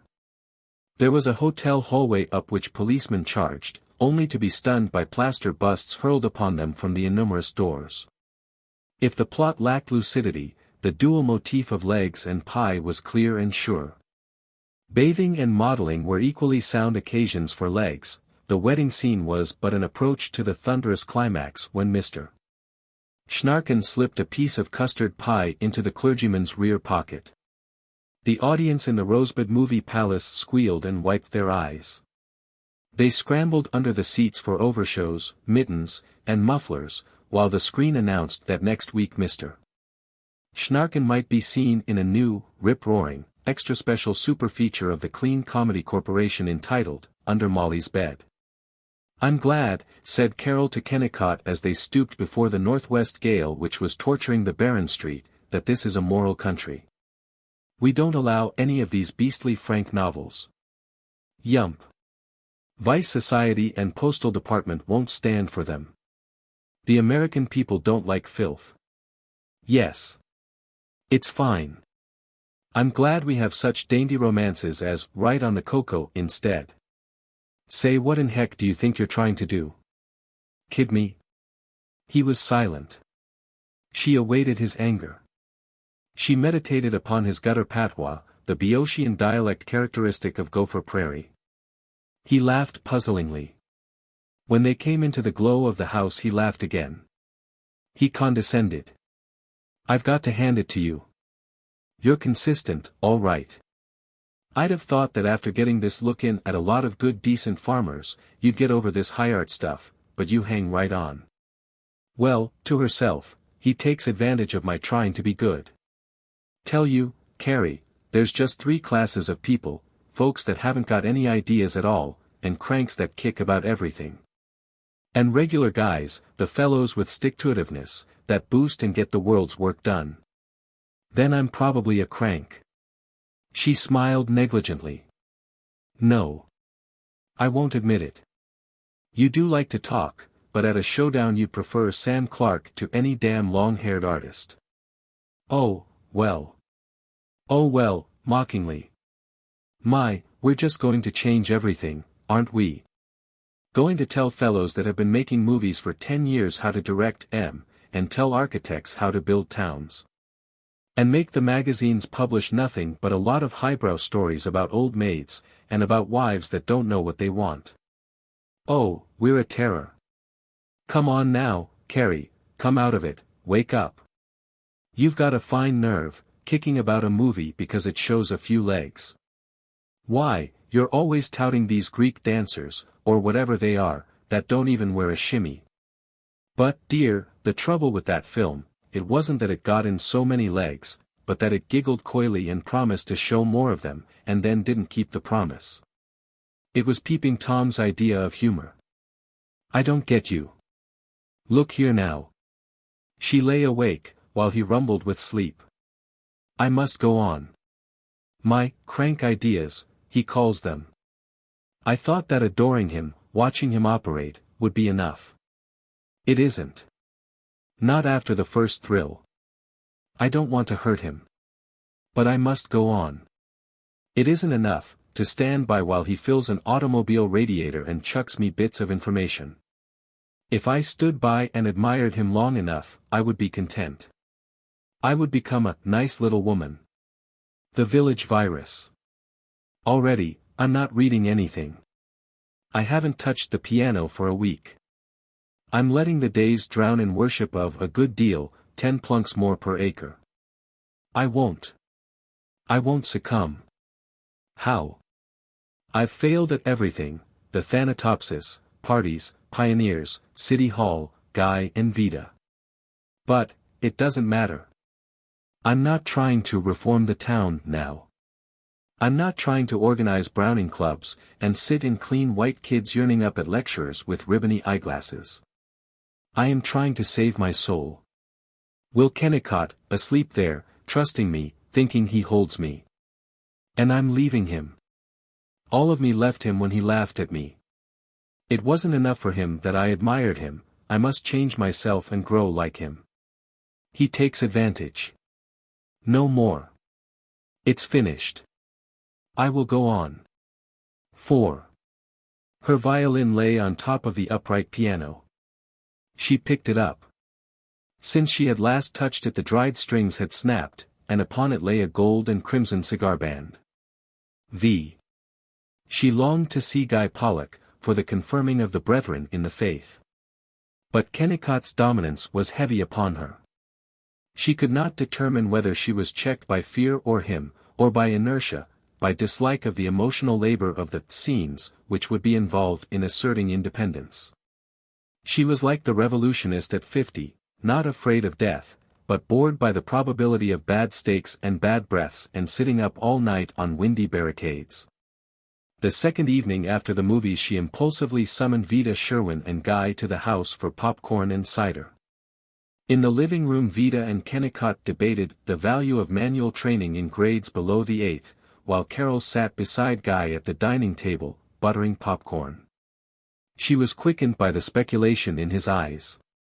She murmured. Guy, do you want to help me? My dear. How? I don't know. He waited. I think I want you to help me find out what has made the darkness of the women. Gray darkness and shadowy trees. We're all in it, 10 million women, young married women with good prosperous husbands, and business women in linen collars, and grandmothers that gad out to teas, and wives of underpaid miners. And farm wives who really like to make butter and go to church. What is it we want, and need? Will Kennicott there would say that we need lots of children and hard work. But it isn't that. There's the same discontent in women with 8 children and one more coming, always one more coming. And you find it in stenographers and wives who scrub, just as much as in girl college graduates who wonder how they can escape their kind parents. What do we want? Essentially, I think, you are like myself, Carol. You want to go back to an age of tranquility and charming manners. You want to enthrone good taste again. Just good taste. Fastidious people. Oh, no. I believe all of us want the same things. We're all together, the industrial workers and the women and the farmers and the Negro race and the Asiatic colonies, and even a few of the respectables. It's all the same revolt, in all the classes that have waited and taken advice. I think perhaps we want a more conscious life. We're tired of drudging and sleeping and dying. We're tired of seeing just a few people able to be individualists. We're tired of always deferring hope till the next generation. We're tired of hearing the politicians and priests and cautious reformers, and the husbands, coax us, be calm. Be patient. Wait. We have the plans for a utopia already made. Just give us a bit more time and we'll produce it, trust us, we're wiser than you. For 10,000 years they've said that. We want our utopia now, and we're going to try our hands at it. All we want is, everything for all of us. For every housewife and every longshoreman and every Hindu nationalist and every teacher. We want everything. We shan't get it. So we shan't ever be content. She wondered why he was wincing. He broke in. See here, my dear, I certainly hope you don't class yourself with a lot of troublemaking labor leaders. Democracy is all right theoretically, and I'll admit there are industrial injustices, but I'd rather have them than see the world reduced to a dead level of mediocrity. I refuse to believe that you have anything in common with a lot of laboring men rowing for bigger wages so that they can buy wretched flivvers and hideous player pianos and... At this second, in Buenos Aires, a newspaper editor broke his routine of being bored by exchanges to assert, any injustice is better than seeing the world reduced to a gray level of scientific dullness. At this second a clerk standing at the bar of a New York saloon stopped milling his secret fear of his nagging office manager long enough to growl at the chauffeur beside him, "Ah, you socialists make me sick. I'm an individualist. I ain't going to be nagged by no bureaus and take orders off labor leaders. And mean to say a hobo's as good as you and me?" At this second Carol realized that for all Guy's love of dead elegances his timidity was as depressing to her as the bulkiness of Sam Clark. She realized that he was not a mystery, as she had excitedly believed. Not a romantic messenger from the world outside on whom she could count for escape. He belonged to Gopher Prairie, absolutely. She was snatched back from a dream of far countries, and found herself on Main Street. He was completing his protest, "You don't want to be mixed up in all this orgy of meaningless discontent." She soothed him. "No, I don't. I'm not heroic. I'm scared by all the fighting that's going on in the world. I want nobility and adventure, but perhaps I want still more to curl on the hearth with someone I love. Would you?" He did not finish it. He picked up a handful of popcorn, let it run through his fingers, looked at her wistfully. With the loneliness of one who has put away a possible love, Carol saw that he was a stranger. She saw that he had never been anything but a frame on which she had hung shining garments. If she had let him diffidently make love to her, it was not because she cared, but because she did not care, because it did not matter. She smiled at him with the exasperating tactfulness of a woman checking a flirtation. A smile like an airy pat on the arm. She sighed, "You're a dear to let me tell you my imaginary troubles." She bounced up, and trilled, "Shall we take the popcorn into them now?" Guy looked after her desolately. While she teased Vida and Kennicott she was repeating, "I must go on." 6. Miles Bjornstam, the pariah, red Swede, had brought his circular saw and portable gasoline engine to the house, to cut the cords of poplar for the kitchen range. Kennicott had given the order. Carol knew nothing of it till she heard the ringing of the saw, and glanced out to see Bjornstam, in black leather jacket and enormous ragged purple mittens, pressing sticks against the whirling blade, and flinging the stove lengths to one side. The red irritable motor kept up a red irritable tip-tip-tip-tip-tip-tip. The whine of the saw rose till it simulated the shriek of a fire alarm whistle at night, but always at the end it gave a lively metallic clang, and in the stillness she heard the flump of the cut stick falling on the pile. She threw a motor robe over her, ran out. Bjornstam welcomed her. Well, well, well. Here's old Miles, fresh as ever. Well, say, that's all right, he ain't even begun to be cheeky yet. Next summer he's going to take you out on his horse trading trip, clear into Idaho. Yes, and I may go. How's tricks? Crazy about the town yet? No, but I probably shall be, some day. Don't let M get you. Kick M in the face. He shouted at her while he worked. The pile of stove wood grew astonishingly. The pale bark of the poplar sticks was mottled with lichens of sage green and dusty gray. The newly sawed ends were fresh-colored, with the agreeable roughness of a woolen muffler. To the sterile winter air the wood gave a scent of March sap. Kennicott telephoned that he was going into the country. Bjornstam had not finished his work at noon, and she invited him to have dinner with B in the kitchen. She wished that she were independent enough to dine with these her guests. She considered their friendliness, she sneered at social distinctions, she raged at her own taboos, and she continued to regard them as retainers and herself as a lady. She sat in the dining room and listened through the door to Bjornstam's booming and Bea's giggles. She was the more absurd to herself in that, after the rite of dining alone, she could go out to the kitchen, lean against the sink, and talk to them. They were attracted to each other, a Swedish Othello and Desdemona, more useful and amiable than their prototypes. Bjornstam told his scapes, selling horses in a Montana mining camp, breaking a log jam, being impertinent to a two-fisted millionaire lumberman. B gurgled, "Oh my," and kept his coffee cup filled. He took a long time to finish the wood. He had frequently to go into the kitchen to get warm. Carol heard him confiding to B, "You're a darn nice Swede girl. I guess if I had a woman like you I wouldn't be such a sorehead. Gosh, your kitchen is clean, makes an old buck feel sloppy. Say, that's nice hair you got. Huh. Me fresh. Sigh, girl, if I ever do get fresh, you'll know it.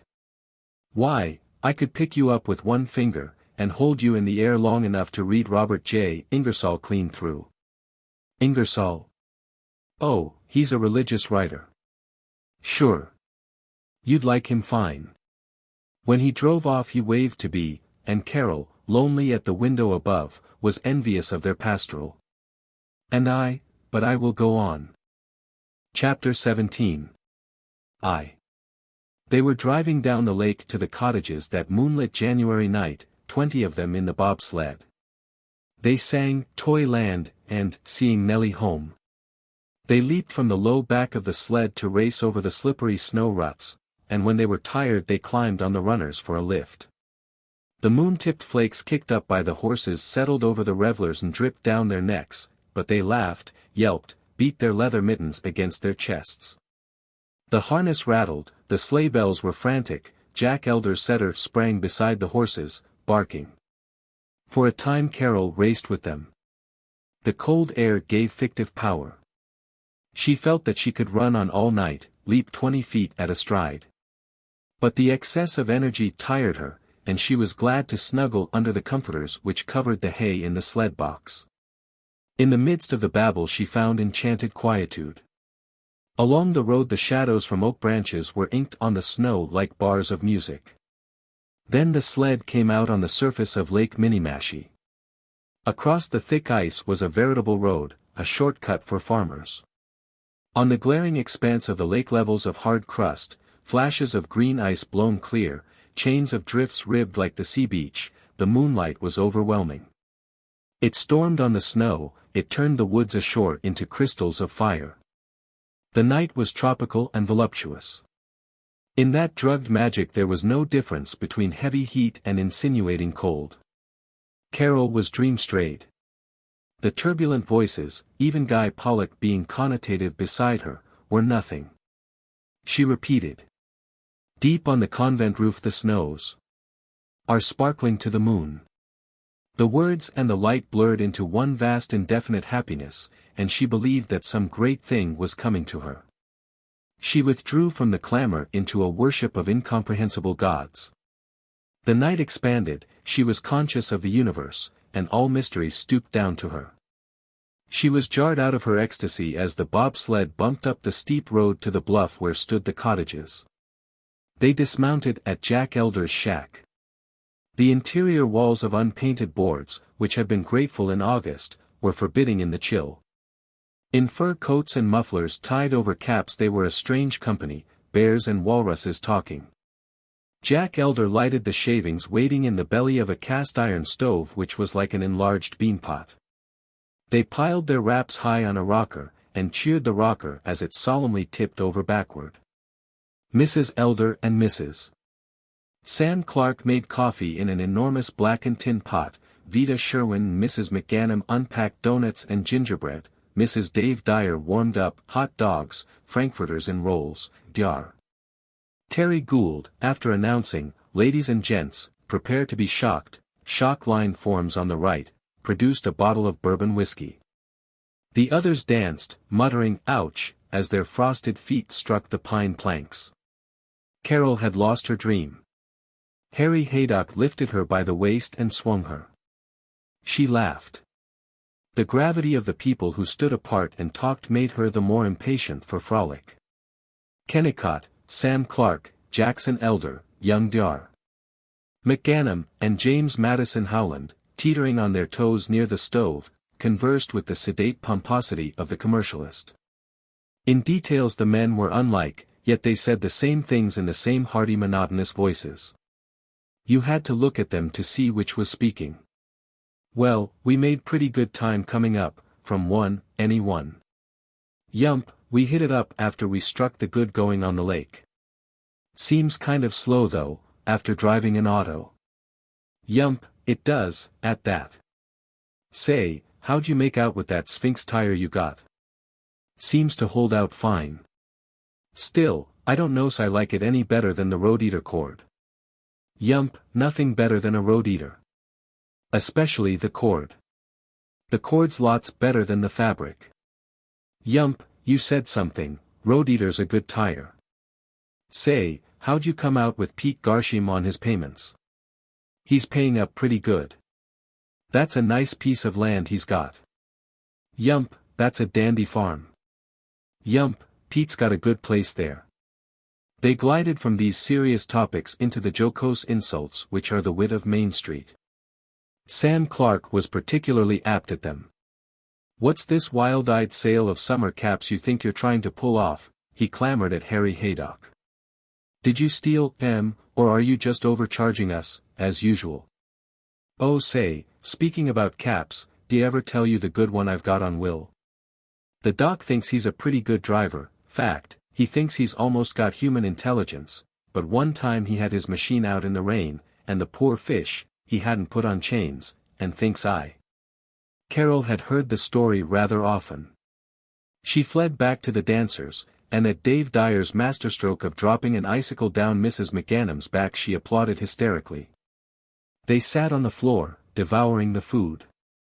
The men giggled amiably as they passed the whiskey bottle, and laughed, "There's a real sport," when Juanita Haydock took a sip. Carol tried to follow, she believed that she desired to be drunk and riotous. But the whiskey choked her, and as she saw Kennicott frown she handed the bottle on repentantly. Somewhat too late she remembered that she had given up domesticity and repentance. "Let's play charades," said Raimy Wotherspoon. "Oh yes, do let us," said Ella Stowbody. "That's the caper," sanctioned Harry Haydock. They interpreted the word "making" as May and King. The crown was a red flannel mitten cocked on Sam Clark's broad pink bald head. They forgot they were respectable. They made believe. Carol was stimulated to cry. "Let's form a dramatic club and give a play. Shall we? It's been so much fun tonight." They looked affable. Sure, observed Sam Clark loyally. Oh, do let us. I think it would be lovely to present Romeo and Juliet, yearned Ella Stowbody. Be a whale of a lot of fun, Dr. Terry Gould granted. But if we did, Carol cautioned, it would be awfully silly to have amateur theatricals. We ought to paint our own scenery and everything, and really do something fine. There'd be a lot of hard work. Would we all be punctual at rehearsals, do you suppose? You bet. Sure. That's the idea. Fellow ought to be prompt at rehearsals, they all agreed. Then let's meet next week and form the Gopher Prairie Dramatic Association. Carol sang. She drove home loving these friends who raced through moonlit snow, had bohemian parties, and were about to create beauty in the theater. Everything was solved. She would be an authentic part of the town, yet escape the coma of the village virus. She would be free of Kennicott again, without hurting him, without his knowing. She had triumphed. The moon was small and high now, and unheeding. 2. Though they had all been certain that they longed for the privilege of attending committee meetings and rehearsals, the Dramatic Association as definitely formed consisted only of Kennicott, Carol, Guy Pollock, Vida Sherwin, Ella Stowbody. The Harry Haydocks, the Dave Dyers, Raymie Wotherspoon, Dr. Terry Gould, and 4 new candidates, flirtatious Rita Simons, Dr. and Mrs. Harvey Dillon and Myrtle Cass, an uncomely but intense girl of 19. Of these 15 only 7 came to the first meeting. The rest telephoned their unparalleled regrets and engagements and illnesses, and announced that they would be present at all other meetings through eternity. Carol was made president and director. She had added the Dillons. Despite Kennicott's apprehension, the dentist and his wife had not been taken up by the Westlakes but had remained as definitely outside really smart society as Willis Woodford, who was teller, bookkeeper, and janitor in Stowbody's bank. Carol had noted Mrs. Dillon dragging past the house during a bridge of the Jolly 17, looking in with pathetic lips at the splendor of the XVIII. She impulsively invited the Dillons to the Dramatic Association meeting, and when Kennicott was brusque to them she was unusually cordial, and felt virtuous. That self-approval balanced her disappointment at the smallness of the meeting, and her embarrassment during Raymie Wotherspoon's repetitions of "the stage needs uplifting," and "I believe that there are great lessons in some plays." Ella Stowbody, who was a professional, having studied elocution in Milwaukee, disapproved of Carol's enthusiasm for recent plays. Miss Stowbody expressed the fundamental principle of the American drama: the only way to be artistic is to present Shakespeare. As no one listened to her, she sat back and looked like Lady Macbeth. 3. The little theaters, which were to give piquancy to American drama 3 or 4 years later, were only in embryo. But of this fast-coming revolt Carol had premonitions. She knew from some lost magazine article that in Dublin were innovators called the Irish Players. She knew confusedly that a man named Gordon Craig had painted scenery, or had he written plays? She felt that in the turbulence of the drama she was discovering a history more important than the commonplace chronicles which dealt with senators and their pompous puerilities. She had a sensation of familiarity. A dream of sitting in a Brussels café and going afterward to a tiny gay theater under a cathedral wall. The advertisement in the Minneapolis paper leaped from the page to her eyes. The Cosmos School of Music, Oratory, and Dramatic Art announces a program of 4 one-act plays by Schnitzler, Shaw, Yeats, and Lord Dunsany. She had to be there. She begged Kennicott to run down to the cities with her. Well, I don't know. Be fun to take in a show, but why the deuce do you want to see those darn foreign plays, given by a lot of amateurs? Why don't you wait for a regular play, later on? There's going to be some corkers coming, Lottie of Two Gun Rancho, and Cops and Crooks, real Broadway stuff, with the New York casts. What's this junk you want to see? How he lied to her husband. That doesn't listen so bad. Sounds racy. And, well, I could go to the motor show, I suppose. I'd like to see this new Hupp Roadster. Well. She never knew which attraction made him decide. She had 4 days of delightful worry, over the hole in her one good silk petticoat, the loss of a string of beads from her chiffon and brown velvet frock, the catsup stain on her best georgette crepe blouse. She wailed, "I haven't a single solitary thing that's fit to be seen in," and enjoyed herself very much indeed. Kennicott went about casually letting people know that he was going to run down to the cities and see some shows. As the train plodded through the grey prairie, on a windless day with the smoke from the engine clinging to the fields in giant cotton rolls, in a low and writhing wall which shut off the snowy fields, she did not look out of the window. She closed her eyes and hummed, and did not know that she was humming. She was the young poet attacking fame and Paris. In the Minneapolis station the crowd of lumberjacks, farmers, and Swedish families with innumerous children and grandparents and paper parcels, their foggy crowding and their clamor confused her. She felt rustic in this once familiar city, after a year and a half of Gopher Prairie. She was certain that Kennicott was taking the wrong trolley car. By dusk, the liquor warehouses, Hebraic clothing shops, and lodging houses on Lower Hennepin Avenue were smoky, hideous, ill-tempered. She was battered by the noise and shuttling of the rush-hour traffic. When a clerk in an overcoat too closely fitted at the waist stared at her, she moved nearer to Kennicott's arm. The clerk was flippant and urban. He was a superior person, used to this tumult. Was he laughing at her? For a moment she wanted the secure quiet of Gopher Prairie. In the hotel lobby she was self-conscious. She was not used to hotels. She remembered with jealousy how often Juanita Haydock talked of the famous hotels in Chicago. She could not face the traveling salesman, baronial in large leather chairs. She wanted people to believe that her husband and she were accustomed to luxury and chill elegance. She was faintly angry at him for the vulgar way in which, after signing the register, Drive W.P. Kennicott and wife, he bellowed at the clerk, "Got a nice room with bath for us, old man." She gazed about haughtily, but as she discovered that no one was interested in her she felt foolish, and ashamed of her irritation. She asserted, "This silly lobby is too florid," and simultaneously she admired it, the onyx columns with gilt capitals, the crown-embroidered velvet curtains at the restaurant door. The silk-roped alcove where pretty girls perpetually waited for mysterious men, the 2-pound boxes of candy and the variety of magazines at the newsstand. The hidden orchestra was lively. She saw a man who looked like a European diplomat, in a loose topcoat and a Homburg hat. A woman with a broad-tail coat, a heavy lace veil, pearl earrings, and a close black hat entered the restaurant. Heavens! That's the first really smart woman I've seen in a year. Carol exulted. She felt metropolitan. But as she followed Kennicott to the elevator the coat-check girl, a confident young woman, with cheeks powdered like lime, and a blouse low and thin and furiously crimson, inspected her, and under that supercilious glance Carol was shy again. She unconsciously waited for the bellboy to precede her into the elevator. When he snorted, "Go ahead," she was mortified. He thought she was a hayseed, she worried.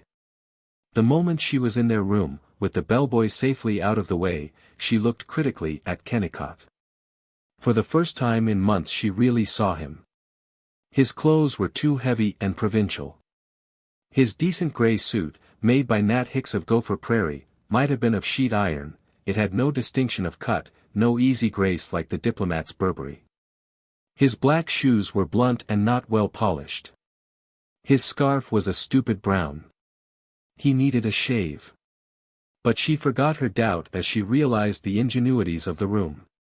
She ran about, turning on the taps of the bathtub, which gushed instead of dribbling like the taps at home, snatching the new wash rag out of its envelope of oiled paper, trying the rose-shaded light between the twin beds. Pulling out the drawers of the kidney-shaped walnut desk to examine the engraved stationery, planning to write on it to everyone she knew, admiring the claret-colored velvet armchair and the blue rug, testing the ice water tap. And squealing happily when the water really did come out cold. She flung her arms about Kennicott, kissed him. "Like it, old lady? It's adorable. It's so amusing. I love you for bringing me." You really are a dear. He looked blankly indulgent, and yawned, and condescended. That's a pretty slick arrangement on the radiator, so you can adjust it at any temperature you want. Must take a big furnace to run this place. Gosh, I hope B remembers to turn off the drafts tonight. Under the glass cover of the dressing table was a menu with the most enchanting dishes: breast of guinea hen de vitresse, pommes de terre à la russe, meringue chantilly, gâteau bruxelles. Oh, I'm going to have a hot bath, and put on my new hat with the wool flowers, and let's go down and eat for hours, and we'll have a cocktail, she chanted. While Kennicott labored over ordering, it was annoying to see him permit the waiter to be impertinent, but as the cocktail elevated her to a bridge among colored stars, as the oysters came in, not canned oysters in the Gopher Prairie fashion, but on the half shell, she cried, if you only knew how wonderful it is not to have had to plan this dinner, and order it at the butcher's and fuss and think about it, and then watch B cook it. I feel so free. And to have new kinds of food, and different patterns of dishes and linen, and not worry about whether the pudding is being spoiled. Oh, this is a great moment for me. 4. They had all the experiences of provincials in a metropolis. After breakfast Carol bustled to a hairdresser's, bought gloves and a blouse, and importantly met Kennicott in front of an optician's, in accordance with plans laid down, revised, and verified. They admired the diamonds and furs and frosty silverware and mahogany chairs and polished Morocco sewing boxes in shop windows, and were abashed by the throngs in the department stores. And were bullied by a clerk into buying too many shirts for Kennicott, and gaped at the clever novelty perfumes, just in from New York. Carol got 3 books on the theater, and spent an exultant hour in warning herself that she could not afford this Raja silk frock, in thinking how envious it would make Juanita Haydock, in closing her eyes, and buying it. Kennicott went from shop to shop, earnestly hunting down a felt-covered device to keep the windshield of his car clear of rain. They dined extravagantly at their hotel at night, and next morning sneaked round the corner to economize at a child's restaurant. They were tired by 3 in the afternoon, and dozed at the motion pictures and said they wished they were back in Gopher Prairie, and by 11 in the evening they were again so lively that they went to a Chinese restaurant that was frequented by clerks and their sweethearts on paydays. They sat at a teak and marble table eating eggs foo young, and listened to a brassy automatic piano, and were altogether cosmopolitan. On the street they met people from home, the McGainhams. They laughed, shook hands repeatedly, and exclaimed, well, this is quite a coincidence. They asked when the McGainhams had come down, and begged for news of the town they had left 2 days before. Whatever the McGainhams were at home, here they stood out as so superior to all the undistinguishable strangers absurdly hurrying past that the Kennicotts held them as long as they could. The McGainhams said goodbye as though they were going to Tibet instead of to the station to catch number 7 north. They explored Minneapolis. Kennicott was conversational and technical regarding gluten and cockle cylinders and hard, when they were shown through the gray stone hulks and new cement elevators of the largest flour mills in the world. They looked across Loring Park and the parade to the towers of St. Mark's and the Pro-Cathedral, and the red roofs of houses climbing Kenwood Hill. They drove about the chain of garden-circled lakes, and viewed the houses of the millers and lumbermen and real estate peers, the potentates of the expanding city.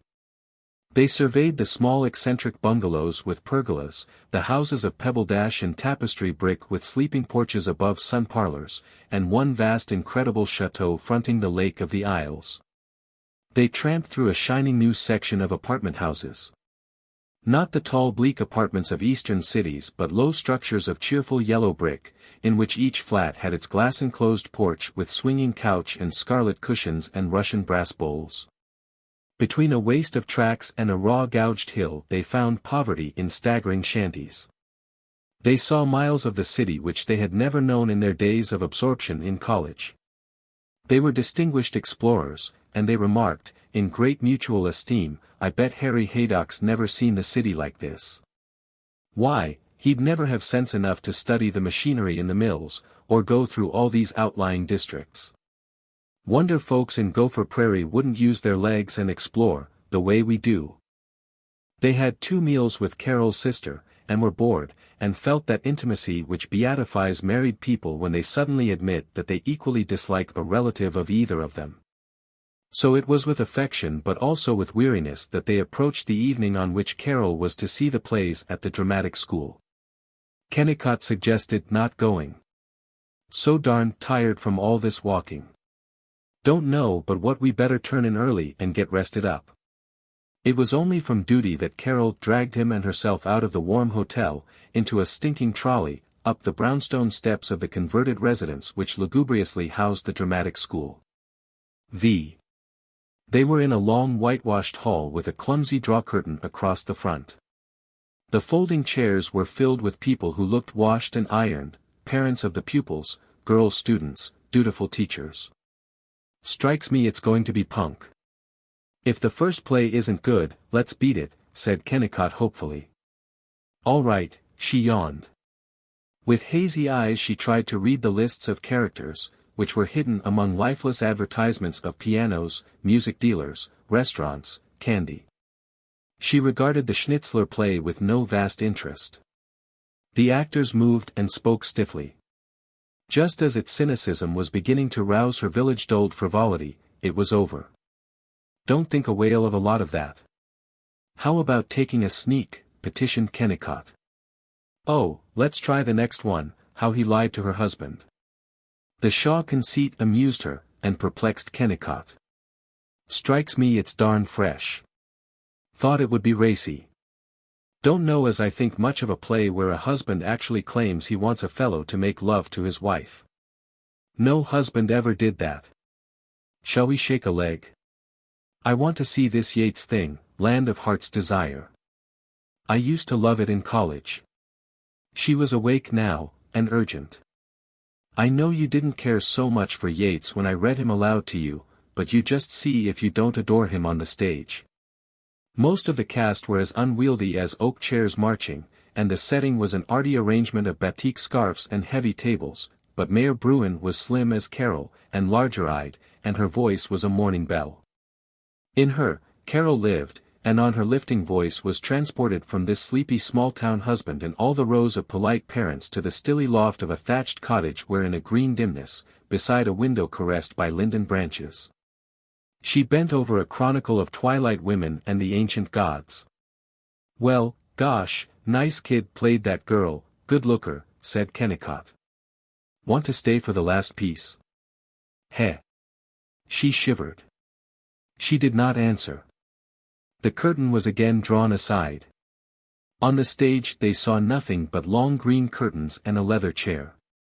2 young men in brown robes like furniture covers were gesturing vacuously and droning cryptic sentences full of repetitions. It was Carol's first hearing of Dunsany. She sympathized with the restless Kennicott as he felt in his pocket for a cigar and unhappily put it back. Without understanding when or how, without a tangible change in the stilted intoning of the stage puppets, she was conscious of another time and place. Stately and aloof among vainglorious tiring maids, a queen in robes that murmured on the marble floor, she trod the gallery of a crumbling palace.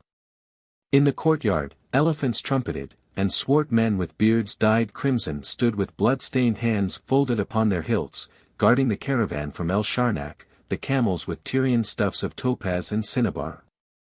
Beyond the turrets of the outer wall the jungle glared and shrieked, and the sun was furious above drenched orchids. A youth came striding through the steel-bossed doors, the sword-bitten doors that were higher than 10 tall men.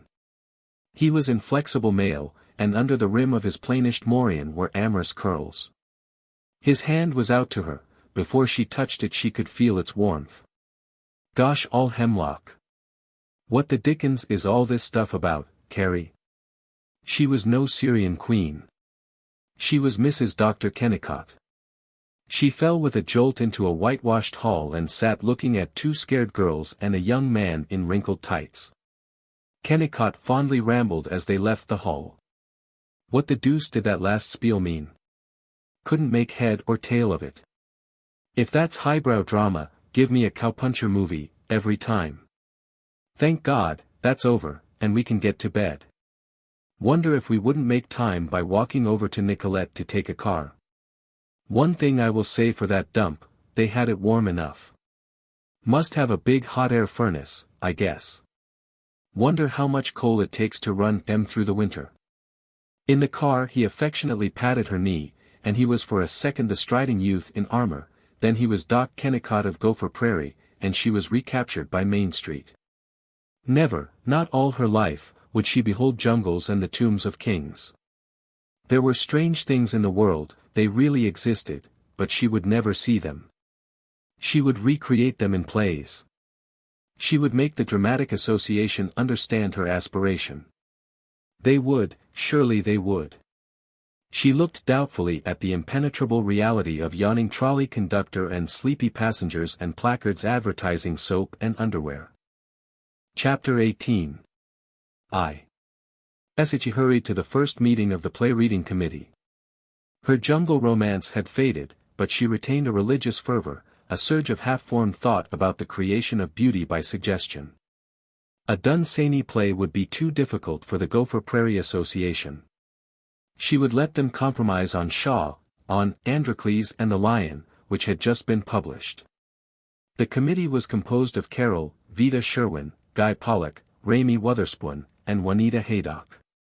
They were exalted by the picture of themselves as being simultaneously businesslike and artistic.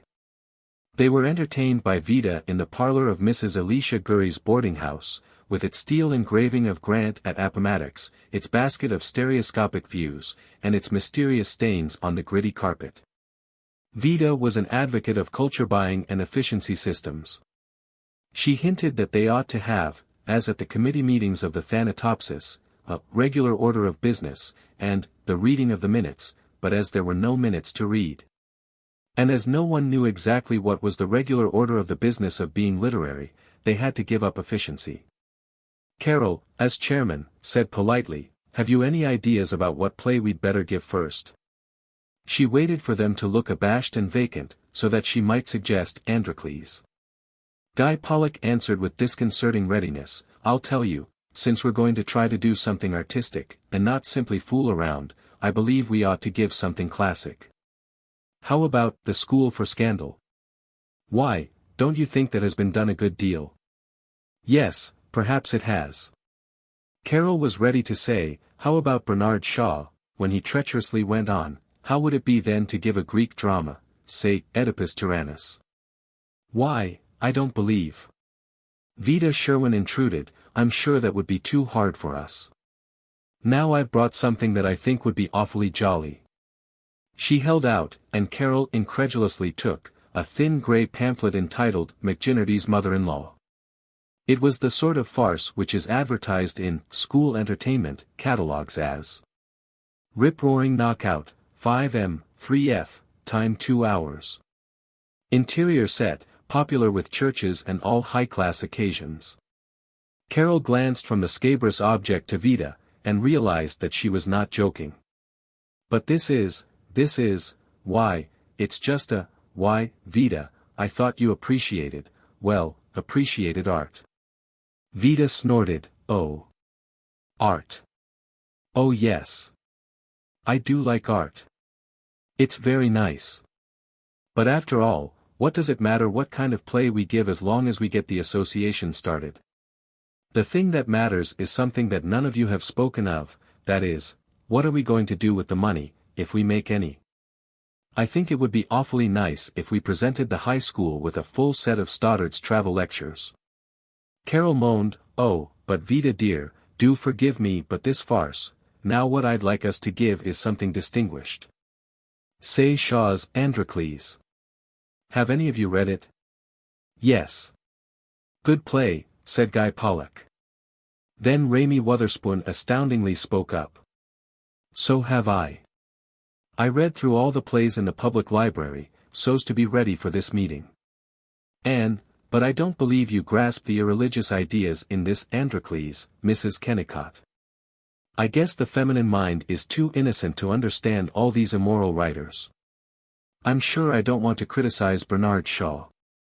I understand he is very popular with the highbrows in Minneapolis, but just the same, as far as I can make out, he's downright improper. The things he says, well, it would be a very risky thing for our young folks to see. It seems to me that a play that doesn't leave a nice taste in the mouth and that hasn't any message is nothing but, well, whatever it may be, it isn't art. So, now I've found a play that is clean, and there's some awfully funny scenes in it, too. I laughed out loud, reading it. It's called His Mother's Heart, and it's about a young man in college who gets in with a lot of freethinkers and boozers and everything, but in the end his mother's influence. Juanita Haydock broke in with a derisive, "Oh rats, Raimi. Can the mother's influence? I say let's give something with some class to it. I bet we could get the rights to The Girl from Kennicott, and that's a real show." It ran for 11 months in New York. That would be lots of fun, if it wouldn't cost too much, reflected Vida. Carol's was the only vote cast against The Girl from Kennicott. 2. She disliked The Girl from Kennicott even more than she had expected. It narrated the success of a farm lassie in clearing her brother of a charge of forgery. She became secretary to a New York millionaire and social counselor to his wife. And after a well-conceived speech on the discomfort of having money, she married his son. There was also a humorous office boy. Carol discerned that both Juanita Haydock and Ella Stowbody wanted the lead. She let Juanita have it. Juanita kissed her and in the exuberant manner of a new star presented to the executive committee her theory, "What we want in a play is humor and pep. There's where American playwrights put it all over these darn old European glooms." As selected by Carol and confirmed by the committee, the persons of the play were John Grimm, a millionaire. Guy Pollock. His wife. Miss Vida Sherwin. His son. Dar. Harvey Dillon. His business rival. Raymond T. Wotherspoon. Friend of Mrs. Grimm. Miss Ella Stowbody. The Girl from Kennicott. Mrs. Harold C. Haydock. Her brother. Dar. Terence Gould. Her mother. Mrs. David Dyer. Stenographer. Miss Rita Simons. Office boy. Miss Myrtle Cass. Maid in the Grimm's home. Mrs. W. P. Kennicott. Direction of Mrs. Kennicott. Among the minor lamentations was Maud Dyer's, "Well, of course I suppose I look old enough to be Juanita's mother, even if Juanita is 8 months older than I am. But I don't know as I care to have everybody noticing it, Anne." Carol pleaded, "Oh, my dear. You two look exactly the same age. I chose you because you have such a darling complexion, and you know with powder and a white wig anybody looks twice her age, and I want the mother to be sweet, no matter who else is." Ella Stowbody, the professional, perceiving that it was because of a conspiracy of jealousy that she had been given a small part, alternated between lofty amusement and Christian patience. Carol hinted that the play would be improved by cutting, but as every actor except Vida and Guy and herself wailed at the loss of a single line, she was defeated. She told herself that, after all, a great deal could be done with direction and settings. Sam Clark had boastfully written about the Dramatic Association to his schoolmate, Percy Bresnahan, president of the Velvet Motor Company of Boston. Bresnahan sent a check for $100, Sam added 25 and brought the fund to Carol, fondly crying, "There. That'll give you a start for putting the thing across swell." She rented the second floor of the City Hall for 2 months. All through the spring the association thrilled to its own talent in that dismal room. They cleared out the bunting, ballot boxes, handbills, legless chairs. They attacked the stage. It was a simple-minded stage. It was raised above the floor, and it did have a movable curtain, painted with the advertisement of a druggist dead these 10 years, but otherwise it might not have been recognized as a stage. There were 2 dressing rooms, one for men, one for women, on either side. The dressing room doors were also the stage entrances, opening from the house, and many a citizen of Gopher Prairie had for his first glimpse of romance the bare shoulders of the leading woman. There were 3 sets of scenery, a woodland, a poor interior, and a rich interior, the last also useful for railway stations, offices, and as a background for the Swedish quartet from Chicago. There were 3 gradations of lighting, full on, half on, and entirely off. This was the only theater in Gopher Prairie. It was known as the Opera House. Once, strolling companies had used it for performances of The Two Orphans, and Nellie the Beautiful Cloak Model, and Othello, with specialties between acts, but now the motion pictures had ousted the gypsy drama. Carol intended to be furiously modern in constructing the office set, the drawing room for Mr. Grimm, and the humble home near Kankakee. It was the first time that anyone in Gopher Prairie had been so revolutionary as to use enclosed scenes with continuous sidewalls. The rooms in the Opera House sets had separate wing pieces for sides, which simplified dramaturgy, as the villain could always get out of the hero's way by walking out through the wall. The inhabitants of the humble home were supposed to be amiable and intelligent. Carol planned for them a simple set with warm color. She could see the beginning of the play, all dark save the high settles and the solid wooden table between them, which were to be illuminated by a ray from offstage. The high light was a polished copper pot filled with primroses. Less clearly she sketched the grim drawing room as a series of cool high white arches. As to how she was to produce these effects she had no notion. She discovered that, despite the enthusiastic young writers, the drama was not half so native and close to the soil as motor cars and telephones. She discovered that simple arts require sophisticated training. She discovered that to produce one perfect stage picture would be as difficult as to turn all of Gopher Prairie into a Georgian garden. She read all she could find regarding staging, she bought paint and light wood. She borrowed furniture and drapes unscrupulously, she made Kennicott turn carpenter. She collided with the problem of lighting. Against the protest of Kennicott and Vida she mortgaged the association by sending to Minneapolis for a baby spotlight, a strip light, a dimming device, and blue and amber bulbs.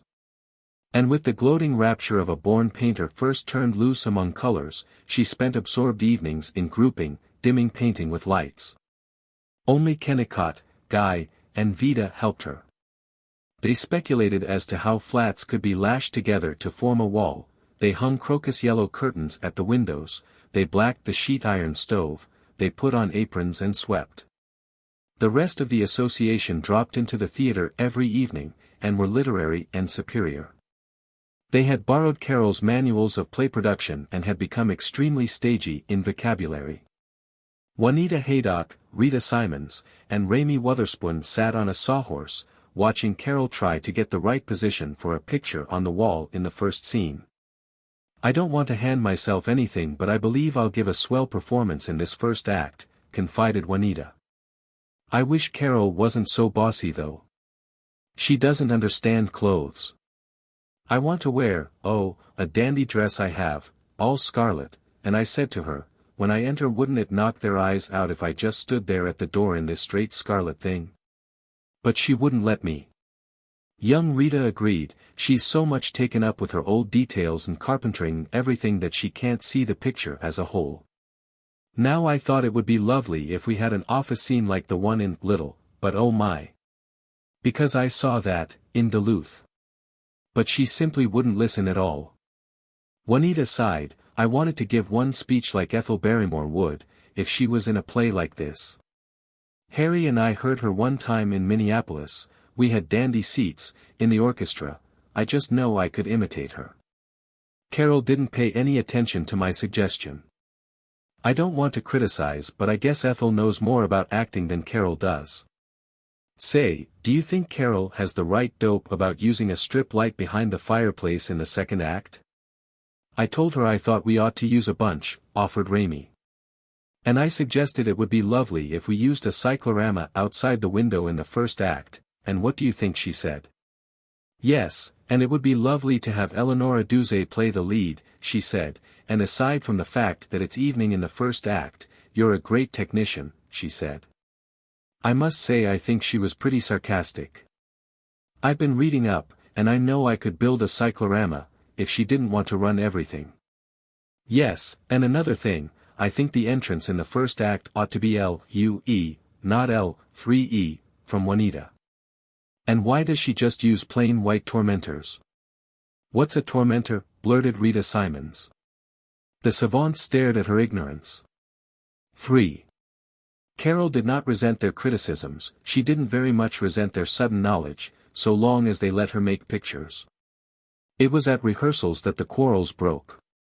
No one understood that rehearsals were as real engagements as bridge games or sociables at the Episcopal Church. They gaily came in half an hour late, or they vociferously came in 10 minutes early, and they were so hurt that they whispered about resigning when Carol protested. They telephoned, "I don't think I'd better come out. Afraid the dampness might start my toothache," or, "Guess can't make it tonight, Dave wants me to sit in on a poker game." When, after a month of labor, as many as 9/11ths of the cast were often present at a rehearsal. When most of them had learned their parts and some of them spoke like human beings, Carol had a new shock in the realization that Guy Pollock and herself were very bad actors, and that Raymie Wutherspoon was a surprisingly good one. For all her visions she could not control her voice, and she was bored by the 50th repetition of her few lines as maid. Guy pulled his soft mustache, looked self-conscious, and turned Mr. Grimm into a limp dummy. But Raymie, as the villain, had no repressions. The tilt of his head was full of character, his drawl was admirably vicious. There was an evening when Carol hoped she was going to make a play, a rehearsal during which Guy stopped looking abashed. From that evening the play declined. They were weary. "We know our parts well enough now, what's the use of getting sick of them?" they complained. They began to skylark, to play with the sacred lights. To giggle when Carol was trying to make the sentimental Myrtle Cass into a humorous office boy, to act everything but the girl from Kankakee. After loafing through his proper part, Dr. Terry Gould had great applause for his burlesque of Hamlet. Even Raymie lost his simple faith, and tried to show that he could do a vaudeville shuffle. Carol turned on the company. "See here, I want this nonsense to stop. We've simply got to get down to work." Juanita Haydock led the mutiny. "Look here, Carol, don't be so bossy. After all, we're doing this play principally for the fun of it, and if we have fun out of a lot of monkey shines, why then?" "Yes," feebly. "You said one time that folks in G.P. didn't get enough fun out of life. And now we are having a circus, you want us to stop." Carol answered slowly, "I wonder if I can explain what I mean. It's the difference between looking at the comic page and looking at Manet. I want fun out of this, of course. Only, I don't think it would be less fun, but more, to produce as perfect a play as we can." She was curiously exalted. Her voice was strained, she stared not at the company but at the grotesques scrawled on the backs of wing pieces by forgotten stage hands. "I wonder if you can understand the fun of making a beautiful thing, the pride and satisfaction of it, and the holiness." The company glanced doubtfully at one another. "In Gopher Prairie it is not good form to be holy except at a church, between 10:30 and 12 on Sunday. But if we want to do it, we've got to work, we must have self-discipline." They were at once amused and embarrassed. They did not want to affront this mad woman. They backed off and tried to rehearse. Carol did not hear Juanita, in front, protesting to Maud Dyer, "If she calls it fun and holiness to sweat over her darned old play, well, I don't." 4. Carol attended the only professional play which came to Gopher Prairie that spring. It was a tent show, presenting snappy new dramas under canvas. The hard-working actors doubled in brass, and took tickets. And between acts sang about the moon in June, and sold Dr. Wintergreen's surefire tonic for ills of the heart, lungs, kidneys, and bowels. They presented Sunbonnet Nell, a dramatic comedy of the Ozarks, with J. Witherby Boothby ringing the soul by his resonant, "Ya ain't done right by my little gal, Mr. City Man, but you're a-goin' to find that back in these yere hills there's honest folks and good shots." The audience, on planks beneath the patched tent, admired Mr. Boothby's beard and long rifle, stamped their feet in the dust at the spectacle of his heroism. shouted when the comedian aped the city lady's use of a lorgnon by looking through a donut stuck on a fork, wept visibly over Mr. Boothby's little gal Nell, who was also Mr. Boothby's legal wife Pearl, and when the curtain went down, listened respectfully to Mr. Boothby's lecture on Dr. Wintergreen's tonic as a cure for tapeworms, which he illustrated by horrible pallid objects curled in bottles of yellowing alcohol. Carol shook her head. Juanita is right. I'm a fool. Holiness of the drama. Bernard Shaw. The only trouble with The Girl from Kankakee is that it's too subtle for Gopher Prairie. She sought faith in spacious banal phrases, taken from books. The instinctive nobility of simple souls need only the opportunity to appreciate fine things, and sturdy exponents of democracy. But these optimisms did not sound so loud as the laughter of the audience at the funny man's line, "Yes, by heckelum, I'm a smart fella." She wanted to give up the play, the dramatic association, the town. As she came out of the tent and walked with Kennicott down the dusty Spring Street, she peered at this straggling wooden village and felt that she could not possibly stay here through all of tomorrow. It was Miles Bjornstam who gave her strength, he and the fact that every seat for The Girl from Kankakee had been sold. Bjornstam was keeping company with B. Every night he was sitting on the back steps. Once when Carol appeared he grumbled, "Hope you're going to give this burg one good show. If you don't, reckon nobody ever will." V. It was the great night, it was the night of the play. The two dressing rooms were swirling with actors, panting, twitchy pale. Del Snafflin the barber, who was as much a professional as Ella, having once gone on in a mob scene at a stock company performance in Minneapolis, was making them up, and showing his scorn for amateurs with, "Stand still. For the love o' Mike, how do you expect me to get your eyelids dark if you keep a wigglin'?" The actors were beseeching, "Hey, Del, put some red in my nostrils, you put some in Rita's, gee, you didn't hardly do anything to my face." They were enormously theatric.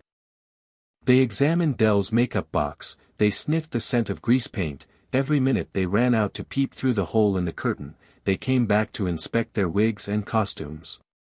They read on the whitewashed walls of the dressing rooms the pencil inscriptions, "The Flora Flanders Comedy Company," and "This is a Bum Theater," and felt that they were companions of these vanished troopers. Carol, smart in maid's uniform, coaxed the temporary stage hands to finish setting the first act, wailed at Kennicott, the electrician, "Now for heaven's sake remember the change in cue for the ambers in Act 2, slipped out to ask Dave Dyer. The ticket-taker, if he could get some more chairs, warned the frightened Myrtle cast to be sure to upset the wastebasket when John Grimm called, "Hear you, ready." Del Snafflin's orchestra of piano, violin, and cornet began to tune up and everyone behind the magic line of the proscenic arch was frightened into paralysis. Carol wavered to the hole in the curtain. There were so many people out there, staring so hard. In the second row she saw Miles Bjornstam, not with B but alone. He really wanted to see the play. It was a good omen. Who could tell? Perhaps this evening would convert Gopher Prairie to conscious beauty. She darted into the women's dressing room, roused Maud Dyer from her fainting panic, pushed her to the wings, and ordered the curtain up. It rose doubtfully, it staggered and trembled, but it did get up without catching, this time. Then she realized that Kennicott had forgotten to turn off the house lights. Someone out front was giggling. She galloped round to the left wing, herself pulled the switch, looked so ferociously at Kennicott that he quaked, and fled back. Mrs. Dyer was creeping out on the half-darkened stage. The play was begun. And with that instant Carol realized that it was a bad play abominably acted. Encouraging them with lying smiles, she watched her work go to pieces. The setting seemed flimsy, the lighting commonplace. She watched Guy Pollock stammer and twist his mustache when he should have been a bullying magnate, Vida Sherwin, as Grimm's timid wife, chatter at the audience as though they were her class in high school English. Juanita, in the leading role, defy Mr. Grimm as though she were repeating a list of things she had to buy at the grocery this morning. Ella Stowbody remark, "I'd like a cup of tea," as though she were reciting, "Curfew shall not ring tonight," and Dr. Gould, making love to Rita Simons, squeak, my, you, are, wonderful, girl. Myrtle Cass, as the office boy, was so much pleased by the applause of her relatives, then so much agitated by the remarks of Cy Bogart, in the back row, in reference to her wearing trousers, that she could hardly be got off the stage. Only Raymie was so unsociable as to devote himself entirely to acting.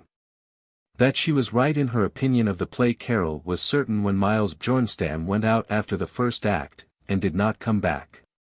6.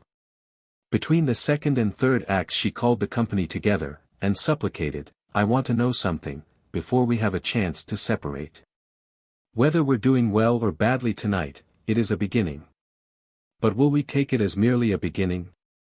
How many of you will pledge yourselves to start in with me, right away, tomorrow, and plan for another play, to be given in September? They stared at her. They nodded at Juanita's protest, I think one's enough for a while. It's going elegant tonight, but another play, seems to me it'll be time enough to talk about that next fall. Carol. I hope you don't mean to hint and suggest we're not doing fine tonight. I'm sure the applause shows the audience think it's just dandy. Then Carol knew how completely she had failed. As the audience seeped out she heard B.J. Gougerling the banker say to Howland the grocer, well, I think the folks did splendid, just as good as professionals. But I don't care much for these plays. What I like is a good movie, with auto accidents and hold-ups, and some get to it, and not all this talky talk. Then Carol knew how certain she was to fail again. She wearily did not blame them, company nor audience. Herself she blamed for trying to carve intaglios in good wholesome jack pine. It's the worst defeat of all. I'm beaten. By Main Street. I must go on. But I can't. She was not vastly encouraged by the Gopher Prairie Dauntless. Would be impossible to distinguish among the actors when all gave such fine account of themselves in difficult roles of this well-known New York stage play. Guy Pollock as the old millionaire could not have been bettered for his fine impersonation of the gruff old millionaire, Mrs. Harry Haydock as the young lady from the West who so easily showed the New York four-flushers where they got off was a vision of loveliness and with fine stage presence. Miss Vida Sherwin the ever-popular teacher in our high school pleased as Mrs. Grimm. Dr. Gould was well suited in the role of young lover, girls you better look out, remember the doc is a bachelor. The local 400 also report that he is a great hand at shaking the light fantastic tootsies in the dance. As the stenographer Rita Simons was pretty as a picture, and Miss Ella Stowbody's long and intensive study of the drama and kindred arts in Eastern schools was seen in the fine finish of her part. To no one is greater credit to be given than to Mrs. Will Kennicott on whose capable shoulders fell the burden of directing. So kindly, Carol mused, so well meant, so neighborly, and so confoundedly untrue. Is it really my failure, or theirs? She sought to be sensible. She elaborately explained to herself that it was hysterical to condemn Gopher Prairie because it did not foam over the drama. Its justification was in its service as a market town for farmers. How bravely and generously it did its work, forwarding the bread of the world, feeding and healing the farmers. Then, on the corner below her husband's office, she heard a farmer holding forth. Sure. Course I was beaten. The shipper and the grocers here wouldn't pay us a decent price for our potatoes, even though folks in the cities were howling for 'em. So we says, well, we'll get a truck and ship 'em right down to Minneapolis. But the commission merchants there were in cahoots with the local shipper here, they said they wouldn't pay us a cent more than he would, not even if they was nearer to the market. Well, we found we could get higher prices in Chicago, but when we tried to get freight cars to ship there, the railroads wouldn't let us have 'em, even though they had cars standing empty right here in the yards. There you got it, good market, and these towns keeping us from it. Gus, that's the way these towns work all the time. They pay what they want to for our wheat, but we pay what they want us to for their clothes.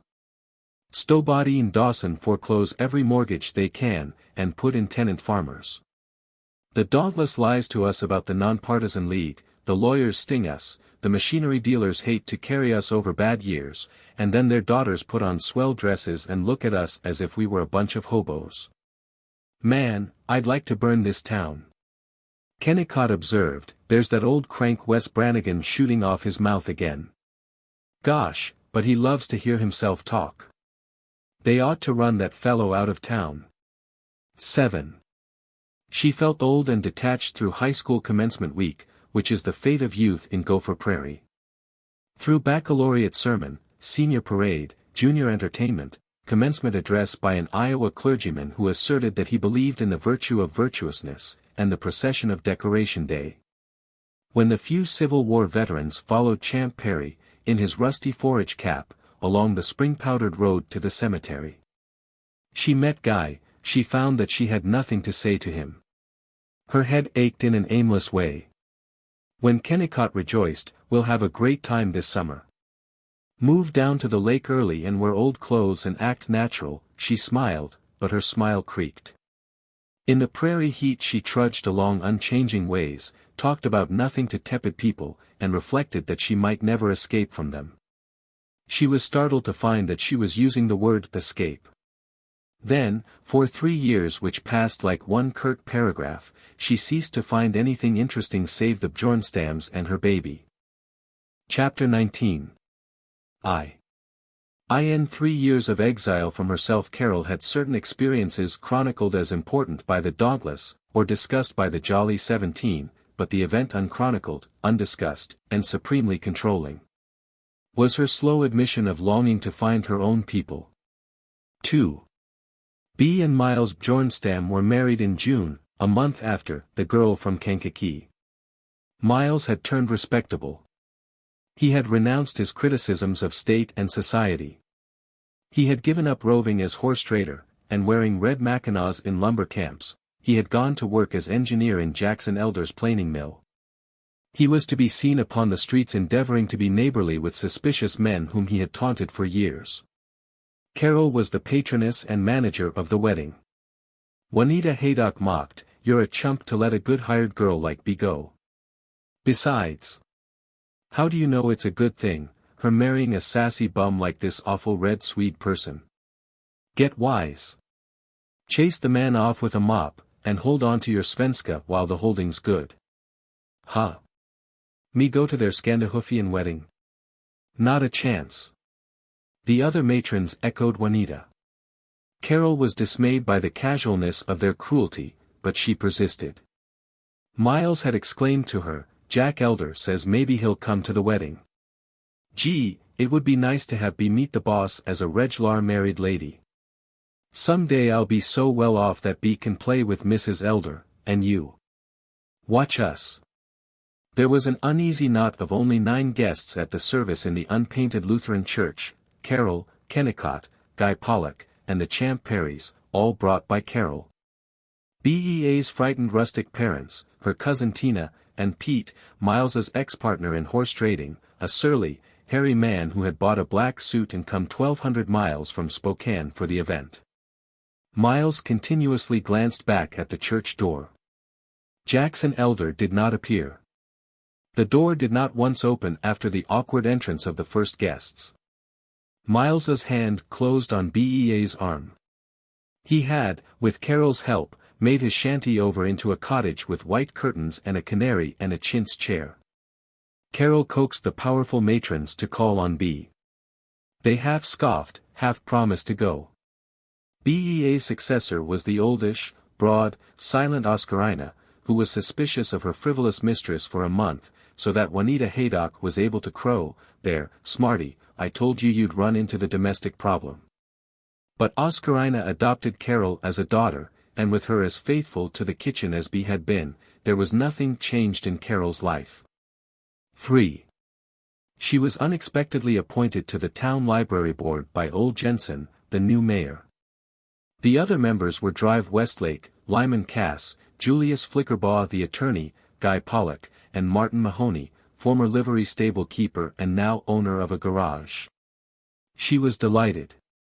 She went to the first meeting rather condescendingly, regarding herself as the only one besides Guy who knew anything about books or library methods. She was planning to revolutionize the whole system. Her condescension was ruined and her humility wholesomely increased when she found the board, in the shabby room on the second floor of the house which had been converted into the library, not discussing the weather and longing to play checkers, but talking about books. She discovered that amiable old Drive Westlake read everything in verse and light fiction, that Lyman Cass, the veal-faced, bristly-bearded owner of the mill, had tramped through Gibbon, Hume, Grote, Prescott, and the other thick historians. That he could repeat pages from them, and did. When Dr. Westlake whispered to her, "Yes, Lim is a very well-informed man, but he's modest about it," she felt uninformed and immodest, and scolded at herself that she had missed the human potentialities in this vast Gopher Prairie. When Dr. Westlake quoted the Paradiso, Don Quixote, Wilhelm Meister, and the Koran, she reflected that no one she knew, not even her father, had read all four. She came diffidently to the second meeting of the board. She did not plan to revolutionize anything. She hoped that the wise elders might be so tolerant as to listen to her suggestions about changing the shelving of the juveniles. Yet after 4 sessions of the library board she was where she had been before the first session. She had found that for all their pride in being reading men, Westlake and Cass and even Guy had no conception of making the library familiar to the whole town. They used it, they passed resolutions about it, and they left it as dead as Moses. Only the Henty books and the Elsie books and the latest optimisms by moral female novelists and virile clergymen were in general demand, and the board themselves were interested only in old, stilted volumes. They had no tenderness for the noisiness of youth discovering great literature. If she was egotistic about her tiny learning, they were at least as much so regarding theirs. And for all their talk of the need of additional library tax, none of them was willing to risk censure by battling for it, though they now had so small a fund that, after paying for rent, heat, light, and Miss Villets's salary, they had only $100 a year for the purchase of books. The incident of the 17 cents killed her none too enduring interest. She had come to the board meeting singing with a plan. She had made a list of 30 European novels of the past 10 years, with 20 important books on psychology, education, and economics which the library lacked. She had made Kennicott promise to give $15. If each of the board would contribute the same, they could have the books. Lim Cass looked alarmed, scratched himself, and protested, "I think it would be a bad precedent for the board members to contribute money, not that I mind, but it wouldn't be fair, establish precedent. Gracious. They don't pay us a cent for our services. Certainly can't expect us to pay for the privilege of serving." Only Guy looked sympathetic, and he stroked the pine table and said nothing. The rest of the meeting they gave to a bellicose investigation of the fact that there was 17 cents less than there should be in the fund. Miss Villets was summoned. She spent half an hour in explosively defending herself. The 17 cents were gnawed over, penny by penny, and Carol, glancing at the carefully inscribed list which had been so lovely and exciting an hour before, was silent, and sorry for Miss Villets, and sorrier for herself. She was reasonably regular in attendance till her 2 years were up and Vida Sherwin was appointed to the board in her place, but she did not try to be revolutionary. In the plodding course of her life there was nothing changed, and nothing new. 4. Kennicott made an excellent land deal, but as he told her none of the details, she was not greatly exalted or agitated. What did agitate her was his announcement, half whispered and half blurted, half tender and half coldly medical, that they ought to have a baby, now they could afford it. They had so long agreed that, perhaps it would be just as well not to have any children for a while yet, that childlessness had come to be natural. Now, she feared and longed and did not know. She hesitatingly assented, and wished that she had not assented. As there appeared no change in their drowsy relations, she forgot all about it, and life was planless. V. Idling on the porch of their summer cottage at the lake, on afternoons when Kennicott was in town, when the water was glazed and the whole air languid, she pictured 100 escapes, Fifth Avenue in a snowstorm, with limousines, golden shops, a cathedral spire, A reed hut on fantastic piles above the mud of a jungle river. A suite in Paris, immense high grave rooms, with lambrequins and a balcony. The enchanted mesa. An ancient stone mill in Maryland, at the turn of the road, between rocky brook and abrupt hills. An upland moor of sheep and flitting cool sunlight. A clanging dock where steel cranes unloaded steamers from Buenos Aires and Tsingtao. A Munich concert hall, and a famous cellist playing to her. One scene had a persistent witchery. She stood on a terrace overlooking a boulevard by the warm sea. She was certain, though she had no reason for it, that the place was Mentone. Along the drive below her swept barouches, with a mechanical tlot-tlot, tlot-tlot, tlot-tlot, and great cars with polished black hoods and engines quiet as the sigh of an old man. In them were women erect, slender, enameled, and expressionless as marionettes, their small hands upon parasols, their unchanging eyes always forward, ignoring the men beside them, tall men with grey hair and distinguished faces. Beyond the drive were painted sea and painted sands, and blue and yellow pavilions. Nothing moved except the gliding carriages, and the people were small and wooden, spots in a picture drenched with gold and hard bright blues. There was no sound of sea or winds, no softness of whispers nor of falling petals, nothing but yellow and cobalt and staring light, and the never-changing tlot-tlot, tlot-tlot. She startled. She whimpered. It was the rapid ticking of the clock which had hypnotized her into hearing the steady hoofs. No aching color of the sea and pride of supercilious people, but the reality of a round-bellied nickel alarm clock on a shelf against a fuzzy unplanned pine wall, with a stiff grey washrag hanging above it and a kerosene stove standing below. 1,000 dreams governed by the fiction she had read, drawn from the pictures she had envied, absorbed her drowsy lake afternoons, but always in the midst of them Kennicott came out from town. Drew on khaki trousers which were plastered with dry fish scales, asked, "Enjoying yourself?" And did not listen to her answer. And nothing was changed, and there was no reason to believe that there ever would be change. 6. Trains. At the lake cottage she missed the passing of the trains.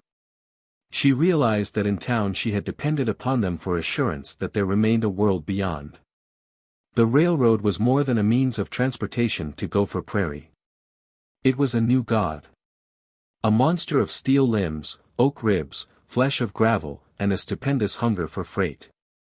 A deity created by man that he might keep himself respectful to property, as elsewhere he had elevated and served as tribal gods the mines, cotton mills, motor factories, colleges, army. The East remembered generations when there had been no railroad, and had no awe of it, but here the railroads had been before time was. The towns had been staked out on barren prairie as convenient points for future train halts. And back in 1860 and 1870 there had been much profit, much opportunity to found aristocratic families, in the possession of advanced knowledge as to where the towns would arise. If a town was in disfavor, the railroad could ignore it, cut it off from commerce, slay it. To Gopher Prairie the tracks were eternal verities, and boards of railroad directors an omnipotence. The smallest boy or the most secluded grandam could tell you whether number 32 had a hot box last Tuesday, whether number 7 was going to put on an extra day coach, and the name of the president of the road was familiar to every breakfast table. Even in this new era of motors the citizens went down to the station to see the trains go through. It was their romance, their only mystery besides Mass at the Catholic Church. And from the trains came lords of the outer world, traveling salesmen with piping on their waistcoats, and visiting cousins from Milwaukee. Gopher Prairie had once been a division point.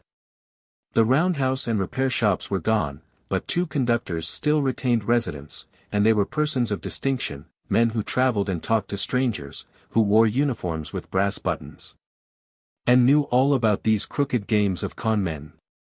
They were a special caste, neither above nor below the haydocks, but apart, artists and adventurers.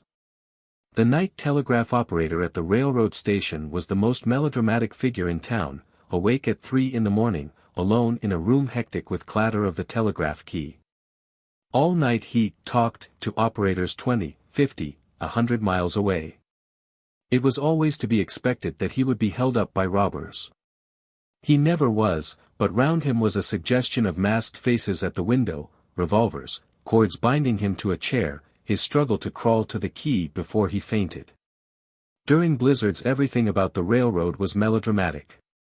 There were days when the town was completely shut off, when they had no mail, no express, no fresh meat, no newspapers. At last the rotary snowplow came through, bucking the drifts, sending up a geyser, and the way to the outside was open again. The brakemen, in mufflers and fur caps, running along the tops of ice-coated freight cars. The engineers scratching frost from the cab windows and looking out, inscrutable, self-contained, pilots of the prairie sea, they were heroism, they were to Carol the daring of the quest in a world of groceries and sermons. To the small boys the railroad was a familiar playground. They climbed the iron ladders on the sides of the boxcars, built fires behind piles of old ties, waved to favorite brakemen. But to Carol it was magic. She was motoring with Kennicott, the car lumping through darkness, the lights showing mud puddles and ragged weeds by the road. A train coming. A rapid chuck-a-chuck, chuck-a-chuck, chuck-a-chuck. It was hurling past, the Pacific Flyer, an arrow of golden flame. Light from the firebox splashed the underside of the trailing smoke. Instantly the vision was gone, Carol was back in the long darkness. And Kennicott was giving his version of that Fire and Wonder, number 19. Must be 'bout 10 minutes late. In town, she listened from bed to the express whistling in the cut a mile north. You. Faint, nervous, distraught, horn of the free night riders journeying to the tall towns where were laughter and banners and the sound of bells. You. The world going by. You. Fainter, more wistful, gone. Down here there were no trains. The stillness was very great. The prairie encircled the lake, lay round her, raw, dusty, thick. Only the train could cut it. Some day she would take a train, and that would be a great taking. 7. She turned to the Chautauqua as she had turned to the Dramatic Association, to the Library Board. Besides the permanent Mother Chautauqua, in New York, there are, all over these states, commercial Chautauqua companies which send out to every smallest town troops of lecturers and entertainers, to give a week of culture under canvas. Living in Minneapolis, Carol had never encountered the ambulant Chautauqua, and the announcement of its coming to Gopher Prairie gave her hope that others might be doing the vague things which she had attempted. She pictured a condensed university course brought to the people. Mornings when she came in from the lake with Kennicott she saw placards in every shop window, and strung on a cord across Main Street, a line of pennants alternately worded, "The Boland Chautauqua coming." And, a solid week of inspiration and enjoyment. But she was disappointed when she saw the program. It did not seem to be a tabloid university, it did not seem to be any kind of a university. It seemed to be a combination of vaudeville performance YMC, lecture, and the graduation exercises of an elocution class. She took her doubt to Kennicott. He insisted, "Well, maybe it won't be so awful darn intellectual, the way you and I might like it, but it's a whole lot better than nothing." Vida Sherwin added, "They have some splendid speakers.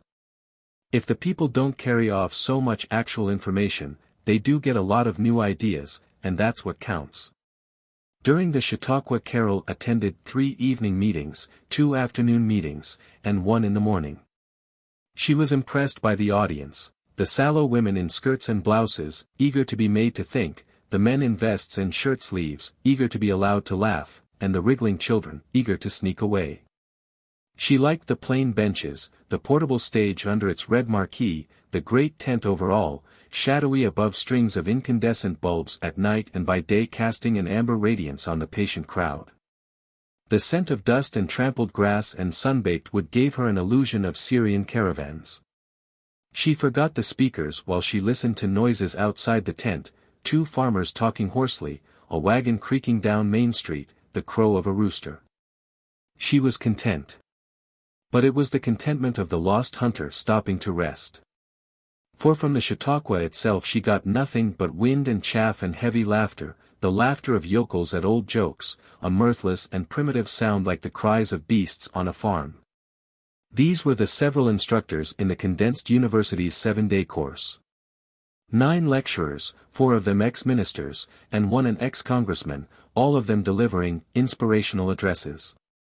The only facts or opinions which Carol derived from them were, Lincoln was a celebrated president of the United States, but in his youth extremely poor.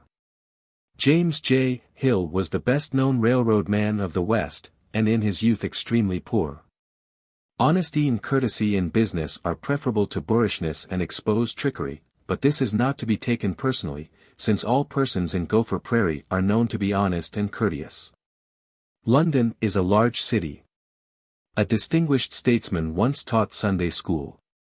For entertainers who told Jewish stories, Irish stories, German stories, Chinese stories, and Tennessee mountaineer stories, most of which Carol had heard. A lady elocutionist who recited Kipling and imitated children. A lecturer with motion pictures of an Andean exploration, excellent pictures and a halting narrative. 3 brass bands, a company of 6 opera singers, Hawaiian sextet, and 4 youths who played saxophones and guitars disguised as washboards.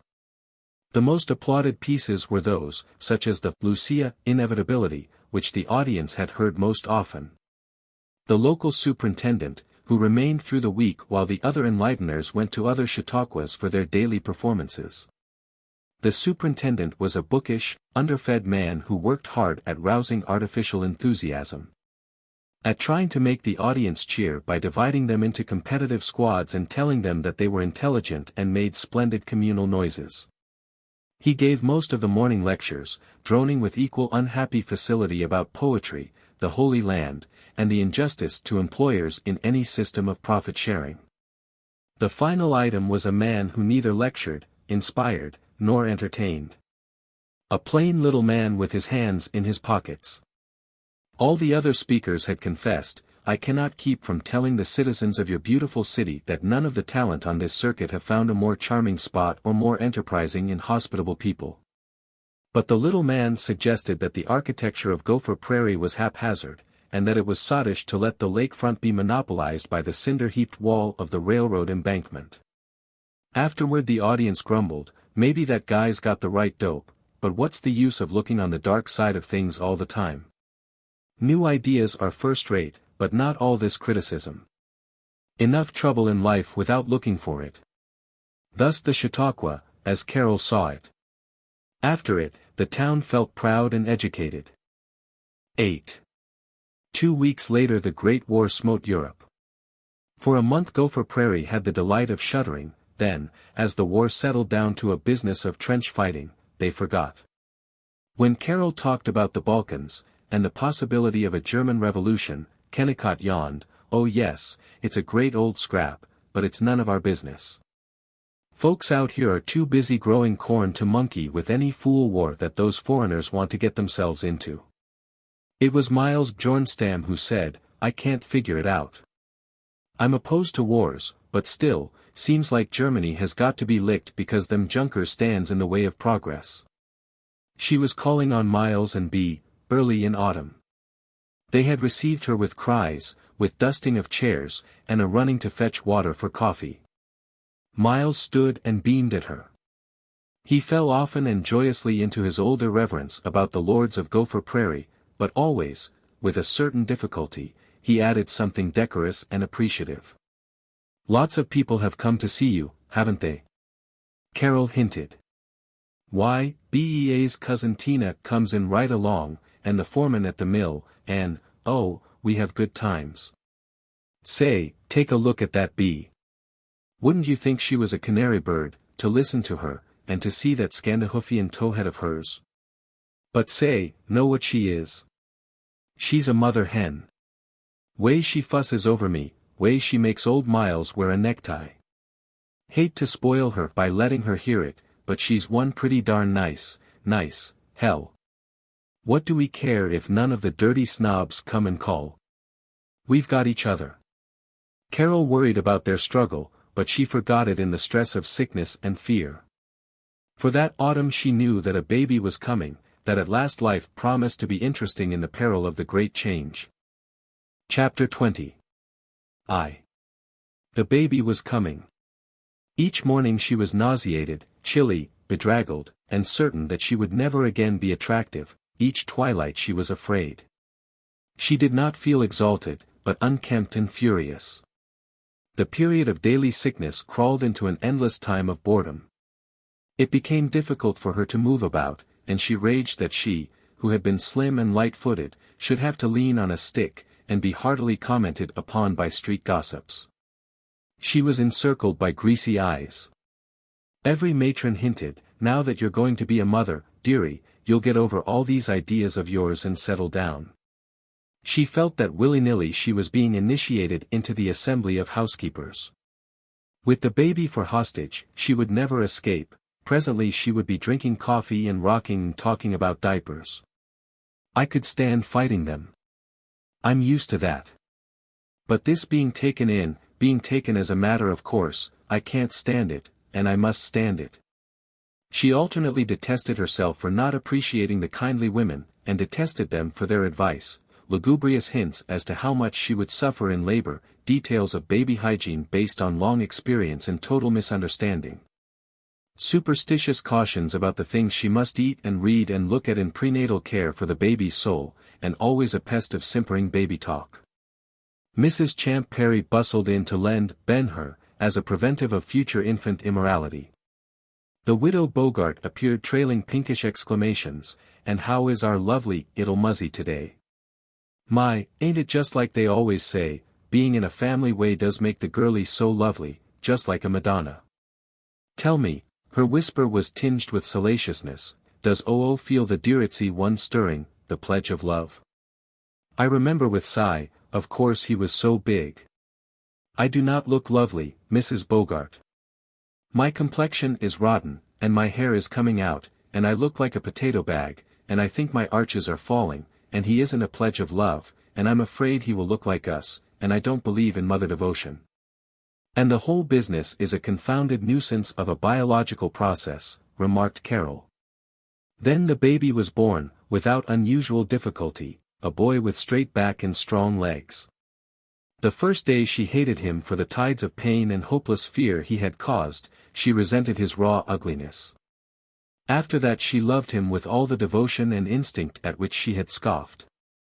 She marveled at the perfection of the miniature hands as noisily as did Kennicott. She was overwhelmed by the trust with which the baby turned to her. Passion for him grew with each unpoetic irritating thing she had to do for him. He was named Hugh, for her father. Hugh developed into a thin healthy child with a large head and straight delicate hair of a faint brown. He was thoughtful and casual, a Kennicott. For 2 years nothing else existed. She did not, as the cynical matrons had prophesied, give up worrying about the world and other folks' babies soon as she got one of her own to fight for. The barbarity of that willingness to sacrifice other children so that one child might have too much was impossible to her. But she would sacrifice herself. She understood consecration, she who answered Kennicott's hints about having Hugh christened. "I refuse to insult my baby and myself by asking an ignorant young man in a frock coat to sanction him, to permit me to have him. I refuse to subject him to any devil-chasing rites. If I didn't give my baby, enough sanctification in those 9 hours of hell, then he can't get any more out of the Reverend Mr. Zitterel. Well, Baptists hardly ever christen kids." "I was kind of thinking more about Reverend Warren," said Kennicott.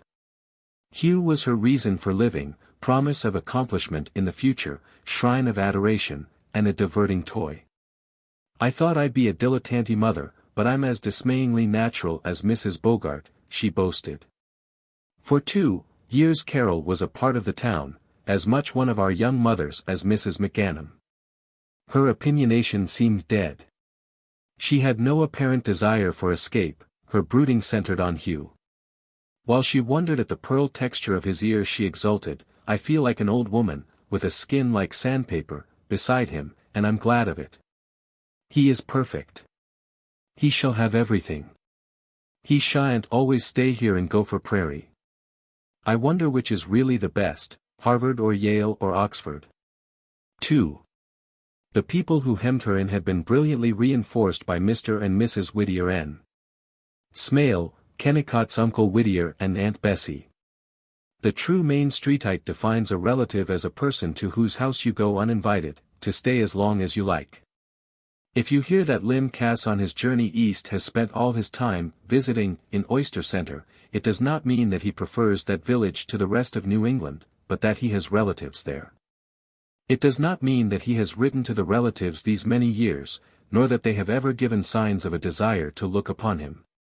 But, you wouldn't expect a man to go and spend good money at a hotel in Boston, when his own third cousins live right in the same state, would you? When the Smales sold their creamery in North Dakota, they visited Mr.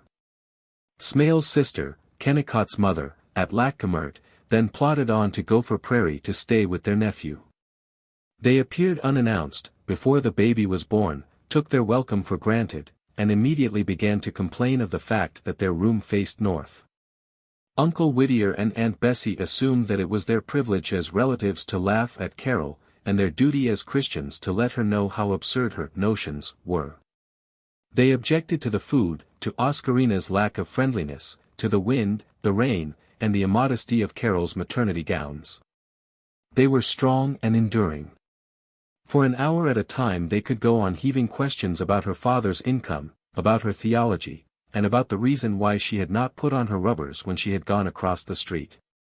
For fussy discussion they had a rich, full genius, and their example developed in Kennicott a tendency to the same form of affectionate flaying. If Carol was so indiscreet as to murmur that she had a small headache, instantly the two Smales and Kennicott were at it. Every 5 minutes, every time she sat down or rose or spoke to Oscarina, they twanged, "Is your head better now? Where does it hurt? Don't you keep hartshorn in the house? Didn't you walk too far today? Have you tried hartshorn? Don't you keep some in the house so it will be handy?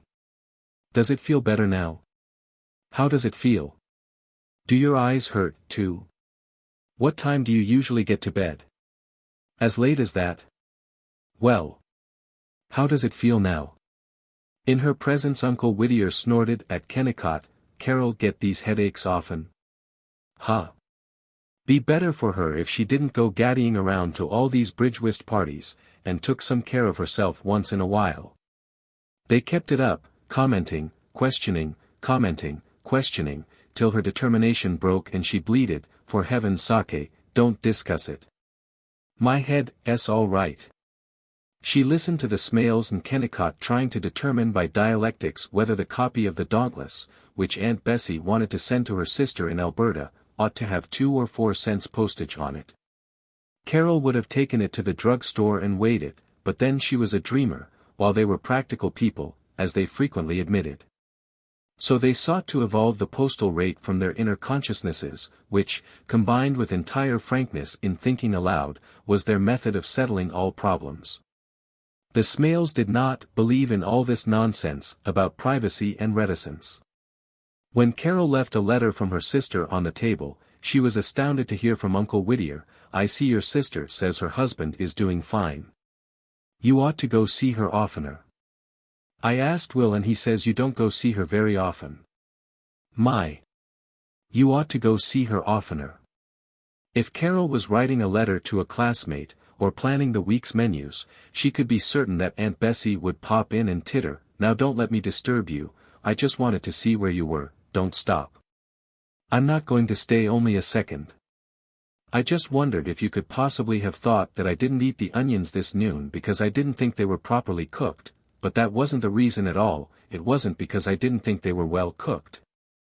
I'm sure that everything in your house is always very dainty and nice, though I do think that Oscarina is careless about some things. She doesn't appreciate the big wages you pay her, and she is so cranky, all these Swedes are so cranky. I don't really see why you have a Swede, but that wasn't it, I didn't eat them not because I didn't think they weren't cooked proper, it was just, I find that onions don't agree with me, it's very strange. Ever since I had an attack of biliousness one time, I have found that onions, either fried onions or raw ones, and Whittier does love raw onions with vinegar and sugar on them. It was pure affection.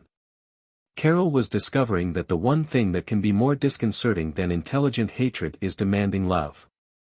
She supposed that she was being gracefully dull and standardized in the Smales' presence, but they scented the heretic, and with forward-stooping delight they sat and tried to drag out her ludicrous concepts for their amusement.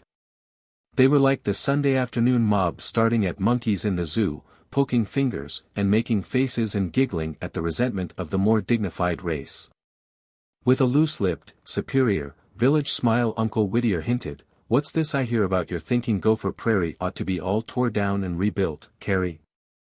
I don't know where folks get these newfangled ideas.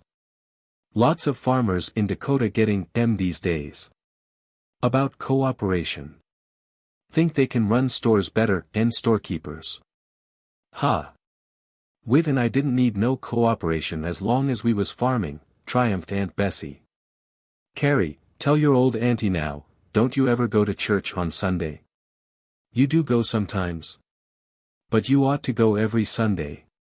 When you're as old as I am, you'll learn that no matter how smart folks think they are, God knows a whole lot more than they do, and then you'll realize and be glad to go and listen to your pastor." In the manner of one who has just beheld a two-headed calf they repeated that they had never heard such funny ideas. They were staggered to learn that a real tangible person, living in Minnesota, and married to their own flesh and blood relation, could apparently believe that divorce may not always be immoral. That illegitimate children do not bear any special and guaranteed form of curse, that there are ethical authorities outside of the Hebrew Bible, that men have drunk wine yet not died in the gutter. That the capitalistic system of distribution and the Baptist wedding ceremony were not known in the Garden of Eden, that mushrooms are as edible as corned beef hash, that the word dude is no longer frequently used. That there are ministers of the gospel who accept evolution, that some persons of apparent intelligence and business ability do not always vote the Republican ticket straight. That it is not a universal custom to wear scratchy flannels next the skin in winter, that a violin is not inherently more immoral than a chapel organ, that some poets do not have long hair, and that Jews are not always peddlers or pants makers. "Where does she get all them the rise?" marveled Uncle Whittier Smale, while Aunt Bessie inquired, "Do you suppose there's many folks got notions like hers?" "My! If there are," and her tone settled the fact that there were not, "I just don't know what the world's coming to." Patiently, more or less, Carol awaited the exquisite day when they would announce departure. After 3 weeks Uncle Whittier remarked, "We kinda like Gopher Prairie. Guess maybe we'll stay here. We'd been wondering what we'd do, now we've sold the creamery and my farms.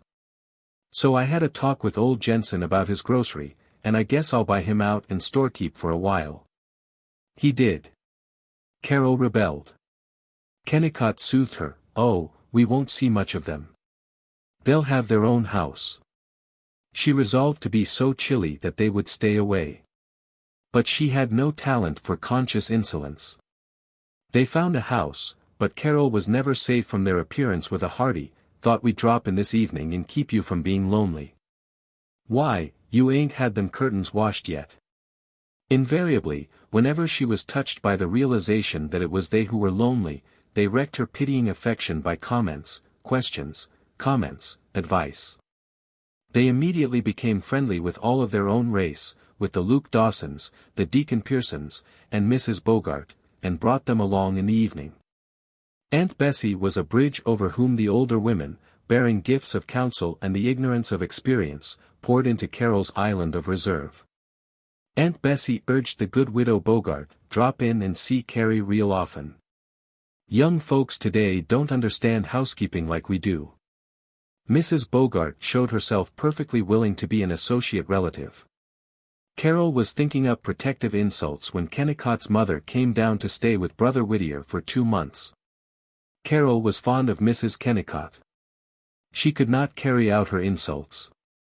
She felt trapped. She had been kidnapped by the town.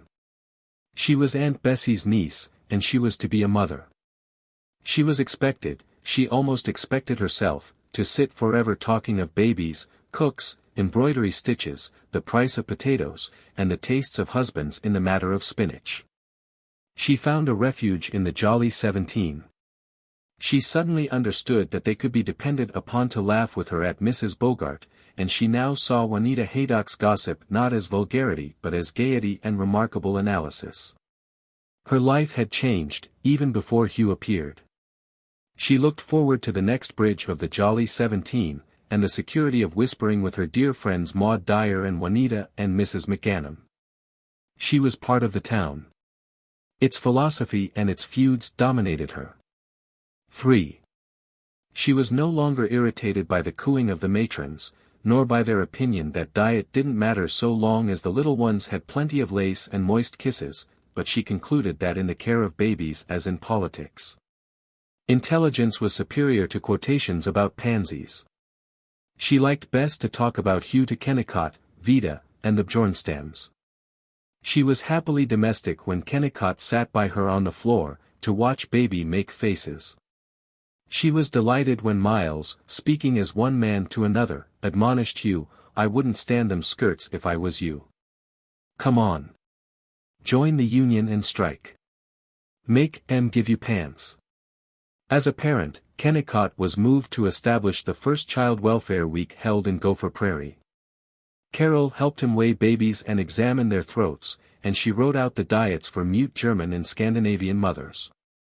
The aristocracy of Gopher Prairie, even the wives of the rival doctors, took part, and for several days there was community spirit and much uplift.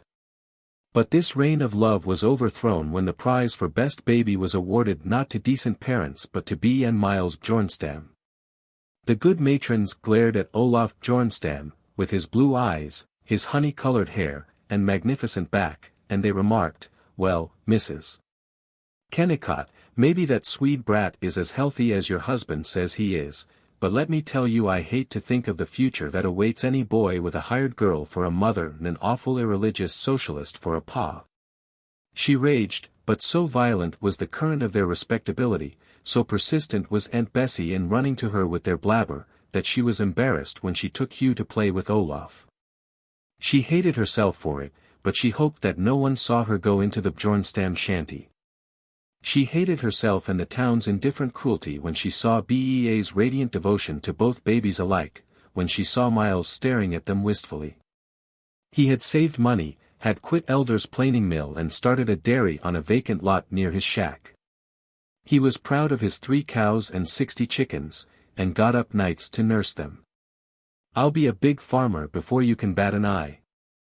I tell you that young fellow Olaf is going to go east to college along with the Haydock kids. Lots of folks dropping into chin with B and me now. Say, Ma Bogart comin' one day. She was, I liked the old lady fine. And the mill foreman comes in right along. Oh, we got lots of friends. You bet." 4. Though the town seemed to Carol to change no more than the surrounding fields, there was a constant shifting, these 3 years. The citizen of the prairie drifts always westward. It may be because he is the heir of ancient migrations, and it may be because he finds within his own spirit so little adventure that he is driven to seek it by changing his horizon. The towns remain unvaried, yet the individual faces alter like classes in college. The Gopher Prairie jeweler sells out, for no discernible reason, and moves on to Alberta or the state of Washington, to open a shop precisely like his former one, in a town precisely like the one he has left. There is, except among professional men and the wealthy, small permanence either of residence or occupation. A man becomes farmer, grocer, town policeman, garage man, restaurant owner, postmaster, insurance agent, and farmer all over again, and the community more or less patiently suffers from his lack of knowledge in each of his experiments. Old Jensen the grocer and Dahl the butcher moved on to South Dakota and Idaho. Luke and Mrs. Dawson picked up 10,000 acres of prairie soil, in the magic portable form of a small checkbook, and went to Pasadena, to a bungalow and sunshine and cafeterias. Chet Dashaway sold his furniture and undertaking business and wandered to Los Angeles, where, the Dauntless reported, our good friend Chester has accepted a fine position with a real estate firm. And his wife has in the charming social circles of the Queen City of the Southwest land that same popularity which she enjoyed in our own society sets. Rita Simons was married to Terry Gould, and rivaled Juanita Haydock as the gayest of the young married set. But Juanita also acquired merit. Harry's father died, Harry became senior partner in the Bon Ton store, and Juanita was more acidulous and shrewd and cackling than ever. She bought an evening frock, and exposed her collarbone to the wonder of the Jolly 17, and talked of moving to Minneapolis to defend her position against the new Mrs. Terry Gould. She sought to attach Carol to her faction by giggling that some folks might call Rita innocent. But I've got a hunch that she isn't half as ignorant of things as brides are supposed to be, and of course Terry isn't 123 as a doctor alongside of your husband. Carol herself would gladly have followed Mr. Ole Jensen, and migrated even to another Main Street. Flight from familiar tedium to new tedium would have for a time the outer look and promise of adventure. She hinted to Kennicott of the probable medical advantages of Montana and Oregon. She knew that he was satisfied with Gopher Prairie, but it gave her vicarious hope to think of going, to ask for railroad folders at the station, to trace the maps with a restless forefinger. Yet to the casual eye she was not discontented, she was not an abnormal and distressing traitor to the faith of Main Street. The settled citizen believes that the rebel is constantly in a stew of complaining and, hearing of a Carol Kennicott, he gasps, what an awful person. She must be a holy terror to live with. Glad my folks are satisfied with things way they are. Actually, it was not so much as 5 minutes a day that Carol devoted to lonely desires. It is probable that the agitated citizen has within his circle at least one inarticulate rebel with aspirations as wayward as Carol's. The presence of the baby had made her take Gopher Prairie and the Brown house seriously, as natural places of residence. She pleased Kennicott by being friendly with the complacent maturity of Mrs. Clark and Mrs. Elder, and when she had often enough been in conference upon the Elder's new Cadillac car, or the job which the oldest Clark boy had taken in the office of the flour mill, these topics became important, things to follow up day by day. With 9/10 of her emotion concentrated upon Hugh, she did not criticize shops, streets, acquaintances, this year or two. She hurried to Uncle Whittier's store for a package of corn flakes. She abstractedly listened to Uncle Whittier's denunciation of Martin Mahoney for asserting that the wind last Tuesday had been south and not southwest. She came back along streets that held no surprises nor the startling faces of strangers. Thinking of Hugh's teething all the way, she did not reflect that this store, these drab blocks, made up all her background. She did her work, and she triumphed over winning from the Clarks at 500. The most considerable event of the 2 years after the birth of Hugh occurred when Vida Sherwin resigned from the high school and was married. Carol was her attendant, and as the wedding was at the Episcopal Church, all the women wore new kid slippers and long white kid gloves, and looked refined.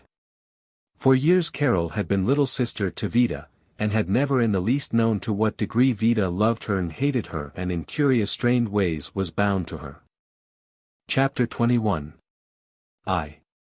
Gray steel that seems unmoving because it spins so fast in the balanced flywheel, gray snow in an avenue of elms, gray dawn with the sun behind it, this was the gray of Vida Sherwin's life at 36.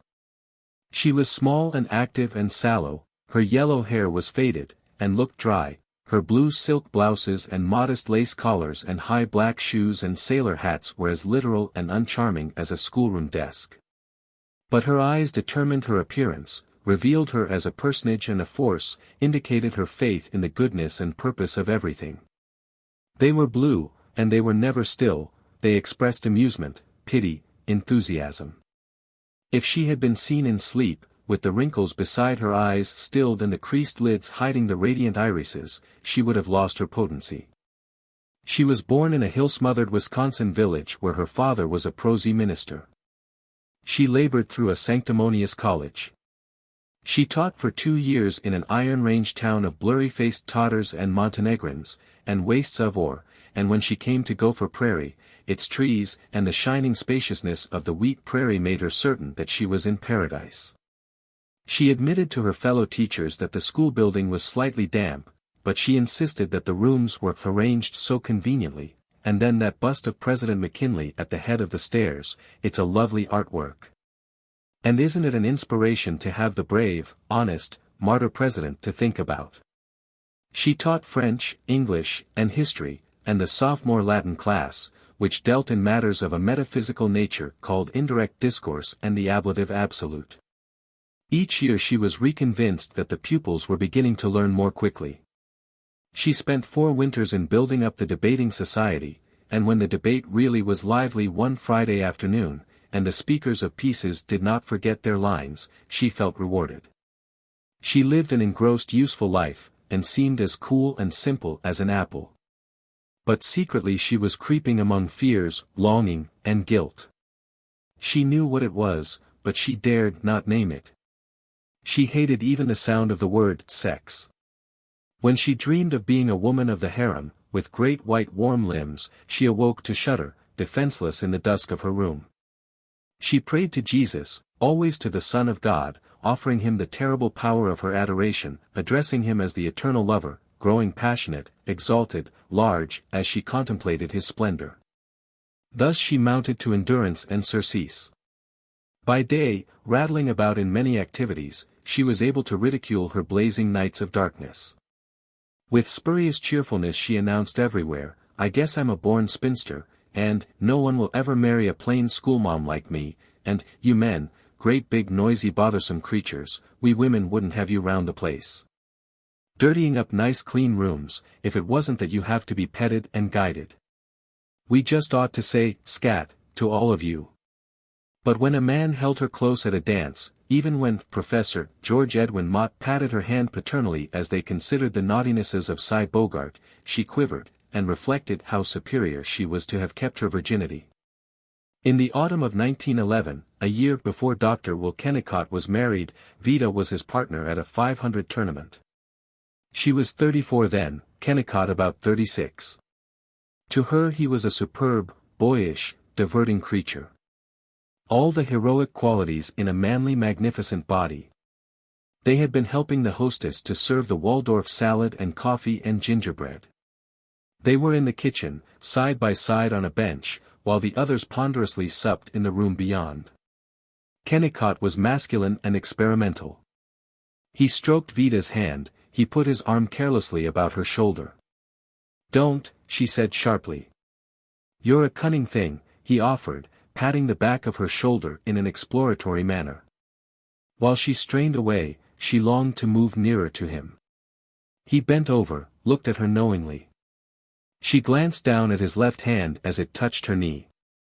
She sprang up, started noisily and needlessly to wash the dishes. He helped her. He was too lazy to adventure further, and too used to women in his profession. She was grateful for the impersonality of his talk. It enabled her to gain control. She knew that she had skirted wild thoughts. A month after, on a sleighing party, under the buffalo robes and the bobsled, he whispered, "You pretend to be a grown-up schoolteacher, but you're nothing but a kiddie." His arm was about her. She resisted. "Don't you like the poor lonely bachelor?" he yammered in a fatuous way. "No, I don't. You don't care for me in the least. You're just practicing on me. You're so mean. I'm terribly fond of you. I'm not of you. And I'm not going to let myself be fond of you, either." He persistently drew her toward him. She clutched his arm. Then she threw off the robe, climbed out of the sled, raced after it with Harry Haydock. At the dance which followed the sleigh ride, Kennicott was devoted to the watery prettiness of Maud Dyer, and Vida was noisily interested in getting up a Virginia reel. Without seeming to watch Kennicott, she knew that he did not once look at her. That was all of her first love affair. He gave no sign of remembering that he was terribly fond. She waited for him, she reveled in longing, and in a sense of guilt because she longed. She told herself that she did not want part of him. Unless he gave her all his devotion she would never let him touch her, and when she found that she was probably lying, she burned with scorn. She fought it out in prayer. She knelt in a pink flannel nightgown, her thin hair down her back, her forehead as full of horror as a mask of tragedy, while she identified her love for the Son of God with her love for a mortal. and wondered if any other woman had ever been so sacrilegious. She wanted to be a nun and observe perpetual adoration. She bought a rosary, but she had been so bitterly reared as a Protestant that she could not bring herself to use it. Yet none of her intimates in the school and in the boarding house knew of her abyss of passion. They said she was so optimistic. When she heard that Kennicott was to marry a girl, pretty, young, and imposingly from the cities, Vida despaired. She congratulated Kennicott, carelessly ascertained from him the hour of marriage. At that hour, sitting in her room, Vida pictured the wedding in St. Paul. Full of an ecstasy which horrified her, she followed Kennicott and the girl who had stolen her place, followed them to the train, through the evening, the night. She was relieved when she had worked out a belief that she wasn't really shameful, that there was a mystical relation between herself and Carol, so that she was vicariously yet veritably with Kennicott, and had the right to be. She saw Carol during the first 5 minutes in Gopher Prairie. She stared at the passing motor, at Kennicott and the girl beside him. In that fog world of transference of emotion, Vida had no normal jealousy but a conviction that, since through Carol she had received Kennicott's love, then Carol was a part of her, an astral self, a heightened and more beloved self. She was glad of the girl's charm, of the smooth black hair, the airy head and young shoulders. But she was suddenly angry. Carol glanced at her for a quarter second, but looked past her, at an old roadside barn. If she had made the great sacrifice, at least she expected gratitude and recognition, Vida raged, while her conscious schoolroom mind fussily begged her to control this insanity. During her first call, half of her wanted to welcome a fellow reader of books, the other half itched to find out whether Carol knew anything about Kennicott's former interest in herself. She discovered that Carol was not aware that he had ever touched another woman's hand. Carol was an amusing, naive, curiously learned child. While Vida was most actively describing the glories of the Thanatopsis, and complimenting this librarian on her training as a worker, she was fancying that this girl was the child born of herself and Kennicott. And out of that symbolizing she had a comfort she had not known for months. When she came home, after supper with the Kennicotts and Guy Pollock, she had a sudden and rather pleasant backsliding from devotion. She bustled into her room, she slammed her hat on the bed, and chattered, "I don't care. I'm a lot like her, except a few years older.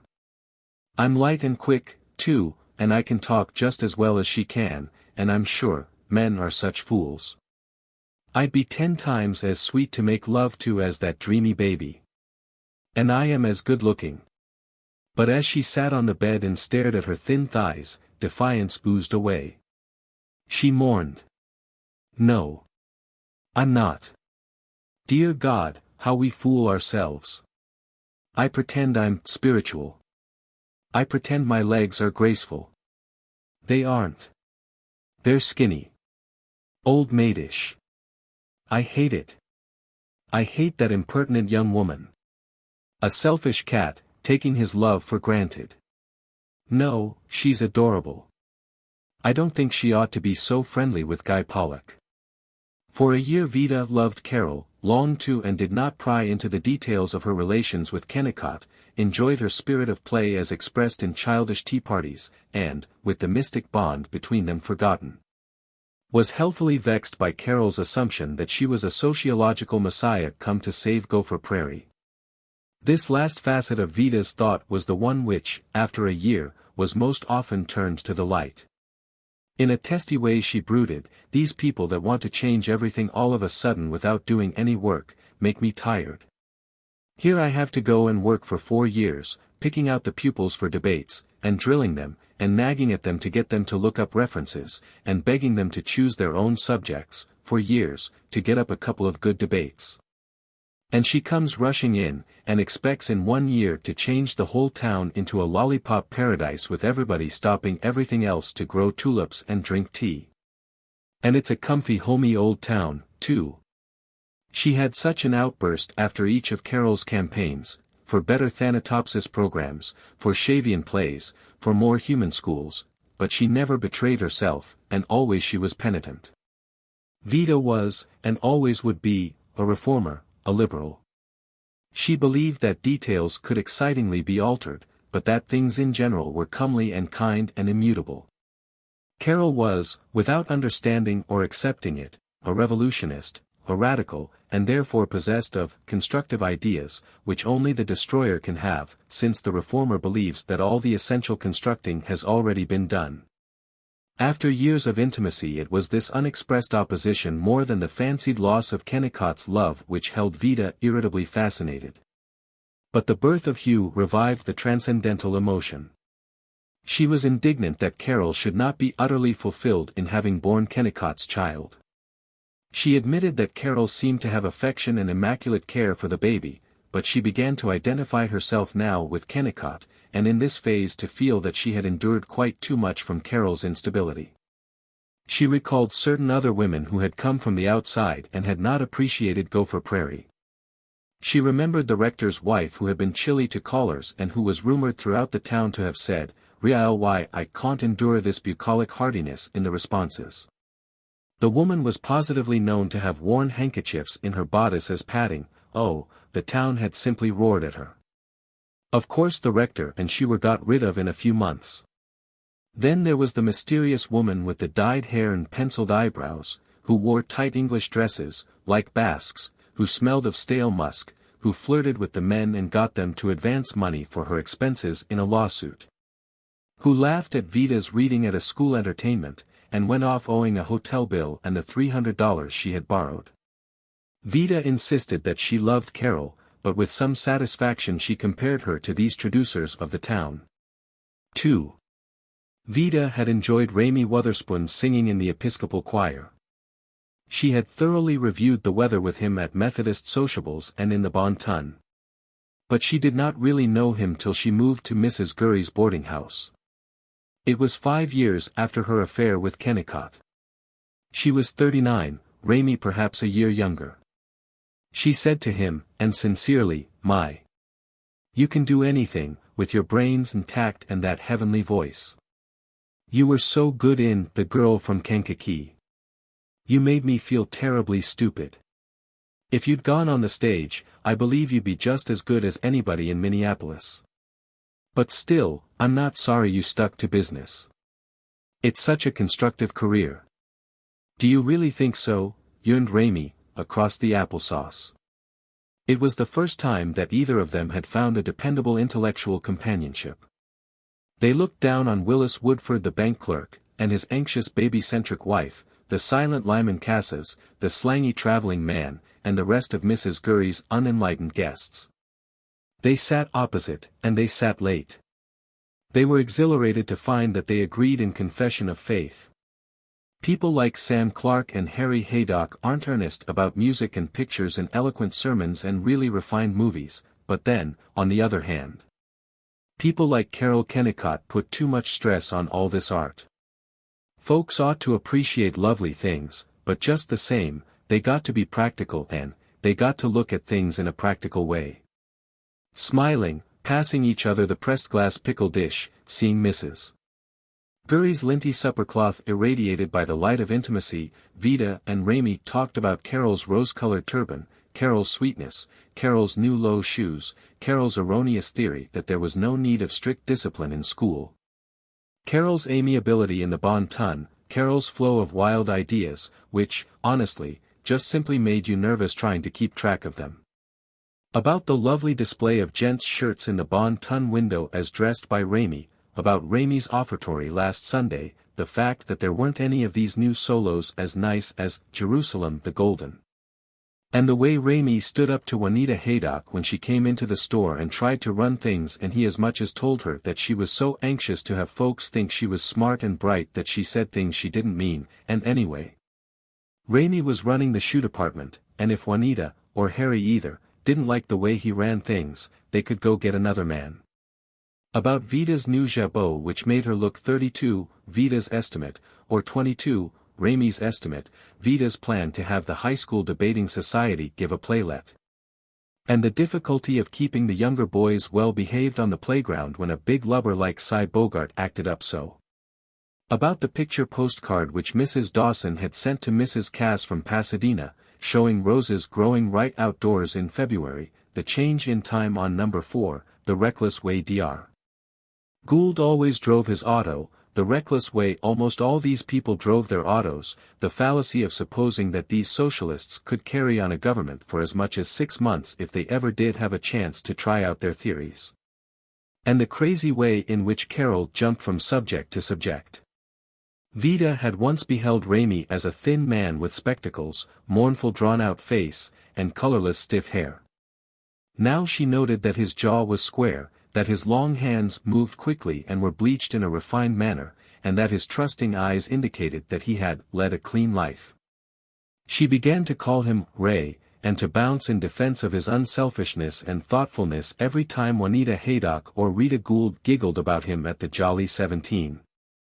On a Sunday afternoon of late autumn they walked down to Lake Minniemashie. Ray said that he would like to see the ocean. It must be a grand sight, it must be much grander than a lake, even a great big lake. Vida had seen it, she stated modestly. She had seen it on a summer trip to Cape Cod. Have you been clear to Cape Cod? Massachusetts? I knew you'd traveled, but I never realized you'd been that far. Made taller and younger by his interest she poured out, oh my yes. It was a wonderful trip. So many points of interest through Massachusetts, historical. There's Lexington where we turned back the redcoats, and Longfellow's home at Cambridge, and Cape Cod, just everything, fishermen and whale ships and sand dunes and everything. She wished that she had a little cane to carry. He broke off a willow branch. My, you're strong, she said. No, not very. I wish there was a YMCA here, so I could take up regular exercise. I used to think I could do pretty good acrobatics, if I had a chance. I'm sure you could. You're unusually lithe, for a large man. Oh no, not so very. But I wish we had a YM. It would be dandy to have lectures and everything, and I'd like to take a class in improving the memory. I believe a fellow ought to go on educating himself and improving his mind even if he is in business, don't you? Vida, I guess I'm kind of fresh to call you Vida. I've been calling you Ray for weeks. He wondered why she sounded tart. He helped her down the bank to the edge of the lake but dropped her hand abruptly, and as they sat on a willow log and he brushed her sleeve, he delicately moved over and murmured, oh, excuse me, accident. She stared at the mud-brown chilly water, the floating gray reeds. You look so thoughtful, he said. She threw out her hands. I am. Will you kindly tell me what's the use of anything? Oh, don't mind me. I'm a moody old hen. Tell me about your plan for getting a partnership in the Bon Ton. I do think you're right, Harry Haydock and that mean old Simons ought to give you one. He hymned the old unhappy wars in which he had been Achilles and the mellifluous Nestor, yet gone his righteous ways unheeded by the cruel kings. Why, if I've told M once, I've told M a dozen times to get in a sideline of lightweight pants for gent summer wear, and of course here they go and let a cheap kike like Rifkin beat them to it and grab the trade right off M. And then Harry said, you know how Harry is, maybe he don't mean to be grouchy, but he's such a sore head. He gave her a hand to rise. If you don't mind. I think a fellow is awful if a lady goes on a walk with him and she can't trust him and he tries to flirt with her and all. I'm sure you're highly trustworthy, she snapped, and she sprang up without his aid. Then, smiling excessively, don't you think Carol sometimes fails to appreciate Dr. Will's ability? 3. Ray habitually asked her about his window trimming, the display of the new shoes, the best music for the entertainment at the Eastern Star. And, though he was recognized as a professional authority on what the town called gents' furnishings, about his own clothes. She persuaded him not to wear the small bow ties which made him look like an elongated Sunday school scholar. Once she burst out. Ray, I could shake you. Do you know you're too apologetic? You always appreciate other people too much. You fuss over Carol Kennicott when she has some crazy theory that we all ought to turn anarchists or live on figs and nuts or something. And you listen when Harry Haydock tries to show off and talk about turnovers and credits and things you know lots better than he does. Look folks in the eye. Glare at them. Talk deep. You're the smartest man in town, if you only knew it. You are. He could not believe it. He kept coming back to her for confirmation. He practiced glaring and talking deep, but he circuitously hinted to Vida that when he had tried to look Harry Haydock in the eye, Harry had inquired, "What's the matter with you, Raimy? Got a pain?" But afterward Harry had asked about Kent Beatham's socks in a manner which, Ray felt, was somehow different from his former condescension. They were sitting on the squat yellow satin settee in the boarding-house parlor. As Ray re-announced that he simply wouldn't stand it many more years if Harry didn't give him a partnership, his gesticulating hand touched Vida's shoulders. "Oh, excuse me," he pleaded. "It's all right. Well, I think I must be running up to my room. Headache," she said briefly. 4. Ray and she had stopped in at Dyer's for a hot chocolate on their way home from the movies, that March evening. Vida speculated, "Do you know that I may not be here next year?" "What do you mean?" With her fragile narrow nails she smoothed the glass slab which formed the top of the round table at which they sat. She peeped through the glass at the perfume boxes of black and gold and citron in the hollow table. She looked about at shelves of red rubber water bottles, pale yellow sponges, wash rags with blue borders, hairbrushes of polished cherry backs. She shook her head like a nervous medium coming out of a trance, stared at him unhappily, demanded, "Why should I stay here? And I must make up my mind. Now. Time to renew our teaching contracts for next year. I think I'll go teach in some other town. Everybody here is tired of me. I might as well go. Before folks come out and say they're tired of me. I have to decide tonight. I might as well, no matter. Come. Let's skip. It's late." She sprang up, ignoring his wail of "Vida. Wait. Sit down. Gosh. I'm flabbergasted. Gee. Vida." She marched out. While he was paying his check she got ahead. He ran after her, blubbering, "Vida. Wait." In the shade of the lilacs in front of the Gougerling house he came up with her, stayed her flight by a hand on her shoulder. "Oh, don't. Don't. What does it matter?" she begged. She was sobbing, her soft wrinkly lids soaked with tears. "Who cares for my affection or help? I might as well drift on, forgotten. Oh Ray, please don't hold me. Let me go. I'll just decide not to renew my contract here, and drift, way off." His hand was steady on her shoulder. She dropped her head, rubbed the back of his hand with her cheek. They were married in June. They took the old Jensen house. "It's small," said Vida, "but it's got the dearest vegetable garden, and I love having time to get near to nature for once." Though she became Vida Wotherspoon technically, and though she certainly had no ideals about the independence of keeping her name, she continued to be known as Vida Sherwin. She had resigned from the school, but she kept up one class in English.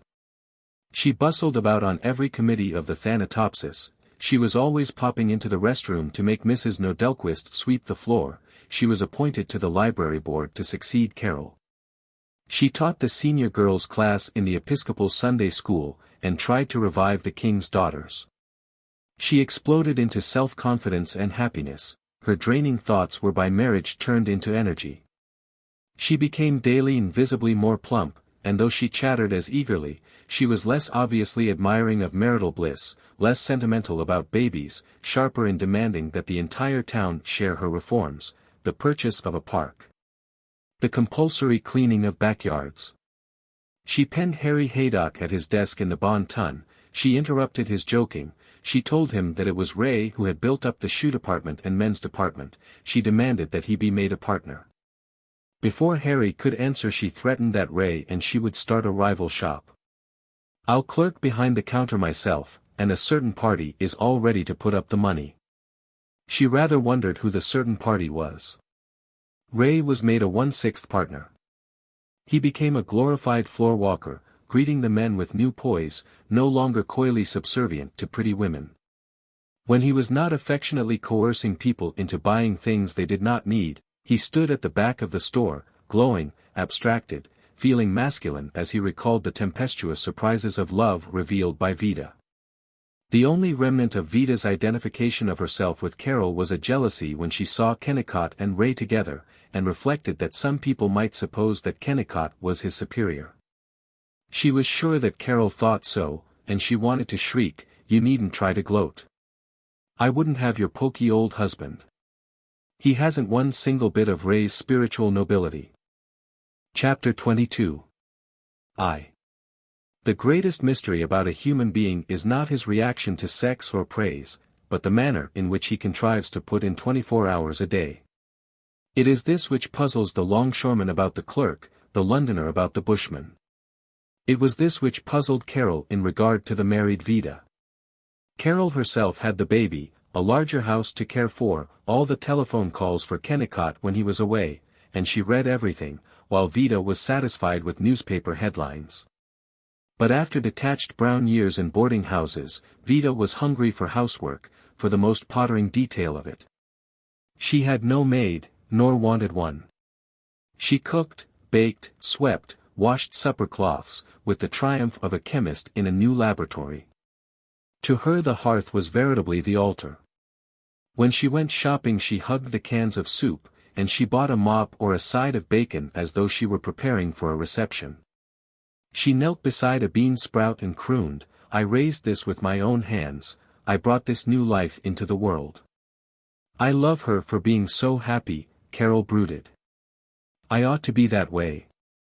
I worship the baby, but the housework, oh, I suppose I'm fortunate, so much better off than farm women on a new clearing or people in a slum."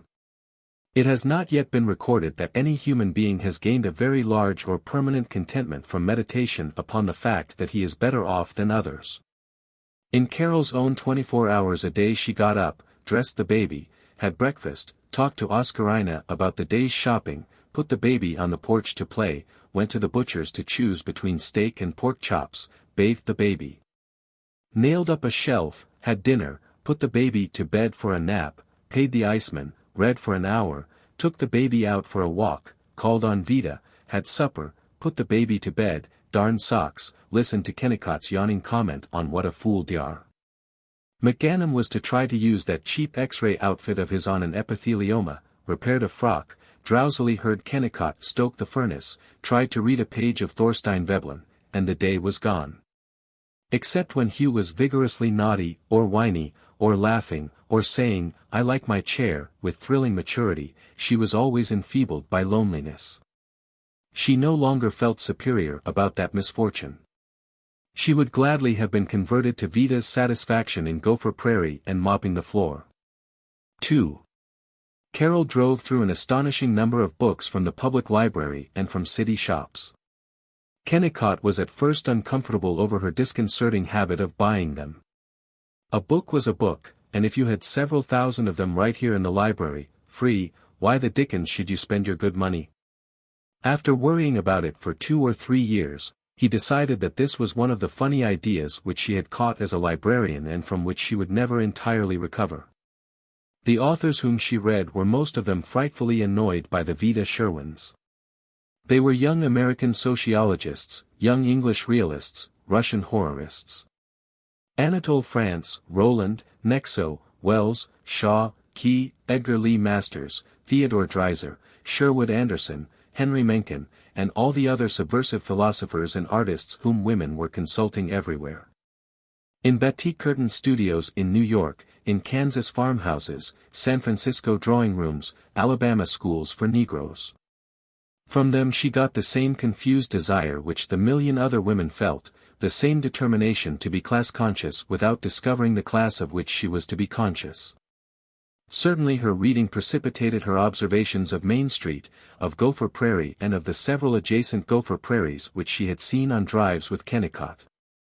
In her fluid thought certain convictions appeared, jaggedly, a fragment of an impression at a time, while she was going to sleep, or manicuring her nails, or waiting for Kennicott. These convictions she presented to Vida Sherwin, Vida Wotherspoon, beside a radiator, over a bowl of not very good walnuts and pecans from Uncle Whittier's grocery. On an evening when both Kennicott and Ramey had gone out of town with the other officers of the ancient and affiliated Order of Spartans, to inaugurate a new chapter at Wakamin. Vida had come to the house for the night. She helped in putting Hugh to bed, sputtering the while about his soft skin. Then they talked till midnight. What Carol said that evening, what she was passionately thinking, was also emerging in the minds of women in 10,000 Gopher Prairies. Her formulations were not pat solutions but visions of a tragic futility. She did not utter them so compactly that they can be given in her words. They were roughened with, well, you see, and, if you get what I mean, and, I don't know that I'm making myself clear. But they were definite enough, and indignant enough. 3. In reading popular stories and seeing plays, asserted Carol, she had found only two traditions of the American small town. The first tradition, repeated in scores of magazines every month, is that the American village remains the one sure abode of friendship, honesty, and clean sweet marriageable girls. Therefore all men who succeed in painting in Paris or in finance in New York at last become weary of smart women, return to their native towns, assert that cities are vicious, marry their childhood sweethearts and, presumably, joyously abide in those towns until death. The other tradition is that the significant features of all villages are whiskers, iron dogs upon lawns, gold bricks, checkers, jars of gilded cattails, and shrewd comic old men who are known as hicks and who ejaculate, vol I swan. This altogether admirable tradition rules the vaudeville stage, facetious illustrators, and syndicated newspaper humor, but out of actual life it passed 40 years ago. Carol's small town thinks not in hoss-swapping but in cheap motor cars, telephones, ready-made clothes, silos, alfalfa, Kodaks, phonographs, leather-upholstered Morris chairs, bridge prizes, oil stocks, motion pictures, land deals, unread sets of Mark Twain, and a chaste version of national politics. With such a small-town life a Kennicott or a Champ Perry is content, but there are also hundreds of thousands, particularly women and young men, who are not at all content. The more intelligent young people, and the fortunate widows, flee to the cities with agility and, despite the fictional tradition, resolutely stay there, seldom returning even for holidays. The most protesting patriots of the towns leave them in old age, if they can afford it, and go to live in California or in the cities. The reason, Carol insisted, is not a whiskered rusticity. It is nothing so amusing. It is an unimaginatively standardized background, a sluggishness of speech and manners, a rigid ruling of the spirit by the desire to appear respectable. It is contentment. The contentment of the quiet dead, who are scornful of the living for their restless walking. It is negation canonized as the one positive virtue. It is the prohibition of happiness. It is slavery self-sought and self-defended. It is dullness made God. A savorless people, gulping tasteless food, and sitting afterward, coatless and thoughtless, in rocking chairs prickly with inane decorations, listening to mechanical music, saying mechanical things about the excellence of Ford automobiles, and viewing themselves as the greatest race in the world. 4. She had inquired as to the effect of this dominating dullness upon foreigners. She remembered the feeble exotic quality to be found in the first-generation Scandinavians. She recalled the Norwegian fair at the Lutheran church, to which B had taken her.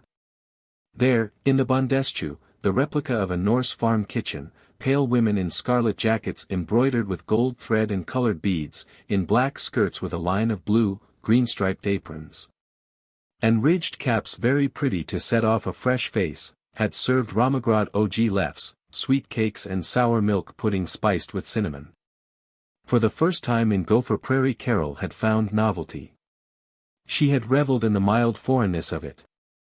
But she saw these Scandinavian women zealously exchanging their spiced puddings and red jackets for fried pork chops and congealed white blouses, trading the ancient Christmas hymns of the fjords for, "She's my Jaslyn cutie." Being Americanized into uniformity, and in less than a generation losing in the grayness whatever pleasant new customs they might have added to the life of the town. Their sons finished the process. In ready-made clothes and ready-made high school phrases they sank into propriety, and the sound American customs had absorbed without one trace of pollution another alien invasion. And along with these foreigners, she felt herself being ironed into glossy mediocrity, and she rebelled, in fear. The respectability of the Gopher Prairies, said Carol, is reinforced by vows of poverty and chastity in the matter of knowledge. Except for half a dozen in each town the citizens are proud of that achievement of ignorance which it is so easy to come by.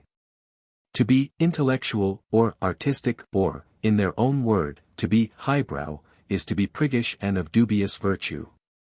Large experiments in politics and in cooperative distribution, ventures requiring knowledge, courage, and imagination, do originate in the West and Middle West, but they are not of the towns, they are of the farmers. If these heresies are supported by the townsmen it is only by occasional teachers, doctors, lawyers, the labor unions, and workmen like Miles Bjornstam, who are punished by being mocked as cranks, as half-baked parlor socialists. The editor and the rector preach at them. The cloud of serene ignorance submerges them in unhappiness and futility. Here Vida observed, yes, well, do you know, I've always thought that Ray would have made a wonderful rector. He has what I call an essentially religious soul. He'd have read the service beautifully. I suppose it's too late now, but as I tell him, he can also serve the world by selling shoes and, I wonder if we oughtn't to have family prayers. 6. Doubtless all small towns, in all countries, in all ages, Carol admitted, have a tendency to be not only dull but mean, bitter, infested with curiosity. In France or Tibet quite as much as in Wyoming or Indiana these timidities are inherent in isolation. But a village in a country which is taking pains to become altogether standardized and pure, which aspires to succeed Victorian England as the chief mediocrity of the world, is no longer merely provincial. No longer downy and restful in its leaf-shadowed ignorance. It is a force seeking to dominate the earth, to drain the hills and sea of color, to set Dante at boosting Gopher Prairie, and to dress the high gods in classy college cloths. Sure of itself, it bullies other civilizations, as a traveling salesman in a brown derby conquers the wisdom of China and tax advertisements of cigarettes over arches for centuries dedicate to the sayings of Confucius. Such a society functions admirably in the large production of cheap automobiles, dollar watches, and safety razors. But it is not satisfied until the entire world also admits that the end and joyous purpose of living is to ride in flivvers, to make advertising pictures of dollar watches. And in the twilight to sit talking not of love and courage but of the convenience of safety razors. And such a society, such a nation, is determined by the Gopher Prairies. The greatest manufacturer is but a busier Sam Clark, and all the rotund senators and presidents are village lawyers and bankers grown 9 feet tall. Though a Gopher Prairie regards itself as a part of the great world, compares itself to Rome and Vienna, it will not acquire the scientific spirit, the international mind, which would make it great. It picks at information which will visibly procure money or social distinction. Its conception of a community ideal is not the grand manner, the noble aspiration, the fine aristocratic pride, but cheap labor for the kitchen and rapid increase in the price of land. It plays at cards on greasy oilcloth in a shanty, and does not know that prophets are walking and talking on the terrace. If all the provincials were as kindly as Champ Perry and Sam Clark there would be no reason for desiring the town to seek great traditions. It is the Harry Haydocks, the Dave Dyers, the Jackson Elders, small busy men crushingly powerful in their common purpose, viewing themselves as men of the world but keeping themselves men of the cash register and the comic film, who make the town a sterile oligarchy. 7.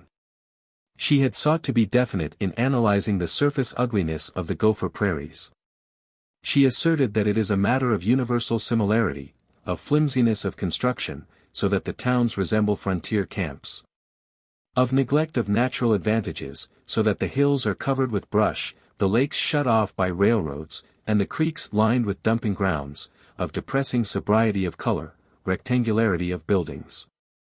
An excessive breadth and straightness of the gashed streets, so that there is no escape from gales and from sight of the grim sweep of land, nor any windings to coax the loiterer along. While the breadth which would be majestic in an avenue of palaces makes the low shabby shops creeping down the typical main street the more mean by comparison. The universal similarity, that is the physical expression of the philosophy of dull safety. 9/10 of the American towns are so alike that it is the completest boredom to wander from one to another. Always, west of Pittsburgh, and often, east of it, there is the same lumber yard, the same railroad station, the same Ford garage, the same creamery, the same box-like houses and two-story shops. The new, more conscious houses are alike in their very attempts at diversity, the same bungalows, the same square houses of stucco or tapestry brick. The shops show the same standardized, nationally advertised wares. The newspapers of sections 3,000 miles apart have the same, syndicated features. The boy in Arkansas displays just such a flamboyant ready-made suit as is found on just such a boy in Delaware, both of them iterate the same slang phrases from the same sporting pages, and if one of them is in college and the other is a barber, no one may surmise which is which. If Kennicott were snatched from Gopher Prairie and instantly conveyed to a town leagues away, he would not realize it. He would go down apparently the same Main Street, almost certainly it would be called Main Street. In the same drug store he would see the same young man serving the same ice cream soda to the same young woman with the same magazines and phonograph records under her arm. Not till he had climbed to his office and found another sign on the door, another Dr. Kennicott inside, would he understand that something curious had presumably happened. Finally, behind all her comments, Carol saw the fact that the prairie towns no more exist to serve the farmers who are their reason of existence than do the great capitals. They exist to fatten on the farmers, to provide for the townsmen large motors and social preferment, and, unlike the capitals, they do not give to the district in return for usury a stately and permanent center, but only this ragged camp. It is a parasitic Greek civilization, minus the civilization. There we are then, said Carol. The remedy? Is there any? Criticism, perhaps, for the beginning of the beginning. Oh, there's nothing that attacks the tribal god mediocrity that doesn't help a little, and probably there's nothing that helps very much. Perhaps someday the farmers will build and own their market towns. Think of the club they could have. But I'm afraid I haven't any reform program. Not any more. The trouble is spiritual, and no league or party can enact a preference for gardens rather than dumping grounds. There's my confession. Well. In other words, all you want is perfection. Yes. Why not? How you hate this place. How can you expect to do anything with it if you haven't any sympathy? But I have. An affection. Or else I wouldn't fume so. I've learned that Gopher Prairie isn't just an eruption on the prairie, as I thought first, but as large as New York. In New York I wouldn't know more than 40 or 50 people, and I know that many here. Go on. Say what you're thinking. Well, my dear, if I did take all your notions seriously, it would be pretty discouraging. Imagine how a person would feel, after working hard for years and helping to build up a nice town, to have you airily flit in and simply say, rotten. Think that's fair? Why not? It must be just as discouraging for the Gopher Prairieite to see Venice and make comparisons. It would not. I imagine gondolas are kind of nice to ride in, but we've got better bathrooms. But, my dear, you're not the only person in this town who has done some thinking for herself, although, pardon my rudeness, I'm afraid you think so. I'll admit we lack some things. Maybe our theater isn't as good as shows in Paris. All right. I don't want to see any foreign culture suddenly forced on us, whether it's street planning or table manners or crazy communistic ideas. Vida sketched what she termed, practical things that will make a happier and prettier town, but that do belong to our life, that actually are being done. Of the Thanatopsis Club she spoke. Of the restroom, the fight against mosquitoes, the campaign for more gardens and shade trees and sewers, matters not fantastic and nebulous and distant, but immediate and sure. Carol's answer was fantastic and nebulous enough. Yes. Yes. I know. They're good. But if I could put through all those reforms at once, I'd still want startling, exotic things. Life is comfortable and clean enough here already. And so secure. What it needs is to be less secure, more eager.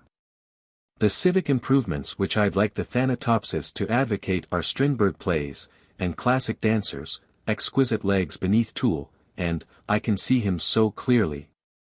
A thick, black-bearded, cynical Frenchman who would sit about and drink and sing opera and tell bawdy stories and laugh at our proprieties and quote Rabelais and not be ashamed to kiss my hand. Ha! Not sure about the rest of it, but I guess that's what you and all the other discontented young women really want, some stranger kissing your hand. At Carol's gasp, the old squirrel-like Vida darted out and cried, "Oh, my dear, don't take that too seriously. I just meant." "I know. You just meant it. Go on. Be good for my soul." Isn't it funny, here we all are, me trying to be good for Gopher Prairie's soul, and Gopher Prairie trying to be good for my soul. What are my other sins? Oh, there's plenty of them. Possibly some day we shall have your fat cynical Frenchman, horrible, sneering, tobacco-stained object, ruining his brains and his digestion with vile liquor, but, thank heaven, for a while we'll manage to keep busy with our lawns and pavements. You see, these things really are coming. The Thanatopsis is getting somewhere. And you, her tone italicized the words, to my great disappointment, are doing less, not more, than the people you laugh at.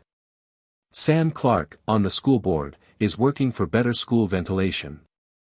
Ella Stowbody, whose elocuting you always think is so absurd, has persuaded the railroad to share the expense of a parked space at the station, to do away with that vacant lot. You sneer so easily. I'm sorry, but I do think there's something essentially cheap in your attitude. Especially about religion. If you must know, you're not a sound reformer at all. You're an impossibilist. And you give up too easily. You gave up on the new city hall, the anti-fly campaign, club papers, the library board, the dramatic association, just because we didn't graduate into Ibsen the very first thing. You want perfection all at once. Do you know what the finest thing you've done is, aside from bringing Hugh into the world? It was the help you gave Dr. Will during Baby Welfare Week. You didn't demand that each baby be a philosopher and artist before you weighed him, as you do with the rest of us. And now I'm afraid perhaps I'll hurt you. We're going to have a new school building in this town, in just a few years, and we'll have it without one bit of help or interest from you. Professor Mott and I and some others have been dinging away at the moneyed men for years. We didn't call on you because you would never stand the pounding year after year without one bit of encouragement. And we've won. I've got the promise of everybody who counts that just as soon as war conditions permit, they'll vote the bonds for the schoolhouse. And we'll have a wonderful building, lovely brown brick, with big windows, and agricultural and manual training departments. When we get it, that'll be my answer to all your theories. I'm glad. And I'm ashamed I haven't had any part in getting it. But, please don't think I'm unsympathetic if I ask one question. Will the teachers in the hygienic new building go on informing the children that Persia is a yellow spot on the map, and Caesar the title of a book of grammatical puzzles? 8. Vida was indignant, Carol was apologetic, they talked for another hour, the eternal Mary and Martha, an immoralist Mary and a reformist Martha. It was Vida who conquered. The fact that she had been left out of the campaign for the new school building disconcerted Carol. She laid her dreams of perfection aside. When Vida asked her to take charge of a group of Camp Fire girls, she obeyed, and had definite pleasure out of the Indian dances and ritual and costumes.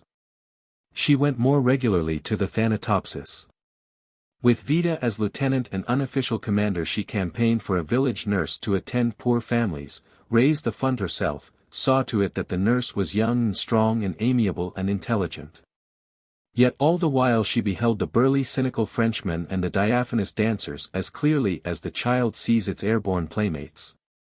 She relished the camp fire girls not because, in Vida's words, this scout training will help so much to make them good wives, but because she hoped that the Sioux dances would bring subversive color into their dinginess.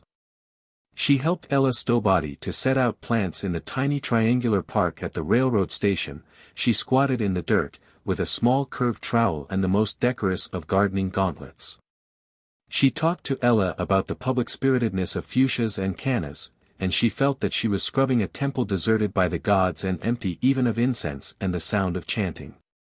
Passengers looking from trains saw her as a village woman of fading prettiness, incorruptible virtue, and no abnormalities. The baggage man heard her say, "Oh yes, I do think it will be a good example for the children." And all the while she saw herself running garlanded through the streets of Babylon. Planting led her to botanizing. She never got much farther than recognizing the tiger lily and the wild rose, but she rediscovered Hugh. "What does the buttercup say, Mummy?" he cried, his hand full of straggly grasses, his cheek gilded with pollen. She knelt to embrace him. She affirmed that he made life more than full. She was altogether reconciled for an hour. But she awoke at night to hovering death. She crept away from the hump of bedding that was Kennicott, tiptoed into the bathroom and, by the mirror in the door of the medicine cabinet, examined her pallid face. Wasn't she growing visibly older in ratio as Vida grew plumper and younger? Wasn't her nose sharper? Wasn't her neck granulated? She stared and choked. She was only 30. But the 5 years since her marriage, had they not gone by as hastily and stupidly as though she had been under ether, would time not slink past till death? She pounded her fist on the cool enameled rim of the bathtub and raged mutely against the indifferent gods. "I don't care. I won't endure it. They lie so, Vida and Will and Aunt Bessie, they tell me I ought to be satisfied with Hugh and a good home and planting 7 nasturtiums in a station garden. I am I. When I die the world will be annihilated, as far as I'm concerned. I am I. I'm not content to leave the sea and the ivory towers to others. I want them for me. Damn Vida. Damn all of them. Do they think they can make me believe that a display of potatoes at Howland and Gould's is enough beauty and strangeness?" Chapter 23. When America entered the Great European War, Vida sent Raymie off to an officers' training camp, less than a year after her wedding. Raymie was diligent and rather strong. He came out a first lieutenant of infantry, and was one of the earliest sent abroad. Carol grew definitely afraid of Vida as Vida transferred the passion which had been released in marriage to the cause of the war, as she lost all tolerance. When Carol was touched by the desire for heroism in Raymie and tried tactfully to express it, Vida made her feel like an impertinent child. By enlistment and draft, the sons of Lyman Cass, Nat Hicks, Sam Clark joined the army. But most of the soldiers were the sons of German and Swedish farmers unknown to Carol. Dr. Terry Gould and Dr. McGanum became captains in the medical corps, and were stationed at camps in Iowa and Georgia. They were the only officers, besides Raymie, from the Gopher Prairie district. Kennicott wanted to go with them, but the several doctors of the town forgot medical rivalry and, meeting in council, decided that he would do better to wait and keep the town well till he should be needed. Kennicott was 42 now. The only youngish doctor left in a radius of 18 miles. Old Drive Westlake, who loved comfort like a cat, protestingly rolled out at night for country calls, and hunted through his collar box for his G.R. button. Carol did not quite know what she thought about Kennicott's going. Certainly she was no Spartan wife. She knew that he wanted to go, she knew that this longing was always in him, behind his unchanged trudging and remarks about the weather. She felt for him an admiring affection, and she was sorry that she had nothing more than affection. Cy Bogart was the spectacular warrior of the town. Cy was no longer the weedy boy who had sat in the loft speculating about Carol's egotism and the mysteries of generation.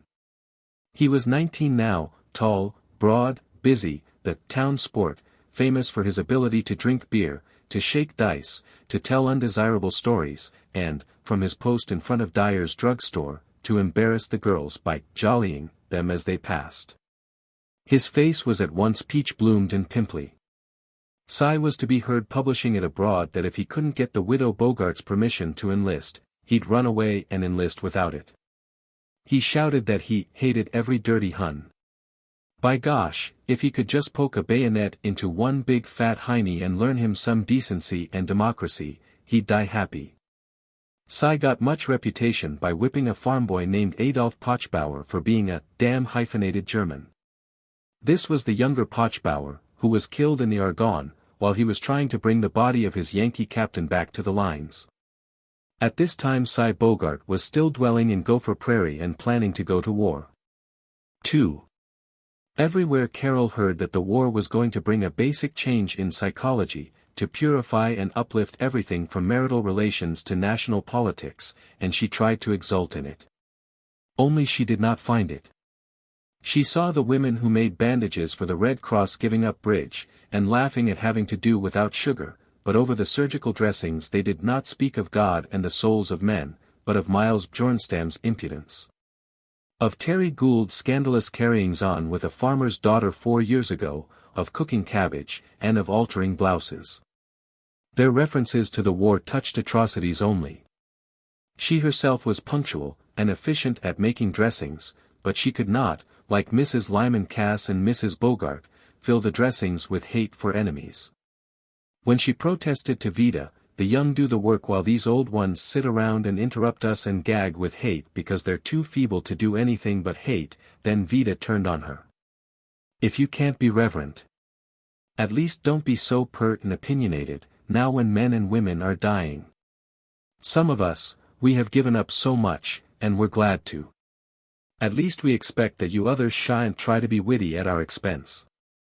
There was weeping. Carol did desire to see the Prussian autocracy defeated.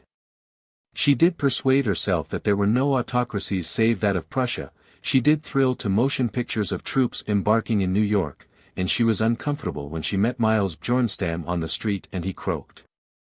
"How's tricks?" "Things going fine with me, got 2 new cows." "Well, have you become a patriot?" "Sure, they'll bring democracy, the democracy of death." "Yes, sure, in every war since the Garden of Eden the workmen have gone out to fight each other for perfectly good reasons, handed to them by their bosses. Now me, I'm wise. I'm so wise that I know I don't know anything about the war." It was not a thought of the war that remained with her after Miles's declamation but a perception that she and Vida and all of the good intentioners who wanted to do something for the common people, were insignificant. Because the common people were able to do things for themselves, and highly likely to, as soon as they learned the fact. The conception of millions of workmen like Miles taking control frightened her. And she scuttled rapidly away from the thought of a time when she might no longer retain the position of Lady Bountiful to the Bjornstams and Bias and Oscarinus whom she loved, and patronized. 3. It was in June, 2 months after America's entrance into the war, that the momentous event happened, the visit of the great Percy Bresnahan, the millionaire president of the Velvet Motor Car Company of Boston. The one native son who was always to be mentioned to strangers. For 2 weeks there were rumors. Sam Clark cried to Kennicott, "Say, I hear Percy Bresnahan is coming. By golly it'll be great to see the old scout, eh?" Finally the Dauntless printed, on the front page with a no. One head, a letter from Bresnahan to Jackson Elder. "Dear Jack. Well, Jack, I find I can make it. I'm to go to Washington as a $1 a year man for the government, in the aviation motor section, and tell them how much I don't know about carburetors. But before I start in being a hero I want to shoot out and catch me a big black bass and cuss out you and Sam Clark and Harry Haydock and Will Kennicott and the rest of you pirates. I'll land in G.P. on June 7th, on number 7 from MPLS, Shake-a-Day-Day. Tell Bert Tybee to save me a glass of beer. Sincerely yours. Perce." All members of the social, financial, scientific, literary, and sporting sets were at number 7 to meet Bresnahan, Mrs. Lyman Cass was beside Del Snafflin the barber, and Juanita Haydock almost cordial to Miss Villets the librarian. Carol saw Bresnahan laughing down at them from the train vestibule, big, immaculate, overjawed, with the eye of an executive. In the voice of the professional good fellow he bellowed, "Howdy, folks."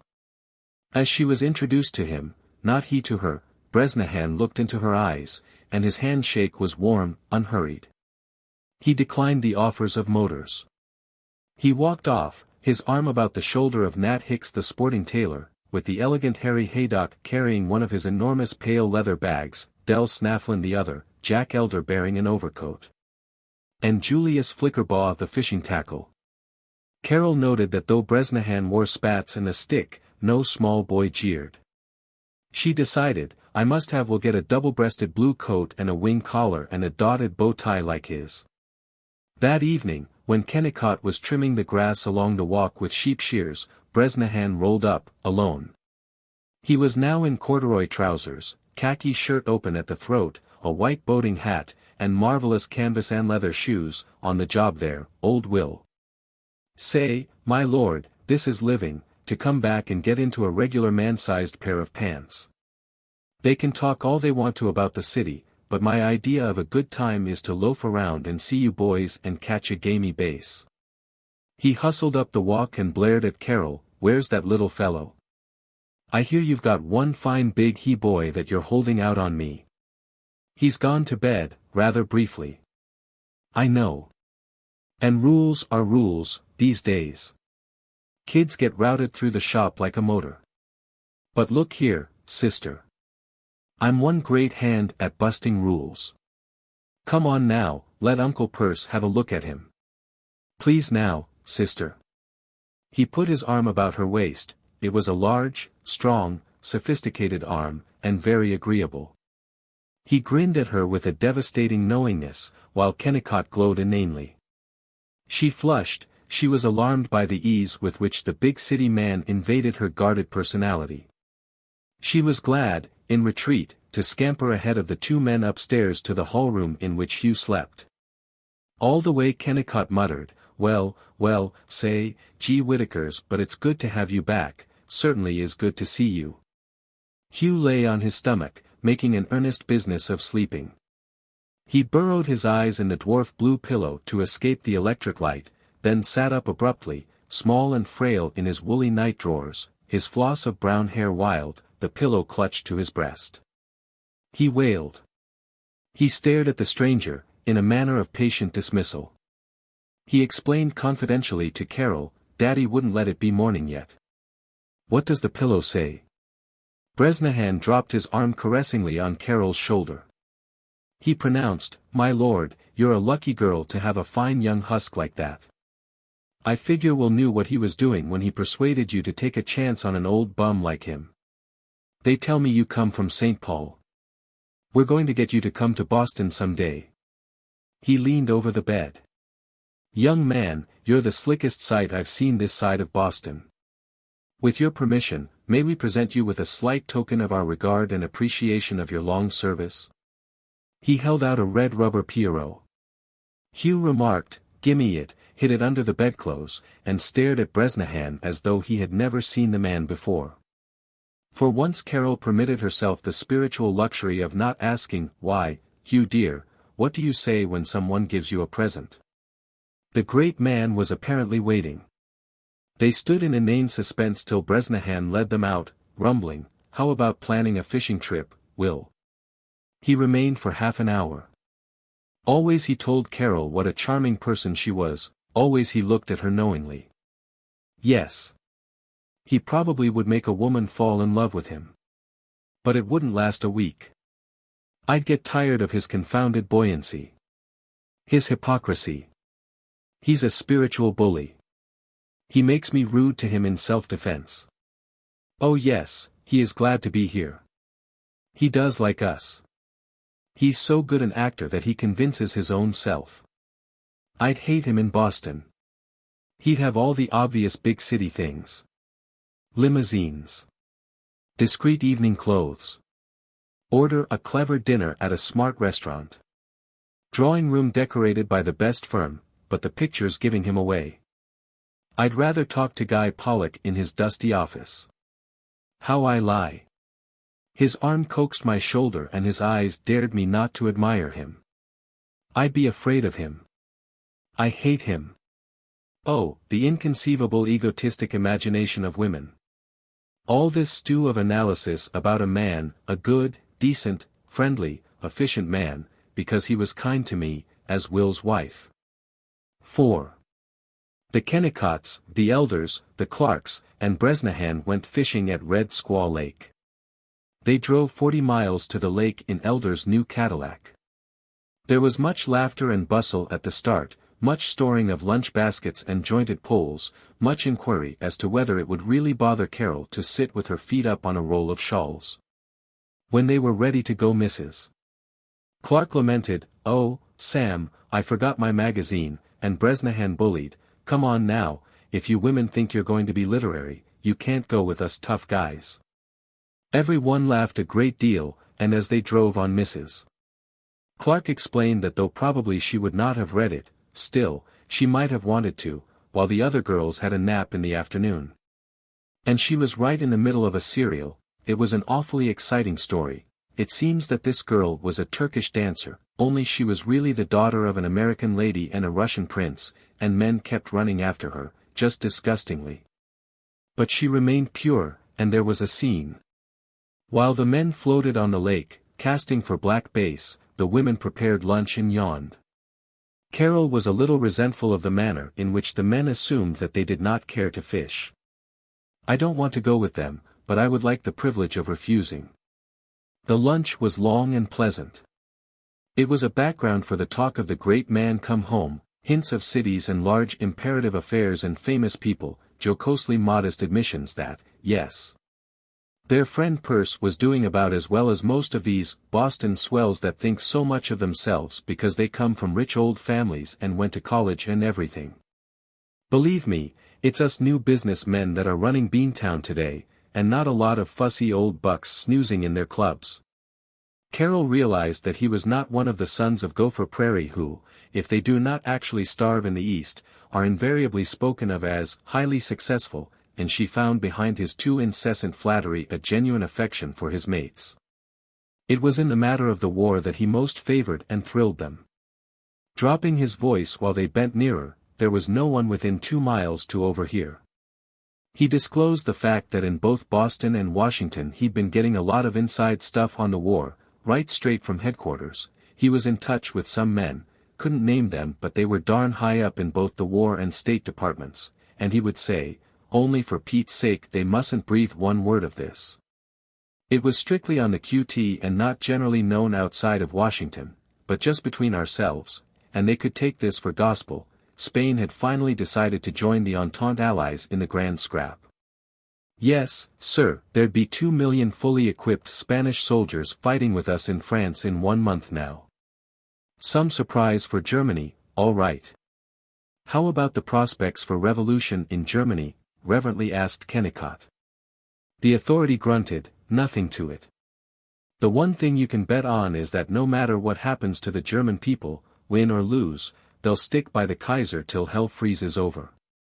I got that absolutely straight, from a fellow who's on the inside of the inside in Washington. No, sir. I don't pretend to know much about international affairs, but one thing you can put down as settled is that Germany will be a Hohenzollern empire for the next 40 years. At that, I don't know as it's so bad. The Kaiser and the Junkers keep a firm hand on a lot of these red agitators who'd be worse than a king if they could get control. I'm terribly interested in this uprising that overthrew the Tsar in Russia, suggested Carol. She had finally been conquered by the man's wizard knowledge of affairs. Kennicott apologized for her. Carrie's nuts about this Russian revolution. Is there much to it, Perce? There is not. Bresnahan said flatly. I can speak by the book there. Carol, honey, I'm surprised to find you talking like a New York Russian Jew, or one of these long hairs. I can tell you, only you don't need to let everyone in on it. This is confidential. I got it from a man who's close to the State Department, but as a matter of fact the Tsar will be back in power before the end of the year. You read a lot about his retiring and about his being killed, but I know he's got a big army back of him, and he'll show these damn agitators, lazy beggars hunting for a soft berth bossing the poor goats that fall for He'll show where they get off. Carol was sorry to hear that the Tsar was coming back, but she said nothing. The others had looked vacant at the mention of a country so far away as Russia. Now they edged in and asked Bresnahan what he thought about the Packard car, investments in Texas oil wells, the comparative merits of young men born in Minnesota and in Massachusetts, the question of prohibition, the future cost of motor tires. And wasn't it true that American aviators put it all over these Frenchmen? They were glad to find that he agreed with them on every point. As she heard Bresnahan announce, "We're perfectly willing to talk to any committee the men may choose, but we're not going to stand for some outside agitator butting in and telling us how we're going to run our plant." Carol remembered that Jackson Elder, now meekly receiving new ideas, had said the same thing in the same words.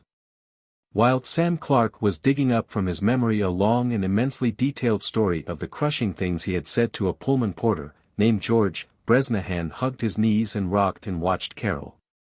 She wondered if he did not understand the laboriousness of the smile with which she listened to Kennicott's account of the good one he had on Carrie, that marital, coyly improper. 10 times told tale of how she had forgotten to attend to Hugh because she was all head up pounding the box, which may be translated as eagerly playing the piano. She was certain that Bresnahan saw through her when she pretended not to hear Kennicott's invitation to join a game of cribbage. She feared the comments he might make, she was irritated by her fear. She was equally irritated, when the motor returned through Gopher Prairie, to find that she was proud of sharing in Bresnahan's kudos as people waved, and Juanita Haydock leaned from a window. She said to herself, "As though I cared whether I'm seen with this fat phonograph," and simultaneously, "Everybody has noticed how much Will and I are playing with Mr. Bresnahan." The town was full of his stories, his friendliness, his memory for names, his clothes, his trout flies, his generosity. He had given $100 to Father Klobach the priest, and $100 to the Reverend Mr. Zitterl the Baptist minister, for Americanization work. At the Bon Ton, Carol heard Nat Hicks the tailor exulting. "Old Purse certainly pulled a good one on this fellow Bjornstam that always is shooting off his mouth. He's supposed to have settled down since he got married, but Lord, those fellows that think they know it all, they never change." Well, the Red Swede got the grand raz handed to him, all right. He had the nerve to breeze up to Purse, at Dave Dyer's, and he said to Purse, "I've always wanted to look at a man that was so useful that folks would pay him $1 million for existing." And Purse gave him the once-over and come right back, he says. "Well," he says, "I've been looking for a man so useful sweeping floors that I could pay him $4 a day. Want the job, my friend?" Ha, ha, ha. Say, you know how lippy Bjornstam is? Well, for once he didn't have a thing to say. He tried to get fresh, and tell what a rotten town this is, and Purse come right back at him, "If you don't like this country, you better get out of it and go back to Germany, where you belong." Say, maybe us fellows didn't give Bjornstam the horse laugh though. Oh, Purse is the white-haired boy in this burg, all righty. V. Bresnahan had borrowed Jackson Elder's motor, he stopped at the Kennicotts. He bawled at Carol, rocking with Hugh on the porch, "Better come for a ride." She wanted to snub him. "Thanks so much, but I'm being maternal." "Bring him along. Bring him along." Bresnahan was out of the seat, stalking up the sidewalk, and the rest of her protests and dignities were feeble. She did not bring Hugh along. Bresnahan was silent for a mile, in words, but he looked at her as though he meant her to know that he understood everything she thought. She observed how deep was his chest. "Lovely fields over there," he said. "You really like them? There's no profit in them." He chuckled. "Sister, you can't get away with it. I'm on to you. You consider me a big bluff. Well, maybe I am. But so are you, my dear, and pretty enough so that I'd try to make love to you, if I weren't afraid you'd slap me. Mr. Bresnahan, do you talk that way to your wife's friends? And do you call them sister? As a matter of fact, I do. And I make 'em like it. Score 2. But his chuckle was not so rotund, and he was very attentive to the ammeter. In a moment he was cautiously attacking, "That's a wonderful boy, Will Kennicott. Great work these country practitioners are doing.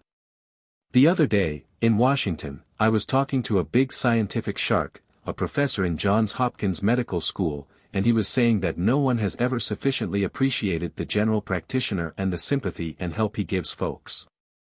These crack specialists, the young scientific fellows, they're so cocksure and so wrapped up in their laboratories that they miss the human element. Except in the case of a few freak diseases that no respectable human being would waste his time having, it's the old doc that keeps a community well, mind and body. And strikes me that Will is one of the steadiest and clearest-headed counter-practitioners I've ever met. I'm sure he is. He's a servant of reality. Come again. Yes. All of that, whatever that is. Say, child, you don't care a whole lot for Gopher Prairie, if I'm not mistaken. Nope. There's where you're missing a big chance. There's nothing to these cities. Believe me, I know. This is a good town, as they go. You're lucky to be here. I wish I could shy on. Very well, why don't you? Huh? Why, Lord, can't get away fr. You don't have to stay. I do. So I want to change it. Do you know that men like you, prominent men, do quite a reasonable amount of harm by insisting that your native towns and native states are perfect? It's you who encourage the denizens not to change. They quote you, and go on believing that they live in paradise, and, she clenched her fist. The incredible dullness of it. Suppose you were right. Even so, don't you think you waste a lot of thundering on one poor scared little town? Kind of mean. I tell you it's dull. Dull. The folks don't find it dull. These couples like the Haydocks have a high old time, dances and cards. They don't. They're bored. Almost everyone here is. Vacuousness and bad manners and spiteful gossip, that's what I hate. Those things, course they're here. So are they in Boston. And every place else. Why, the faults you find in this town are simply human nature, and never will be changed. Perhaps. But in a Boston all the good Carols, I'll admit I have no faults, can find one another and play. But here, I'm alone, in a stale pool, except as it's stirred by the great Mr. Bresnahan. My lord, to hear you tell it, a fellow d think that all the denizens, as you impolitely call 'em, are so confoundedly unhappy that it's a wonder they don't all up and commit suicide. But they seem to struggle along somehow. They don't know what they miss. And anybody can endure anything. Look at men in mines and in prisons. He drew up on the south shore of Lake Minniemashie. He glanced across the reeds reflected on the water, the quiver of wavelets like crumpled tinfoil, the distant shores patched with dark woods, silvery oats and deep yellow wheat. He patted her hand. Sis, Carol, you're a darling girl, but you're difficult. Know what I think? Yes. Humph. Maybe you do, but, my humble, not too humble, opinion is that you like to be different. You like to think you're peculiar. Why, if you knew how many tens of thousands of women, especially in New York, say just what you do. You'd lose all the fun of thinking you're a lone genius and you'd be on the bandwagon whooping it up for Gopher Prairie and a good decent family life. There's always about 1 million young women just out of college who want to teach their grandmothers how to suck eggs. How proud you are of that homely rustic metaphor. You use it at banquets and directors' meetings, and boast of your climb from a humble homestead. Ha! You may have my number. I'm not telling.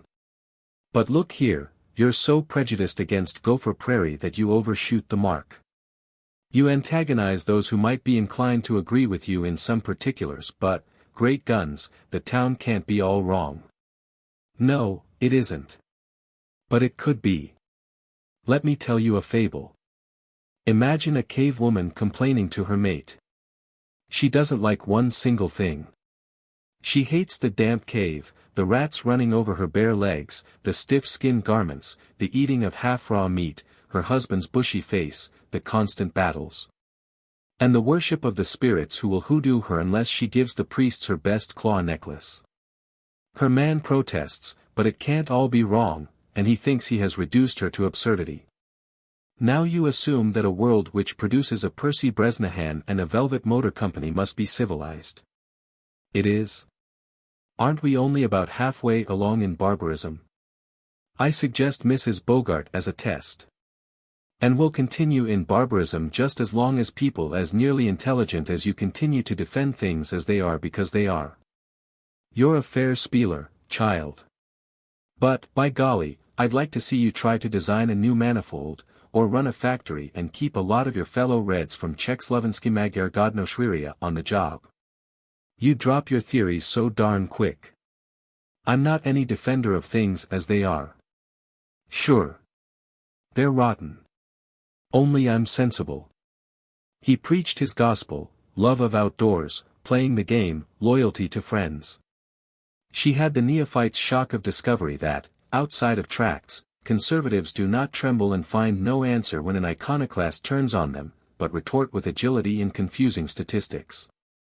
He was so much the man, the worker, the friend, that she liked him when she most tried to stand out against him. He was so much the successful executive that she did not want him to despise her.